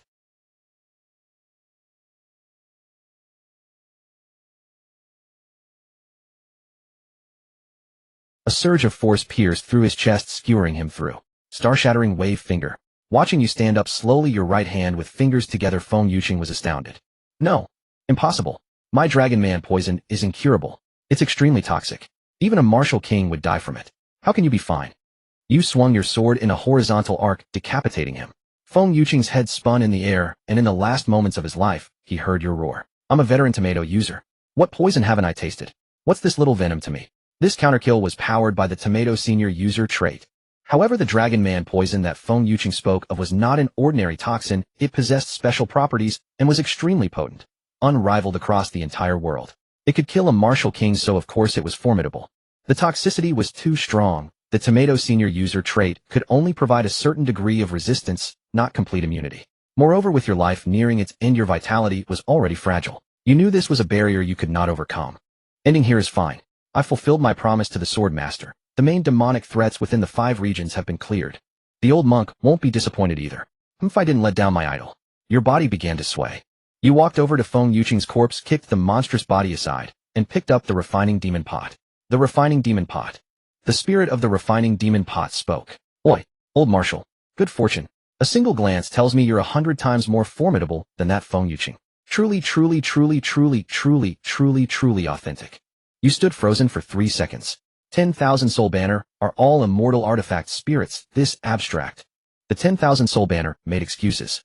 Hey buddy, you can talk nonsense, but don't mix up your words. Our immortal artifacts have high standards, okay? You gave a bitter smile and shook your head, getting back to business. Is there a way to cure the poison?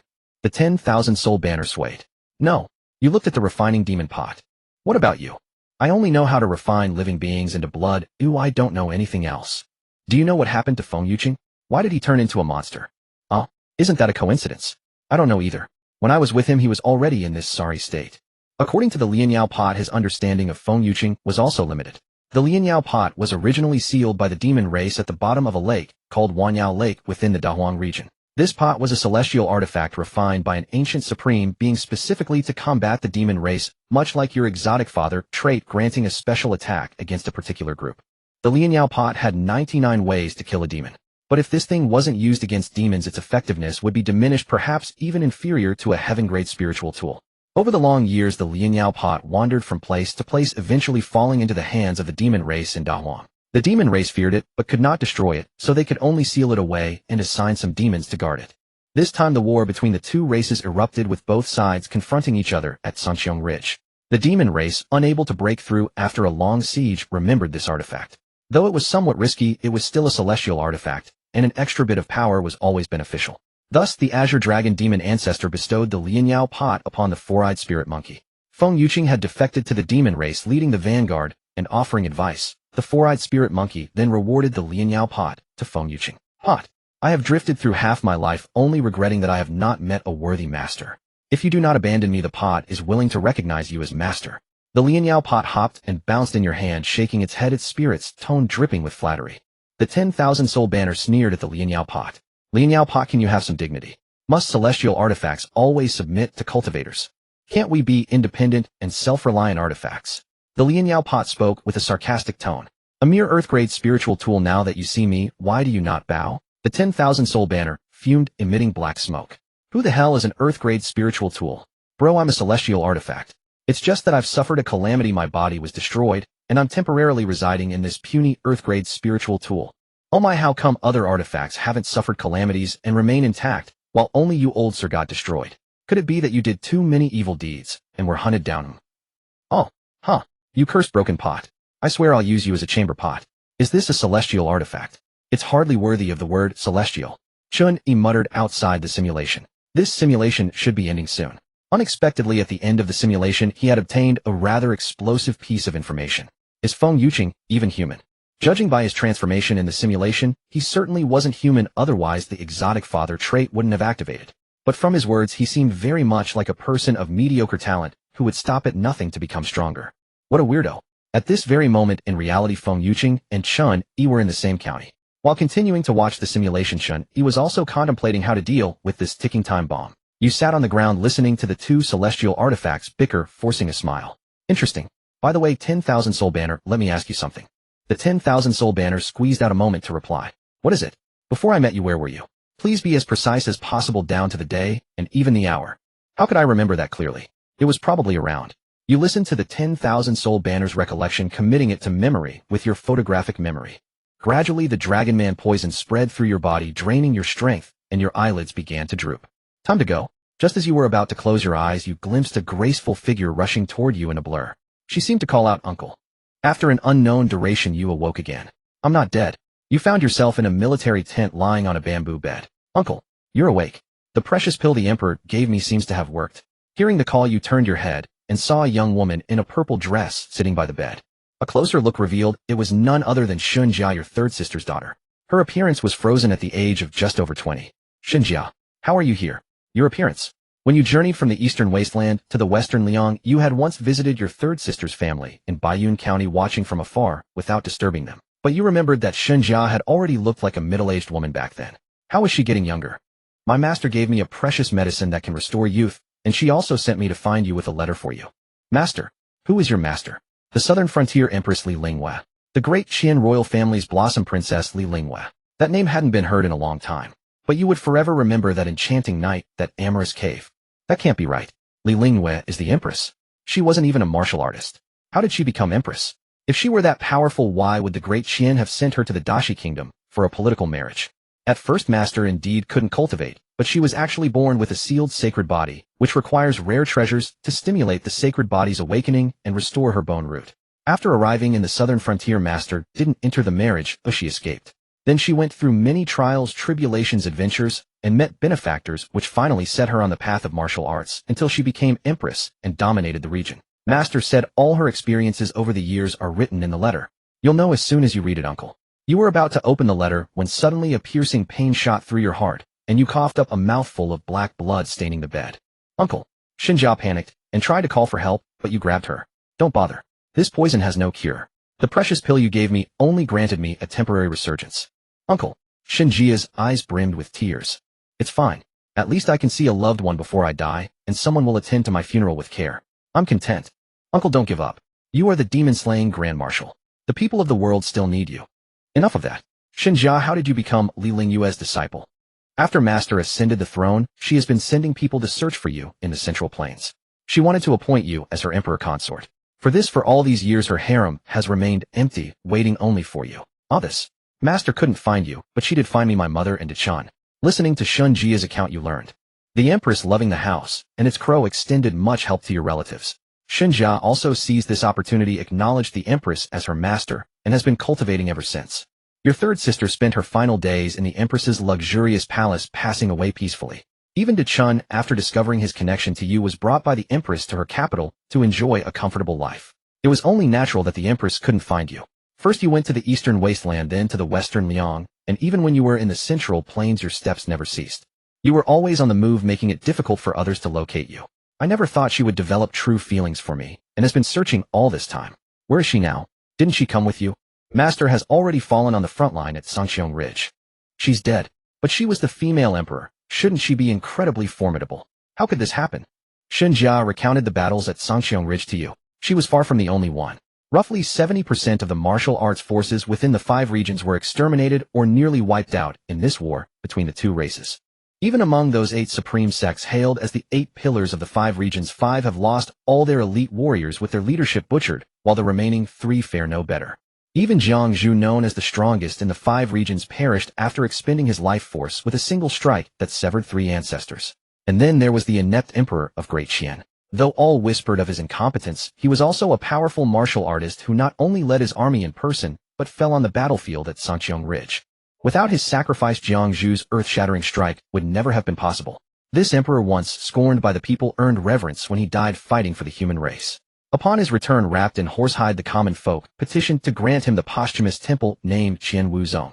There were countless other distinguished figures who perished at Sangxiong Ridge. Chen Yi had also heard of the divine monkey general from Shunbing Commandery who transformed into a massive boulder overseas to eternally imprison that demonic monkey vanguard at the ocean's depths. The war still rages on. With both sides' top fighters exhausted, they now clash among their senior leadership, then their mid-level forces, and finally their grassroots soldiers, neither side knowing when it will end. You let out a weary sigh. What purpose does this war serve? There are no winners. Darkness swallows your vision as your 5 senses begin to drift away. You know your time grows short. Chen Yi, I imagine you've reached the Martial King realm by now, eh? With the female emperor's support and her superior spiritual roots, you believed she should have broken through to Martial King. Chen Yi shakes her head. Uncle, I've only attained the spiritual sea realm. I'm still far from Martial King. I dare not hope to reach it in this life. The martial path is arduous, more difficult than ascending to the heavens. Only those blessed with fortune can succeed, so you must keep a balanced mind. Uncle, the fact that I've entered the martial path in this life is thanks to you. That I've cultivated to where I am now is due to my master. I have no regrets. Xinjia lowered her head as she spoke. But master has. You glanced at the heavy letter in your hands and said lightly, Xinjia, go attend to your duties. I'll read the letter. Uncle, go. Xinjia hesitated before lifting the camp tent curtain. She knew that when she returned, she might face your cold, lifeless body. Yet birth, aging, sickness, and death are beyond anyone's control. You opened the deathbed letter Li Linghua had written to you. She had written extensively, for she had much to say. Her entire life had been solitary. Only before you, even in these words on paper, did she allow herself to speak freely. To my beloved Chen Lang, I shall not use I the Emperor when addressing you. Tomorrow the scheme Jiang Zhu and I devised will be set in motion. Whether we succeed or fail rests on this battle. A ill omen troubles me, so I write this letter hoping Xinjia can deliver it to your hands. Thanks to Jiang Zhu, I learned who you are now and where you dwell. I've searched for you half my life and finally found you, yet I don't know if I'll ever have the chance to see you. I was born a daughter of the imperial clan, yet, without spiritual roots, I could never control my own fate. The political marriage was not my wish, and I fought it with my life, only to be rescued by you instead. Since I've already pledged myself to you, how could I surrender myself to another? I fled again, but pursuit drove me to the cliff's edge. Through Li Linghua's letter you learned her story. Forced to leap from the cliff, accidentally consuming a strange flower, awakening the sacred body, rescued by a mysterious old woman, taking a master, helping the helpless, rising in prestige, seizing power, and ultimately proclaiming herself emperor. The southern frontier differs from the central plains. Their nation's governments and kings change hands frequently. Thus, even if a female ruler emerged, it wouldn't face fundamental opposition, nor would Confucian scholars cry out about collapsed morals and improper precedent. Afterwards, Li Linghua used the Dashur kingdom as her foundation and swiftly consolidated the 100 southern states into an alliance centered on the female emperor. Then, without delay, she issued the Northern Expedition Proclamation, declaring herself the legitimate ruler of the Central Plains and vowing to reclaim lost territories and restore the ancient capital. You already knew most of the broader narrative that followed. Li Linghua's experiences were so extraordinary, they could fill an entire novel. You certainly wouldn't be vain enough to think the female emperor's campaign against the Central Plains was for you. In the previous 2 simulations, when your paths hadn't crossed, she had attacked anyway.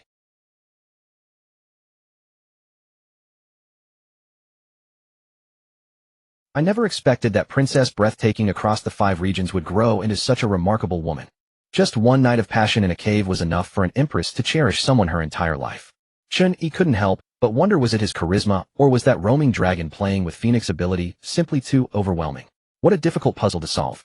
He had to admit this mere white-tier trait called roaming dragon playing with Phoenix possessed terrifying strength that no trait of its color should have. If I'd known the female emperor was searching for me, why waste energy running around? It would have been so much easier to simply swear allegiance to her. The relationships between Jiang Zhu, the female emperor, and other great figures need to be maintained.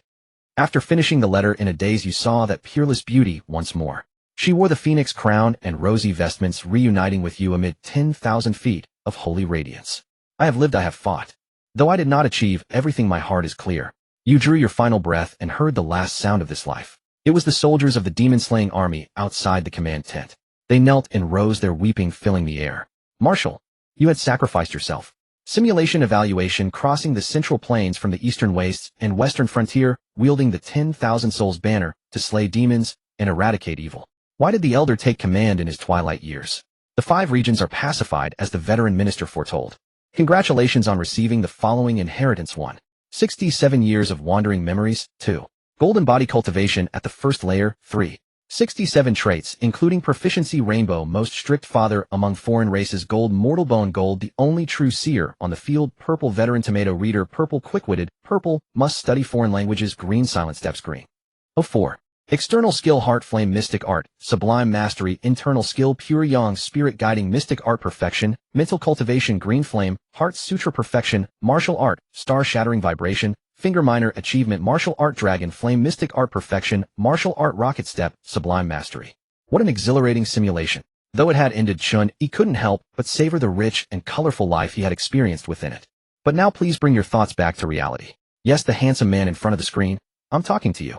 The real Chen Yi was merely a youth from a small town, having just escaped from a gang, come to the county town to seek refuge with his 3rd sister at the unremarkable Golden Body realm. The simulation was only one possibility, not an established fact. Any minor disturbance in reality could rewrite the course of history. The future of Chen Yi's reality still brimmed with infinite possibilities. The simulation only showed a potentially existing fate, but true destiny must be grasped in one's own hands. The third simulation concluded. Chen Yi first examined his head in a bronze mirror. The red hair didn't carry over. Then sitting on the bed in his small hut, he spread his arms wide to receive the power infusion. A resonating hum filled his ears. Chen Yi felt a ringing sensation as every inch of his skin muscles and meridians trembled faintly. This time was different from the previous two. In the earlier simulations, the inherited cultivation only spanned a single realm. Now it was not only two realms, but a great leap from the early to the middle stage of martial arts. Though there was a slight peculiarity, there was no discomfort. Only the surging power that brought forth confidence, exuberance, calmness, and fearlessness. The power infusion was complete. Chen Yi subtly activated his external technique, circulating his blood vitality through a full, great cycle. When its circulation speed reached a certain threshold, it would manifest the unique golden body state exclusive to martial artists at the golden body realm and above. Seeing the faint golden light radiating from his body, Chen Yi couldn't help but curl his lips. This is the power of the golden body realm. Within the territory of Deqian and county and town-level regions, golden body martial artists were rarely seen under normal circumstances. If a martial artist served, the imperial court regulations stipulated that those who reached the golden body realm must be stationed at administrative units of prefecture level or above. Therefore, Chen Yi could now essentially strut freely in a place like Baiyun County. The golden body realm comprised 9 layers corresponding to the 9 stages of body tempering. It was akin to walking the path of body tempering anew, but this time the amount of blood vitality required to advance each level was far greater. The memories of 67 years transformed into vivid scenes merging into his mind. Chen Yi did not inherit the emotions, only the knowledge of events and experiences, like reading a biography of his own future. Techniques, combat experience, leadership skills, and everything else were all integrated into his own abilities, seamlessly fused. Finally, there were the traits. In the previous 3 realm breakthroughs, only 2 equipable trait slots were added each time. But from the soul refining breakthrough to golden body, he gained 3 extra slots at once. Now he had 12 slots in total. Chen Yi had more room to equip traits. He called up the trait system panel and adjusted his current traits. Named Chen Yi Realm Golden Body First Layer Techniques: External Heart Flame Mystic Art High Grade Divine Internal Pure Yang Spirit Guide Mystic Art High Grade Perfection Mental Azure Flame Heart Sutra High Grade Perfection Martial Arts Star Shattering Wave Finger Earth Grade Minor Completion Dragon Flame Mystic Art High Grade Perfection Crimson Heart Fist High Grade Perfection Rocket Step Mid Grade Divine Cloud Burning Hand Mid Grade Perfection Shin Family Spear Mid-Grade Perfection Wind Wave Palm Mid-Grade Minor Completion Collapsing Cloud Sword Art Mid-Grade Minor Completion. Equipped traits: 12-12 Simulator Prismatic Proficiency Prismatic Strictest Father of the Foreign Race Gold Avid Tomato Reader Purple Only True Prophet of the Scene Purple Photographic Memory Purple Treasure Seeking Nose Purple Low-Grade Bone Structure Green Spider Sense Green Demonic Aura Green Quiet Step Green Serious Punch Green Acquired Traits 18. White. Current Trait Quality Probabilities: White Common 56 Green Rare 25 Purple Epic 15 Gold Legendary 3. 7 Prismatic Mythic 0. 3 Much better. In the simulation with limited slots, Chen Yi often had to rob Peter to pay Paul, equipping the most urgently needed traits and setting aside the less critical ones. Now with 12 slots, the space was much more ample. Although there were still some useful traits not equipped, those traits were mostly situational. For instance, traits like Wisdom of Age and The Older the Luckier were clearly useless for Chen Yi, who was only 18 in reality. Chen Yi yawned. In the simulation, he had lived a long life, but in reality, it was merely half an hour before his bedtime. Let me check the guidance mission before sleeping. Simulation cooling: 1 year remaining. You may choose to complete the following guidance mission to directly obtain a simulation opportunity. Guidance mission: strike first to gain the upper hand. There exists a subtle karmic bond of an archenemy between Feng Yuqing and you which will adversely affect your future simulations and reality. While his wings are not yet full, disrupt his cooperation with the demon race or slay him directly. Rewards: 1. Simulation chances 1/2. Epic and above premium trait draw x13. High-grade spirit artifact Cold Gleam Overlord Spear x1. Archenemy. I suppose so. Out of 3 simulations, he had died twice at the hands of Feng Yuqing. Although it was due to various reasons in a world of fantasy, karmic fate was not surprising. If he was destined to die at Feng Yuqing's hands, then he must eliminate him. In reality, at this current point in time, Feng Yuqing was the chief of the Demon Slaying Bureau in Baiyun County. To outsiders, he seemed perfectly normal, and they might even think he was quite diligent. Who would have imagined he colluded with the demon race and secretly harmed the people of Baiyun County? Years later, he would directly defect to the enemy, using the demon refining pot to cruelly slaughter countless humans. He could also transform into a monster, far from an ordinary foe. Rather than keeping him alive to hinder his longevity in future simulations, it was indeed better to strike early. Looking at this mission alone, it was actually not difficult. Feng Yuqing 60 years later was no match for Chen Yi, let alone the current one. Compared to the battle at Changhan Slope, Chen Yi was merely missing the 10,000 soul banner. But Feng Yuqing now paled in comparison to his future self. The difficulty of this mission lay in how to deal with the aftermath. Reality was not a simulation, he could not ignore the consequences.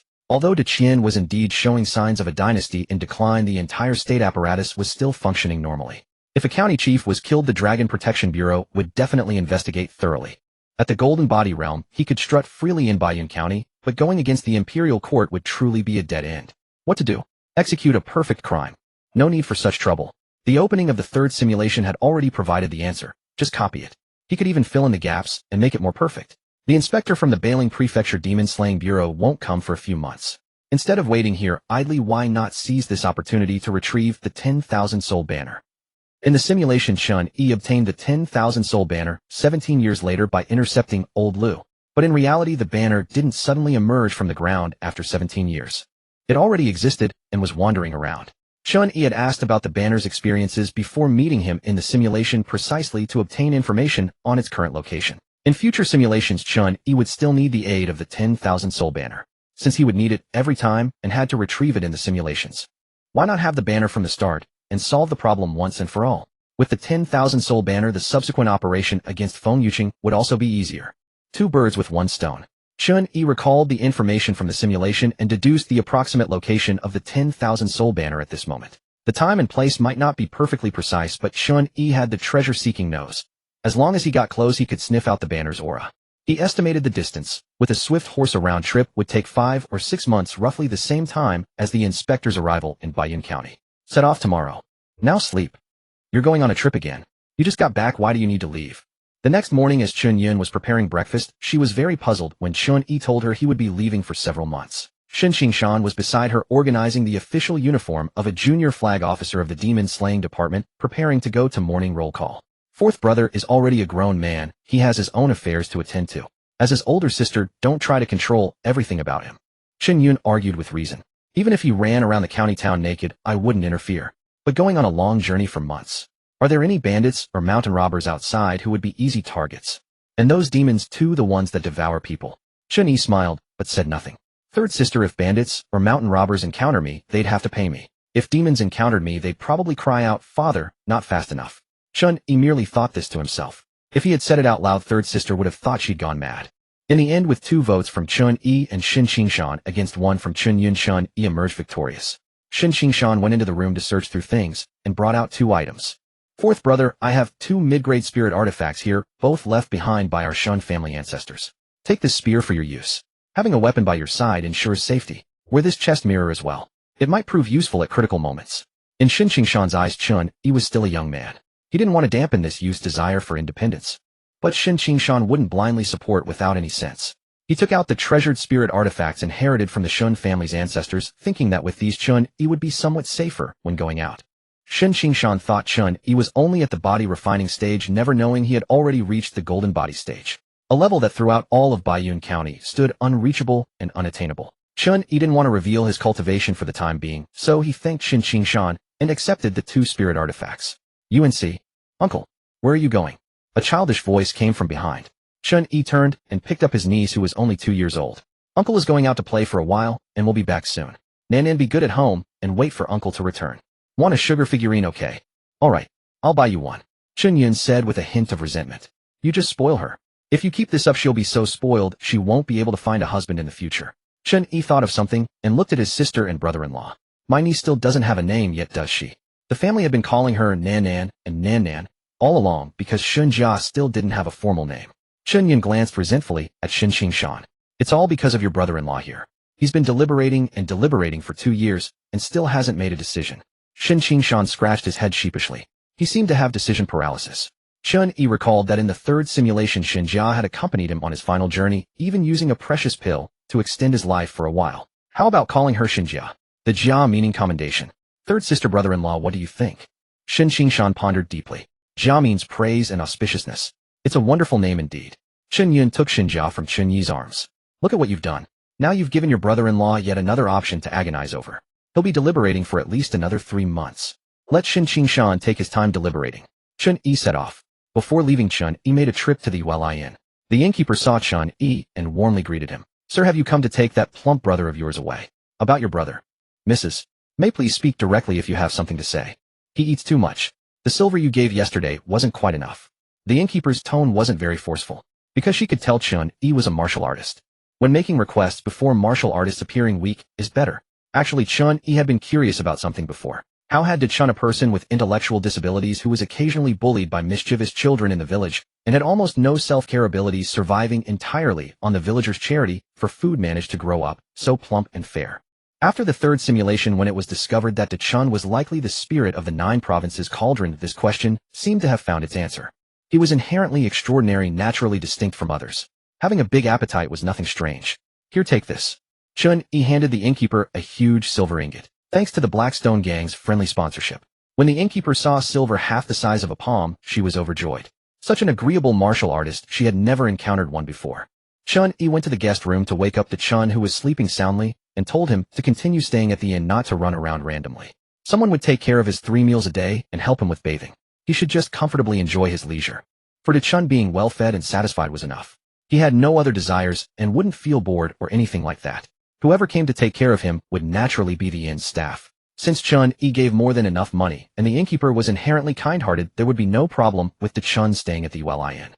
Then Chen Yi left the Yueli Inn and headed to the market. On this journey to seek the Myriad Souls banner, he couldn't go on foot. He needed to buy a horse. Demon energy. At the horse market, Chen Yi detected a barely perceptible trace of demon energy. He followed the demon energy to a horse stable. When the horse dealer saw Chen Yi approaching, he came forward to promote his goods. Sir, are you here to buy a horse? Come take a look. These are all premium horses. I personally selected these quality red-maned fierce horses from the pastures of the northern grasslands. Don't worry, they've all been domesticated and are very easy to ride. Chen Yi didn't really listen to the horse dealer's boastful sales pitch. How far was the northern frontier from Baiyun County? Even if they could be transported, by the time they arrived, the horses would be old and dying. How could anyone do business that way? Chen Yi's gaze fixed on the black-furred horse emitting faint demon energy. At first glance, this black horse appeared to be just a horse. Upon closer inspection, it was still just a horse. He wasn't like the demon race, who were humanoid beings with beast-like characteristics. The demon energy from the black horse was also intermittent and extremely faint. Different from how other demons radiated demon energy. It was tied to the stable being sold, lowering its head to eat fodder, seemingly possessing only the intelligence of a horse. Could it be that some demon and a horse engaged in a deviant love affair? Since this journey would require traveling day and night, Chen Yi thought buying a horse with demon blood might make it more durable. Boss, how much for this horse? Sir wants this one. I can give you a discount. Why, this horse eats a lot and poops even more. If I don't sell it, I'll go bankrupt feeding it. No wonder. Similar to Chen, seemingly just a horse, but actually something more. Chen Yi bought a swift horse at the east market, a saddle at the west market, provisions at the south market, and a long whip at the north market. After everything was prepared, he mounted the horse, flicked the whip, and rode out of the city. Chen Yi's destination was Wuhan Prefecture in southeastern Qingzhou, the very place where he had fought his final battles in the third simulation. The Myriad Souls banner was there now. At this moment, the Myriad Souls banner was deceiving its unknowing master, the latest in a long line, enticing him to willingly offer his original soul to nourish its weak spirit. The Myriad Souls banner relied on this method, beguiling those wayward-willed martial artists one after another, transforming them into its nourishment, thereby repairing itself. So indeed, this was an evil artifact. It must not be allowed to continue harming the world. It should be handed over to this old man for proper safekeeping. 2 months later, Chen Yi arrived at his destination, Wuhan Prefecture in Qianzhou. He had arrived faster than anticipated. All thanks to that black horse with a trace of demon blood. It was truly exceptional. As long as it rested once or twice daily with ample feed, it could maintain a steady cruise, running swiftly and smoothly, traversing mountains and cliffs with ease. This is truly acquiring a prized steed. During the journey, Chen Yi did not neglect his cultivation. In the body refining realm, martial artists only needed to cultivate their blood qi. The golden body realm corresponded to the body refining realm, but due to the vastly stronger blood qi, cultivators needed to balance blood qi cultivation with spiritual energy and essence. The 3 types of qi must complement each other to achieve any advancement.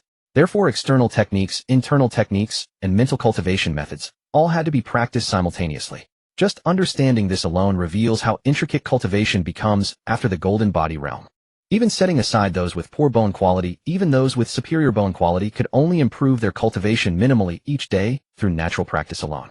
If one wished to enhance combat abilities, martial techniques also needed refinement, which would consume even more precious cultivation time. Therefore, in the third simulation after Chen Yi broke through to the Golden Body realm, he was unable to continue advancing. He was busy waging wars and managing troops. Where could he find the energy to cultivate? Chen Yi's advantage lay in having the proficiency trait. The time spent on martial techniques was drastically reduced. His technique cultivation realm was also pulled to great heights through the proficiency trait, which to some extent compensated for his low-tier bone quality's slow cultivation rate. Ordinary martial artists with low-tier bone quality almost never reached the Golden Body realm. Even if they obtained a tremendous opportunity and were blessed with immense fortune, barely managing to break through their latter years would most likely remain stuck at the Golden Body realm. Feng Yuqing was an example. He was over 100 years old when he died, yet only at Golden Body 3rd stage precisely, because he possessed low-tier bone quality. He resorted to all sorts of crooked methods, yet merely struggled a few more times than others within fate's grand framework. Chen Yi possessed the trait system and a Tao heart as unshakable as Han the Demon, so he was far from being without hope. However, if he wanted to continue advancing, he still had to rely on simulation to exert his strength. Practicing techniques while traveling was simply because he had nothing else to do. After arriving in Wuhan Prefecture, Chen Yi recalled the Soul Reaping Banner's account. At this point in time, the Soul Reaping Banner should have just drained its previous master dry and was seeking its next victim. He said he found his next master near Goose City. Chen Yi inquired about the direction to Goose City from the locals and rushed there at full speed. Several days later, Chen Yi's nose twitched as he sensed something. There you are, Banner. Zhao Long and Zhao, who were blood brothers. The Zhao family was originally an obscure little clan in Goose City with no more than 6 martial artists in the entire family. A year ago, the Zhao family patriarch suddenly experienced a massive surge in power, becoming a soul-quenching realm martial artist. This instantly changed the power dynamics among the families in the city. The Zhao family rose to prominence, becoming the local gentry's leader. Various industries flourished, and within just 1 year, they had amassed tremendous fortunes. Before the entire Zhao family could even finish celebrating, the old patriarch had suddenly died not long ago. Without a soul-quenching realm martial artist, the Zhao family was like a child parading with gold through the streets, inviting covetous glances from other clans. Today, Zhao Long and Zhao, who coincidentally arrived at a cemetery outside Goose City, where their father's fresh grave happened to be located. Big brother, have you come to pay respects to father? Yes, and you as well. Big brother came to pay respects, but didn't even bring any spirit money. And you didn't bring any either, did you? The two brothers maintained a slight distance, eyeing each other before suddenly dropping to their knees before the grave. The two then began lamenting to their father's grave about the various crises their family currently faced, their tears and sobs pouring out with heartfelt sincerity. Father, you promised in my dream that as long as I came to your grave, all our family's problems would be solved. I've come today, so where is this solution? Upon hearing his brother say this, Zhao Long was immediately puzzled. Father sent you a dream too. What nonsense is that? Father trusted me so much when he was alive. He definitely sent me a dream. Would he have sent one to you? What drivel? Do you think I'd come to this desolate wilderness if father hadn't sent me a dream? As the brothers were mutually disdainful of each other, their father's grave exploded. Boom! Puffs of black smoke billowed from the exploded grave. The Zhao Long and Zhao Hu brothers were both stunned speechless. They had always heard people say the ancestral grave is emitting blessed chi, but today they actually witnessed the real thing. Soon they discovered that rising from within the black smoke was a tattered, dirty white banner. On my 2 filial sons, do you yearn to restore the Zhao family's prestige and crush all the rival families in Goose City? The Soul Reaping Banner's voice rang out. This terrified the Dragon and Tiger brothers, causing them to plop down onto their bottoms. The banner is speaking. Amid the rolling black smoke, that voice was filled with an eerie demonic charm. I am a celestial artifact forged by an ancient supreme being possessing terrifying powers that can reshape the world's fate. Above, I can recreate heavenly fortune. Below, I can make infants cease their cries. For 1,000 years, all who have followed me have prospered immensely and achieved martial mastery. The two brothers were frightened, yet inexplicably listened to it all. So that's why father's cultivation suddenly broke through. He obtained this celestial artifact. Yes, as long as someone in the family had sufficiently high cultivation, what family crisis could possibly exist? The brothers glanced at each other and saw excitement in each other's eyes. A stroke of fortune. But why have the two of you come today? This puts me in quite a predicament. I'm afraid whichever one of you I follow, the other will be heartbroken. This is truly troublesome. Zhao Long stepped back. Second brother, father trusted you most in his daily life. This banner can be considered father's legacy. I'm letting you have it. Zhao Hu's face lit up with joy. Brother, do you mean this? An elder brother yielding to his younger brother is only natural. Big brother. Zhao Hu was so moved his eyes reddened. Just as he was about to retrieve the banner, he suddenly felt an icy chill behind him. A short sword glided out from Zhao Long's sleeve as he stabbed towards Zhao Hu's back. Zhao Hu coldly snorted and counterattacked, shooting a hidden dart from beneath his wrist. Using hidden weapons. How despicable. And you striking from behind isn't despicable. The two brothers, each harboring countless schemes, began fighting each other to the death. For the soul-reaping banner, they turned against each other. The soul-reaping banner floated up and down beside them, its black mist swirling, watching the show with great interest. Fascinating, fascinating. Out of nowhere, a youthful figure appeared beside the soul-reaping banner. You truly are perverse, beguiling brothers into fratricide. The soul-reaping banner was startled. It had no idea when Chen Yi had appeared. It hadn't sensed him at all. This was actually because Chen Yi had equipped Stealth Step and Grassland Swordsman, then walked close to the grass. Unless someone specifically scanned with divine sense or directly laid eyes on him, he would be extremely difficult to detect. Young man, if you wish to obtain me, you must get in line and approach one at a time. Soul-reaping banner, I don't have time to watch your antics. Come with me quickly. The only person under heaven most suitable to be your master is me. The soul-reaping banner released wisps of black mist, attempting to corrupt Chen Yi's spirit. The black mist entered Chen Yi's body. The black mist came out. The soul-reaping banner was dumbfounded. Its boasted seductive ability had no effect. Oh man, you have successfully caught my attention. The 10,000 Souls banner coughed a few times, its tone carrying an air of old-world authority. While those two wastes are busy fighting each other, let's conduct a simple interview. It was nothing but a banner, faceless and eyeless, yet the grating, raspy voice made Chen Yi want to punch it. Seeing Chen Yi's silence, the 10,000 Souls banner assumed the interview had begun. First, we need to change how you address me. Don't just call me 10,000 Souls banner out there. Show some respect. Address me as Venerable 10,000 Immortals. Also, stop saying I'm following you. This isn't master-servant, it's a partnership. Understand? Alright, now to deepen our mutual understanding, I have a few simple questions for you. Chen Yi began to muster his fighting spirit. What's your cultivation level? Just reached the golden body realm. Golden body, already. So young. You must have taken a beauty-retaining pill. And what's your bone constitution? Low tier. Earth tier. TSK. It's low tier. Low tier. Alright. This thing was clearly scheming something sinister. It seemed almost pleased that he had poor talent and low cultivation. Was it because people like that craved strength more, making them easier to manipulate? One more question. His fighting spirit was fully primed, and the foreign father trait activated. Chen Yi, tired of the 10,000 Souls banner's nonsense, yanked it out of the tomb. Pop. Like pulling a radish. He then rained a flurry of punches onto the banner's surface. Acting. Still acting. Who do you think you are? Caught my attention. Interview. Venerable. You really think you're someone important? Even if you're an immortal artifact, you're still a tool. Something made by humans to aid cultivation and combat. How dare you try to usurp the master's role? The 10,000 Souls banner was being beaten, which didn't hurt, but was humiliating. The real problem was that the banner he had meticulously chosen was being ruined by Chen Yi's fists. So in a fit of rage, he got angry. What's going on? What kind of freak are you? The 10,000 Souls banner discovered that his ultimate killing move, soul suppression, had absolutely no effect on Chen Yi. The 10,000 Souls banner, not yet bound to a master, was severely limited in autonomous action. Without its physical body, the artifact spirit was also in a state of decay. After that single strike, it was spent. Hey, why are you so serious? I was just kidding. Seeing Chen Yi escalating from physical blows to martial arts, even employing spiritual energy and techniques that could harm souls, the 10,000 Souls banner began to panic. Physical attacks didn't bother him, as he was but a massive spirit. But magical attacks, he had to endure them. Will you submit or not? I submit. You're truly formidable, a model for us all. I submit wholeheartedly. Call me master. Master.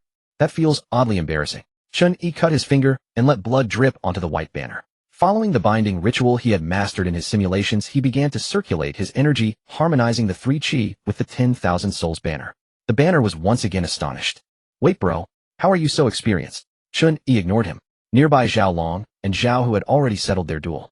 Zhao Long, the more skilled, had slit his brother's throat with a short sword. He kicked Zhao Hu's corpse aside with disdain. Father always favored you in life, leaving you the bulk of the family business. The woman I desired father gave to you. Now that you're dead, your wealth, your wives, all mine. Ha. Zhao Long turned and saw the 10,000 Souls banner now in Chen Yi's hands. Zhao Long's face turned cold, his short sword glinting with deadly light as he closed in. Who are you, this brat? This fortune is beyond your grasp. Hand over that white banner, and I'll gift you a shop in Yi City, let you live a wealthy life. Chen Yi raised his right hand gently, and a fiery dragon roared from his arm. Oh. In the dragon's cry, Zhao Long was engulfed by the flame dragon, reduced to a pile of charcoal. Annoying. Having completed the binding with the 10,000 Souls banner, Chen Yi waved it lightly, drawing Zhao Long's fading soul into the banner. Instantly refined. You demonic cultivator, you'll die a whore. Zhao Long's soul screamed, but before he could finish, he was transformed into soul force, nourishing the banner and feeding back to Chen Yi. though it wasn't much. Every morsel counts. With his golden body cultivation, Chen Yi wielded the 10,000 souls banner far more powerfully than he had in the simulation when he first acquired it. Because the power of a spiritual artifact depends not only on its own strength, but also on the user's ability. The same knife in a soldier's hand versus a toddler's. How could it be the same? Chen Yi's fluid execution left the 10,000 souls banner bewildered. Buddy, have we worked together before? The banner thought again. No, that's impossible. Everyone I've ever worked with ended up drained dry by me. Could it be from before my physical body was destroyed? When the banner's body was destroyed, its spirit was gravely wounded, losing some memories. But that destruction occurred many years ago. Looking at Chen Yi's appearance and cultivation, he couldn't possibly be that old. Chen Yi made up an excuse, claiming he was naturally gifted at handling artifacts. Thus the man and the banner officially met in reality. The 10,000 souls banner, just like in the simulation, immediately tried to goad Chen Yi into a massacre. Buddy, call me Master. Master Buddy, see that he's city ahead. A small county of fewer than 30,000 people where the strongest martial artist is only at the soul refining realm. Go for it. With your golden body cultivation and my many smooth combos, we can slaughter the entire city in a day, harvesting over 10,000 fresh delicious souls. Give me some time to slowly refine them, and we'll split the soul force 3070. Your cultivation will skyrocket, and my spirit body will recover. The banner's tone was dripping with temptation. But Chen Yi remained unmoved. How do we escape after killing everyone? Run. Run far away, then strike at the next place. Do you think the imperial court is dead? Or those righteous martial artists who constantly preach justice? Simple. I have 9 ways to evade pursuit and 19 ways to drag righteous cultivators into the mud. Don't worry, just act. Chen Yi rolled his eyes and spoke very formally. Remember, we only kill demons, and we only kill humans who deserve it. Those who won't bring us trouble. This Xiao Long was undoubtedly one of those who deserved death. Regardless of his character, whether he was good or bad, he had seen Chen Yi. There was no way he could be left alive. Just as the banner was about to persist, the black horse that Chen Yi had been riding all the way knelt before him and spoke human language. Master, please don't kill me. Chen Yi exclaimed in surprise. You can talk. The 10,000 souls banner. Damn, a horse that can talk. What kind of horse is this? Chen Yi walked over to the black horse and circled it a few times. It really doesn't seem like a demon. Although there is demonic chi, it's too faint and intermittent. He had never encountered such a situation in the simulations. But it can speak, and it has been acting all along, indicating intelligence. This is very much like the characteristics of a demon. Why did you disguise yourself as a horse to deceive me? If you don't give me a reasonable explanation today, I'll eat horse meat to satisfy my hunger tonight. The black horse knelt on the ground, trembling. Master, spare my life. This old servant had no choice. If I spoke, people would say I am a demon and kill me. When I was very young, I understood this truth. Fortunately, I am different from other demons. I was born looking exactly like a horse with no flaws, and I never disguised myself. So I have been pretending to be a horse all along, enduring hard work, allowing myself to be ridden and driven. This old servant has never encountered a master as powerful as you. Just now when I heard you say you were going to kill demons, I was terrified and begged for mercy. Chen Yi stared at the horse. It now displayed a very human-like expression, clearly showing fear, and it was a very timid creature. In the 2 months they had spent together day and night, Chen Yi had not detected any signs of cultivation. It was just more enduring and tougher than an ordinary horse. Of course, it also ate more. Don't call yourself this old servant anymore. I don't take slaves. From now on, your name is Haifeng, and you will continue to be my mount. However, you must not speak human language in front of others, revealing that you are no ordinary horse. Haifeng knelt on the ground, lifting his eyes slightly, as if unable to believe it. This martial artist, knowing he was a demon, not only spared him, but was even willing to keep him. Every master he had encountered before, upon learning that he was not an ordinary horse, would panic, and then take up knives and fire to kill and burn him. Haifeng had lost count of how many times he had escaped death by a hair's breadth. He also lost count of how many times in one moment someone would affectionately stroke his horse face and say, "This is my beloved horse," and in the next that very person would turn into a nightmare by trying to kill him. Haifeng said, "Haifeng obeys. I will not fail my master's grace." Chen Yi said with some amusement, "Is not killing you considered grace? Have some confidence. You are a good horse." Haifeng trembled. "But I don't understand. Are you a horse or a demon?" Haifeng is a beast that gained intelligence. Oh, I should be a demon. The demon race can all cultivate. Can you? Chen Yi had dealt with demons in the simulations for over 60 years. He had some understanding of the characteristics of the demon race. For example, all demons can cultivate, and they have no concept of root bone. But they have bloodlines. The stronger the bloodline of a demon, the more powerful its combat ability, not necessarily faster cultivation. In terms of cultivation, demons essentially rely on longevity. The higher their realm, the longer they usually live. However, they cannot just live idly basking in the sun. Every day won't do. They must also diligently train. The demon race's lifespan is much longer than that of humans. But training hard every day while their realm progresses at a snail's pace is unbearable for many demons. That is why so many demons choose to risk entering the 5 regions to prey on humans. Eating humans makes their cultivation advance faster. It is a shortcut. As for why demons gain cultivation from eating humans, while humans do not, Chen Yi was still unclear. Haifeng has never tried cultivation. I'll teach you an external technique. See if you can cultivate it. 10,000 Soul Banner complained. You are human, he is a horse. Even if he is a demon, there's no way he can cultivate human techniques. That sounded reasonable. But Chen Yi felt that Haifeng might not be a demon, and he was clearly not an ordinary horse. In the 5 regions there was another kind of creature called the Strange Beast. They had the same formidable physical bodies and bloodlines as the demon race, but lacked intelligence. They were usually tamed by martial artists into war pets, mounts, guard beasts, and the like. Haifeng could speak, so he did not fit the characteristic of a strange beast lacking intelligence. Perhaps he was a special existence that could even cultivate human techniques.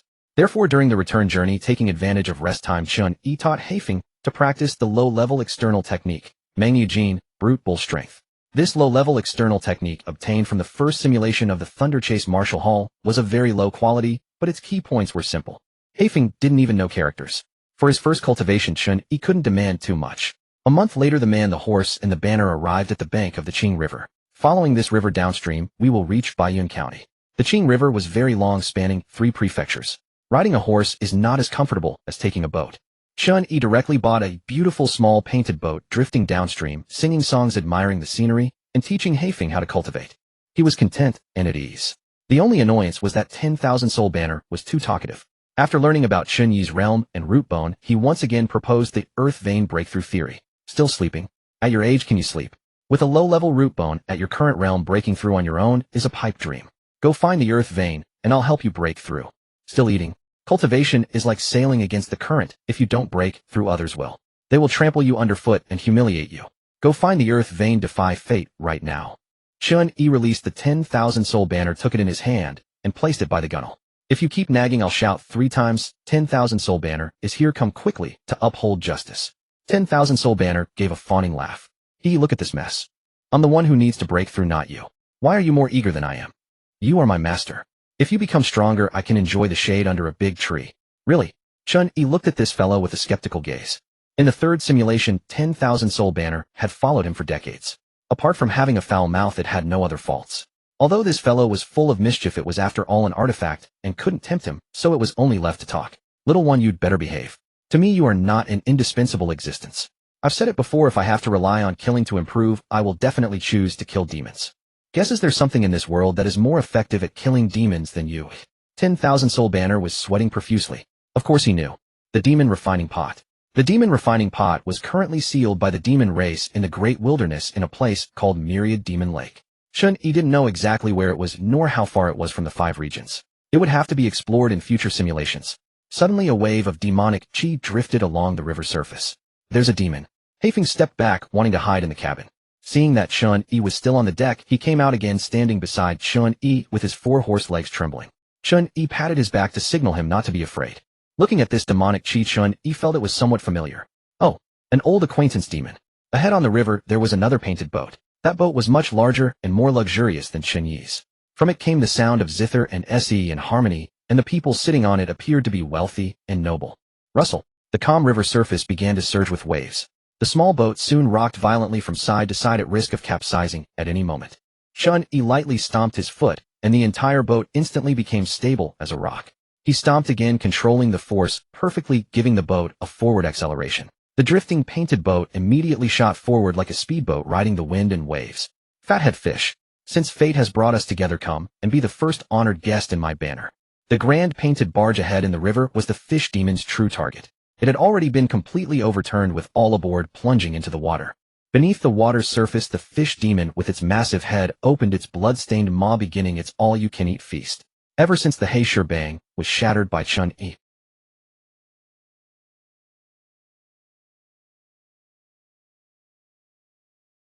it knew that repeatedly attacking the same area would attract the attention of the demon-slaying bureau and invite pursuit. Although this fish demon boasted considerable cultivation, having reached the Golden Body realm, it understood that mountains rose beyond mountains and demons surpassed demons.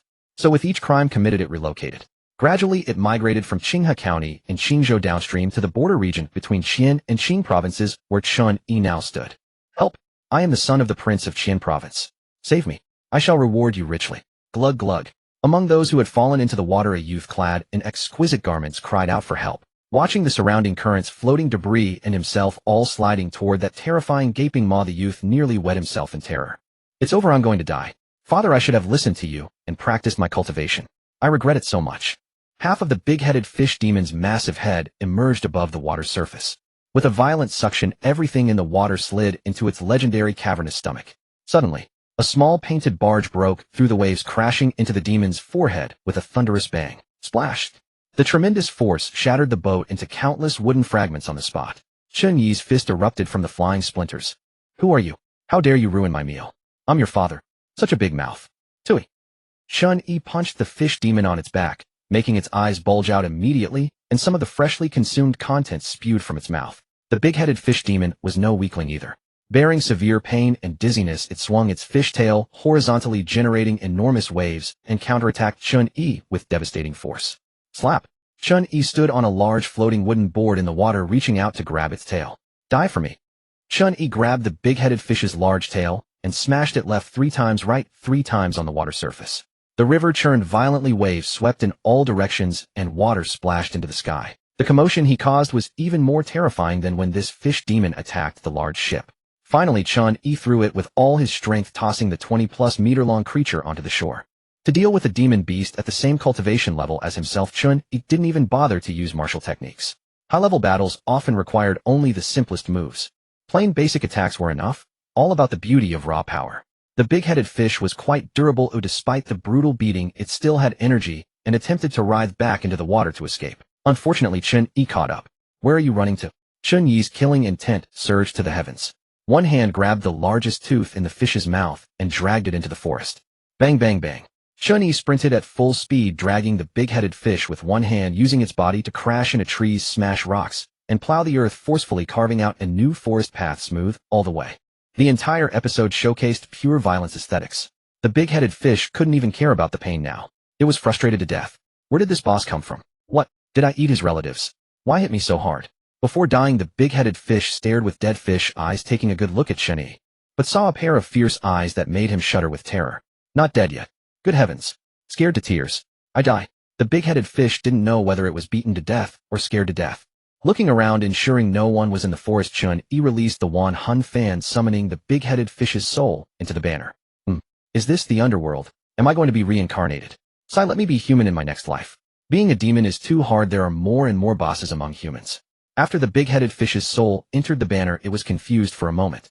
Until it saw that dark mass of the Wan Hun fan's artifact spirit, it realized it was being refined into a soul servant. Little one, this big-headed fish is at the golden body realm. Don't dissolve it. Refine it as a soul servant to fight for me. Chen Yi's extremely violent battle just now had also dumbfounded the Wan Hun fan. It was very obedient now. Okay. Looking at the fish corpse on the ground, Chen Yi didn't waste it either, slicing several pounds of fresh meat. With a palm technique, fire erupted, roasting it on the spot. Not bad taste. The big-headed fish's soul in the Wan Hun fan wanted to cry, but had no tears. It just wanted to have a good meal today, but the few people it had eaten hadn't even been digested before being smashed out by this maniac's punch. Not only was it beaten to death by him, but its soul was also refined by him, leaving not even a complete corpse. This person is simply a devil. Chen Yi returned to the bank of Qing River and saw the wet, hay foam shaking its body to dry off. Just now, when the boat crashed into the fish, Chen Yi had sent hay foam to the shore like skipping stones. That youth who claimed to be the prince's son had also swum to the shore. Seeing Chen Yi approaching, he disregarded his wet and messy appearance, walked over, and bowed with both hands clasped. Thank you, Senior, for rescuing me. I am deeply grateful. The kindness of saving my life cannot be neglected. I hope Senior will accompany me to the prince's mansion. Allow me to host a banquet in your honor. Chen Yi sized up the youth. Although he looked quite messy now, he indeed carried an air of nobility. Are you really the prince's son? Why don't you have any proper guards when you go out? There were a lot of people who fell into the water, and they were all slowly crawling to the shore now. Chen Yi couldn't tell who among them was a martial artist, and even if there were any, their cultivation levels were low. The youth awkwardly scratched his head. Because I ran out secretly. Father doesn't allow us to go out for fun. Every day, we must complete both literary and martial studies to get a brief rest. The prince's mansion had very strict upbringing, keeping this 15 or 16-year-old youth locked in the mansion every day until he was bored to death, so he secretly ran out to play. Never expected to encounter a demon disaster. Skip the banquet and hospitality, I still need to continue my journey. Bye. By the way, the prince has a very high status in Deqian. If you want to repay the life-saving kindness, I have a favor that needs the prince's help. Is that possible? The youth patted his chest loudly, indicating that within Deqian's territory, any trouble could be settled. But upon hearing Chen Yi say it was to arrest the chief director of the demon-slaying bureau, he became timid on the spot. I'll be honest with Senior, my father has over a dozen sons, and I am his least favorite. It's no problem for me to ask him for money or resources, but if it requires him to use his power, he won't pay attention to me. The Prince of Qian Province, just by the name, you can tell he's the in-theft Prince of Qian Province. Asking him to handle matters in Qingzhou is not easy anyway. No matter, continue executing the original plan. But this life-saving kindness cannot be ignored either. At least that ship just now should be compensated. Senior, please follow me to the nearby Bama city. It's a prefectural city with abundant supplies. Allow me to show my gratitude. Along the way, Chen Yi chatted with the youth and learned his name was Li Chengqian. What's your name? Li Chengqian. My father is the king of Qinzhou, and in the royal clan our generation is designated by the character Ji. I belong to the Cheng generation. When I was born, my martial arts master discovered I had heavenly grade spiritual bones. My father was overjoyed and immediately named me the heir apparent. My name Li Chengqian signifies that I will eventually inherit his princely title. Oh, that Qian, I thought. It's indeed impossible. The dynastic name of Deqian could not be used for personal names, not even by members of the royal family, for the sake of avoidance. Young man, I must scold you a bit.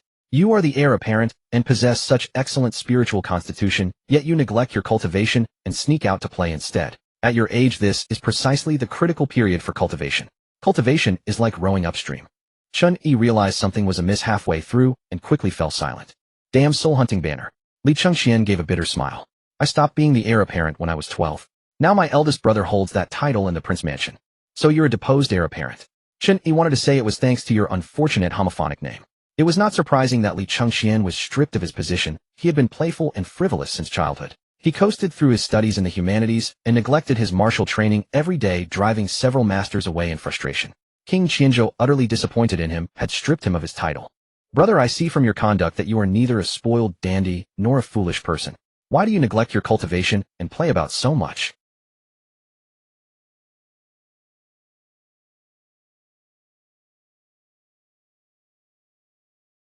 Chen Yi instantly understood. The struggle for the heir apparent position was always like this. I understand. After entering the city, Li Chengqian turned out to be remarkably generous. He mainly relied on his connections. First, he took Chen Yi to the dock outside the city and bought him a new boat to facilitate his return journey. Then he went to the money exchange and withdrew a thick stack of silver notes, gifting them entirely. The first pot of gold gained from the Blackstone gang was, after all, limited. With Li Chengqian's generosity, Chen Yi had basically achieved financial freedom. Finally, Li Chengqian led Chen Yi to the martial artists' marketplace in Whitehorse City. Spiritual artifacts, pills, formation manuals, and cultivation techniques. Any resource they saw they acquired. Settlement in the marketplace was conducted in spirit stones. Li Chengqian did not have many spirit stones in his storage ring. So when settling the bill, he would produce his princely mansion token indicating that the charges were to be billed to the Qianzhou prince's mansion. The various cultivation resources Li Chengqian had gifted had already been transformed into numerous heavy packages filling Blackwind's horseback. Even Chen Yi's hands were burdened with bags of all sizes. There was nowhere else to put them. Seeing this, Li Chengqian directly removed his storage ring from his finger. Benefactor, take this. In this world, storage spiritual artifacts, even the most basic storage pouches, were highly precious and rarely seen on ordinary martial artists. For wandering cultivators, possessing a storage spiritual artifact made them the elite among their peers. Storage rings were an even higher tier. Lordly, how can I accept your storage ring? Benefactor must take it. A life-saving kindness deserves a waterfall's gratitude in return. What are these worldly possessions? No, it's far too precious. Chen Yi extended his hand and waved it repeatedly. Li Chengqian smoothly placed the ring onto Chen Yi's finger. Chen Yi looked at it and said, the size fits quite well. Li Chengqian smiled and replied, it's self-adaptive. Impressive. But lordly, actually these resources are not that important to me right now. What I desire most at present is a spirit artisan, preferably one capable of forging earth-grade spiritual artifacts. Chen Yi needed to give the soul-hunting banner a better vessel. Heaven grade would of course be better. But such an artisan would surely be located somewhere in the Divine Weapon Commandery area. That place was far from Qingzhou, and the favor of the king of Qianzhou could scarcely extend that far. Very well. The 100 Refinements sect in Whitehorse City is a spirit artifact forging sect. All the weapons and spiritual artifacts for the Prince Mansion's household troops are forged by them. Their sect master is an earth-grade spirit artisan capable of forging earth-grade spiritual artifacts. Li Chengqian did not ask unnecessary questions. Whenever Chen Yi made a request, he simply wielded his face. which bore an 8-part resemblance to King Qianzhou, along with his jade waist token and handled matters for Chen Yi. Soon Chen Yi met the sect master of the 100 Refinement sect, Zhou Wuliang, in White Horse City. He was a middle-aged man with a bald mirror-smooth head, a burly figure, a large frame, though not particularly tall. Young Master Chengqian has arrived. What a rare guest. The story of Li Chengqian, the deposed heir apparent, was not universally known throughout Qianzhou, but certainly well known enough, especially for an organization such as the 100 Refinement sect, which had deep cooperation with the Prince Mansion. Others might mock Li Chengqian for being unfavored and not cherishing his position as heir apparent. But Zhou Wuliang could not do so. He had to receive Li Chengqian as though hosting a VIP client. Upon learning that Li Chengqian had brought a friend and requested the forging of an Earth-grade spiritual artifact, Zhou Wuliang patted his chest on the spot. No problem. Do you have any specific requirements? Sect Master Zhou, please bill the forging fees to the Prince Mansion's account for next month. You can settle everything together when you come to the mansion to collect payment. What are you saying, young Master Chengqian? You are doing a friend a favor, and I should charge you. This is improper. Friends of young Master Chengqian are friends of mine. It is merely a spiritual artifact. As he spoke, Zhou Wuliang leaned close to Li Chengqian and whispered, Young Master Chengqian, I remain on your side. Do not give up. This fellow said such things without regard for others present. Chen Yi knew this was likely more performance than genuine loyalty. Li Chengqian's eldest brother arrived. Zhou Wuliang probably said the same thing. Betting on both sides, he lost nothing either way. A real cunning operator. Chen Yi handed over the blueprint. Reality differed from simulation, so Chen Yi was more cautious. Following the soul-hunting banner's instructions, the design's exterior was not the style of a soul-summoning banner, but rather that of a military battle standard. Such spiritual artifacts were common in military formations, capable of bolstering morale and rallying all troops for a charge. The shapes of a banner and a flag were relatively similar. Though slightly inferior to a banner, it was the optimal solution at present. Zhou Wuliang glanced at it and assumed Chen Yi was merely the leader of some minor faction needing a military banner spiritual artifact for a group-wide buff. Simple. Give me 1 month, and it shall be completed. I will handle all the raw materials at the 100 Refinement sect. Young Master Chengqian may return and await my good news. Chen Yi departed White Horse City laden with his abundant acquisitions. Li Chengqian escorted him all the way to the dock, more than 10 li outside the city. Lordly, no need to see me off further. I am about to board the boat. Take care, benefactor. I sincerely hope you will visit Qianzhou Prince's mansion often in the future. I still owe you a banquet to fulfill proper hospitality. Lordly is too kind. Saving you was merely a trivial effort on my part.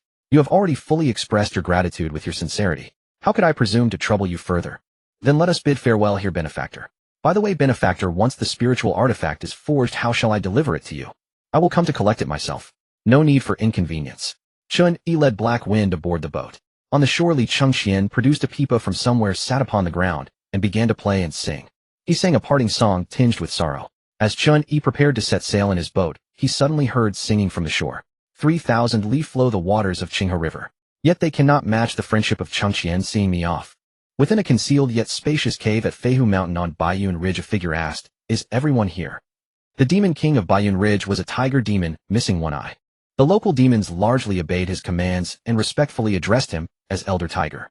The title of Demon King here was merely honorary, quite unlike the demon kings of the Great Wilderness. Elder Tiger's cultivation stood at only the soul-tempering realm. His single eye swept across the cavern, confirming that all the major demon factions of Baiyun Ridge had assembled. There were serpents, oxen, and wild boars. News has come from the county, Elder Tiger announced. We must lay low for now. The inspector from the commandery has arrived. The leader of the ox demons sneered. What inspector? Every time they come it's just to show a mere formality. These officials have been pampered since birth. They'd never last a day in the mountains. Isn't that right, everyone? The assembled demons erupted in booming laughter, the mood wonderfully vigorous. Elder Tiger spoke sternly. The official from the county says this inspector is different. This one Zhang Miao is meticulous and thorough. He will spare no corner of Baiyun County. The laughter in the cave diminished considerably. An inspector descending from the commandery city would possess at least the golden body realm of martial cultivation. These demons of Baiyun Ridge stood no chance against him. Elder Tiger rose to his feet and manipulated the armrest of his stone throne, twisting it left and right in a rather intricate sequence. Rumble. A section of the cave wall slid open, revealing a dark and profound passage. For the time being, until that inspector departs, we shall hide here. Gazing at the dim and damp underground passage, a wave of grimaces swept across the demons' faces. Even though they were demons of feral race that had scraped and stumbled through barren mountains and wild valleys, that did not mean they relished dwelling in places devoid of sunlight and sky. With no alternative urged on by Elder Tiger, they could only file into the passage one by one, heading toward the underground karst cave deep within. Rumble. Elder Tiger led the way at the front. Once all the demons had entered, the stone wall behind them crashed shut with a thunderous boom. Suddenly an ox demon bringing up the rear halted. His bull ears twitched. It seems someone is coming. Elder Tiger turned his head. Has the inspector's party arrived so swiftly? It doesn't feel like the inspector. It doesn't matter. No one could possibly discover this secret underground cave. The old ox pressed his ear against the mountain wall. He could hear footsteps outside the cave along with the muttering of a lone voice. Who asked you to come here? I'll go wherever I please. Stop urging me. All you care about is having me find some blasted earth vein. Aren't you annoying enough? Do I really have to shout 3 times? The most unorthodox artifact under heaven is hereby revealed. The old ox kept his ear pressed against the stone wall, sensing the person's footsteps drawing ever closer. Lowering his voice, he spoke to the demons within the passage. Elder Tiger, something's wrong. This person seems to be heading straight for this wall. Elder Tiger remained confident. Probably just a passerby taking a casual look around the cave. The mechanism here was designed by a human craftsman, eye-bound, tailored precisely to this mountain structure, harnessing the fortune of the earth itself. No one could ever breach it. Bang! Before Elder Tiger could finish his sentence, a fist radiating golden light smashed through the mountain wall. Boulders shattered and scattered in all directions. The golden light pouring through the breach gave the demons a surreal illusion, as though a celestial being had descended. Swearing inwardly at the substandard craftsmanship, Elder Tiger immediately issued his command. Kill him. The demons surged forth from the passage leading to the underground karst cave one after another. They brandished their claws and fangs, their faces grotesque, unleashing a dazzling array of demonic arts. Chen Yi didn't bother to look at them properly. He was busy arguing with the 10,000 soul banner while extending a single finger and releasing repeated star-shattering fluctuation fingers at the charging demons. Pew, pew, pew. The demons crumpled to the ground in heaps. See, I told you there'd be a bunch of demons here. Bro, you've got a dog's nose. I didn't sense anything. Then again, with this wretched vessel I'm trapped in, barely qualifying as a spiritual weapon, it really limits my combat effectiveness. Stop making excuses. If you're weak, just train harder. Aorg. It fills me with rage. While Chen Yi continued his slaughter, the 10,000 soul banner harvested the demon's souls. The banner muttered incessantly, even as it collected spirits. I'll take you first, then you, and then you. Yes, exactly. You bunch of demon souls. Everything is under my control. It won't be long before it's your turn to enter the banner. I have no reason to keep you waiting any longer. The underground karst cave's passages were rather narrow, barely wide enough for 2 or 3 demons to walk abreast. The demons ahead rushed out and were killed by Chen Yi's single finger strike before they could so much as squeak. The demons behind, assuming their companions were engaged in fierce combat, thought they ought to go lend a hand. And so they charged forward in succession. Only when they emerged from the passage and caught sight of Chen Yi's ruthless efficiency, slaughtering demons without so much as blinking, did they realize the truth. An avatar of death had arrived. Elder Tiger had been at the very front when entering the passage, making him the last to charge out. My subjects. This person has laid eyes on us. None of you are to let him escape. Form up. Elder Tiger skidded to an abrupt halt, stopping 10 paces before Chen Yi. Man and tiger locked gazes, 3 eyes meeting. Elder Tiger glanced at the scattered corpses strewn everywhere. They're all dead. Chen Yi replied calmly. Big spotted cat, do you know of the demon-suppressing pagoda in our Qian dynasty? I do, senior. As far as I know, the pagoda serves to imprison demons who, though they have committed wrongs in the past, are willing to provide intelligence and assistance to the demon-slaying bureau. Life inside is hardly comfortable, but at least they won't die. That's right. Would you prefer to enter the demon-suppressing pagoda or face me in combat? I have always longed for the pagoda. The demons within are all revered elders with wonderful ways of speaking. I absolutely adore it. I beg you, senior, grant me the opportunity. Elder Tiger now behaved as docile as a house cat. Though he walked upright like a human, he possessed a body covered in tiger fur, complete with claws, fangs, and a tail. This massive, 3-meter-tall brute, standing before Chen Yi, looked precisely like a pet cat rising onto its hind legs to act cute. If you do as I say, I will spare your life and have the demon-slaying bureau send you to the pagoda for retirement. As you command. Several days later, in Baiyun County Town, the Bailing Commandery Demon-Slaying Bureau inspection team, led by Zhang Miao, entered the city. The officials of the county yamen and the county demon-slaying bureau prepared a grand welcome banquet for Zhang Miao and his entourage. Zhang Miao did not attend. The local gentry and aristocratic families sent various gifts to the inn where Zhang Miao resided. Zhang Miao refused to accept them. As night fell, Shen Qingshan, exhausted after a day's work, passed by the county inn. Seeing the pile of unclaimed gifts at the entrance, he couldn't help but remark, I never expected Lord Zhang to be such a principled man. A voice suddenly appeared behind Shen Qingshan. Then let us help this Lord Zhang. Shen Qingshan jumped in alarm and turned around to see Chen Yi carrying both a long sword and a spear on his back. His face instantly lit up with joy. Fourth brother, you're finally back. Your third sister has been nagging me nonstop about you. My ears are practically calloused. Chen Yi produced a letter recording the hiding locations of every demon in Baiyun Ridge. Of course those places now contain nothing but badly mangled corpses. Brother-in-law, I have a plan to expose the collusion between Baiyun County's officials and the demonic forces. Would you like to be involved, eh? A certain light flickered to life in Shun Qingshan's eyes. What followed in Baiyun County unfolded much as Chen Yi had witnessed in the simulation. Shun Qingshan reached out to the families of victims who had been wrongfully accused as murderers in the cases he had investigated. One of them agreed to intercept the inspector in the street to plead for justice and present the incriminating letter. The others would emerge from the crowd after his appeal, one after another, detailing their respective grievances. County Magistrate Chow, with so many people crying out for justice, I must say your performance as County Magistrate leaves much to be desired. Zhang Miao spoke the same words as in the simulation. The corpulent County Magistrate Chow, just as in the simulation, had sweat dripping from his brow, sensing that his comfortable days were numbered. The quick-witted Feng Yuqing also, as in the simulation, made a swift exit. Chen Yi replicated the actions from the simulation, and the plan proceeded smoothly.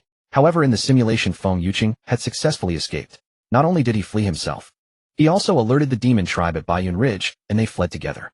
Because he was reluctant to part with the blood demon pill, wishing to continue consuming this sinister elixir, he naturally needed to keep these demons gathered around him. But this time this escape route of his would come to nothing.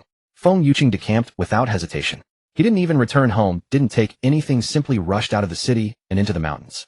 When he saw the trust reflected on Zhang Miao's face as he addressed the common folk who had stepped forward to plead their cases, and the letter in that nameless peasant woman's hand, the one allegedly containing the locations of all demons hidden at Baiyun Ridge, Feng Yuqing made a decisive judgment.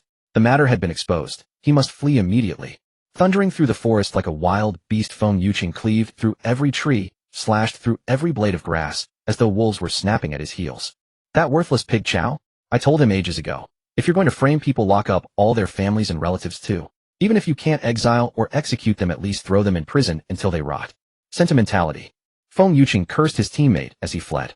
Before long, he entered Baiyun Ridge and found the place where Tiger Lord and the other demons had once held their meetings. Tiger Lord, stop hiding in that miserable cave. Everything's been exposed. Hurry, come with me. I'll take you too. Upon entering the cave, Feng Yuqing froze like a statue. Demonic beast corpses littered the ground. The cavern had been dyed crimson by blood, the stench of carnage assaulting his nostrils. He had caught the scent of blood from quite a distance away. But he had assumed the demons were simply feasting on human flesh and paid it no mind. Had he paid closer attention to the anomaly, the outcome might have been entirely different. This was Feng Yuqing's sole chance to escape with his life on this occasion. Regrettably, his innate cold-bloodedness ultimately cost him his lifeline. Feng Yuqing remained resolute, retreating from the cave, without hesitation prepared to bolt. Star-shattering wave finger. Chen Yi, who had been lying in ambush, delivered not a single unnecessary word. Perched upon a massive tree, he aimed at Feng Yuqing and struck, sending him to his demise. GHK. You. Who are you? Feng Yuqing clutched his pierced abdomen, blood pouring from his lips, as he collapsed to his knees, his gaze turning toward where the attack had originated. A faint smile curved Chen Yi's lips. He refused to engage in conversation. 5 fingers fired in rapid succession. Puff, puff, puff. Feng Yuqing's body was shattered into fragments. Chen Yi unfurled the 10,000 souls banner and raised his hand to summon Feng Yuqing's soul. Who exactly are you? What grudge do we have between us? Why harm me? Feng Yuqing's ghostly visage floated upon the banner's surface, still demanding answers. Chen Yi cast him a sidelong glance. What grudge did the innocent folk of Baiyun County have with you? Why did you persecute them? Stop pretending. In this day and age, who in their right mind would champion the common people? You heretical cultivator, you only want to kill and refine souls, don't you? You're right, I'm not championing the people. I'm seeking vengeance for myself. We do have quite the grudge, and you had this coming. What grudge? I've never even met you. How could Feng Yuqing possibly know? The vengeance Chen Yi spoke of was the 2 times in the simulation when Feng Yuqing had killed him. That grudge was too abstract. Had Chen Yi explained it, Feng Yuqing would never have comprehended. 10,000 souls banner reduce him to Just as Chen Yi was about to annihilate this wretch entirely, ensuring his soul was utterly destroyed, he suddenly made a discovery. Among the mangled remains of Feng Yuqing's corpse lay a black pearl. Chen Yi drew his Yen-Tai heavy sword and nudged through the revolting mess, fishing out the pearl. He attempted to attack it with the star-shattering wave finger. The pearl remained utterly unscathed. This resilient Chen Yi at the golden body stage had executed this earth-rank martial technique at minor completion level 1 that concentrated destructive force into a single point, the star-shattering wave finger. And yet it couldn't even scratch this thing. Absolutely no ordinary object. I say, Vice Director Feng, what's going on with you? Are you a golden core stage cultivator, or did you have a relic Sarira in your body? What is this thing? Feng Yuqing's soul thrashed about within the 10,000 souls banner, desperately trying to escape. This fellow was undoubtedly wicked, but one had to admit, he truly did not submit to fate. Even at this juncture he was still struggling. Don't expect me to tell you anything. You contemptible scoundrel, only capable of sneak attacks. The 10,000 souls banner acted on its own. Brother, why waste words with him? Watch me, 10,000 demons wail. Within the 10,000 souls banner, the demon souls that had been confined suddenly experienced excruciating torment and began wailing like ghosts. The sound was unbearably harrowing, sufficient to drive a living person to dash their head against a wall. Feng Yuqing, subjected to this infernal music playing on a loop, suffered double the agony. Chen Yi signaled the banner to pause. He didn't want to break him before extracting information. It's not that I'm underhanded, it's that dealing with you requires caution. Who knows if you might suddenly transform. Chen Yi could perceive that Feng Yuqing's ghostly expression on the banner's surface had shifted, a hint of shock apparent at his mention of transformation. However, in truth, when Chen Yi had struck Feng Yuqing earlier, the alien progenitor trait had not activated. This indicated that at this point in time Feng Yuqing had not yet acquired the transformation ability from the previous simulation. He was still human. That thing is called the demon seed. Everything I've done, every ruthless act committed in my pursuit of power, all of it was to escape it. Feng Yuqing had run out of options. He was dead, and even his soul was being tormented. Wouldn't that be too miserable? He might as well tell Chen Yi what he wanted to know, satisfy him, and put an end to this torture. Oh, in that case you should thank me. You see, I've helped you escape it now. What good does escaping it do if I'm already dead? Chen Yi's remark was truly a hellish jest. What exactly is this demon seed, and why were you trying to escape it? Tell the truth now. You're inside the 10,000 souls banner, and if you lie, the artifact spirit will know. The consequences would be severe. The 10,000 souls banner chimed in. No can do. Looking at the menacing artifact spirit beside him, Feng Yuqing wished he could die. Oh wait, he was already dead. This demon seed, from the moment I was born, has been hidden within my body. I don't know how it got there, but I know that from the time I could remember, every full moon night, it would forcibly take control of my body using earth branches, stones, ordinary things, to draw some inexplicable pattern on the ground. Then it would control me to stand inside this pattern, speaking toward the sky. What did it say? Anchor point secured. What does this sentence mean? This so-called demon seed, each time it possessed Feng Yuqing, was just to draw a diagram and say a phrase, and it was always the same 5 words. Anchor point in position. I don't know. Then you're useless. Shaowan, give him. I think the demon seed is like a beacon calling out to something. It arrives first as a signal to guide others here. That's what I thought. Great minds think alike. Chen Yi decided not to let Feng Yuqing's soul scatter just yet, only imprisoning him within the 10,000 souls banner. This man's experiences were rather bizarre. He might prove useful later. Chen Yi looked down at the black bead on the ground. There's something ominous about this thing, but I can't destroy it. Just as Chen Yi was pondering how to deal with the demon seed, Black Wind spoke up. Boss, I feel like I could eat it. Eat what? This bead. Don't joke. My martial arts can't even destroy it. How could your grass-eating horse stomach dissolve it? I don't know why, but seeing this bead makes me want to eat it. Maybe it's just my imagination. Chen Yi looked at Black Wind, then at the demon seed. Black Wind was a peculiar creature. Neither horse, nor demon, nor beast. His origins were unknown. Chen Yi had tried teaching him human cultivation methods, but failed. On the way back from Qinzhou, he had captured a few demons and asked them to teach Black Wind demonic cultivation methods, but that also failed. Now that Black Wind had a unique feeling, why not let him try? Eat it, but don't force it. If something feels wrong, spit it out. Yes. Black Wind's hooves clattered as he walked to the demon seed. He lowered his head, extended his tongue, and rolled the demon seed into his stomach. How does it feel? Can you digest it? No discomfort. It dissolved on my tongue. Is that a metaphor or a statement? It really dissolved straight into my belly. What kind of legendary stomach was this? But what astonished Chen Yi even more came next. Black Wind suddenly felt a searing heat coursing through his body, as if an immense strength was about to burst forth with nowhere to go. Chen Yi suspected the energy within the demon seed was too great for him to absorb, so he told him to run and expend it. As Black Wind ran, black flames erupted from beneath his hooves. With every step he ignited the ground, leaving long trails of black fire in his wake. His speed was incomparably greater than before. Like a gust of wind, he dashed through the mountains and forests with ease. After circling the mountain at his feet and returning to Chen Yi, he had already adapted to this new power. Boss, I think I've evolved. Chen Yi couldn't help but give a thumbs up. A fine steed indeed. He hadn't expected an unexpected gain from taking down Feng Yuqing. At that moment, no one was more frustrated than Feng Yuqing. His soul imprisoned within the 10,000 souls banner, he witnessed everything and began to doubt his own life. He had spent his entire life, spared no means, even forsaking his moral integrity, all to become strong and finally break free from the demon seed's control. Yet a strange talking horse coming from nowhere swallowed the demon seed in one gulp. and digested it into its own power. Fate, how unjust you are. Some achieved enlightenment at Longchong. Feng Yuqing achieved enlightenment in the 10,000 Souls banner. With Feng Yuqing's death, the silent terror that had loomed over Baiyun County came to an end. There might be demon troubles in the future, but no longer would humans have to take the blame for demons. After dealing with Feng Yuqing, Chen Yi supervised the surviving Tiger Chief, ordering him to turn himself in at the gate of Baiyun County. The guards at the city gate, seeing a demon emerge, immediately called for reinforcements. Tiger Chief raised his hands high, indicating he was surrendering. Zhang Miao was in the county office redressing the grievances of the falsely accused families and judging Magistrate Xiao. Upon hearing that a demon had voluntarily appeared, he immediately led his men to tie up Tiger Chief and escort him into the county office. The people of Baiyun County saw a living demon for the first time kneeling in the courtroom as a witness for the prosecution. It was an unprecedented spectacle. Crowds swarmed around the county office, many climbing walls and trees, just to witness the strange sight of a human judging a demon. Your Excellency the Inspector, you must grant this little demon justice. I was born on Baiyun Ridge. I'm a native demon of Baiyun County. I'm not the same as those demons who snuck in from the Great Wilderness or the Eastern Wilderness just to eat people. Zhang Miao slammed the gavel. Stop rambling. Get to the point. Yes. Your Excellency, those cases you mentioned were indeed committed by the demons of Baiyun Ridge. But we were instigated. The real culprit was Feng Yuqing, your county's demon-slaying bureau chief. To refine the blood demon pill, he forced us to kill people every day because the pill requires a large amount of fresh human blood as a catalyst. Otherwise, it can't be made. Tiger Chief spilled all the dark dealings between the Baiyun Ridge demons, Feng Yuqing, and Magistrate Xiao. The onlookers grew more shocked and more furious with each word. The demon-slaying bureau chief colluding with demons to harm people. Such an absurd thing in this world.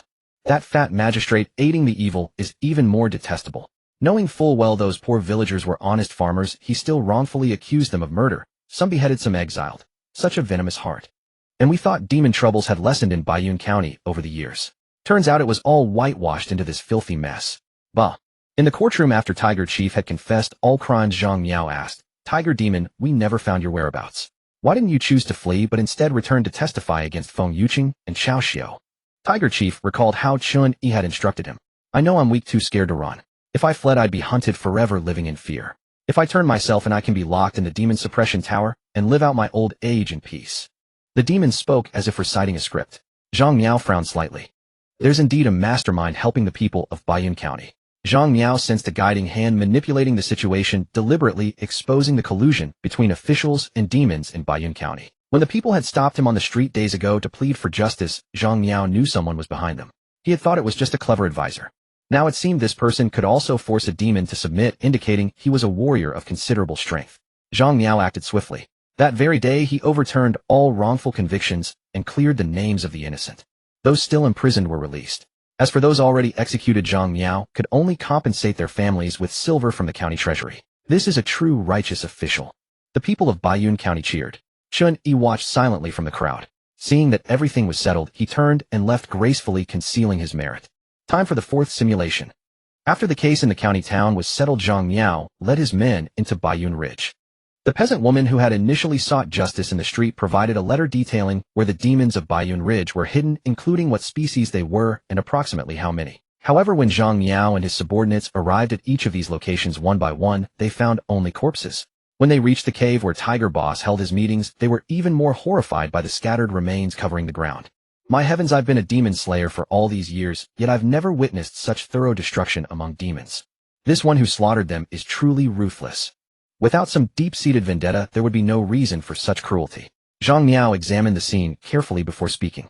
At the very least, this confirms that those commoners and that tiger demon weren't lying. Baiyun Ridge is home to so many demons, yet each year only 1 or 2 incidents are reported.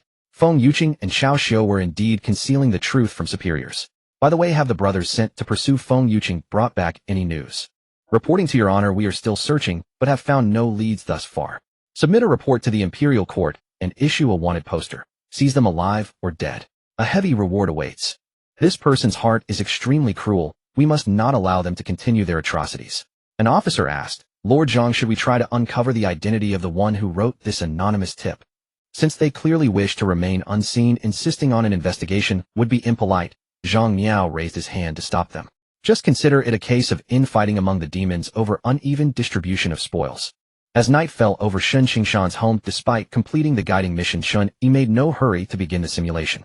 Since Chen Yi and Shen Qingshan had begun their plan, this small Baiyun County town had become extraordinarily tumultuous these past few days, with numerous events unfolding simultaneously. Before the matter was resolved, Shen Qingshan could come to find Chen Yi at any moment, so Chen Yi decided to wait until all affairs in the county had concluded before starting the simulation. At dinner that evening, Shen Qingshan was in high spirits, urging Chen Yi to drink several rounds. Shen Qingshan had only reached the spirit-gathering stage, so his tolerance for wine was far inferior to Chen Yi's golden body cultivation. Oh my! I never expected fourth brother to have such a strong constitution for alcohol either. Brother-in-law has truly gained an appreciation tonight. Truly impressive. Brother-in-law, you should drink less. I'm in high spirits. I had long sensed something strange hovering over this county. Why so many violent deaths? And so many outbreaks of plague? Now everything has connected. Thanks largely to that Inspector Zhang who administered justice without hesitation or delay. Lord Zhang is an official I've seldom encountered in my lifetime. However, this time, unraveling such a massive case, the primary credit goes to you, fourth brother. According to our demon-slaying department regulations, eliminating dozens or even 100 demons in a single case would be sufficient to promote you to the rank of County Demon-Slaying Director. Tomorrow I'll go inform Lord Zhang and have him report to the Imperial Court to properly reward you for your meritorious service. Chen Yi asked tentatively, does this reward mean bestowing an official position? Would a government post not suffice? Countless people desire entry into the demon-slaying department, but lack connections. With your extraordinary accomplishments, fourth brother, once you enter official circles, many will surely be eager to advance your career. With nothing substantial in it, Chen Yi thought better of declining the offer. What official duties only bring troubles? He needed to focus on cultivation and simulation practice anyway, with no time for such distractions. As long as they could eliminate Feng Yuqing this time through proper legal channels without attracting complications, Chen Yi would be satisfied. Shen Qingshan gradually sobered up a bit. But if Lord Zhang asks where I obtained that letter, how should I respond? Chen Yi picked up a side dish with a faint smile. If he had visited those locations mentioned in the letter, he probably wouldn't ask you that question. Why, brother-in-law, you really need to develop more worldly wisdom. Upon hearing Chen Yi speak so sagely, Chen Yun laughed and remarked, how old are you anyway, giving advice to your own brother-in-law? Chen Yi smiled without responding. After dinner, Chen Yi returned to his small room. I should move out tomorrow. It's not right to keep staying at third sister's place. I saw a courtyard for sale today, and the surroundings seem quite pleasant. The familiar small room, the familiar evening. So let's use another exhilarating simulation to help with sleep. Simulator activate. Guiding mission completed. Rewards have been distributed. Chen Yi first claimed the rewards for the guiding mission. A silver semi-transparent spear fell into his hands. This spear was 15 chi long, with a thick, heavy shaft. The spearhead was shaped like a dragon's head, while the butt resembled a dragon's tail, radiating majesty and dominance. It felt cold to the touch, as though grasping an ice block. No wonder it's called the Cold Radiance Overlord Spear. The next reward was a single epic tier or higher rare trait. As his cultivation realm advanced, the guiding missions became progressively more difficult, and the rewards improved accordingly. This rare trait included the epic tier or higher qualification. Following similar gacha game conventions, that definitely meant it was epic grade. A familiar colorful light orb materialized before him. Now equipped with multiple traits and backed by his golden body realm foundation, Chen Yi no longer felt the desperate urgency to acquire better and stronger traits. With calm composure, he casually touched it. A purple radiance flared up. Pretending to be a pig to eat the tiger purple epic, you can lower your cultivation aura, preventing outsiders from detecting it through any means, but you cannot reduce yourself to a completely ordinary state. Oh, this is actually quite useful. Concealing his cultivation level would make him less conspicuous in a crowd. Glancing at his currently equipped traits, Chen Yi made adjustments and placed pretending to be a pig to eat the tiger into an active slot. This will do. Let's begin. You have completed the guiding mission for this simulation and earned a new simulation opportunity. Initial equipped traits: simulator color proficiency, color demonic races, strictest father gold tomato power, user purple soul, reliable prophet purple, photographic memory purple, treasure seeking, nose purple, pretending to be a pig to eat the tiger purple, low tier, foundation green, spider, sense green, demonic aura green, serious punch green. Simulation begins. Others may praise my fine hue, but I leave only clear energy throughout heaven and earth. After 3 simulations, you have already obtained the formidable power of the golden body realm. The official demon's collusion case was successfully cracked under your solo orchestration. The demons of Baiyun Ridge were eliminated in a single day by your hand, and the corrupt officials and wicked magistrates of Baiyun County. Some died, others were captured. Baiyun County has finally welcomed clear skies once more. However, your adventures have not ceased. The massacre of Luoding village remains shrouded in mystery. To uncover the truth behind the tragedy and pursue higher martial arts realms and strength, you shall embark on your journey once again. First year, age 19. Beginning trait draw. Draw successful. Ageless deity green. Your appearance is permanently fixed at 18 regarding appearance only. Would you like to adjust your traits? Yes, no. Clap, clap, clap. Chen Yi couldn't help but applaud. What do you mean by a guaranteed start? Although it was only a green quality entry, it spared him the trouble of using a youth-preserving pill, allowing him to maintain his youthful and handsome appearance forever. From another perspective, he'd look young while wearing it old when taking it off. Wasn't that a kind of face-changing trick? One item with dual purposes, quite a good deal. Of course, if it were merely for appearances, he should equip it only when he had spare slots. Additionally, it could be observed that the first year in the simulation was not 18 years old, but 19. Because half a year had passed since the last simulation ended, spanning across the year. According to the Dacian dynasty's era name chronology, it is now the 27th year of Yongqing. You chose no. Woke up at dawn. You bid farewell to Chen Yi once again. Chen Yi found this hard to understand. Why do you need to go on such a long journey? Where are you going? To explore, to gain experience, to gain rewards. Chen Yi gave your chest a slightly annoyed punch. Smooth talker. This time you still can't tell third sister what you're going out to do, right? You're not joking. I'm really just going out to gain some experience, third sister. I can't stay in this small county town forever, right?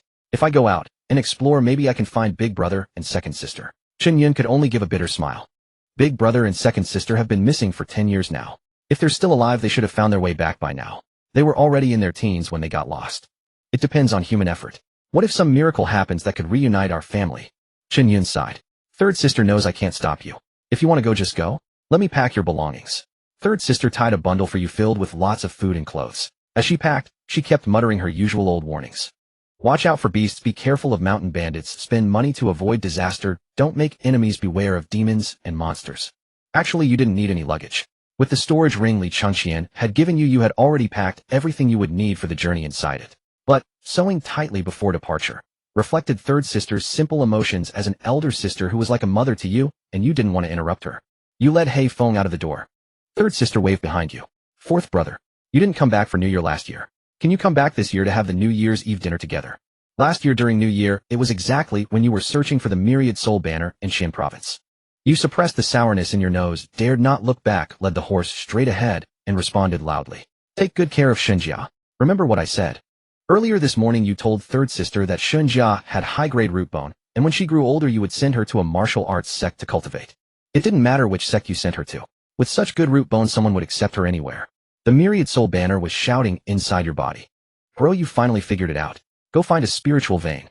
Watch me help you break through your cultivation level. Otherwise, with your root bone, you'd only reach the golden body realm by the time you die. A spiritual vein can be found, but the first place I want to go is the eastern wilderness to find the 9 provinces cauldron. The Myriad Soul Banner was shocked. The 9 provinces cauldron. Is that the great Tao immortal artifact, the 9 provinces cauldron? Which other spiritual artifact would dare to carry such a weighty name with such great karma? Oh wow, good. Bro, you've got something going on. How do you even know where the 9 provinces cauldron is? Damn it, I've been roaming around out here for all these years, and I had no idea. Watch carefully and learn properly. Heh, flatter me a bit, and you're putting on airs. Having inherited memories from the last simulation, you now know the exact location of the 9 provinces cauldron. You also know at the same time that the 9 provinces cauldron is currently under seal. But after the 9 provinces cauldron was unearthed, you received hints from it. Dechun, you want to go try it out? You arrived at the Welai Inn and asked the landlady to send the entire menu to Dechun's room. Dechun, I'm going to a very distant place. I'll have to cross mountains and ridges, ford rivers and streams, and might encounter all kinds of demons and monsters. I'll be on the road constantly with no fixed abode. Dechun sat before a table full of delicious food, eating with grease all over his mouth. Ego, why do you have to go such a far place? Is the food at the inn not good? Chen Yi gave a bitter smile. It has nothing to do with food. Let me ask, if I want you to go with me, would you rather continue enjoying yourself at the inn or come along with me? Dechun said almost without hesitation while eating. Ego, I want to follow you. You were so focused on eating just now that you might not have heard me. I said the place I'm going to is very far, and there are many dangers along the way. Boom. A massive round head, yet pointed at the top like a unicorn's, erupted from the ground beneath the tree, struck by the word tag bullet. The pointed head tore the entire treetop out by the roots, hurling it over 1,000 meters away. The large pointed head was muttering, then let me ask you. Immediately after, it retreated back underground, while continuing its muttering. Don't use it recklessly, you idiot. Chen Yi had just warned against reckless usage, concerned about preserving certain word tags for future use. Yet his simulation self casually discarded one as an experiment. Fortunately, it's just a white word tag. Even if there are combinations, it can't be that powerful. Pretty good destructive force. You estimate this strike carries the equivalent power of a gold body realm warrior's full strength attack. The crucial point is that each word tag possesses a unique effect and catches opponents off guard. Though you're quite curious what effects other word tags would produce considering each is single use, you'd better not waste them. Experiment concluded. Pressing onward. You've been traveling for an entire year. Passing through Qian Prefecture, you stopped at White Horse City to retrieve the Earthgrade Spirit artifact that Li Chengqian gifted you. The 10,000 Souls banner, now housed in a new vessel, has taken on fresh form. However, given its current appearance, calling it the 10,000 Souls flag seems more appropriate. This doesn't feel right at all. Next time you must get me a banner meant for the dead. I love that kind of vibe. Evil. Despicable. Death. The feeling. You stare at it with utter disdain. Can you tone down your presence a bit? You cross the majestic Sangqiong Ridge with Dechun. After Haifeng consumed the demonic seed, and evolved, traveling became much faster with full terrain adaptability. But Dechun is after all merely an ordinary human. You must consider his comfort. Constantly making him sick from the jostling wouldn't be right. Slowing the pace slightly. No rush. 3rd year, age 21. Drawing word tag. Drawing successful. Clenched fist, lazy sheep. White common. When you lack confidence, simply sing loudly. The blue sky is bright, the green grass is fragrant too, to restore your self-assurance. Adjust word tag. Yes, no.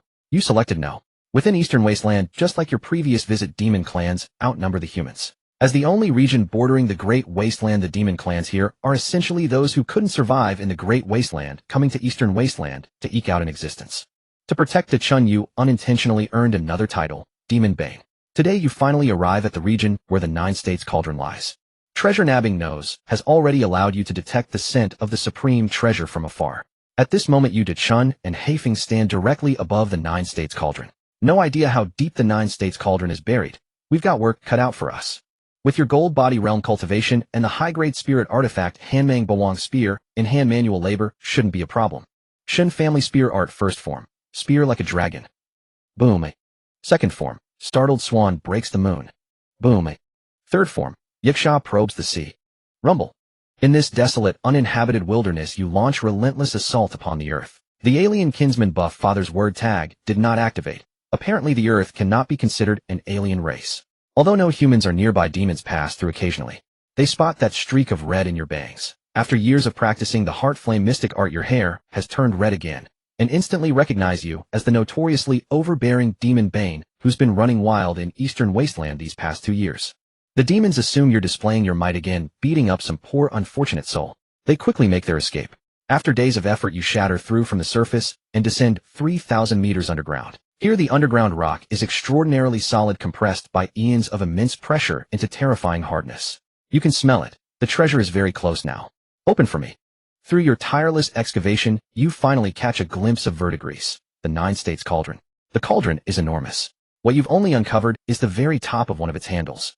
Around that patch of verdigris, a faint crimson aura swirls. You reach out to touch it, but seem struck by lightning. Violently hurled backward, crashing into the tunnel wall and embedding yourself in a human-shaped impression. Cough. So this is the seal. But why does it feel different from last time? Last time the 9 States Cauldron emerged, countless factions gathered. As the Great Ones worked to break the seal, numerous spirit artifacts were unearthed. The old monk explained that humans seek the strong and artifacts do the same. Those unclaimed spirit artifacts had come to the 9 States Cauldron to pay homage. Why aren't there any this time?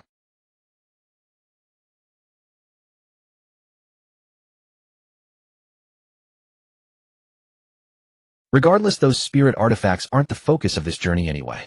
You came for the 9 States Cauldron. You climb back up the tunnel wall and carefully bring Dechun down.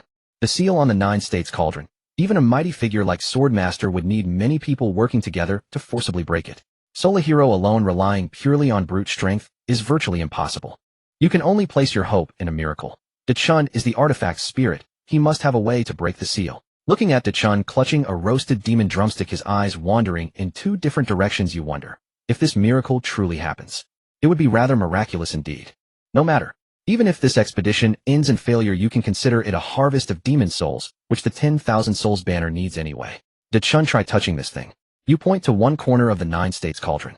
At the same time, you release the 10,000 souls banner. After all, it's an immortal artifact. Its reactions and perception far exceed your own. 10,000 souls banner, keep watch over Dechun. If there's any danger, protect him at all costs. Relax, buddy. 10,000 ghosts guard and protect. The 10,000 souls banner lets out a roar, unleashing a flood of demon souls that form a wall behind Dechun, a protective net shielding him completely. Dechun always follows your instructions without question. Just as he's about to reach out his hand, you suddenly grab it. Wait to Chun, I need to tell you something. If you really are the spirit of the 9 states cauldron, you might become a spiritual body, just like the 10,000 souls banner. Chun gives a simple honest smile. I don't quite understand, but if I'm really meant to be this cauldron, then becoming human was taking the wrong path. Isn't returning to the correct path a good thing? Your grip loosens. In the eyes of the world, Chun is intellectually disabled. Yet sometimes you feel he's the one who truly lives most clearly, using the simplest childlike philosophy to navigate this complicated world.